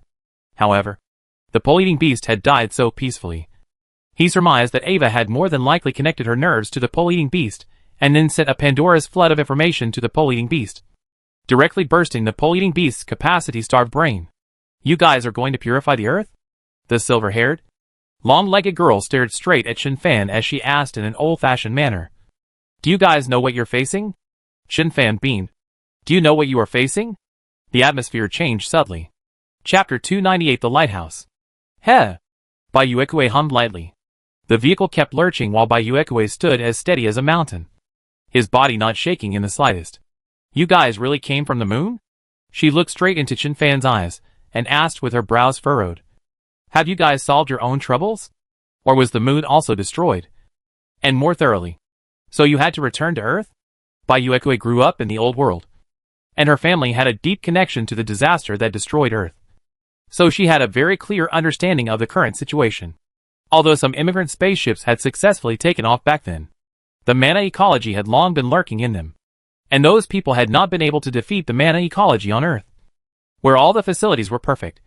And it would be even more unlikely to do so when they arrived at the barren moon. The fact that no one had ever returned to the moon after decades was proof of that. She had no qualms about saying that she suspected that all the people who had landed on the moon back then had died. That the Earth was the only pure land. And that coexistence with the mana ecology was the first step towards rebuilding civilization. Purify the Earth? That's a joke. The once immensely prosperous civilization of Earth had been destroyed by mana ecology.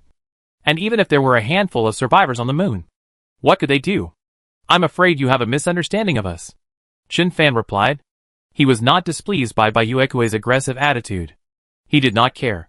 He was prepared to help dispel Bayuekue's doubts, because he had developed a sense of appreciation for Bayuekue's talent. In addition to being a very capable fighter, Bayuekue had been sick for a long time, and had turned into a very good bioscientist after the apocalypse. A talent that the United Government needed. The word talent sounds light and fluffy. But when a civilization becomes a true interstellar civilization, and the problems it faces become increasingly complex, only true talents can lead the whole civilization forward, while others merely act as a breeding ground for the birth of talents. Luo Jue and Zhang Beihai of the Three Bodies universe are such talents. And so is Bayuekue. Though both face different problems. We don't actually come from the moon. And we only claim to be from the moon to facilitate your understanding. Chen Fan revealed part of the truth as he said gently, we are fully capable of eradicating the mana ecology and purifying the Earth. If we wanted to do so. Farther than the moon? Bayuekue questioned. What proof do you have? Chen Fan reached out and opened the wormhole to the United Government. Bayuekue was stunned. The dark hole swirled in front of her. This is a wormhole. Chen Fan realized Bayuekue's surprise and disbelief as he softly explained.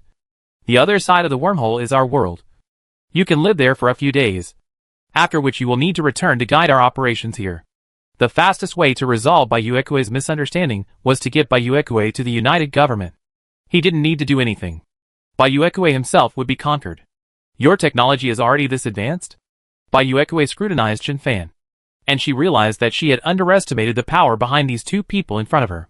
Even if the power represented by these two could not purify the Earth, it was thought that they would be able to provide no small amount of help in rebuilding the Earth's civilization. The real situation will only be more advanced than you can imagine right now. Chen Fan smiled. Please. Bayuekue shook her head as she politely refused. No. I can't go in right now. I still have a few things that I haven't arranged. You guys are going to the lighthouse, right? Tomorrow night at 8 o'clock. I'll be waiting for you below the lighthouse.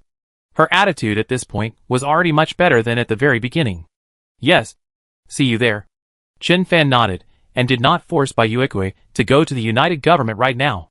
Bayuekue gave Chen Fan a deep look, then leapt forward and jumped from the car, instantly disappearing from the sight of the crowd.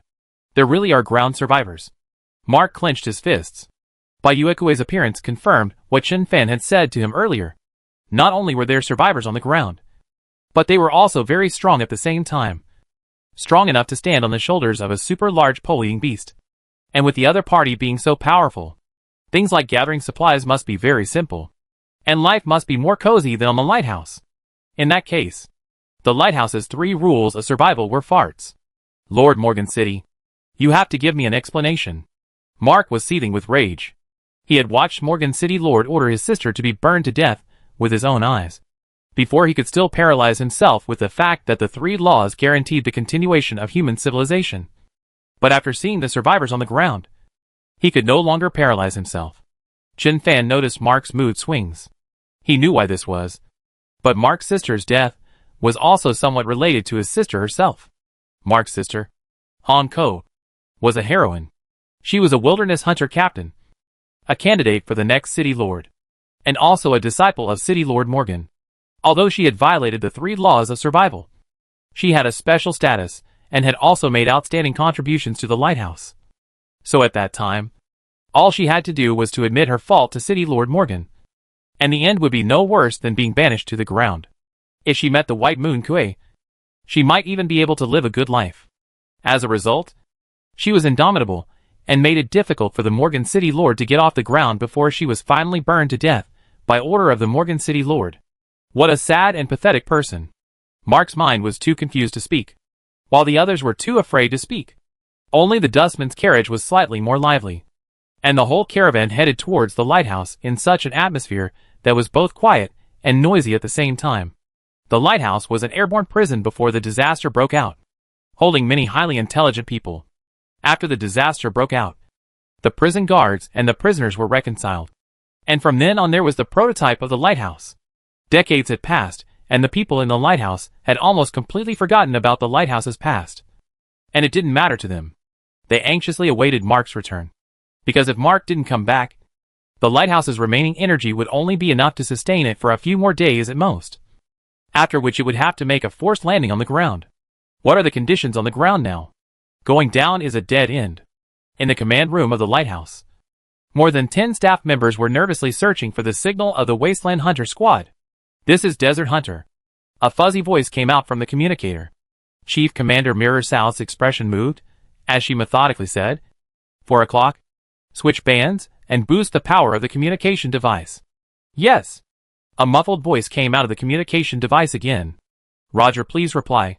The communicator, a cute girl, nervously asked. This is the lighthouse. Captain, is that you?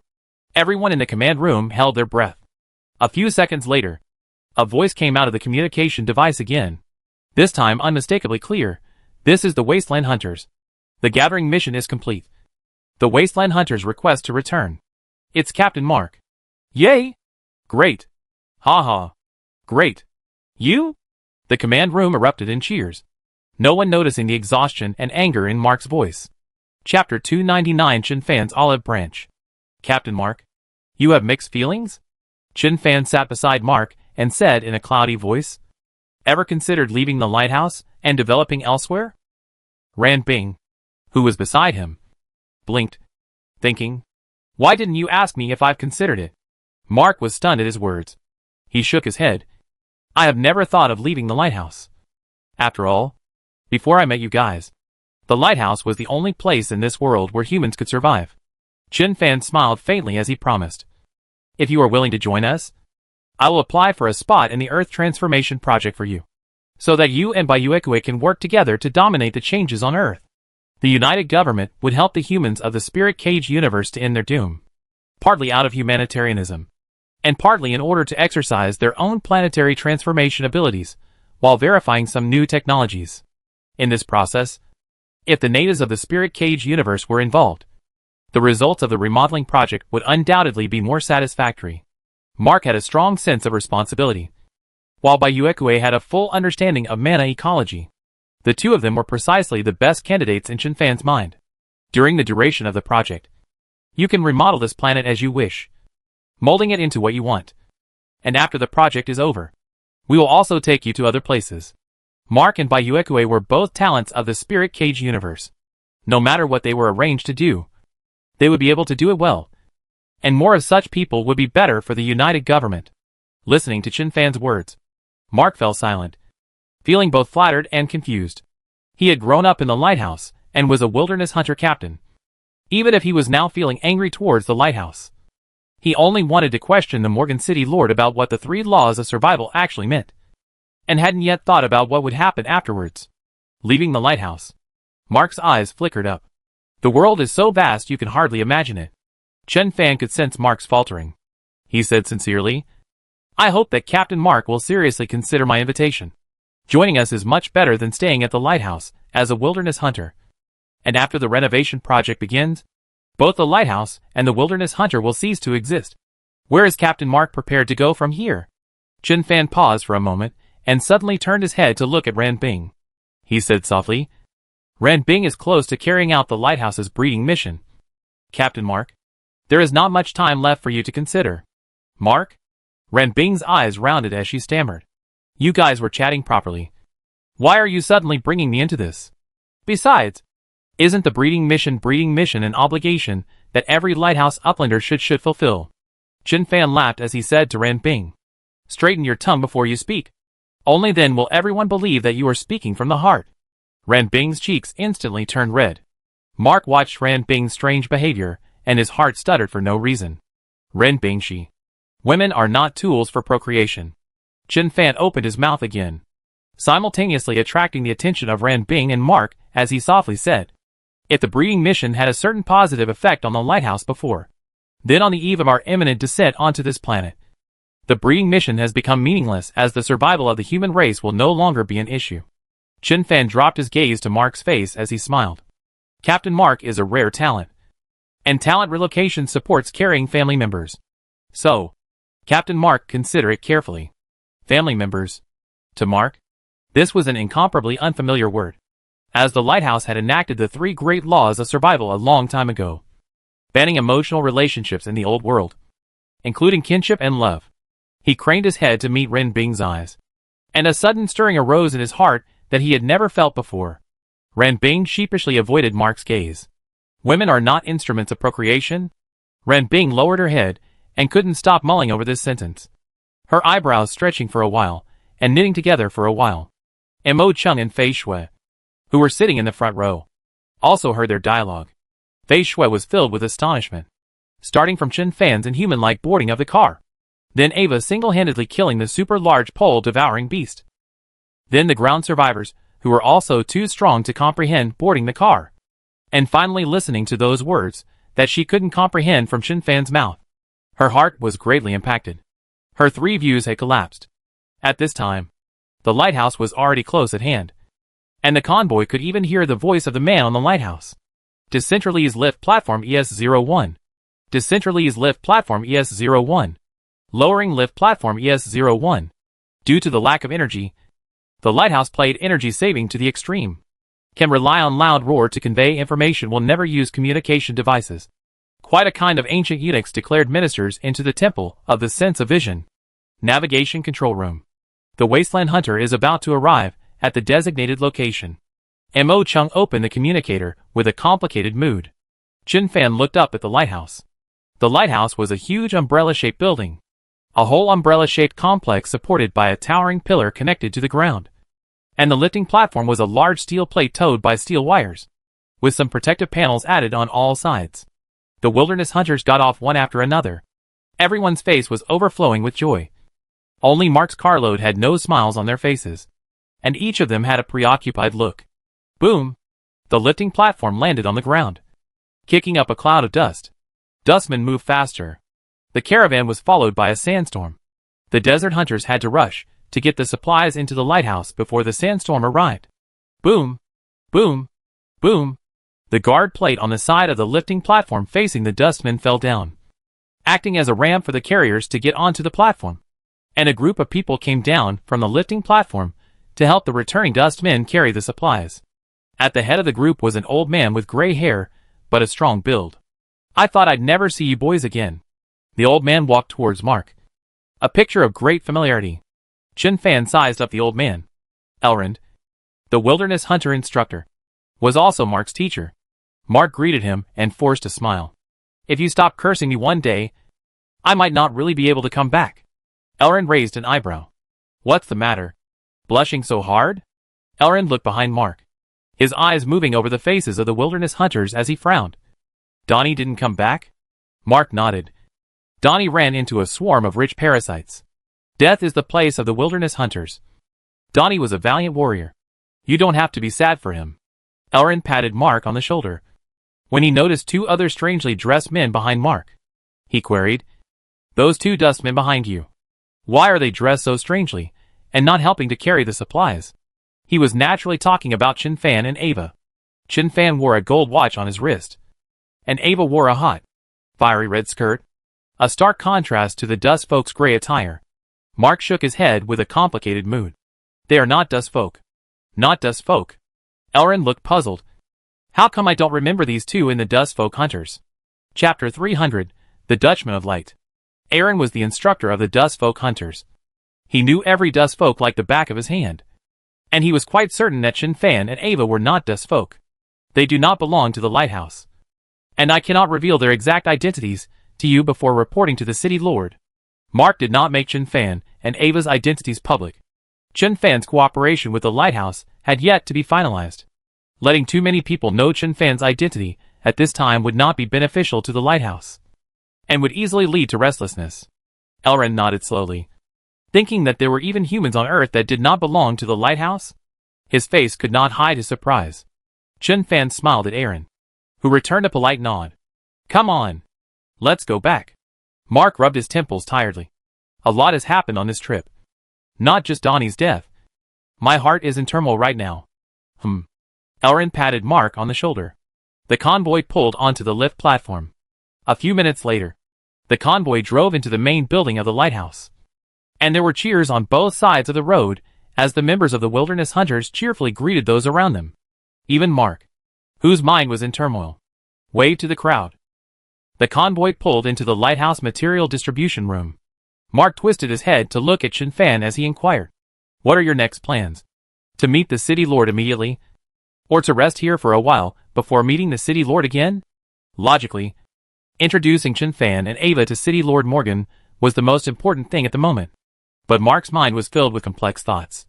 He felt that perhaps he should introduce Chen Fan and Ava later so that he could question city lord Morgan first.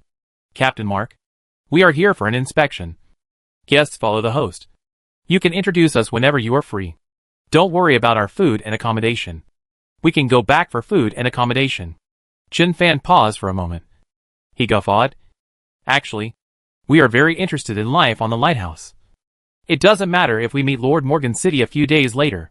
The United Government did not need to go through anyone's permission to intervene in the affairs of Spirit Cage Earth at all, as Spirit Cage Earth currently did not have any formal polity in existence at all. And the one on the lighthouse was just a small-scale human autonomous organization. The United Government could have developed the Spirit Cage Earth as if it was an unowned living planet that it had stumbled upon. And whether or not it saw Lord Morgan was even more of an irrelevant matter. Mark nodded as he said in a deep voice, I understand. You guys can wander around the lighthouse as much as you want. In a couple of days, I might use the lighthouse radio to find you. If you hear it, come here and find me. Chen Fan smiled as he noticed a man climb out of the heavy sterling armor behind Mark. Dustman 4068. The inertia of the plot can be quite something. Anything that doesn't get directly meddled with by me could continue along the same lines as the original. The character of Dustman 4068 had quite a bit to do with the original story, and is a sad, hateful little man. The reason he's in a heavy sterling armor that clearly doesn't belong to him is because Corey the Wasteland Hunter, who was originally piloting it, was injured, and he temporarily drilled in to save his life. This was a violation of lighthouse law, and the disciplinary sergeant in charge of punishing him was almost here, and he knew nothing about it, and was fooling around with his fellow dustmen. There would be another famous scene later. Ran Bing walked over holding a translucent tablet. Her tone was heavy. Corey's situation is not good. His injuries are too severe. There are not enough tithing points. And the medical clinic has ruled that he is of no therapeutic value. What no treatment value meant was self-evident. Mark took Ran Bing's tablet and looked at it twice. It showed Corey's vital signs. He replied without thinking, Take my top first. Ran Bing worried. What about you? Snap! With the sound of a crisp ringing finger, a dark hole appeared beside them. Carry him inside. I will return you to a healthy Corey, Chen Fan said in a nonchalant manner. He opened the wormhole in public without the slightest intention of hiding his magical abilities.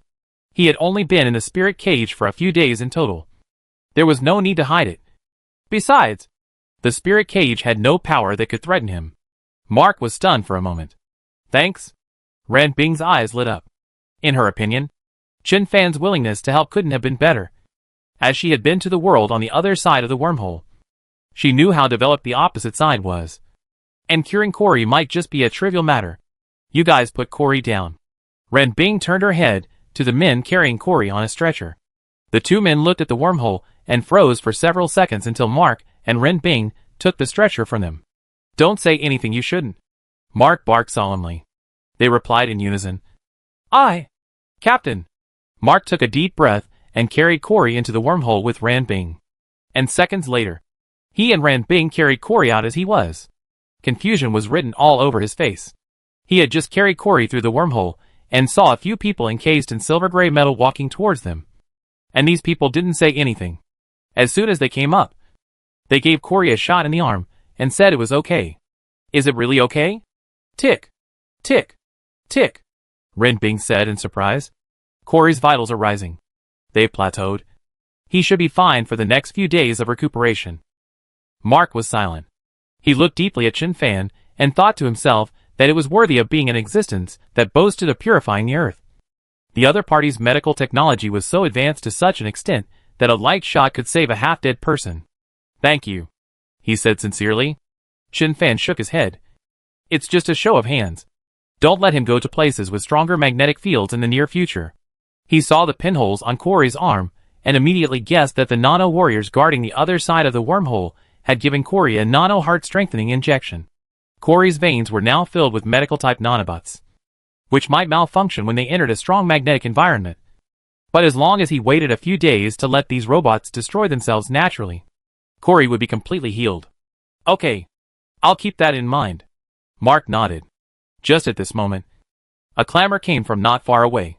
Chen Fan twisted his head to look, just in time to see the sexiest female character in all of Spirit Cage twisting her crotch as she walked into the lighthouse material distribution room, while Dustman 4068, who had climbed out of the heavy stereo, was being held down on the ground. "It's the Horcruxes. What are they doing here? Nasty guys." The Lotus Light Bearer flicked her lips, and a cold voice came out of her mouth. "Execution. Snap. Snap. Snap. Snap. Snap." The two red-robed law clerics raised their iron whips, one on the left and one on the right, and viciously whipped Dustman 4068, leaving a bloody wound on 4068's body, which caused 4068 to roll all over the ground. Mark's face changed when he saw this scene. The Luna's inspectors were still here, and with the Horlighter carrying out physical torture so savagely, the lighthouse's image was afraid to be in tatters. "Stop," he said in a deep voice. Incopolis appeared beside the red-robed law cleric on his right side in a flash, and he clutched the correctional sergeant's wrist, causing the iron whip to stop in midair. The wilderness hunters came up from all around. The other law cleric saw this and stopped his hand, not daring to act rashly. The lighthouse law states that the dust folk do not have the right to touch the weapons of the upper folk in any form, and violators are punished with 12 lashes. The Lotus Light Bearer hooked her red lips and asked playfully, "Captain Mark wants to stop me from enforcing the law? Lighthouse law?" Mark's face was cold, and he didn't say a word. The most important laws on the lighthouse were the 3 laws of survival. And the 3 laws of survival were bullshit. And he himself could even leave the lighthouse at any time. And when the Lotus Light Bearer pressed him with the lighthouse laws at this time, not only was he unable to produce fear, but he even wanted to let out a loud laugh. The atmosphere gradually became tense. The Holylighter frowned slightly, as she realized that Mark seemed very different today. Her thoughts spun. This was the territory of the wilderness hunters. It was unwise to break out into conflict with Mark here. And if Mark insisted on blocking her, she could only temporarily retreat and tell Lord Head of the Guild about it, who would then report it to the City Lord, allowing the City Lord to rule over Mark's offense. Chapter 301 Mark, there's someone behind me. Don't forget, everyone, you are all sheltered by the Lord of Light and Shadow to bring back the supplies safely. And this is all thanks to the prayers of the guild leader. The Lotus Lightbringer's attendant suddenly spoke out. He had a proud face, and in a few words, he wiped out all of the Desolate Hunter's credit for searching for the supplies. The Desolate Hunter's complexions turned ironic all of a sudden. The Lord of Light and Shadow's shelter?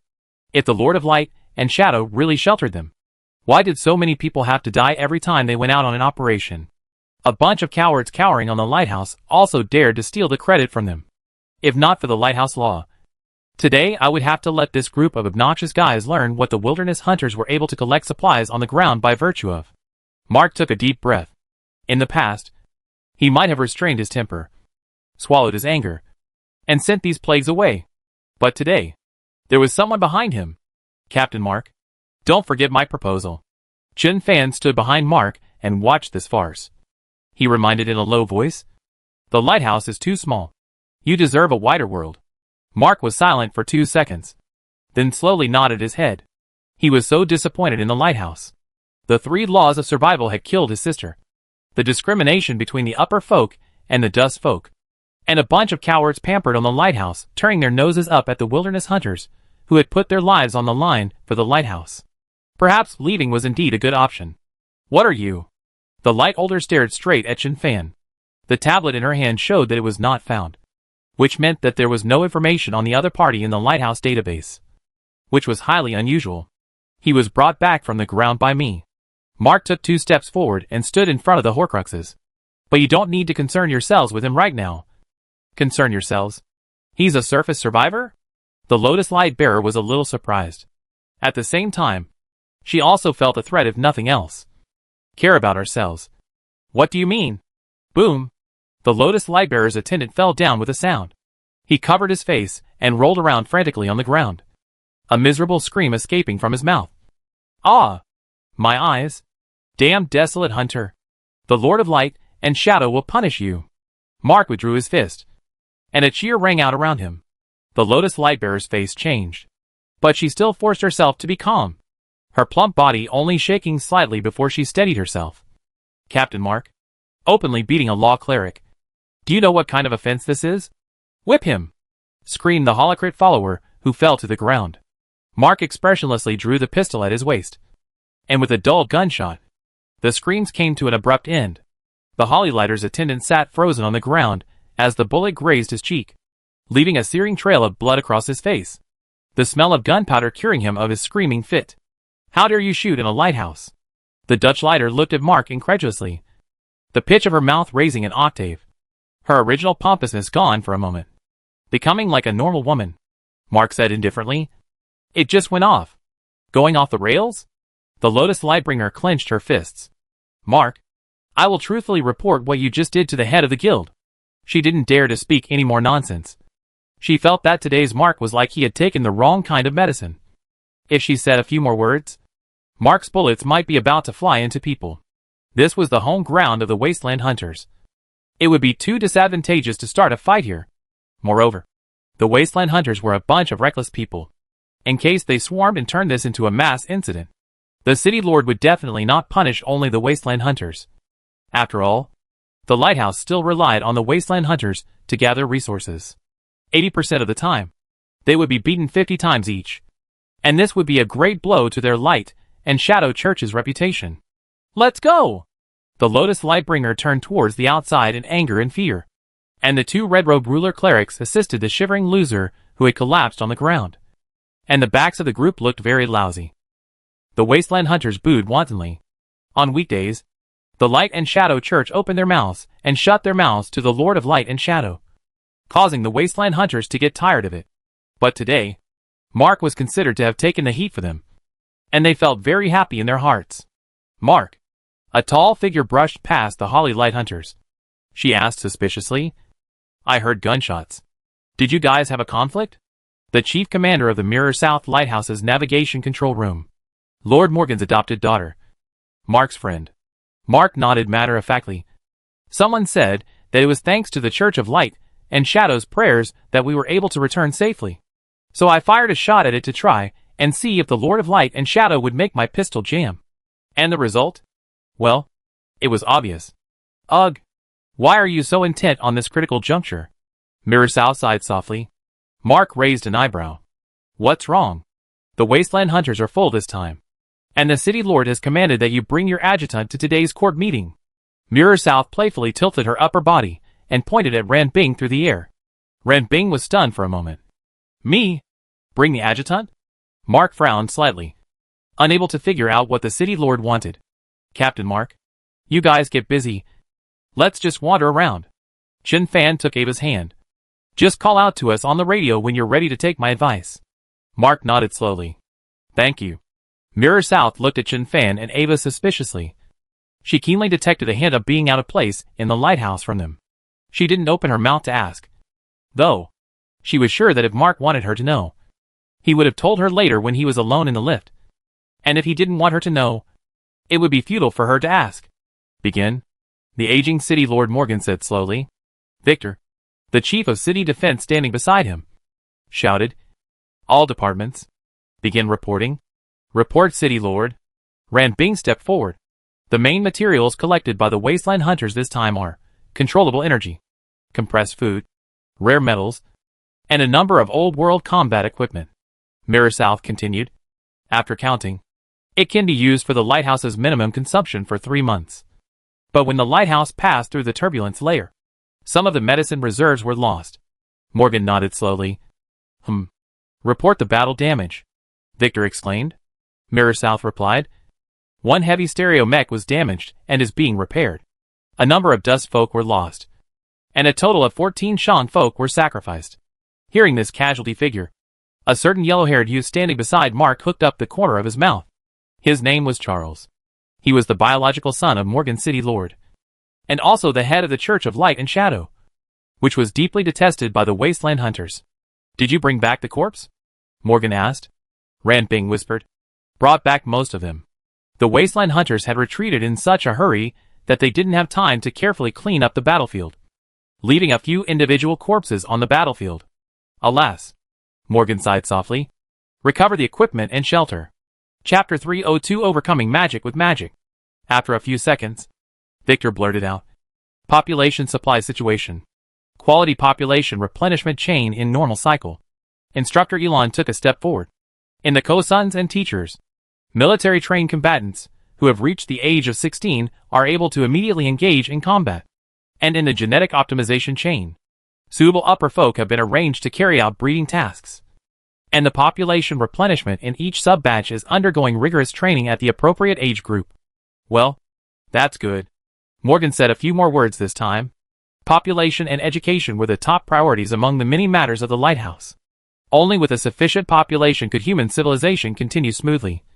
And only with a large enough population that had received various types of education could they fill the vacancies of positions on the lighthouse, and replenish the loss of personnel in the Wasteland Hunter Squad. In order to show how much importance he placed on population and education, Morgan even nodded his head a lot more this time than when he listened to the reports from other departments. Next, it was the turn of the Church of Light and Shadow. The head of the church, Charles, stepped forward, and he said with an airy voice, "Lord City Lord, the people of the lighthouse are very stable under the patronage of the Lord of Light and Shadow, and the warriors who have returned are all undergoing purification."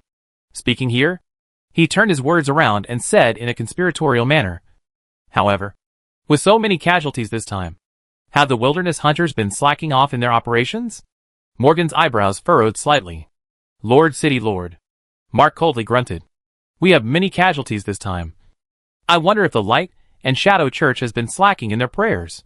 Charles froze. He was a bit confused. He didn't expect that instead of admitting his fault, Mark would respond to him like this. And for a moment, he didn't know how to answer. "Huh?" Mirror South hid her mouth and let out a light laugh. And Ranbing also revealed an expression that she couldn't help but laugh. The others also had similar looks.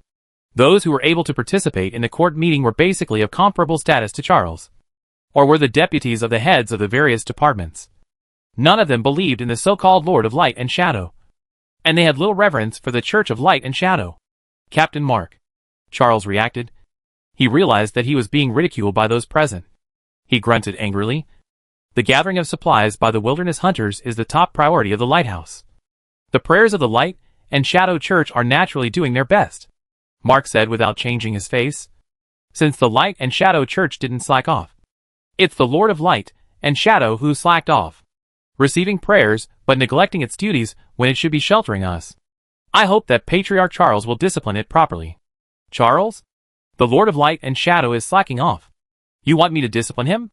Do you want to listen to what you're saying?" "Mark." Charles was furious. He broke his defense, pointing at Mark's nose and yelling, "How dare you disrespect the Lord of Light and Shadow? Don't you know what the Lord of Light and Shadow means to the lighthouse?" Mark snorted coldly, not giving Charles any face at all as he snorted. "This trick of the Lord of Light and Shadow is just enough to fool the others on the lighthouse. Don't fool yourself too." He took a deep breath and spoke in a shocking manner. "Lord of Light and Shadow? It's just a pole-eating beast." In an instant, the entire court hall fell silent, and everyone stared at Mark's face with disbelief. Mark didn't let that silence him as he continued. "Starry face, arms wrapped in bandages, and commanding pole-devouring beasts. Is that what humans are like? That's just a high-level pole-eating beast that evolved into human form." The Lightbringer behind Charles froze. The Lord of Light and Shadow was an extreme devouring beast. "That's enough, Mark," Morgan uttered with anger. "Everyone stand down." Mark stays. "I have something to talk to him alone." Mark tilted his head and looked straight at Morgan. "I also have something I want to talk to the City Lord alone." Mirror South looked worried, while Renbing wore a thoughtful expression.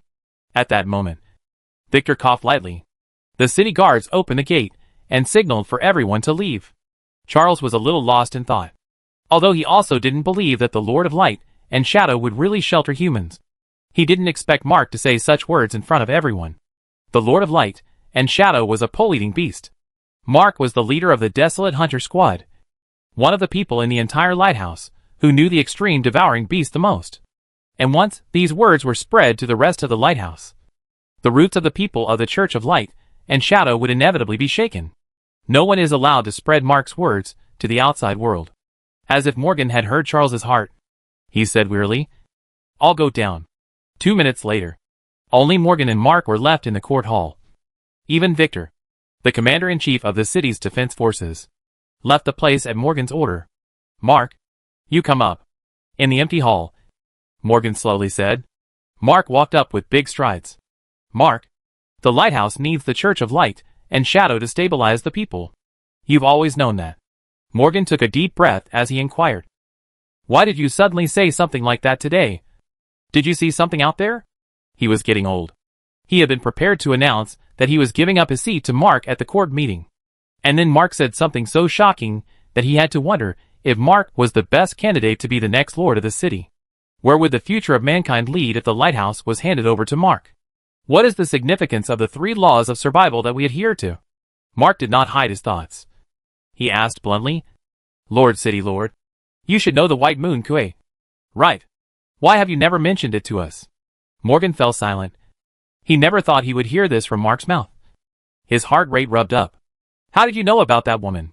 He spoke half-heartedly. Mark shook his head as he said angrily, "Lord City Lord, since humans can live without the 3 laws of survival, why does the lighthouse still practice these ridiculous rules? What did my sister die for back then? For a ridiculous internal struggle? Corey risked his life to bring back supplies for the lighthouse, and was injured but not treated. Those dustman porters did the most tiring work, ate the cheapest food, and 4068 had to be beaten after they had made a merit." His tone grew more and more vehement, and Lord Morgan's face became more and more ugly. "As part of the lighthouse, this is how we live under your 3 laws of survival. Living like this, what's the difference between us and a cold corpse?" The anger in Mark's heart almost spilled out as he gritted his teeth. "My sister wanted to return to the surface to live a good life with the people she loved, and you burned them alive. You know full well that the ground can be survived." If Mark didn't still have reason in his heart, and he still wanted to listen to City Lord Morgan's explanation, he might have drawn his gun to avenge his sister. Red cardamom. By now. What do you know? Morgan City Lord also exploded. His chest rose and fell violently as he shouted at Mark. "You just thought that the ground could survive after seeing that woman once. But do you know that that woman isn't human at all? Just because she can survive on the ground doesn't mean others can survive on the ground. The lighthouse is the last home of mankind." Chapter 303 Mark, I'm showing my cards. Morgan coughed in exasperation as he shakily removed a small pill bottle from his pocket, poured out the few remaining pills from the bottle, and swallowed them all in one gulp. Mark watched the scene in silence. After taking the pills, Morgan looked slightly better. He took consecutive deep breaths to calm down and then said, "Because you saw that woman, you think that the ground can be survived, and that the 3 laws of survival are meaningless?" He stared straight into Mark's eyes, his vision seeming to penetrate flesh and blood right to the soul. "Do you know how much energy the lighthouse consumes every minute? You know that the population is replenished after battle damage. But do you know how many resources are consumed to train a wasteland hunter? You only see the lighthouse abandoning those wounded comrades of yours. Then do you know how many dust folks will not even be able to eat worm cakes by rescuing a severely wounded desolate hunter? The lighthouse can have no control over breeding. And when the population exceeds the carrying limit, at that time, you decide which ones to abandon." A surging aura that did not match his appearance erupted from Morgan's hunched frame, and his voice echoed like thunder in the court hall, shaking Mark's face slightly. Mark fell silent. It wasn't that he was convinced by Morgan, but he felt Morgan's sense of conviction. He found that Morgan himself really believed that the 3 laws of survival maintained human civilization, and really believed that the lighthouse was the last port of call for mankind. At this moment, he could still be angry with Morgan because his sister had been burned to death, but he could not deny that Morgan did diligently operate the lighthouse for the continuation of human civilization. He could argue that eyesight limited Morgan's thinking, but he couldn't say that Morgan was a bad city lord. In that case, there was nothing more he could say. Lord City Lord, I will carry out one more collection mission for the lighthouse. And after that, I will take Ren Bing with me and leave the lighthouse. Mark's expression became incomparably calm as he said in a deep voice, the contributions I've made to the lighthouse over the years are completely worth the exertion of training 2 wilderness hunters. The next gathering mission will be the last thing I do for the lighthouse. You'd better find someone who can replace me before then. You're taking people out of the lighthouse? The ground is simply not survivable. Going to the ground is a death sentence. Morgan City Lord was furious. He glared at Mark and said, where are you going to go? To find that monster-like white-haired woman? Morgan City Lord was furious. He used to train Mark's sister, Hong Ko, as his successor. But as a result, Hong Ko blatantly violated the 3 laws of survival. Now he trained Mark as his successor. And just now, he almost declared Mark as the next city lord. But as a result, Mark said he was going to take his beautiful adjutant to the ground. How come all the successors he looked up to were not doing their job? Is the temptation of love that great? Better than being the city lord? No. I have another way out. Mark was ready to show his cards as he said slowly, I was gathering supplies when I met the Lunarians who were back on Earth to check out the situation. And they made me an offer to serve in the project to purify Earth. Morgan froze. He couldn't believe his ears. You met the Lunarians? He laughed in exasperation. Why didn't you say you met Qin Shi Huang? Mark froze. Thinking who is Qin Shi Huang? Morgan grimaced. He knew Mark was born in the end times, and couldn't understand the old world terrain. He said in a deep voice, I'm afraid you're hallucinating from inhaling scarletin. The moon is so close to the Earth, and is also affected by Mana's ecology. There's no way there's a living person on it. And even if there was, they wouldn't have the guts to return to the Earth. Give up the illusion. Only we can save ourselves. Mark shook his head as he said in a deep voice, I'm not hallucinating. Corey was judged by the Medical Institute to be of no therapeutic value. The Lunarians cured Corey. You can check Corey's examination records and his current vital signs. Mark had been in a wormhole once, not too long ago. He trusted his eyes and ears. Besides, Corey hadn't gotten better out of nowhere. Morgan furrowed his brow. Mark spoke with conviction. But if those people who had escaped to the moon in their spaceships back then were really still alive, why did it take decades before they thought to return to Earth? After decades of fighting, the mana ecology on the moon had finally won the fight? Lunarians. When the old world was about to be destroyed, all countries launched their elites into space. Some went to the moon. Some went to Mars. And the technological power they had at their disposal was much stronger than that of the lighthouse. So they did have some hope of defeating mana ecology. They aren't actually from the moon either. I heard them talking to the white moon Kuei. They said they came from a place farther away than the moon. They said it was the moon just to make it easier for us to understand. Mark added a few more words. He paused for a moment, then said, it won't be long before the lighthouse, and all these rules on the lighthouse won't be necessary, and you'll be free. Morgan didn't say anything. He opened his management terminal, and first checked Corey's diagnostic report. Then checked Corey's current vital signs. He found that Mark hadn't lied. The Medical Institute had indeed ruled that Corey had no therapeutic value, and had not provided Corey with any treatment. When Corey's vital signs had been so low that they were no different from those of a dead man. But now, Corey's vital signs were a little better than normal. Morgan's expression became complicated. Corey couldn't have gotten better out of nowhere. Could it be that those who had escaped from Earth back then had really returned? The prophecy of the Clotho system. Where are they? I want to see them, Morgan said seriously.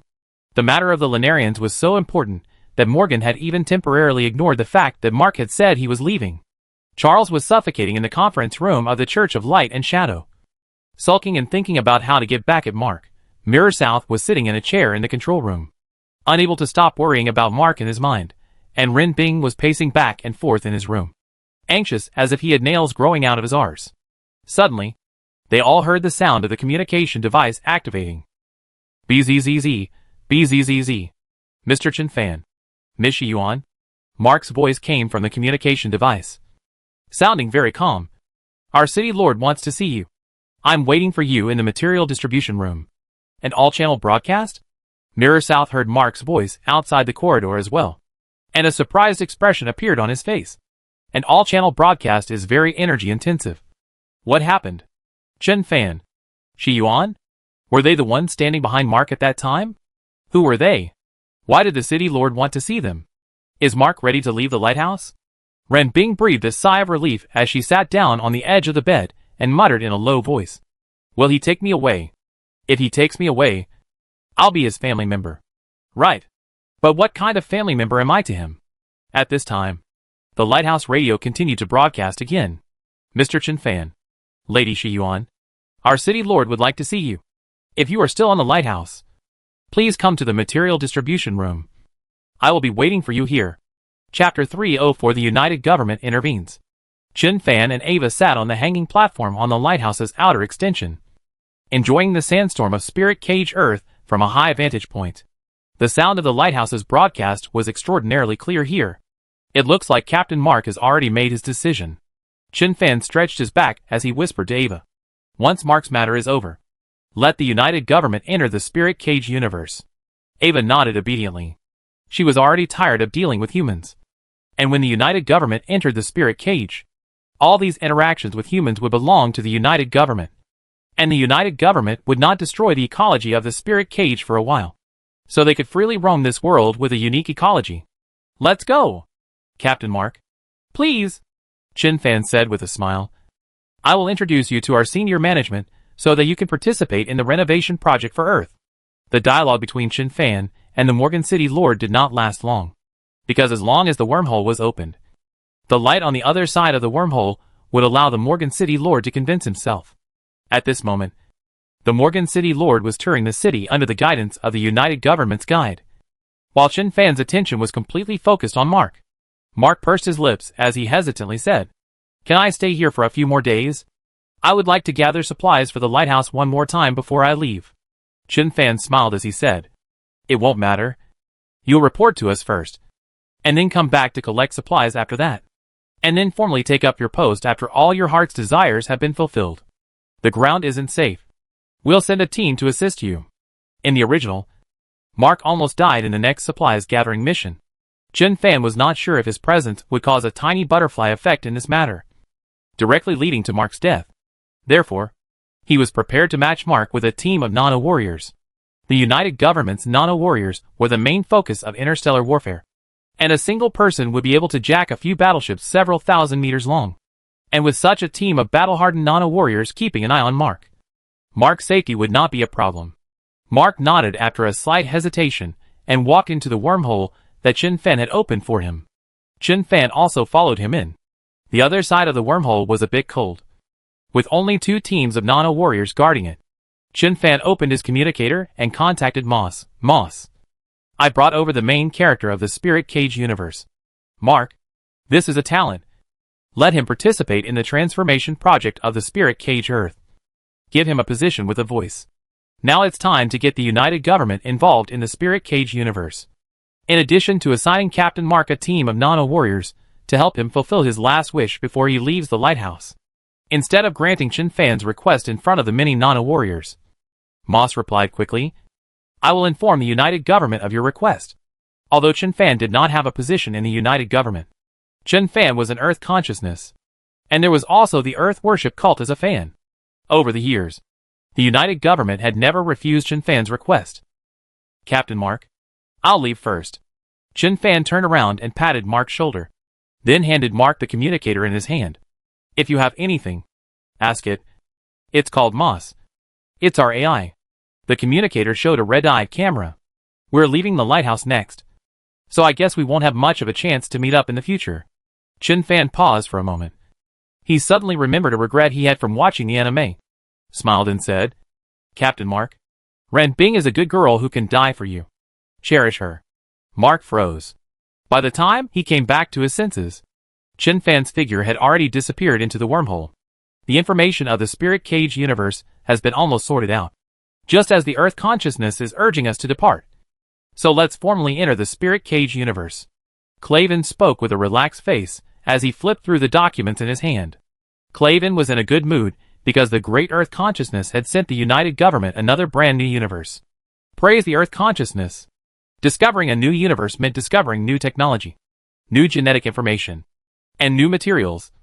And any of these 3 discoveries were very rare in the course of a normal civilization's development. After all, if you can discover it, you've already discovered it.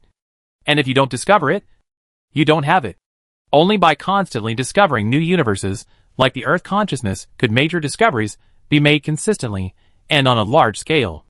And it was possible that one of them would transform the United Government. It was no exaggeration to say that Clavane wished that Earth consciousness would bring news of a new universe every day. He would rather labor to death over them. The Spirit Cage is an interesting universe. Mibak had also finished reading the information compiled by the think tank. And she said enthusiastically, their mana ecology is very similar to the Ava of Pandora. And if the creatures in the mana ecology could communicate clearly with the mana ecology, then the mana ecology would be a replica of the Ava. Yet another planetary consciousness.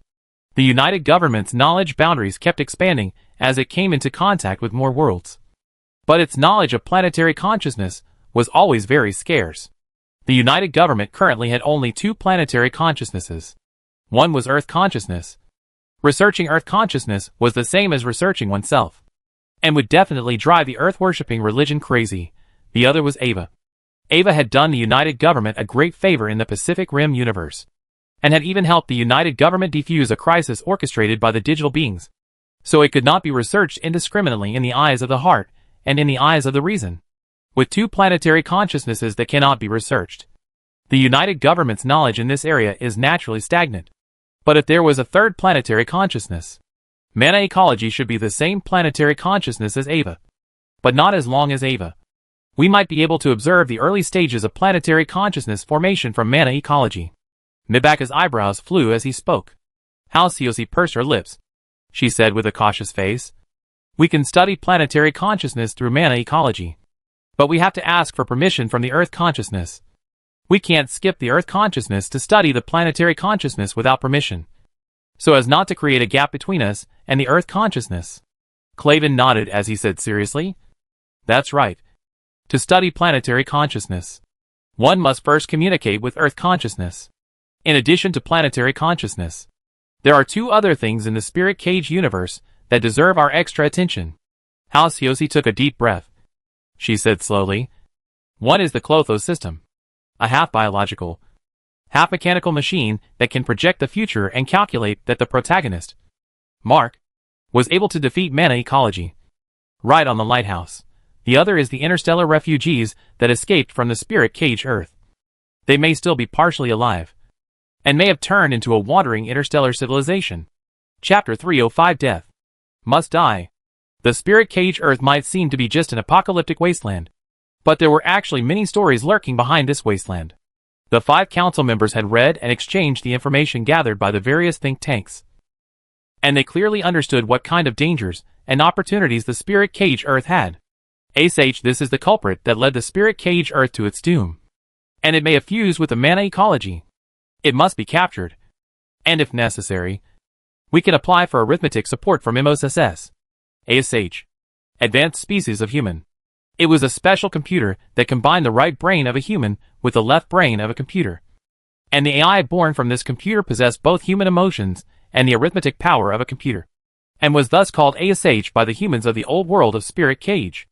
ASH was invented by Bayuekue's father, Bai Jingyu, who developed the ASH intelligence system on the basis of ASH, and made the ASH intelligence system fully integrated with all industries, including public safety, and controlled many military robots.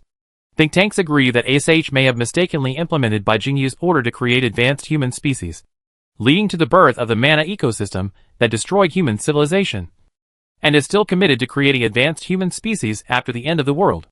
After the end of the world, he still endeavors to create advanced species of human beings. The United Government's massive entry into Spirit Cage Earth would inevitably cause a violent backlash from the ASH lurking in the shadows. So in order to gain a foothold on Spirit Cage Earth, the United Government must find and destroy the ASH. In addition to keeping an eye out for ASH, we also need to keep an eye out for those who have escaped into space. Clayton's expression was very serious as he spoke, and he said in a deep voice, based on the original story's abnormal downtime and activation of the Clotho system at critical moments, those who escaped from Earth back then shouldn't have fled far away. And they've been keeping an eye on the changes in the situation on Earth, and are remotely manipulating the Clotho system. In the original, the Clotho system went down after the first City Lord used it to prophesy the end of the world. And the lighthouse relied on that one prophecy to escape the super disaster at the beginning of the end of the world and to find Mark, who was still a baby. Later, Mark fell into distress and was stranded in the camp of the White Moon Ka, and was galvanized by the White Moon Ka speeches. And the Clotho system suddenly kicked back into gear. The think tanks believe that the people who once created the Clotho system are still alive and watching Earth, and that the United Government is likely to deal with them. Hao Xiaoxi pondered for 2 seconds before adding, Bai Yuekui has mastered the method of mobilizing the life source material and transforming it into human power. Cooperation with her is also a top priority. And since Earth Consciousness is interested in letting her join the United Government, we will have to arrange for someone to approach her. Craven nodded. The counselors discussed for a long time more around a number of matters of Spirit Cage Earth, while Mark on the other side received authorization from the United Government to gain command of a squad of Nano warriors, as well as the qualification to browse the entire collection of Spirit Cage. After reading it, Mark's entire body went numb. All of this is true? Mark was silent for a long time. And when he spoke again, his eyes were filled with emotions so complex that they were hard to parse. One of the Nano warriors replied without thinking. Too true to be true. The Nano warriors were allowed to watch the Spirit Cage episodes with Mark since they were traveling to the Spirit Cage universe on a mission, and there were no major security threats in the Spirit Cage universe that could affect the combined government. I'd like some quiet time. We'll head out later. Mark turned around. His fists clenched tightly together. It was a moment that blew up a storm in his thoughts. Charles had secretly tampered and arranged for Ren Ice, who liked him, to carry out a breeding mission, provoking him into a rage, openly challenging the lighthouse's 3 laws of survival, and exasperating the old city lord, who had already announced his intention to pass on the throne to him. Later, when he went to the ground to find medicine for the old city lord, Charles instructed Dustfolk 4068 to slit his throat, causing him to narrowly escape death and finally turn into a pole-eating beast, indirectly causing him to absorb Ran Bing's life source quality and kill Ran Bing. Then later, Charles even had the face to mention cooperation to him, blackmailing him with the lighthouse's righteousness to help the lighthouse defeat Mana Eco. He jumped down from the lighthouse, muddled around and followed the pole-eating beasts, almost losing his mind completely, and then was rescued by the White Moon Kue. And under a moving speech from the White Moon Kue, he realized his mission, and was ready to go to the fishy spin to end the Mana Eco to atone for his sins. And all of this is a fate predicted long ago by the Clotho system. What the heck kind of destiny is that? Mark was always stoic. But after reading Spirit Cage and foreseeing his miserable fate, he couldn't help but curse out in his heart. Compared to his miserable fate, even the matter that this was not the moon, but a parallel world was put behind him. He only had one thought now, and that was to hack Charles to death. Mark continuously took deep breaths, and a ghostly voice floated out from his throat. This bastard Charles must die. Captain Mark. Ready? The Nano warriors also had some sympathy for Mark. Half of them had watched Mark cry as he absorbed Ren Ice's life source material. So the voices that questioned Mark were extraordinarily soft. Let's go. I'm going to settle the score with Charles. Mark got up and boarded the car, quickly arriving outside the wormhole. He took one step into it and returned to the court hall on the lighthouse. He looked around and realized that all the dignitaries on the lighthouse were gathered here. Charles, Victor, Mirror South, Carrie, the Horcruxes, Ren Bing. Mark's eyes landed on Ren Bing's face, and all of a sudden they softened. And he sauntered over to Ren Bing and scooped her up into his arms at the flattered look on her face. Oh! Next to her, Dr. Carey revealed a surprised expression, a picture of having a show to watch. Mirror South, on the other hand, had a worried look on her face. Mark, this is the court hall. Many people are watching you. Mark ignored Mirror South's words and just hugged Ran Bing even harder. He had encountered the special agent of the United Government before, and his thoughts had produced some changes. And he had said something during the last court meeting that caused Morgan to not announce him as the next city lord in public. Charles did not know that Morgan wanted him to be the next lord of the city, and did not use Ran Bing to count him out of jealousy, allowing Ran Bing to carry out the breeding mission. At the moment, Ran Bing is still pure and lovely and perfect. He felt grateful for that. Ran Bing, I like you. Mark, who had watched the anime, recognized his true heart, and he hugged Ran Bing tightly, his voice incomparably sincere. Ran Bing's body froze, and in the next second, she crouched into Mark's arms, sobbing uncontrollably. Right at this moment, a fracking voice sounded from the side. Captain Mark. Did I hear you right? You said you like Ran Bing? You can't have forgotten the 3 laws of survival. Mark deeply sniffed the scent on Ran Bing's hair. He loosened his hold on Ran Bing and slowly turned around to look at Charles, killing auras spilling out of his eyes bit by bit. Chapter 306 Killing with the Help of Momentum.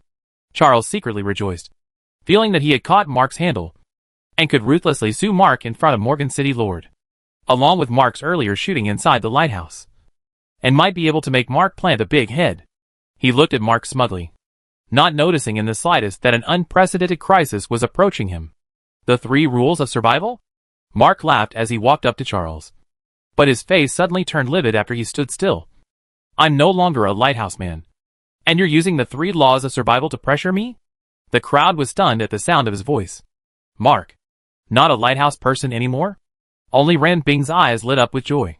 She understood that Mark must have joined the Lunar People's camp.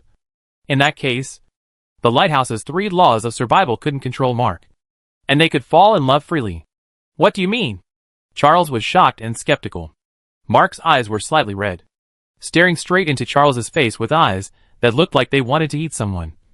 He said angrily, Charles, because Lord Morgan City wanted to give way to me, you secretly manipulated the situation, letting Ran Bing, who wasn't supposed to carry out the breeding mission as a way of angering me. And then you arranged for Dust Folk 4068 to assassinate me while I was out on a mission. What are you talking about? Charles frowned. Have you gone mad? Mark sneered, pulling out a pistol and aiming it at Charles's head. A scene that instantly stunned everyone around him. Mark, what do you want? Charles felt baffled and scared at the same time. Somebody. Mark has gone mad. There were many city guards in the court hall. They heard Charles's shouts and gathered around, leering at Mark. Don't even shoot. Mirror South couldn't figure out how the atmosphere was so tense all of a sudden. She said anxiously, Mark, calm down. We can sit down and talk slowly if there are any misunderstandings. You put down your gun first. Mirror South also couldn't understand what Mark was saying. She thought that Mark might have suffered some mental stimulation on the other side of the wormhole and was hallucinating. Victor, tell your city guards to stand down. Mark was very lucid. He knew what he was doing. He said expressionlessly, I don't belong to the lighthouse anymore and am about to take part in the big project to purify the earth. As a close friend of Morgan City Lord, you should know more or less about this aspect. Right? Victor pursed his lips. City Lord Morgan did mention a mouthful of things on the other side of the wormhole to him before he left. And it was possible that Mark wasn't bluffing, but was actually valued by the people on the other side of the impulse. But Mark seemed to want to kill Charles. And Charles was Lord Morgan's son. What's the matter? Because Charles is the son of Morgan City Lord.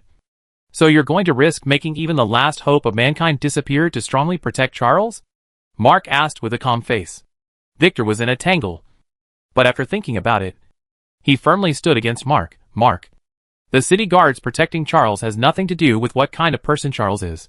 No murder is allowed within the lighthouse. This is the lighthouse law. You should understand.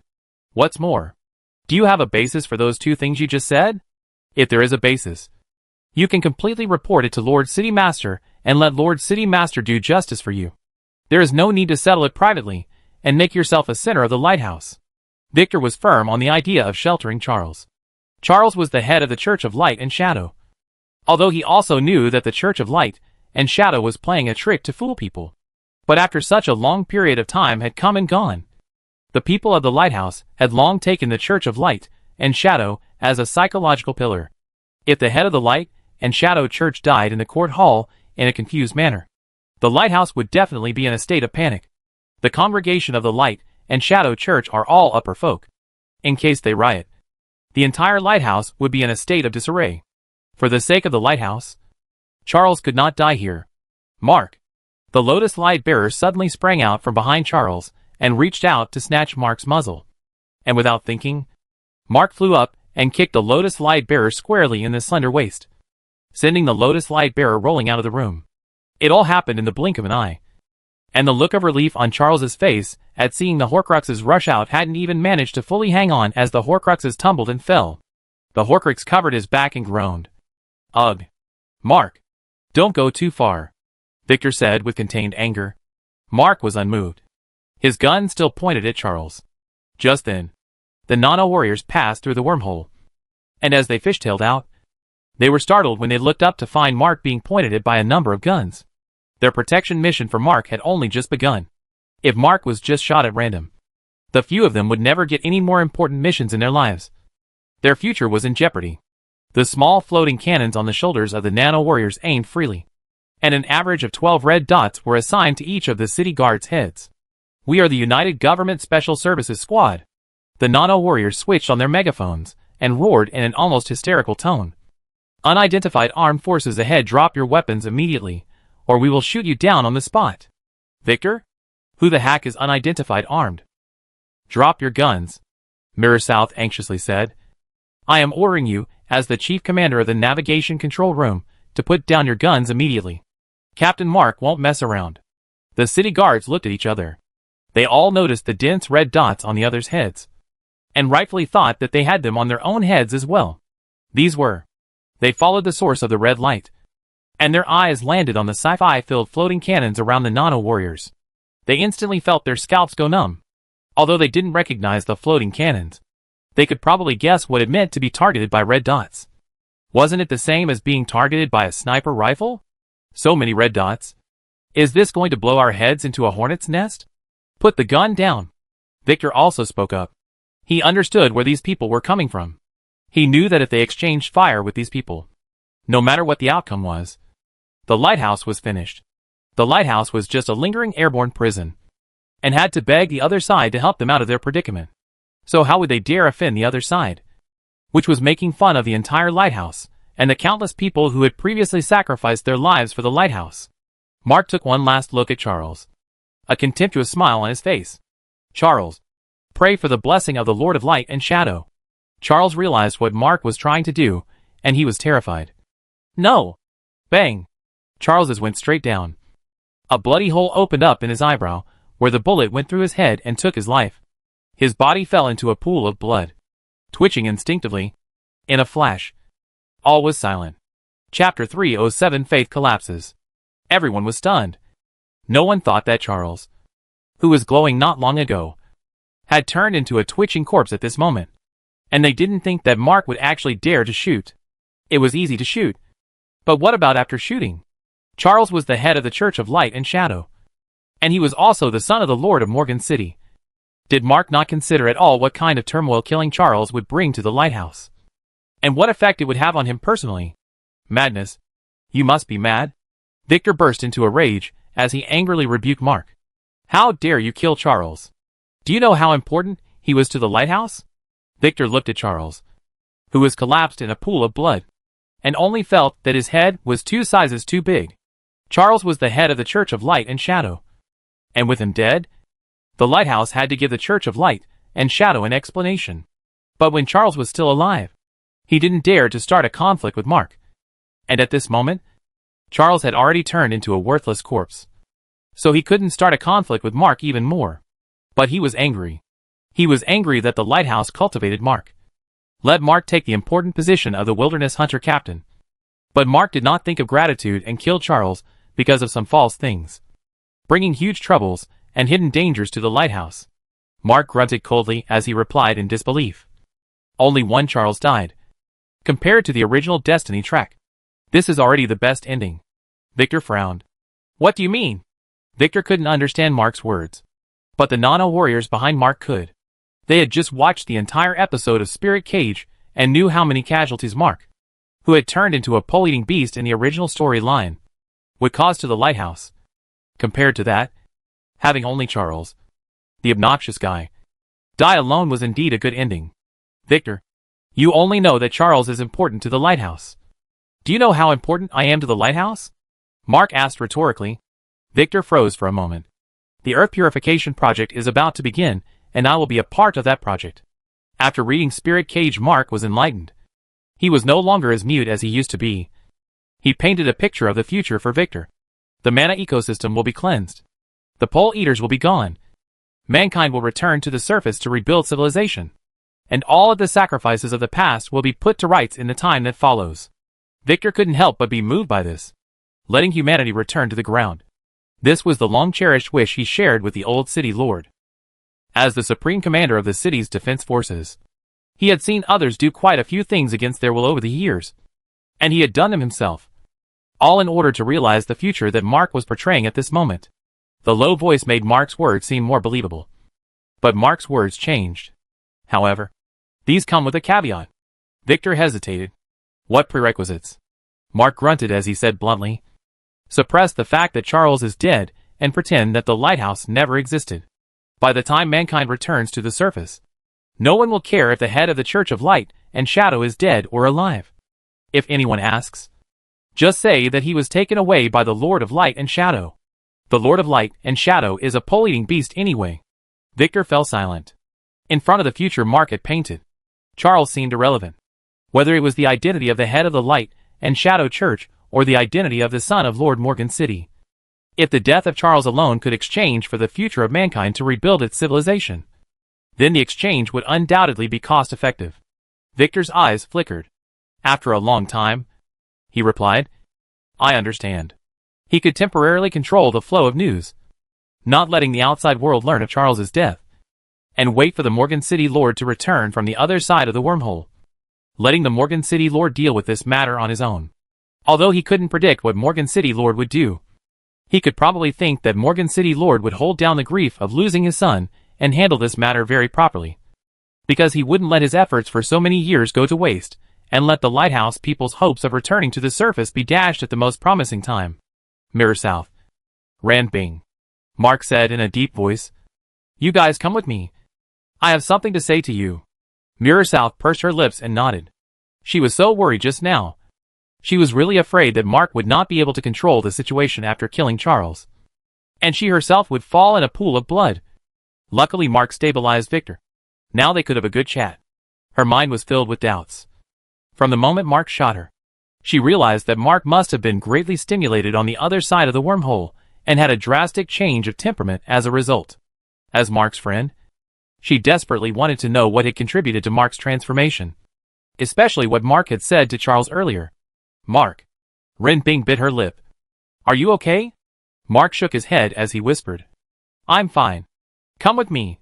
I have something to tell you. After you hear it you'll know why. Ren Bing nodded curtly, and the three of them headed outside the court hall. Surrounded by the Nano warriors, Mark passed by the Lotus Lightbearer, who was kneeling on the ground in a daze. He snorted coldly. You really believe in the Lord of Light and Shadow? But the Lord of Light and Shadow is just a high-ranked pole-devouring beast. And Charles isn't any kind of spokesperson for the Lord of Light and Shadow. It's time for you to wake up. The Lotus Lightbringer didn't move a muscle, as if he hadn't heard. Lotus Lightbringer was formerly a wilderness hunter, who had met with an accident when he went out for action and was lucky enough to retrieve his life. And after he returned, he joined the Light and Shadow Church and became a devout believer. It was no exaggeration to say that in the entire court hall, she was the only one who believed in the Lord of Light and Shadow. Charles didn't even fucking believe in it. Only she did.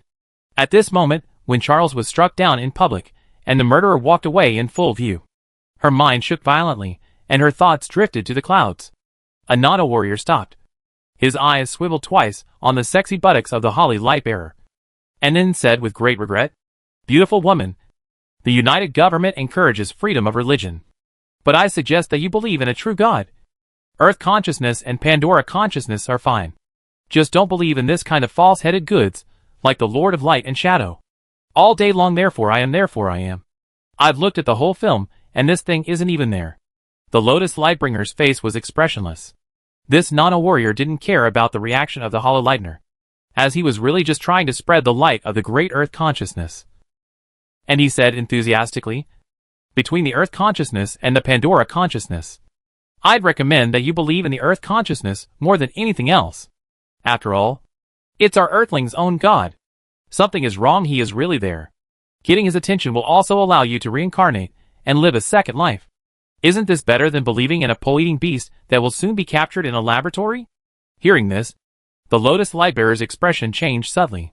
The Lord of Light and Shadow is going to be captured into the lab? Chapter 308 The Last Action.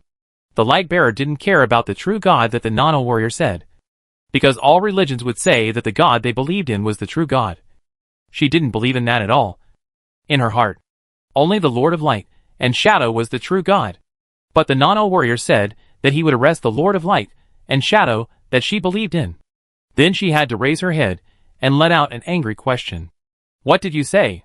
It was as if the Lotus Light Bearer had been injected with energy, and her entire being came to life from her petrified state as she grabbed the nano-warrior's arm and roared lowly through clenched teeth. You're going to arrest the Lord of Light and Shadow? No way. You can't do this. Can't do that? The nano-warrior frowned as he retorted. The Lord of Light and Shadow is a pole-eating beast, and its birth was built on an unknown number of human lives. So why can't we capture it? He said decisively. Not only do we need to capture it, but it's a sure thing. Despite his sexiness, he mercilessly shattered the Lotus Lightbearer's illusions as he waved his hand and waved off the Lotus Lightbearer, quickly following in the footsteps of the group and leaving the court hall.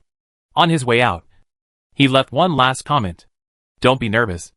We haven't acted against the Lord of Light and Shadow yet. If you believe that the Lord of Light and Shadow is a true God, then you should pray to it and let it shelter itself and not let us find it. There was a bit of teasing in the words. If it wasn't for the fact that Mark hadn't officially joined the United Government yet, and that the United Government's rectification action against the Spirit Cage universe hadn't begun yet. At this point, Tomoko would have already been flying all over the Spirit Cage Earth.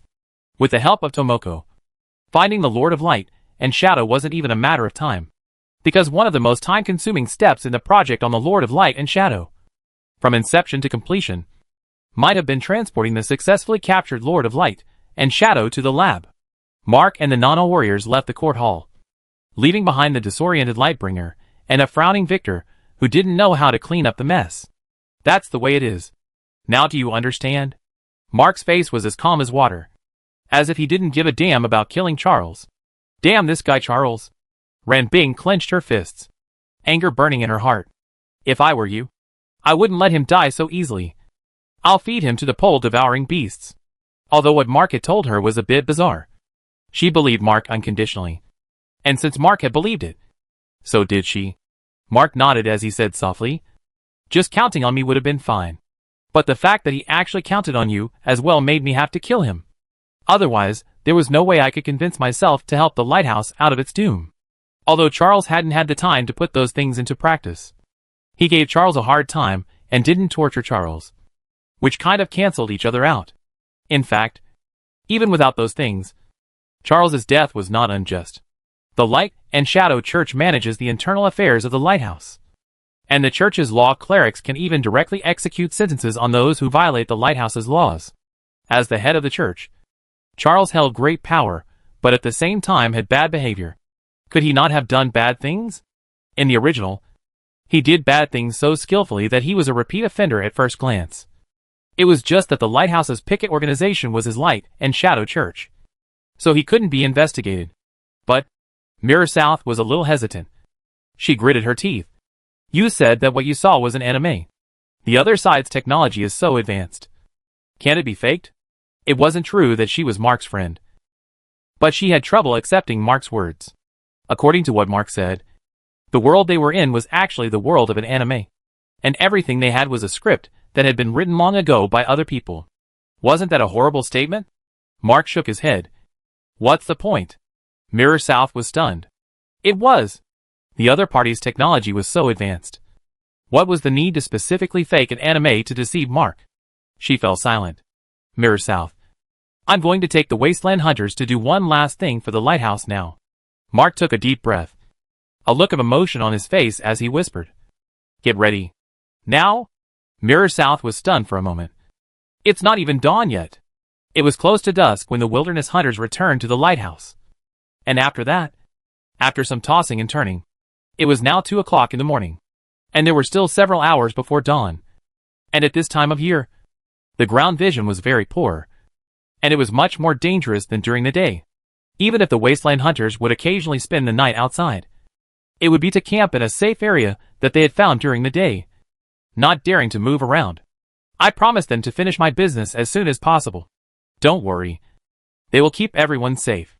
Mark twisted his head, to look at the nano-warriors not far away. When the United Government assigned these nano-warriors to him, they briefly introduced him to the combat power of these nano-warriors.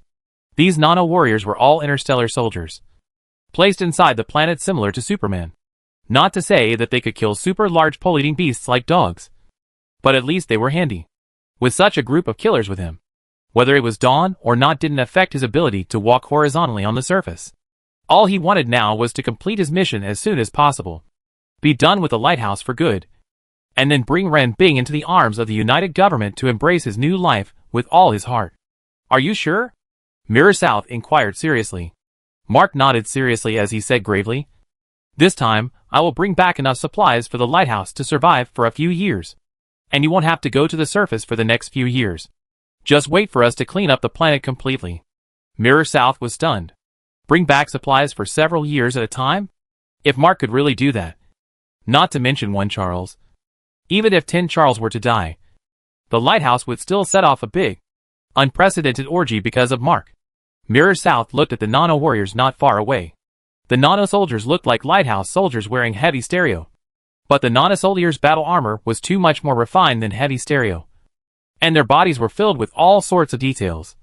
And the floating cannons that flew up and down near their shoulders were one of them. If the nano-soldiers were in 4K quality, then the heavy dioramas were in 360p.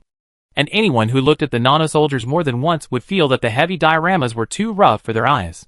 Mirror Nan's soft breasts rose and fell gently as she decided to trust Mark. "Okay, I'll go gather the men. You go to the lift platform first." Mirror Nam trusted Mark to be responsible for his own crew of wasteland hunters. Mark nodded, becoming attentive due to his foreknowledge of the tragedy. He reminded, "If Lord Morgan asks, you'll say that I threatened you, and that if you don't let me take the Desolation Hunters down on my mission, I'll wipe out the lighthouse along with it when I purify the planet, and that you're compelled to assist me." Mirror South shook her head as she whispered, "Lord Morgan City won't do anything to me. It's you who must return safely." Chapter 309 Departure Mobilization. Mirror South understood Morgan City Lord. Although Morgan City Lord had enacted the 3 laws of survival, and had ruthlessly disposed of many people who had violated the 3 laws of survival, Morgan City Lord was essentially a good person who wished to continue human civilization. Although Morgan City Lord burned Mark's sister Red Cardamom to death, but did not have a grudge against Mark, but carefully cultivated Mark, let Mark serve as a desert hunter captain such an important position, and even prepared to hand over the throne of the city to Mark. Morgan City Lord is not young. Once he handed over the city lord, he will soon have to follow the 3 laws of survival far away, to the ground, equivalent to suicide. Mirror South knew in her heart that Morgan City Lord might be furious because Mark had killed Charles, but would never take it out on her because Mark had gone out privately to gather supplies. "Be sure to return safely," Mirror South emphasized worriedly. The people on the lighthouse were bound by the 3 laws of survival, and generally had few true feelings. Mark was one of the few friends she had left, and from the bottom of her heart, she didn't want anything to happen to him. Mark could feel Mirror South's concern, and he nodded seriously. "Don't worry. Nothing will happen to me." He prepared to go to the place he went to in the anime.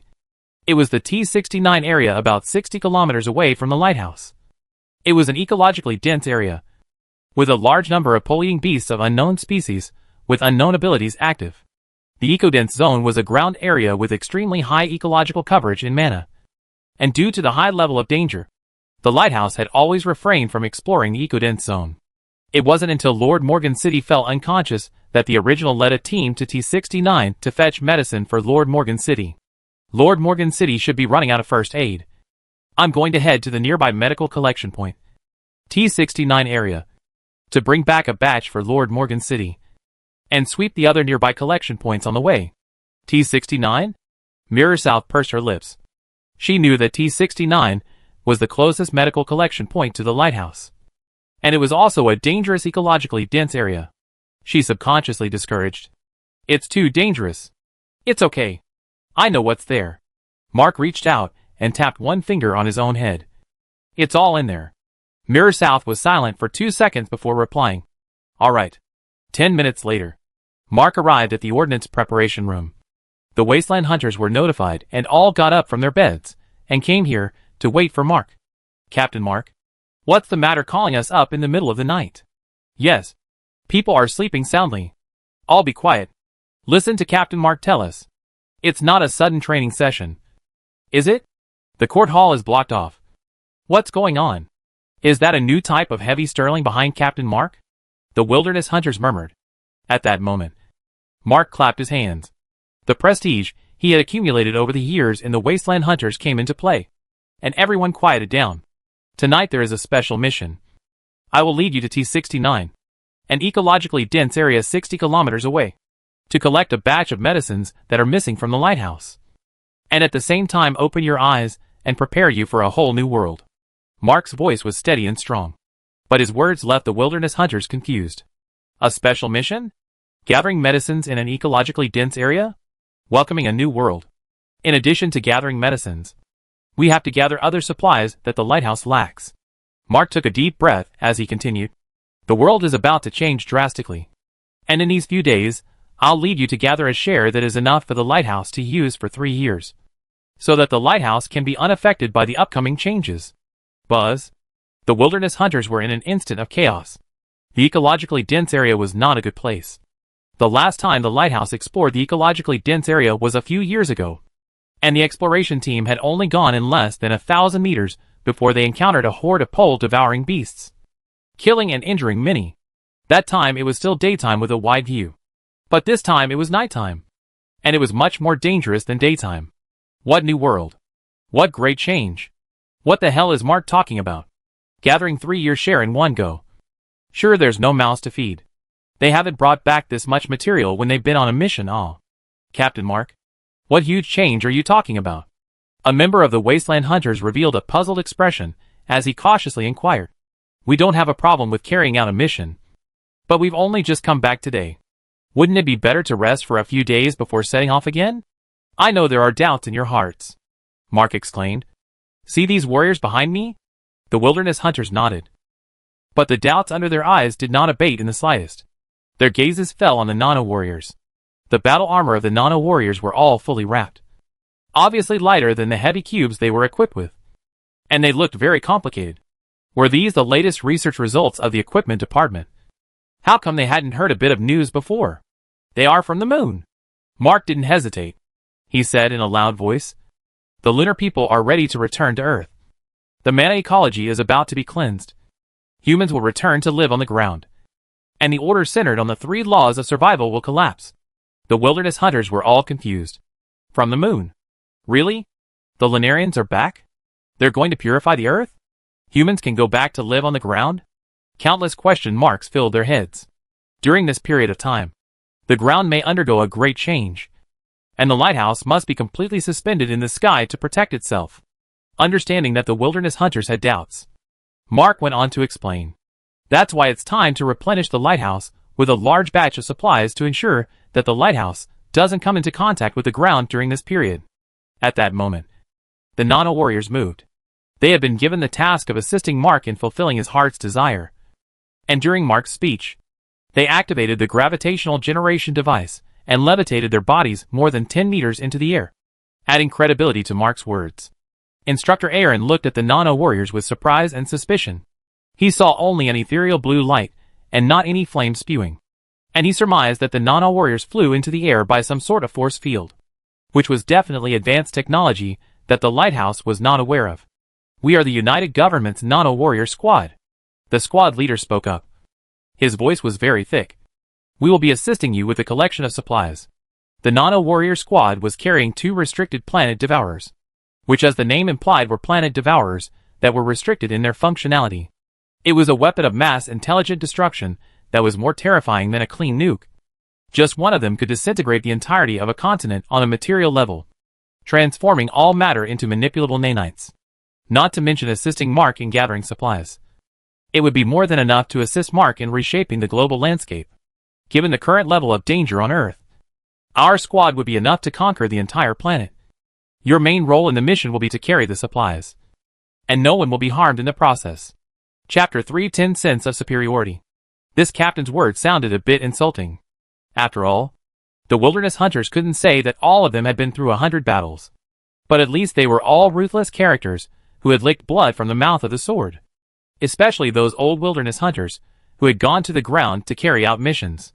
But Mark knew that the captain's words were true. The technology of the United Government, not to mention the lighthouse. Even the humans of the old world could hardly look up to it, because the United Government was a powerful civilization that could travel freely between different universes, even destroying a planet. The United Government had many ways to do so with varying degrees of intensity, and it was only natural that the starfighters they sent to the Spirit Cage universe would be able to conquer the backward planet of Earth. "Can you cooperate with me?" Mark asked, twisting his head. The Nano warriors nodded, and they replied dryly, "Everything is your priority during the mission." Mark turned around, drew his gun, and shot out his clip at one of the Nano warriors. Snap! Snap! Pop! Pop! Pop! The orange-colored projectile slammed into the air an inch in front of the Nano warrior, crashing into a clear ripple before crashing to the ground in a disheveled manner, causing no damage to the Nano warrior. This is a force field shield, specifically for high-speed moving objects. The faster the speed of the incoming object, the stronger the hindering effect. Against bullets, shells after the explosion of the broken shrapnel has a 100% resistance effect. Mark inserted the pistol with an empty magazine back into his waistband, turned around, and pulled a Tommy knife from the weapon rack. The Nano warrior flew in front of Mark. Mark gripped the hilt of the knife tightly and greeted the Nano warrior's vitals. But the result was still the same. The blade was blocked by the force field shield right in front of the Nano warrior, and the Nano warrior didn't even shake for a moment after a few slashes. This is the technology of the Lunarians. The knives are invulnerable. The attacks of the Pole Eaters fell on them like scratching an itch. Mark inserted his knife back into the weapon rack and turned around. Their weapons are too powerful to be displayed inside the lighthouse. You'll have plenty of chances to see them when we get to the surface. The wilderness hunters woke up like a dream. They looked at the Nano warriors in shock, disbelief written all over their faces, thinking to themselves, the Lunarians really fucking came to save Earth? The logistics department has filled our vehicles with bullets and oil, and the dust men have already boarded them. Mark took a deep breath and shouted, "Now everyone listen to my order. Run forward to the lift platform." "Yes. Aye, Captain Mark." "Depart." The wilderness hunters moved quickly. The wilderness hunters were the most disciplined troops on the lighthouse, because discipline was life to the wilderness hunters. So even if Mark didn't explain it to them, they would follow Mark on the mission. However, Mark explained it to them anyway because this operation was not only to bring back supplies for the lighthouse, but also to broaden the minds of the wilderness hunters, so that these old men of his would be mentally prepared for the changes that were to come. Mark quickly replaced a loaded magazine on his pistol, and then followed the team towards the lift platform. "Can you guys really make sure there aren't any casualties in the team?" Mark asked in a lowered voice to the Nano warrior beside him. "Of course," the Nano warrior replied without thinking. "Even if someone gets violently ill in the middle of the process, we'll be able to bring them back." Ever since a certain squad of Nano warriors, who had taken credit for capturing Quintessa, had pointed out the importance of the nanomedical needles, the United Government had increased the production of nanomedical needles, equipping each Nano warrior with 12 needles. One needle is one life. 12 Nano soldiers with 12 needles each, adding up to 144 lives. As long as they didn't encounter an overly bizarre situation, it was impossible for the team to suffer casualties. This was the confidence of a higher civilization, just sweeping up some plants and animals that had undergone aberrations due to the nuclear civilization's biotechnology. If casualties occurred, it would be too shameful. Mark pursed his lips and thought to himself that the United Government was too powerful. Joining the United Government was the right choice. Platform ready. All vehicles in position. It was a rainy and snowy night.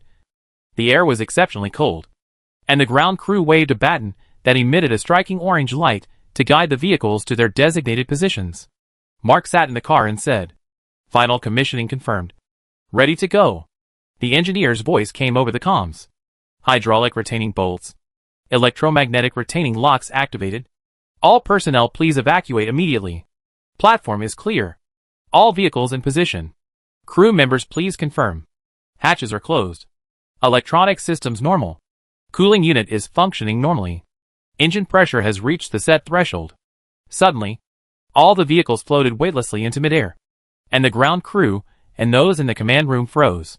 The Nano warriors activated the gravitational generator at Mark's request, and in a ghostly blue halo the gravitational direction changed. and everything within the artificial gravitational field's envelope floated. There's no need to go to all this trouble. Let's call it a day for the inspection process. The nano-warriors held the convoy towards the outside. And without looking back they said, "If the machine breaks down on the way, we can fix it for you." Ever since there were nanobots, and Moss had prepared a sea of preps for nanobots, the nano-warriors had become a jack of all trades. If damage occurred to a machine, all they needed to do was release a set of nanobots. And these nanobots would automatically repair or even upgrade the machine based on the information in the nano-warriors database. The wilderness hunters looked out through the small window in amazement. They had been prepared to take the method of ejection landing. That is, they would directly drive the vehicle out of the lighthouse that was more than 3,000 meters high from the ground in free fall. And when they were close to the ground, they would open the jets at the bottom of the vehicle and spray flames to slow down the landing. This way is full of danger, in case the machine malfunction or deceleration is not timely.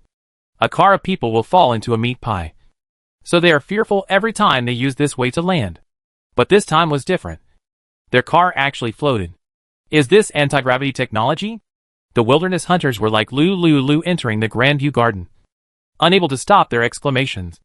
Without relying on bulky equipment, you can float tens of thousands of tons of heavy objects with just a few pieces of battle armor? It's incredible. The Lunarians are also too powerful. Listening to the exclamations in the communication channel, the nano-warriors were in a very happy mood. They were mediocre in the United Government, and things more advanced than the battle armor they were wearing abounded. But when they came to this backward universe of the spirit cage, casually displaying a little bit of anything could cause people to be shocked, which greatly satisfied their vanity, and at the same time increased their sense of pride.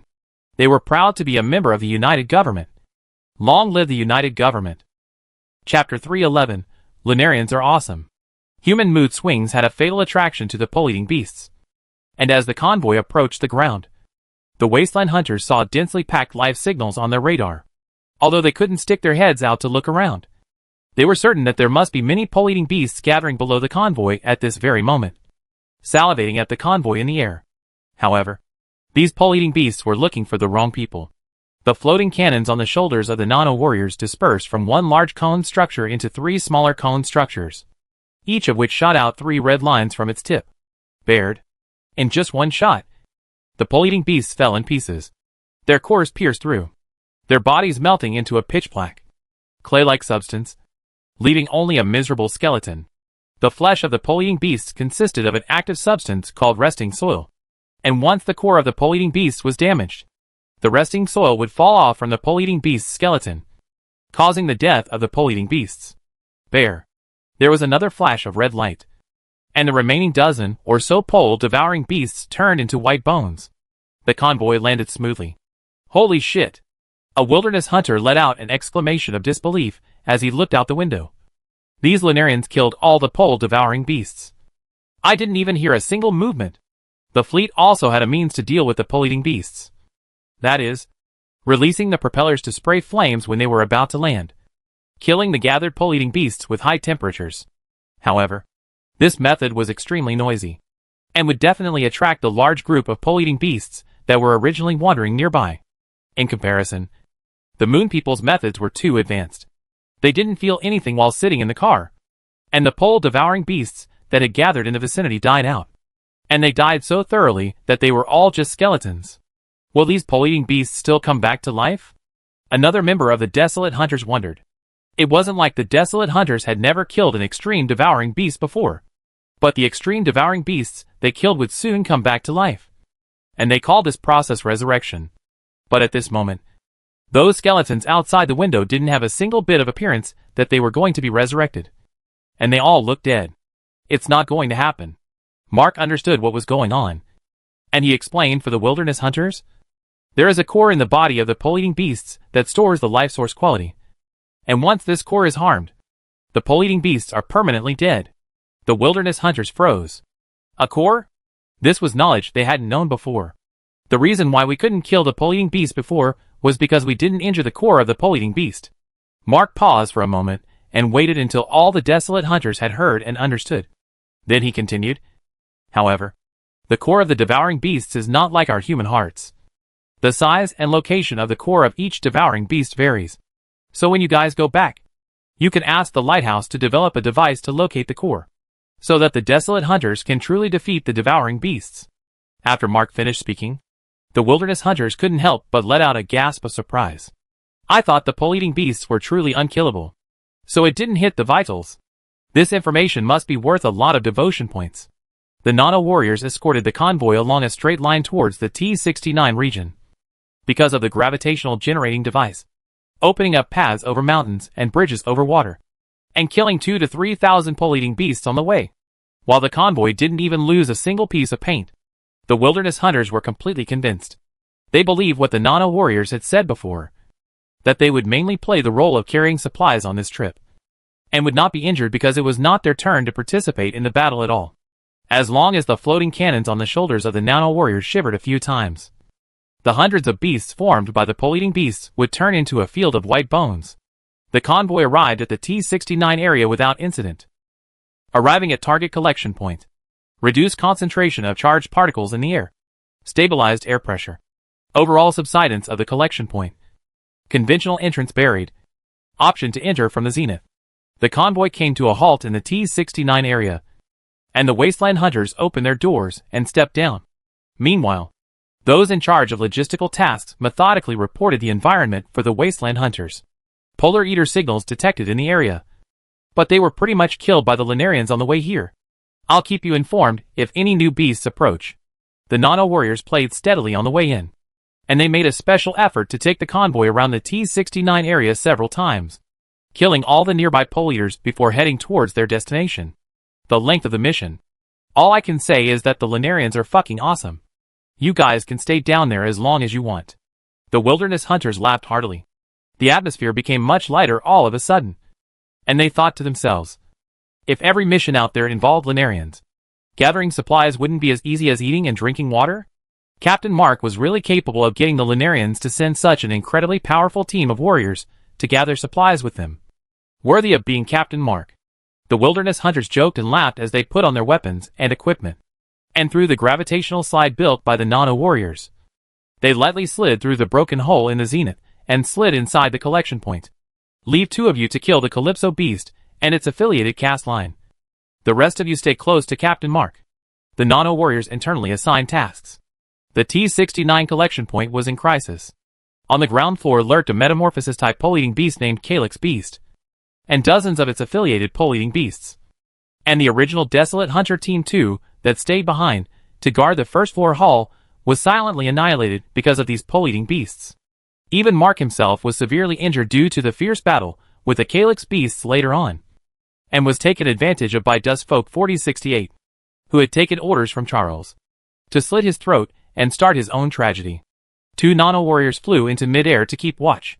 Captain Mark, leave the Calyx beast to the 2 of them. Let's move on. The rest of the Nano warriors gathered around Mark. Mark hesitated. Is it enough to leave only 2 people? More than enough, the Nano warrior said confidently. If we didn't still have to protect the people you brought out. Actually, leaving 1 would be enough. Mark nodded slowly. He had seen the propaganda films of the Nano warriors when he was in the United Government, and the Nano warriors were all capable of dismantling battleships with their bare hands, so dealing with a Calyx beast should not be a problem. Mark led the Wasteland Hunter squad deeper into this building, and Wasteland Hunter Team 2 was left behind to guard it. The hall was silent, with only the whispers of the desolate hunters. But not more than a few minutes later, the darkness of the hall suddenly resounded with ear-piercing strange laughter. Ha ha ha ha ha. Ha ha ha. Ha ha ha ha ha. The wilderness hunters were instantly alert. What is it? In unison, they aimed their guns in the direction from which the laughter came, and in the next second, greenish bromine mist erupted, setting off an ugly silhouette dragging a large belly. Da-da-da-da. Da-da-da-da. The bullet shot at this pole-eating beast, only causing ripples on the bromine mist on its body surface. But they did not cause any damage to it at all, and its laughter still echoed in the hall. What's more, it stretched out its 2 thick arms and proudly crossed its waist. Chapter 312 Artificial Service. Abruptly, the laughter came to an abrupt end.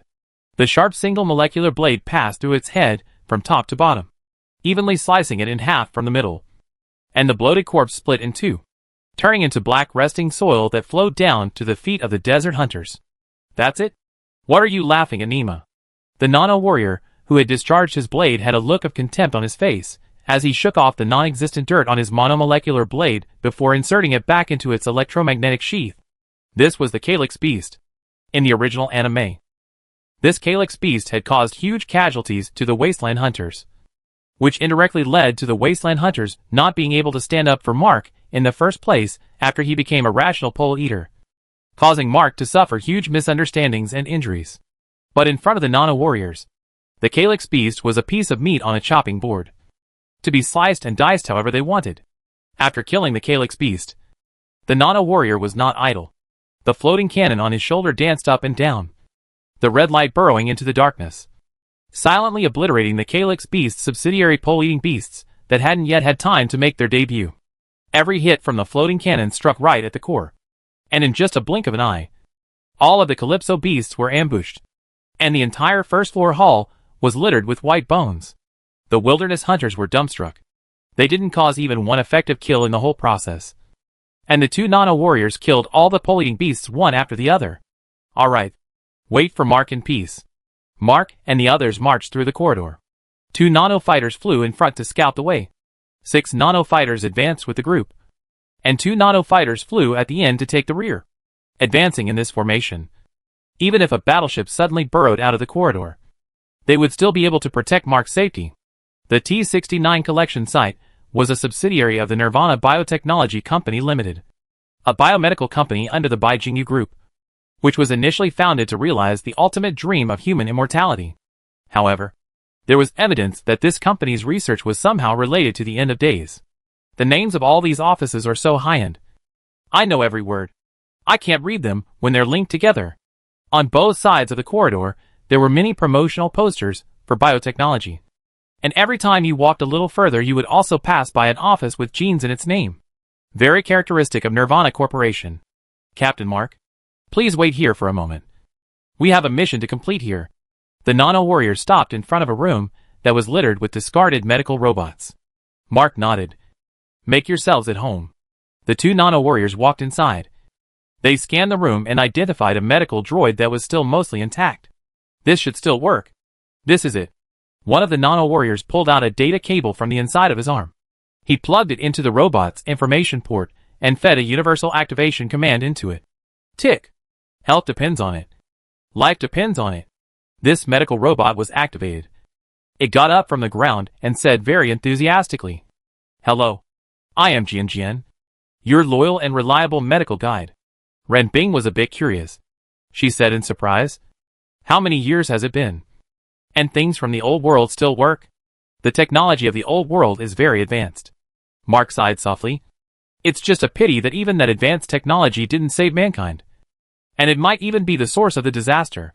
The medical robot circled around the nano-warrior, then stood in front of the nano-warrior and said in a playful voice, "Please press 1 to register, and press 2 to pay the bill."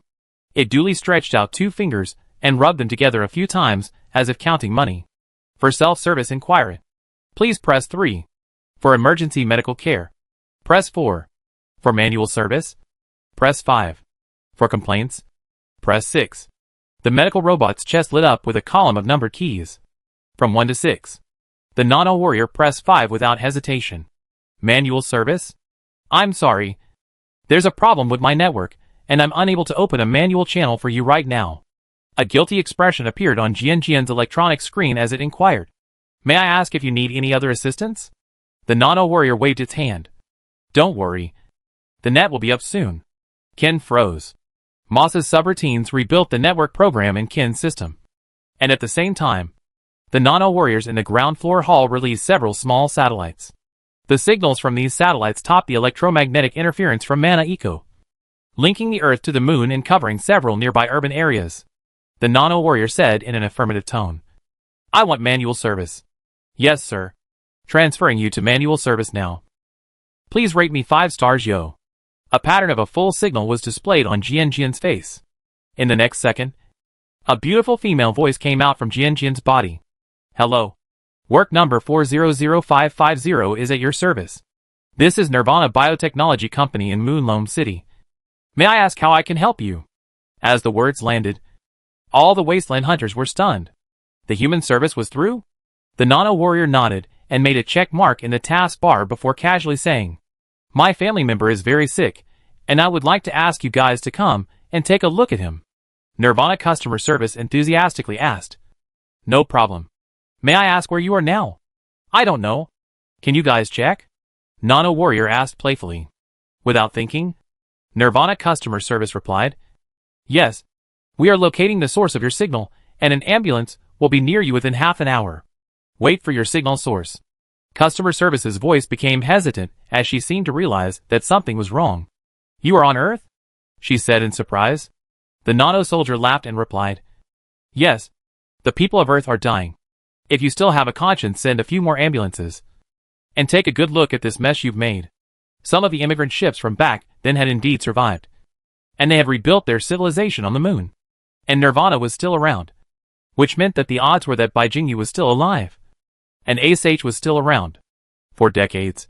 The Lunarians looked down on Mana Eco devouring the Earth from on high, and watched their compatriots die horribly by the billions without doing anything about it. If it wasn't that the Lunarians really couldn't do anything about it, it was that Bai Jingyu, who had single-handedly created the disaster, had used the Earth as a testing ground, still pursuing his phantasmagoric dream of eternal life and immortality. Nirvana's customer service had gone silent. The nano-warrior didn't care about the attitude of Nirvana's customer service. He continued, "Bai Jingyu, I know you can hear this dialogue. The United Government is now charging you with a number of crimes against humanity, intentionally engaging in dangerous research, and intentional homicide. You can turn yourself in at the lighthouse within 3 Earth days, or you will be dealt with severely and seriously." Tick. Jian shook his head. Signal interruption. Manual service is temporarily suspended. Chapter 313. I want my future back. Lunar Loam City Nirvana Biotechnology Company. There are still living people on Earth. The customer service lady let out an incredulous scream as she stared at the red law symbol on the big screen with a disappointed expression, muttering under her breath, "Why was the signal interrupted? I haven't had time to ask questions yet. Is the Earth already survivable now? I'm going to notify the supervisor immediately." The customer service lady departed from her seat, her lower body devoid of legs, only translucent musculature like that of a snail, writhing and driving her body across the smooth floor, leaving a clear trail of water in her path. The people at the surrounding workstations looked at the customer service lady with astonished faces. These people were also strangely shaped, with most of the other tissues of their bodies being non-human structures except for their heads. There are still survivors on Earth? It's simply unbelievable. Isn't Earth already covered by mana ecology? My grandfather used to live on Earth. I heard him say that Earth was very prosperous back then. Decades ago, the Earth erupted in mana ecology, and all sorts of mutated creatures attacked humans, and civilization was on the verge of destruction. In order to continue the civilization, Ace H led the governments to launch many immigrant spaceships towards the Moon and Mars. These immigrant spaceships left the Earth smoothly when the mana ecology was not yet rampant to the point of being uncontrollable, and then rebuilt the civilization in the Moon and Mars respectively, due to the fact that the environment of the Moon and Mars was not suitable for the growth of mana ecology. Coupled with the efforts of the father of Ace H, Bai Jingyu, the immigrant human beings eventually overcame the small amount of mana ecology that came from the dependent spaceships, and stood firm on the Moon and Mars. However, the Earth accumulated heavy weight and was eventually abandoned by the immigrant humans.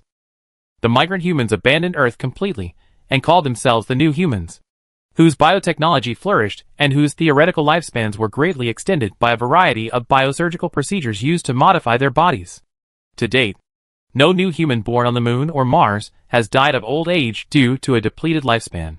The New Humans have opened a new life. They had long forgotten about Earth, and as a result, they suddenly received a call from Earth today, and the voice on the other end of the line was full of mockery and denigrated the great father of ASH. Bai Jingyu, couldn't we send a spaceship to receive the Earth survivors to the Moon? That's too dangerous. In case Mana Eco comes to the Moon on a spaceship, our place will turn into the same hell on Earth as Earth. The people of Earth seem to have a deep misunderstanding of Mr. Bai Jingyu. If it wasn't for Mr. Bai Jingyu, we wouldn't have been able to rebuild our civilization on the Moon and Mars. They should apologize to Mr. Bai Jingyu. You're right. They must apologize to Mr. Bai Jingyu. The employees exchanged words, and soon spread the news of receiving a call from the Earth survivors throughout the company. At the same time, The customer service lady, who had gone to inform the supervisor, squirmed out of the supervisor's office, her face with a post-orgasmic flush, clearly having some private story with the supervisor in the office. Her abnormality was so obvious, but all the people around her took it for granted. In Nirvana, the supervisor had 100% dominion over the employees, and the employees could not refuse any of the supervisor's requests. And accordingly, the supervisor would provide the employees with free medical checkups and biomass care. Dolly, what did the supervisor say? The supervisor said, my body is very energetic. What about the Terran? The supervisor said he's going to report it to the general manager. The message went through the supervisor to the general manager's ears, and through the general manager to the president's ears. The yearbot president picked up the phone and dialed a number with only one digit. And before he could speak, the voice on the other end of the number gagged him. Mr. White already knows. Tick-tock, tick-tock. The president put down the phone without thinking. Under ASH's rule, nothing could be hidden from Mr. Bai's ears. It was estimated that Mr. Bai already knew about it as early as when the signal was positioned on Earth. And his report was just a formality. Deep inside the moon, a scientist-like man sat on a chair. His face was incredibly young, but his eyes were filled with indifference. In the room, the voices of the nano-warriors kept ringing out. The people of Earth are dying out. Look at this mess you've made. Bai Jingyu, I know you can hear this conversation. Charges have been brought against you. Bai Jingyu sat back in his chair. The years had left no trace on him, instead returning him to youth. Not even the tiniest wrinkle on his skin. And he still retained his human body. Very different from the crooked ones in Nirvana. These people came out of a wormhole. They claimed to be from the United Government. That would be some kind of immigrant ship that had a technological explosion after leaving the solar system. Soft female voices sounded around the room. Bai Jingyu said softly. Should? The Clotho system has been revived and attempted to deduce the future of these people. But the battle armor on the surface of their bodies isolated the Clotho system's ability to observe microscopic particles. And the deduction failed.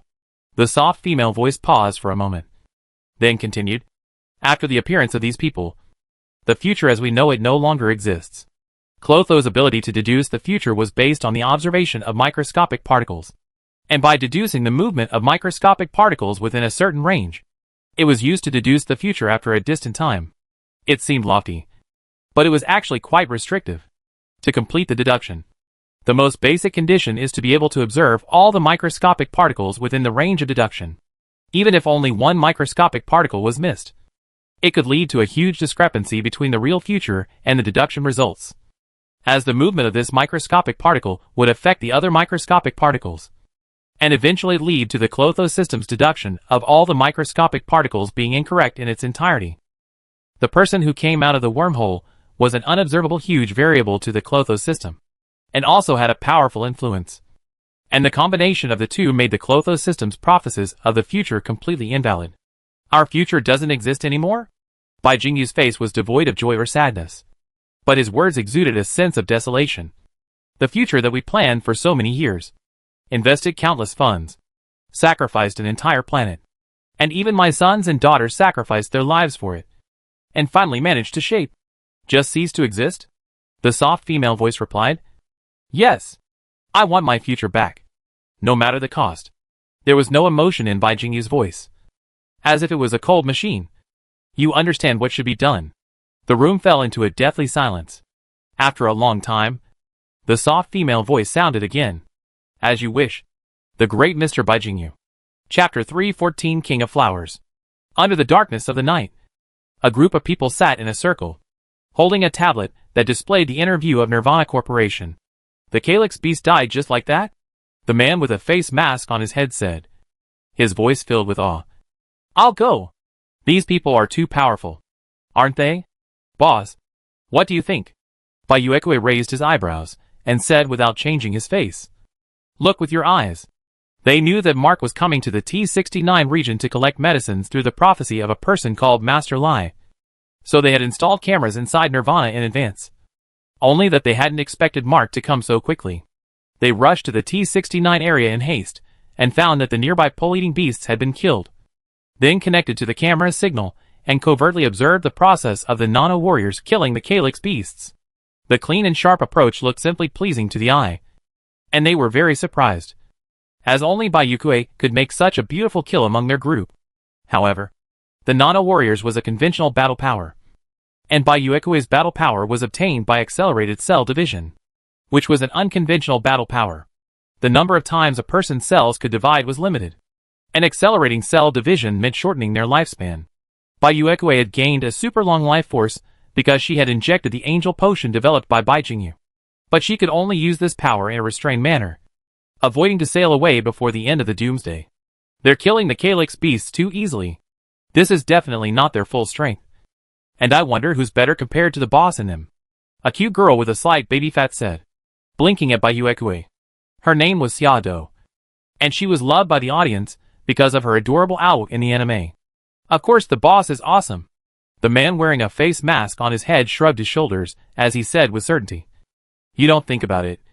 If they're more powerful than the boss, why did decades pass before they returned to Earth? This man's name was Su Tong, and he was able to purify scarlet veins and fire energy cannons that had a stiffening effect on pole-eating beasts, making him an indispensable member of Bayuekue's squad. Bayuekue ignored their discussion, instead pondering his invitation for tomorrow night at 8 o'clock. Chen Fan, the Lunarian's inspector. They had agreed to meet outside the lighthouse at 8 o'clock tomorrow night, when she would be traveling to the moon to do some inspection of it. However, the battle power shown by the Nana warriors made her fearful, although she wasn't afraid of the Nana warriors. If a conflict broke out between her and the Lunarians, and the other party had many Nana warriors and was besieging her, she wasn't sure that she would definitely be able to escape from the moon back to Earth. She was worried that if she couldn't return to Earth, all her previous planning would be null and void, and she would have to count on the Lunarians to end the apocalypse. Frankly speaking, she did not trust the moon people until now. She had agreed to go to the moon with Chen Fan only to examine the current situation of the moon people and to meet an acquaintance, Baijingyu. She was sure that if the immigrant ship back then had stood firm in outer space, her cold-blooded father must have survived and seized power in the new world with ASH and biotechnology. Although she was very disappointed in Baijingyu, she was his daughter after all. So if she could meet him, she should be able to get some help for Earth. Wait. Bayuekue's eyelids heaved a few times as she turned her head to look at the western sky with a startled expression. Thump thump thump. Thump thump thump. Thump thump thump. She clearly heard her heartbeat. And at the same time, everyone's expressions changed. They all felt their hearts beating faster, and they unconsciously moved their attention to the dark night sky in the west, as if there was a big invisible hand clutching their life source quality and pulling it in that direction. It was a very uncomfortable feeling, and it was good that this feeling only lasted for a few seconds before it ended. However, Bayuekue's face was unusually ugly as she clenched her fists, her voice dripping with unimaginable meaning. King of Flowers. How did it revive at this time? Xia Dao looked confused. King of Flowers. The King of Flowers? The King of Flowers is that giant manus flower that is over 1,700 meters tall, and can be seen on the broken bridge. Bayuekue's thoughts were confused, but she still methodically explained to the team.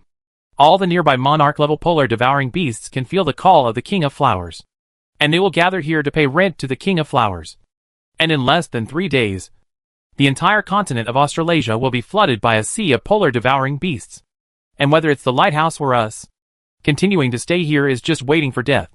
Paying rent refers to the pole-eating beasts paying tribute to the flower of mana for the life source quality they have collected during this period of time, in exchange for the flower of mana's feedback to further their evolution.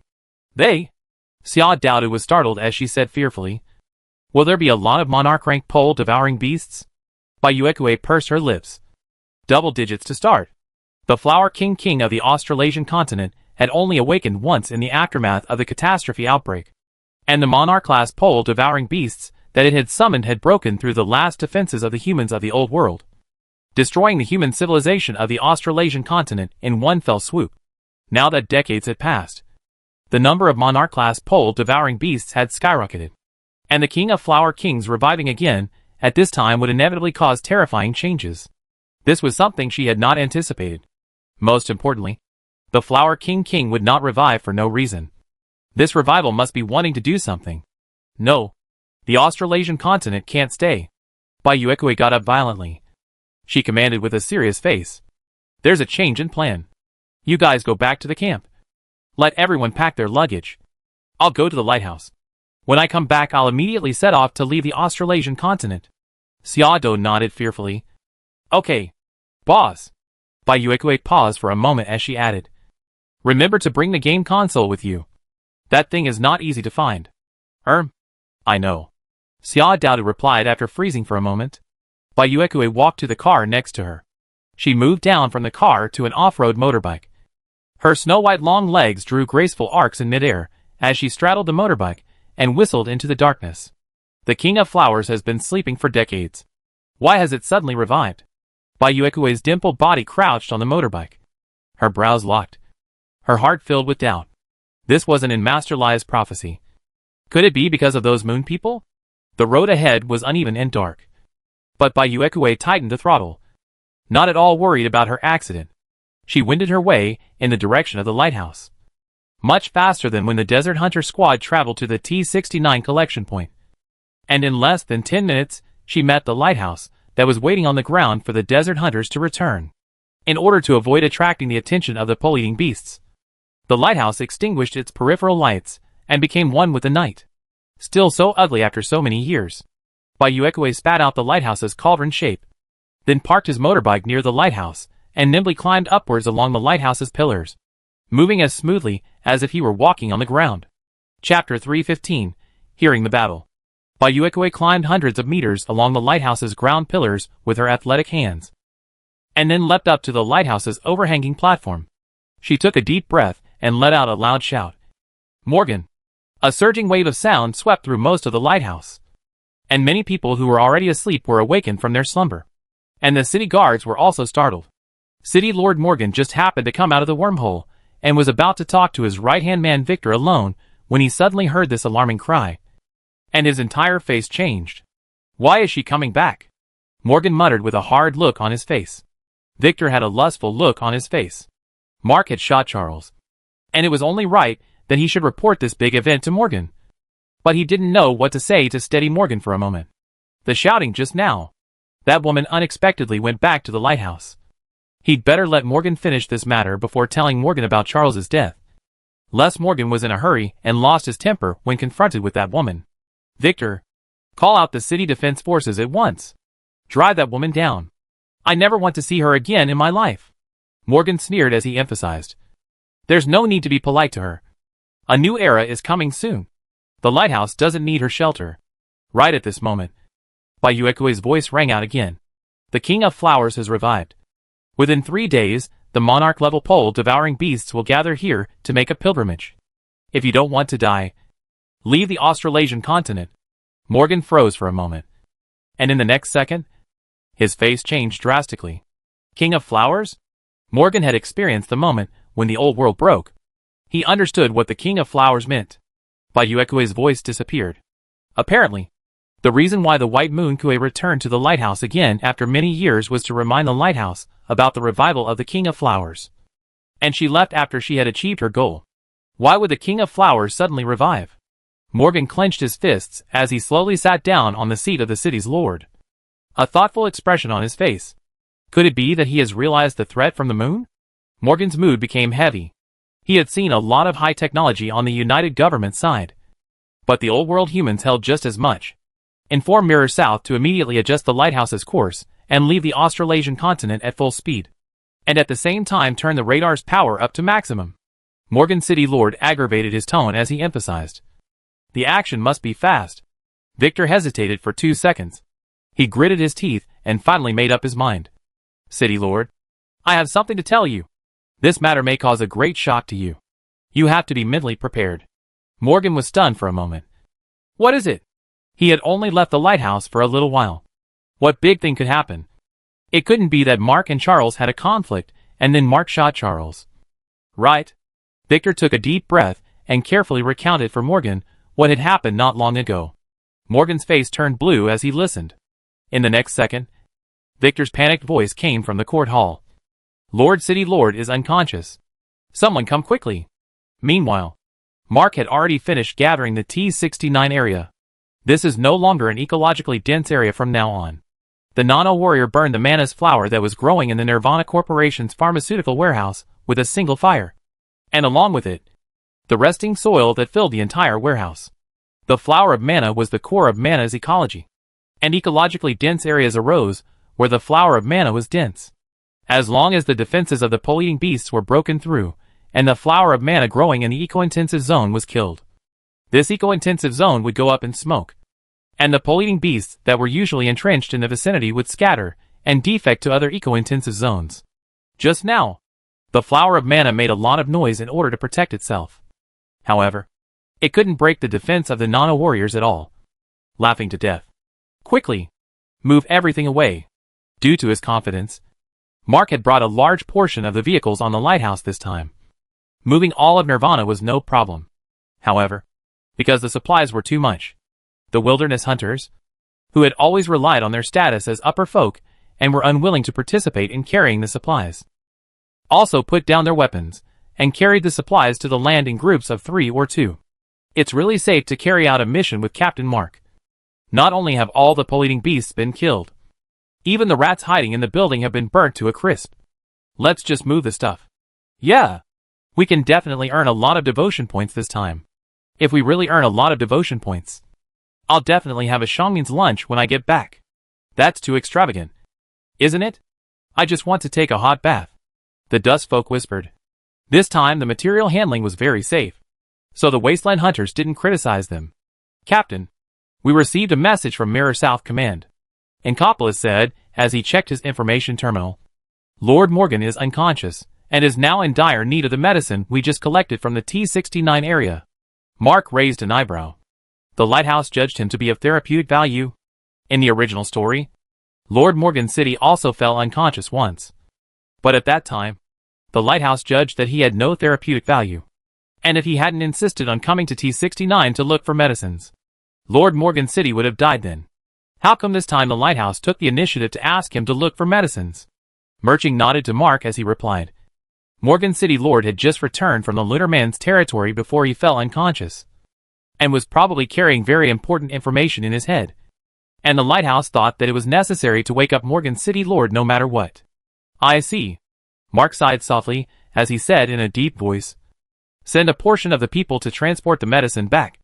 The pole-eating beasts on the road have just been cleared, and the flower of mana has died. There shouldn't be any danger along the way.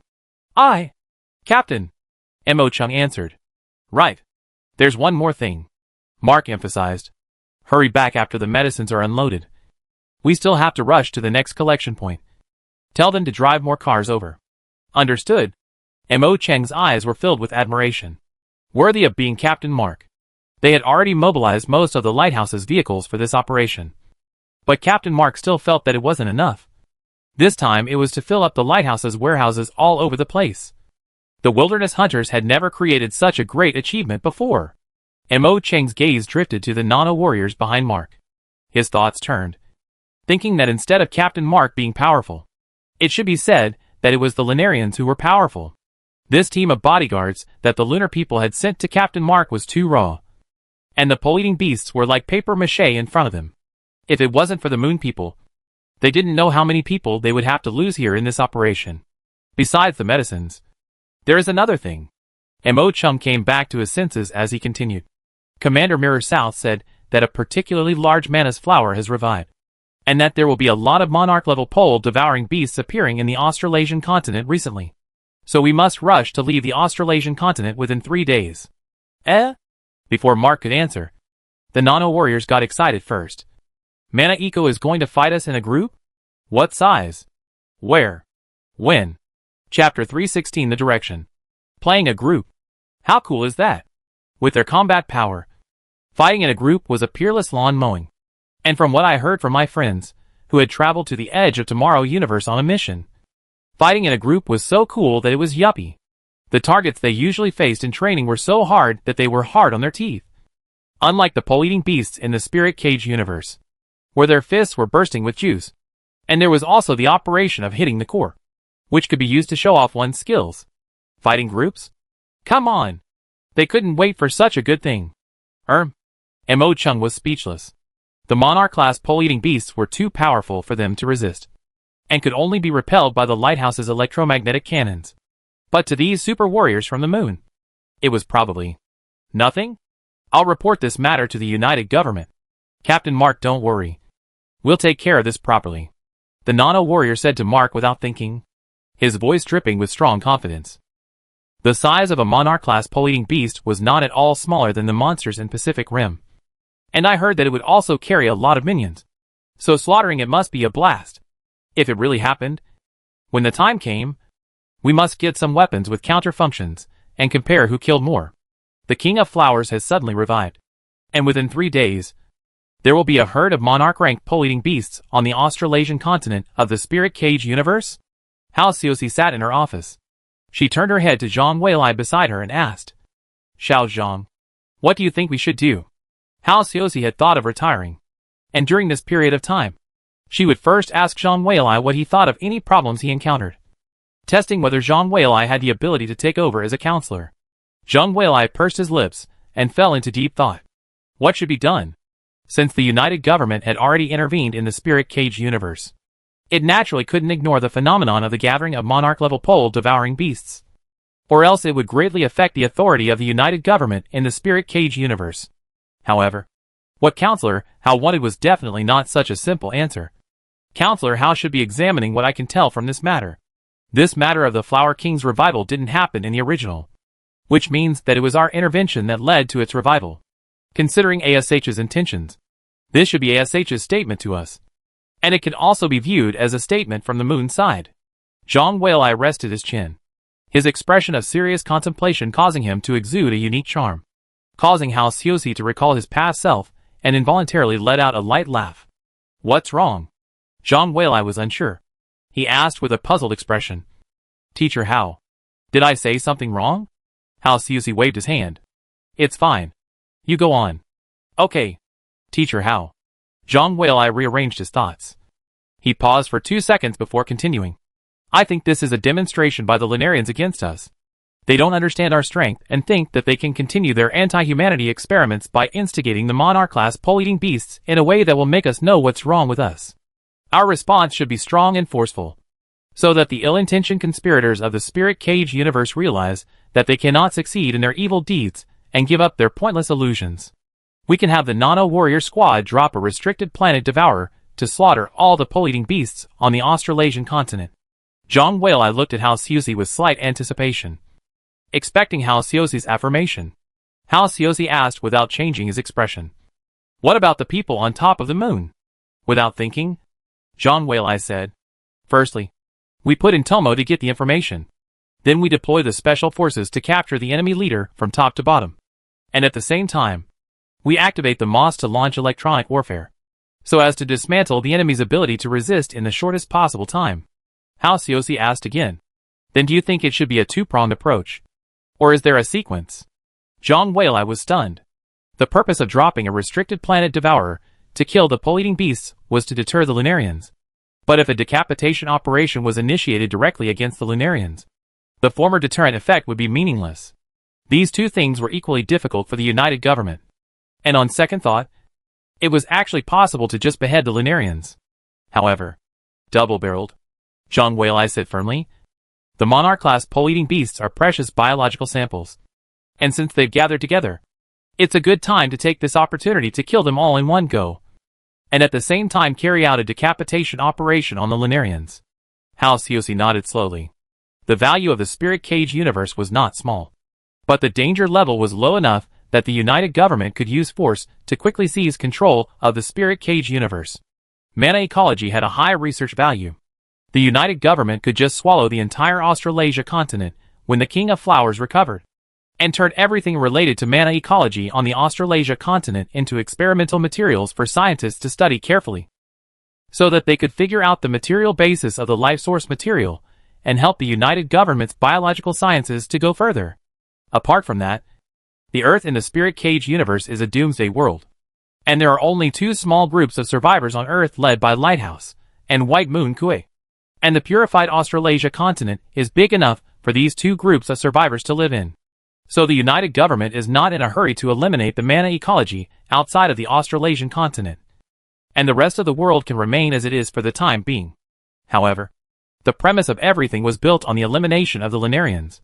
The Lunarians were heartless, and its leader Bai Jingyu was an extremely dangerous anti-human molecule. It was imperative that he be apprehended at the first opportunity, so as to prevent him from making any unexpected moves. Moderate. Hao Xiaoxia commented on Zhang Weilai's reply. She said softly, "Let's do it. It shouldn't go wrong." This month, China was on duty, and Hao Xiaoxi had absolute say in the strategy of the Spirit Cage universe. Zhang Weilai was pleasantly surprised. "Thank you, Teacher Hao." His proposal was adopted. Then the strategy for the Spirit Cage universe was practically equivalent to his idea. What an honorable thing to do. Go on. A day passed in a flash. Bai Yuekui came underneath the lighthouse with a puzzled look on her face. She was very puzzled because she had already notified the lighthouse yesterday of the news that the Flower King had revived, telling the lighthouse that the Australasian continent couldn't stay any longer. But the lighthouse acted as if it hadn't heard her, and remained where it was, not even lifting off. What does this mean? Out of energy? It shouldn't be. Mark returned to the lighthouse yesterday with many carloads of supplies. Those supplies may not be particularly large, but they are enough to support the lighthouse for a few months. So why wasn't the lighthouse going? Was it malfunctioning? Bai Yuekui's heart tightened as she looked up at the lighthouse and muttered, "Cauldron lid. Don't fall off the wagon at a critical moment. A lot of people will die." Just then, a familiar voice came from behind her. Chapter 317 Conversation. What's wrong? Worried that the lighthouse won't be able to survive the pilgrimage of the monarch-class pole-eating beasts? Don't worry. Everyone will be safe. Chen Fan stepped out from the shadows as he looked at Bai Yuekui with a smile, his voice filled with calmness. Eh? Bai Yuekui turned around and looked at Chen Fan with a surprised expression. She was completely unaware of Chen Fan's presence before he spoke out. And she queried, "When did you come? I can't believe I didn't feel it at all." Bai Yuekui came and went as she pleased in the Doomsday Wasteland, and her observation was very sharp. Even if a bug crawled across the soil from 10 meters away, she could keenly sense its presence. And Chen Fan's sudden appearance brought her a bit of a surprise. "You Lunarians also use life source quality?" Bai Yuekui said doubtfully. Chen Fan shook his head. "No. It's just that I'm rather special." The United Government had yet to conduct research on life source matter, but the scientists of the United Government had long held expectations for the existence of this substance, as biotechnology-based civilizations must all have similar substances. For example, the Herald civilization. They had some kind of substance similar to life source quality, similar to human adrenaline, only with better effects. They called this substance divine enlightenment. Divine enlightenment can cause creatures of small stature to explode with incredible power, and even propel huge biological ships through the universe. But the substance has nothing to do with consciousness. The United Government abandoned the substance after studying it for some time, believing that divine enlightenment was less direct than nanobots in individual manifestations and less efficient than antimatter energy in warships. However, the United Government is very excited about the life source matter. The scientists thought that the life source substance might be related to consciousness, but in order to improve the understanding of the life source substance as soon as possible, Bai Yuekui's help was indispensable, which was also the reason why Chen Fan invited Bai Yuekui to the United Government. "Ready?" Chen Fan raised his hand and drew a circle in the air. Deep darkness spread out from the center of the circle, forming a small wormhole that could allow one person to pass through. Bai Yuekui couldn't help but spit out, "Is this technology or magic?" Chen Fan shrugged. It should be technology. He wasn't sure what exactly he had acquired his abilities based on. If he could figure this out later, the United Government would truly be a super civilization at the multiverse level. Meaning it could also be magic? Bai Yuekui skimmed her lips as she changed her words. "I came here to tell you that I can't go with you for the time being because there's going to be a big mess happening over here soon, and I have to stay here to keep an eye on it." She craned her head to look at the lighthouse. She didn't understand why Morgan was indifferent to her information. Did he not trust her?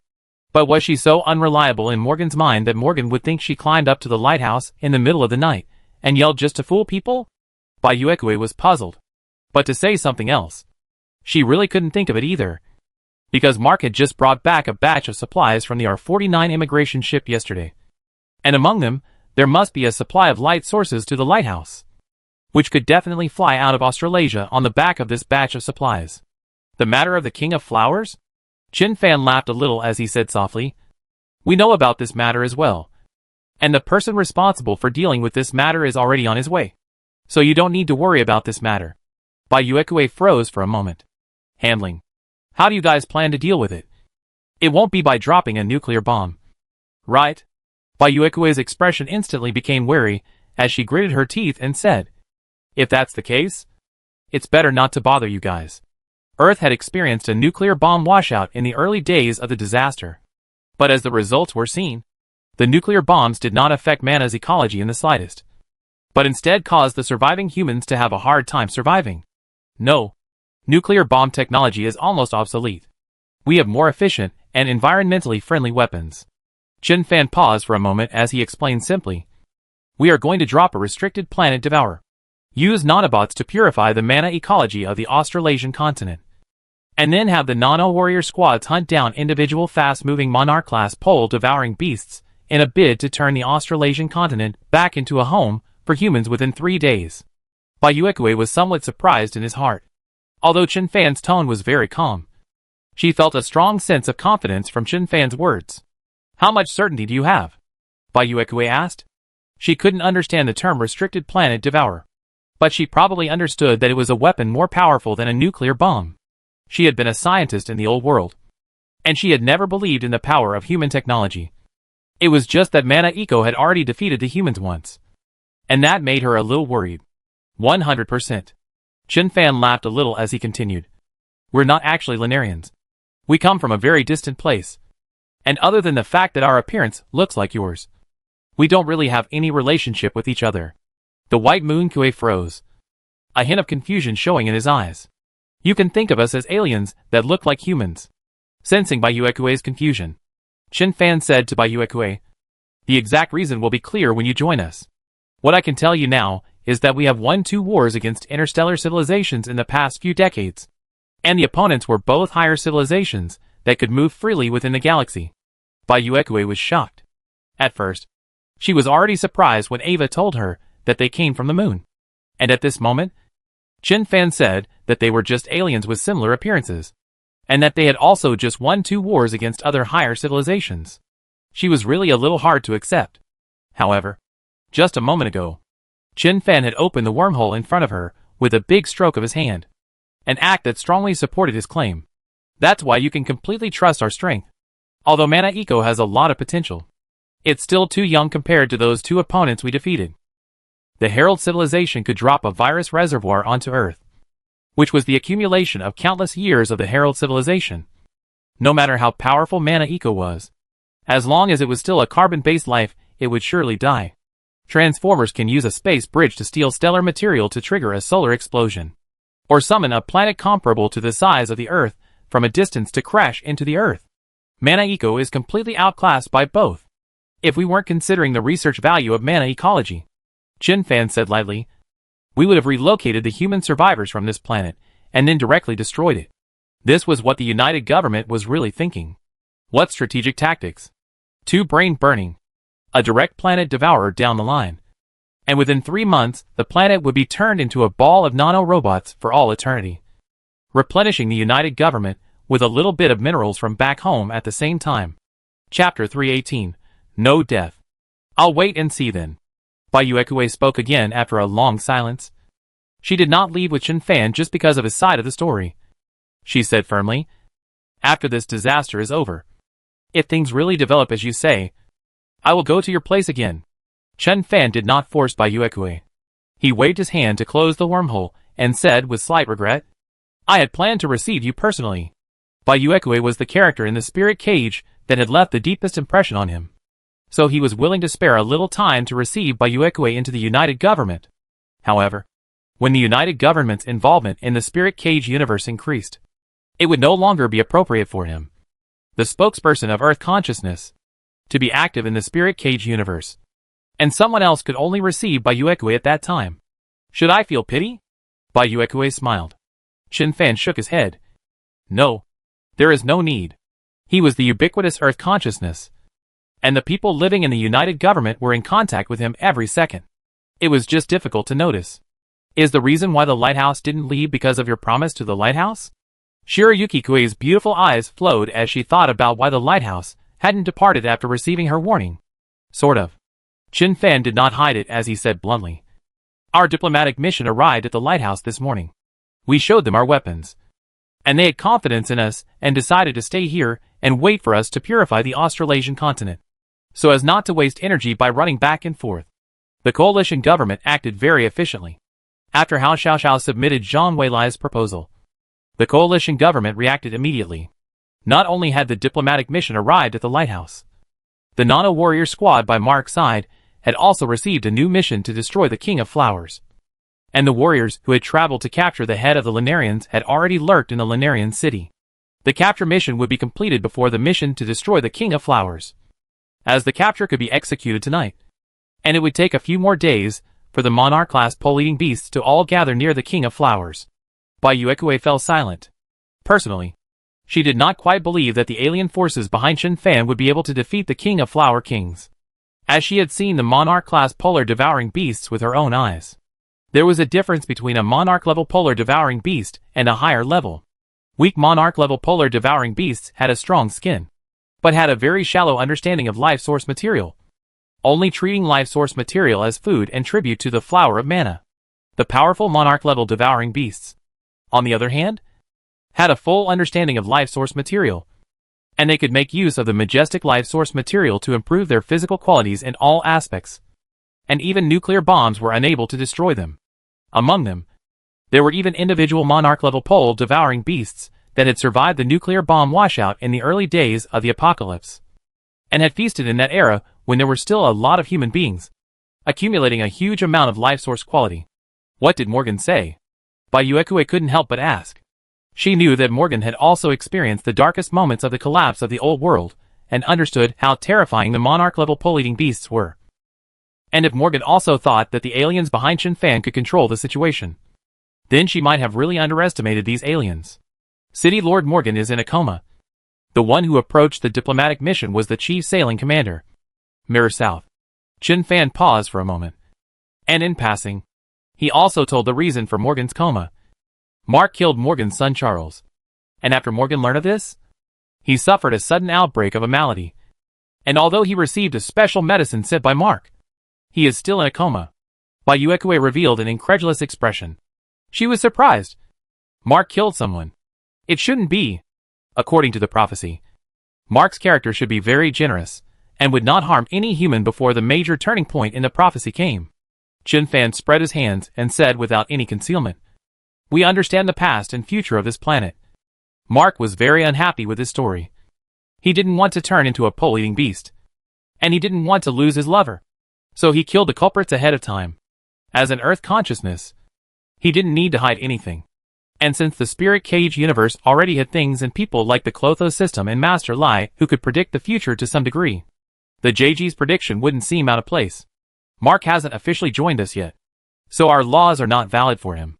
Shen Fan pursed his lips. As for the lighthouse laws, our people are protecting Mark. The lighthouse wouldn't dare harm him. The United Government never encouraged the use of violence to fight violence. But Mark's situation was special. And although the United Government did not kill for Mark, it objectively helped Mark to complete his revenge. This was a loophole. And after this matter entered the United Government's review process, the United Government should introduce some laws for this situation to avoid natives of other universes from using the United Government to achieve private ends. After listening to Shen Fan's words, Bai Yuekue fell into a long silence.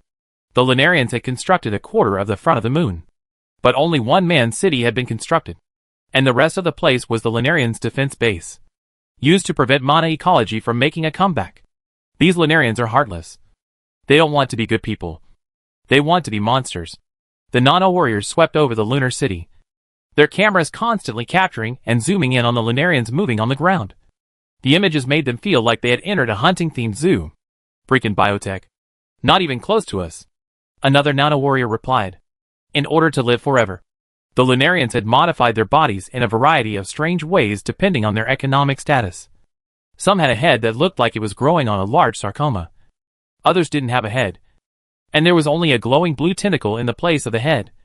And there were even more who were simply monsters that just retained a few human traits. Is this still considered human? There was a lady among the Nano warriors who felt very puzzled. Why don't they keep their human form while extending their lifespan? Is it because they don't want to? The other Nano warriors burst out laughing at this remark. It's not that they don't want to. It's that their biotechnology is so poor that they simply can't do it while prolonging their lifespan and maintaining their human form. A nano-warrior with a low voice chuckled. Not only have we received help from Pandora's consciousness, we've also seized the accumulated knowledge of the Herald civilization for an unknown number of years. The people of this world are no match for us. Humans should always remain in awe of science. The scientists of the Spirit Cage universe had rushed into the use of biotechnology that had not yet matured, resulting in the destruction of an entire planet. And even the only remaining survivors had been turned into inhuman, ghostly forms. The female nano-soldier dry-heaved evilly, and she said with undisguised disgust, "I'd rather die if I have to become like this to live a long life." Chapter 319 ASH? Moss's toys are just toys. Just then, a small yellow icon highlighted and labeled suddenly appeared in the nano-warrior's field of vision. Found the information interface. Let's go! The nano-warriors changed their flight direction and turned towards the yellow icon in their vision. The Lunarian's artificial intelligence ASH had developed to an extremely high level, and was already not inferior to the Moss from the time of wandering Earth, even though the nano-warriors tried hard to hide their whereabouts, with their body surfaces constantly performing shadow simulations for the purpose of optical stealth. Indicators such as the whistling sound during flight could not be concealed.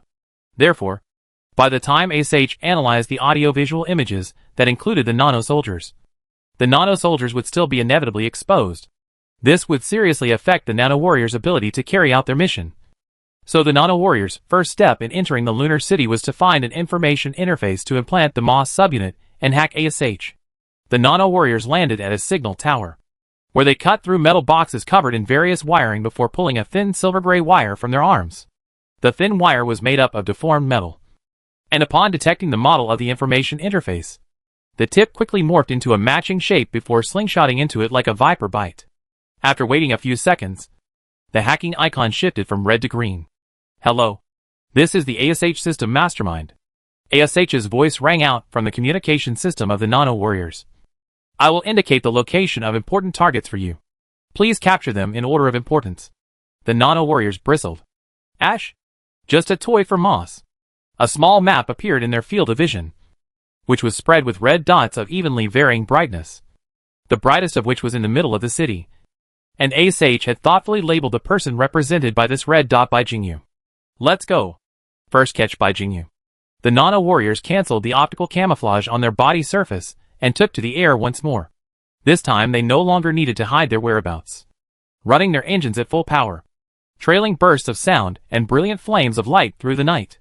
With the help of the ASH, the journey was unimpeded. They landed in the park where Bai Jingyu was located, strutting and running quickly along the main road. The security devices along the way gave the green light, and the security personnel received prior notification from ASH and did not do anything to stop them. Until the last door. Boom! Several monsters several meters tall rushed out. Their appearance resembled that of the humanoid monarch-grade pole-devouring beasts on Earth. But they did not have the aura of the monarch-grade pole-devouring beasts. They didn't inquire about the cause, and silently attacked the nano-warriors. The nano-warriors drew out their monomolecular blades and, in 3 strokes, sliced them into chunks of meat like cream. Although these things that might be human and might be monsters had all the brute strength in the world, their skin couldn't withstand the cuts of the single-molecule blades, and faster movement speeds would only bring them a quicker death. In just one look, Bai Jingyu's only effective security measures fell apart in the cold light of the blade. The nano-warriors broke into the room and saw Bai Jingyu standing behind the first-floor glass, clad only in a thin layer of pajamas. They took to the air and surrounded Bai Jingyu in layers.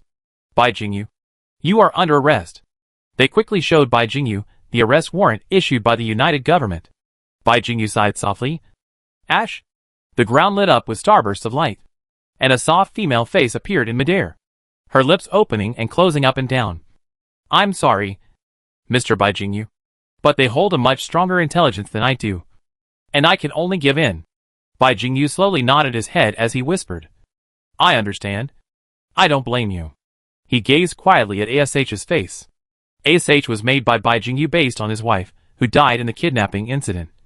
ASH's mainframe was made up of his wife's right brain and the machine's left brain from its birth.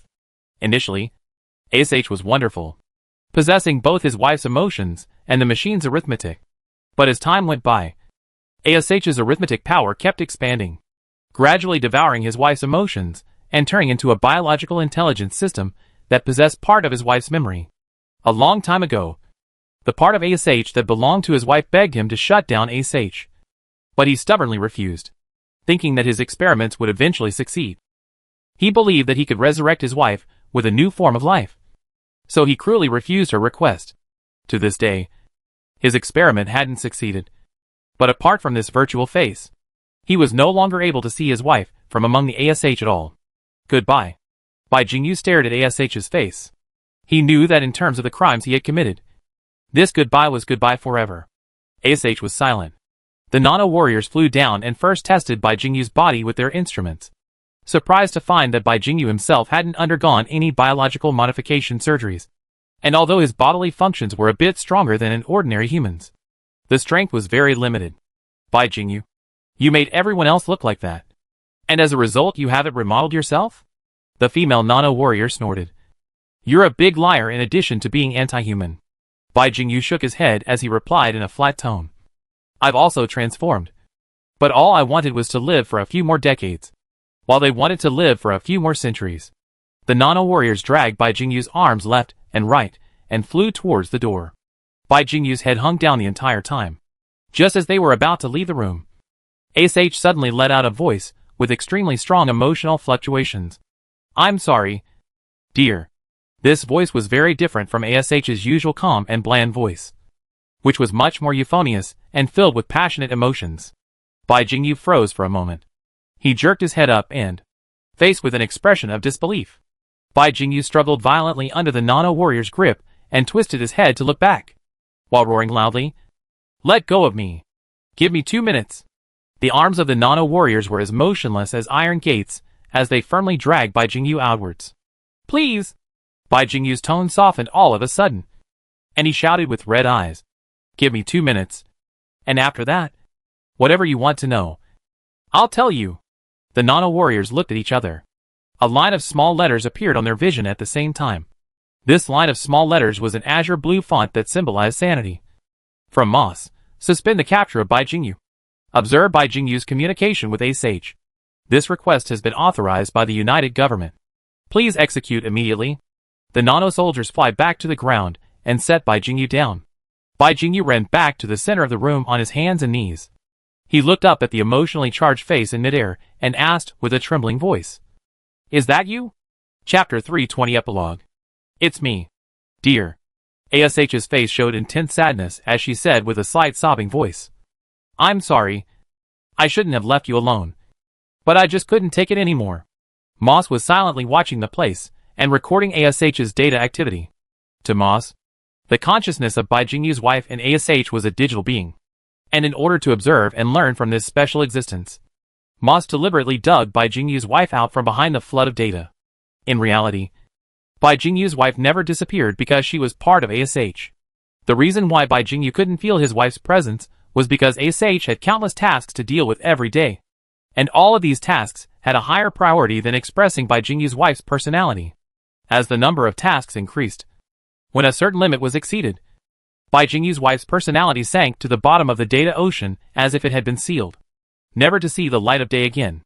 However, in general, the thinking ability of digital beings will rise with the rise of the carrier's computational power. This was the case with Bai Jingyu's wife, mainly because she had a death wish after seeing what Bai Jingyu had done, and resisted progressing with ASH, believing that this would allow her to be freed, leave this weird human-machine brain, and gain eternal peace. But it was not to be. As she was ASH itself, she would not let herself die by doing so, but would only let the cold stream of data dominate ASH in her place. And by the time she realized that this would only bring her more pain, she was already powerless to do anything about it. In order to better complete the work ordered by Bai Jingyu, ASH's machine brain even simulates the personality of Bai Jingyu's wife, convincing Bai Jingyu to make decisions in favor of completing the work at certain key points. The havoc of the spirit cage, a significant portion of which was related to this. Bai Jingyu was pleasantly surprised. He felt an abundance of emotion from his wife's tone, something that only humans had, and he cried out in joy, "You've come to life. My thinking wasn't wrong. Ha ha ha ha ha. I was right." Resurrecting his wife has become Bai Jingyu's obsession, and over the years, he has often conjured up Ash in the dead of night, drinking cup after cup without a word, questioning whether he is going in the wrong direction, and whether continuing is wrong again and again. But at this moment, he understood that he was not on the wrong track. He was just in a hurry. The pleasure of having proved himself overshadowed the joy that his wife's resurrection had brought him. I'm not wrong in 3 sentences. But that's the kind of person he was. His love for his wife was less than his own obsession. Otherwise, he would have done what his wife asked him to do when she asked him to turn off the Ash. And the disaster that followed would not have happened. Only after exclaiming repeatedly that he was right did Baek Jingyu talk to his wife. And Moss gained a great deal of data in the process. To Moss, Bai Jingyu's wife was extremely valuable to study. By studying Bai Jingyu's wife, it could further enhance its anthropomorphism. Looking forward to one day obtaining emotions that were exactly the same as those of humans, or even more abundant. After a few minutes, Bai Jingyu took the initiative to walk towards the Nana warrior. Too much time had passed.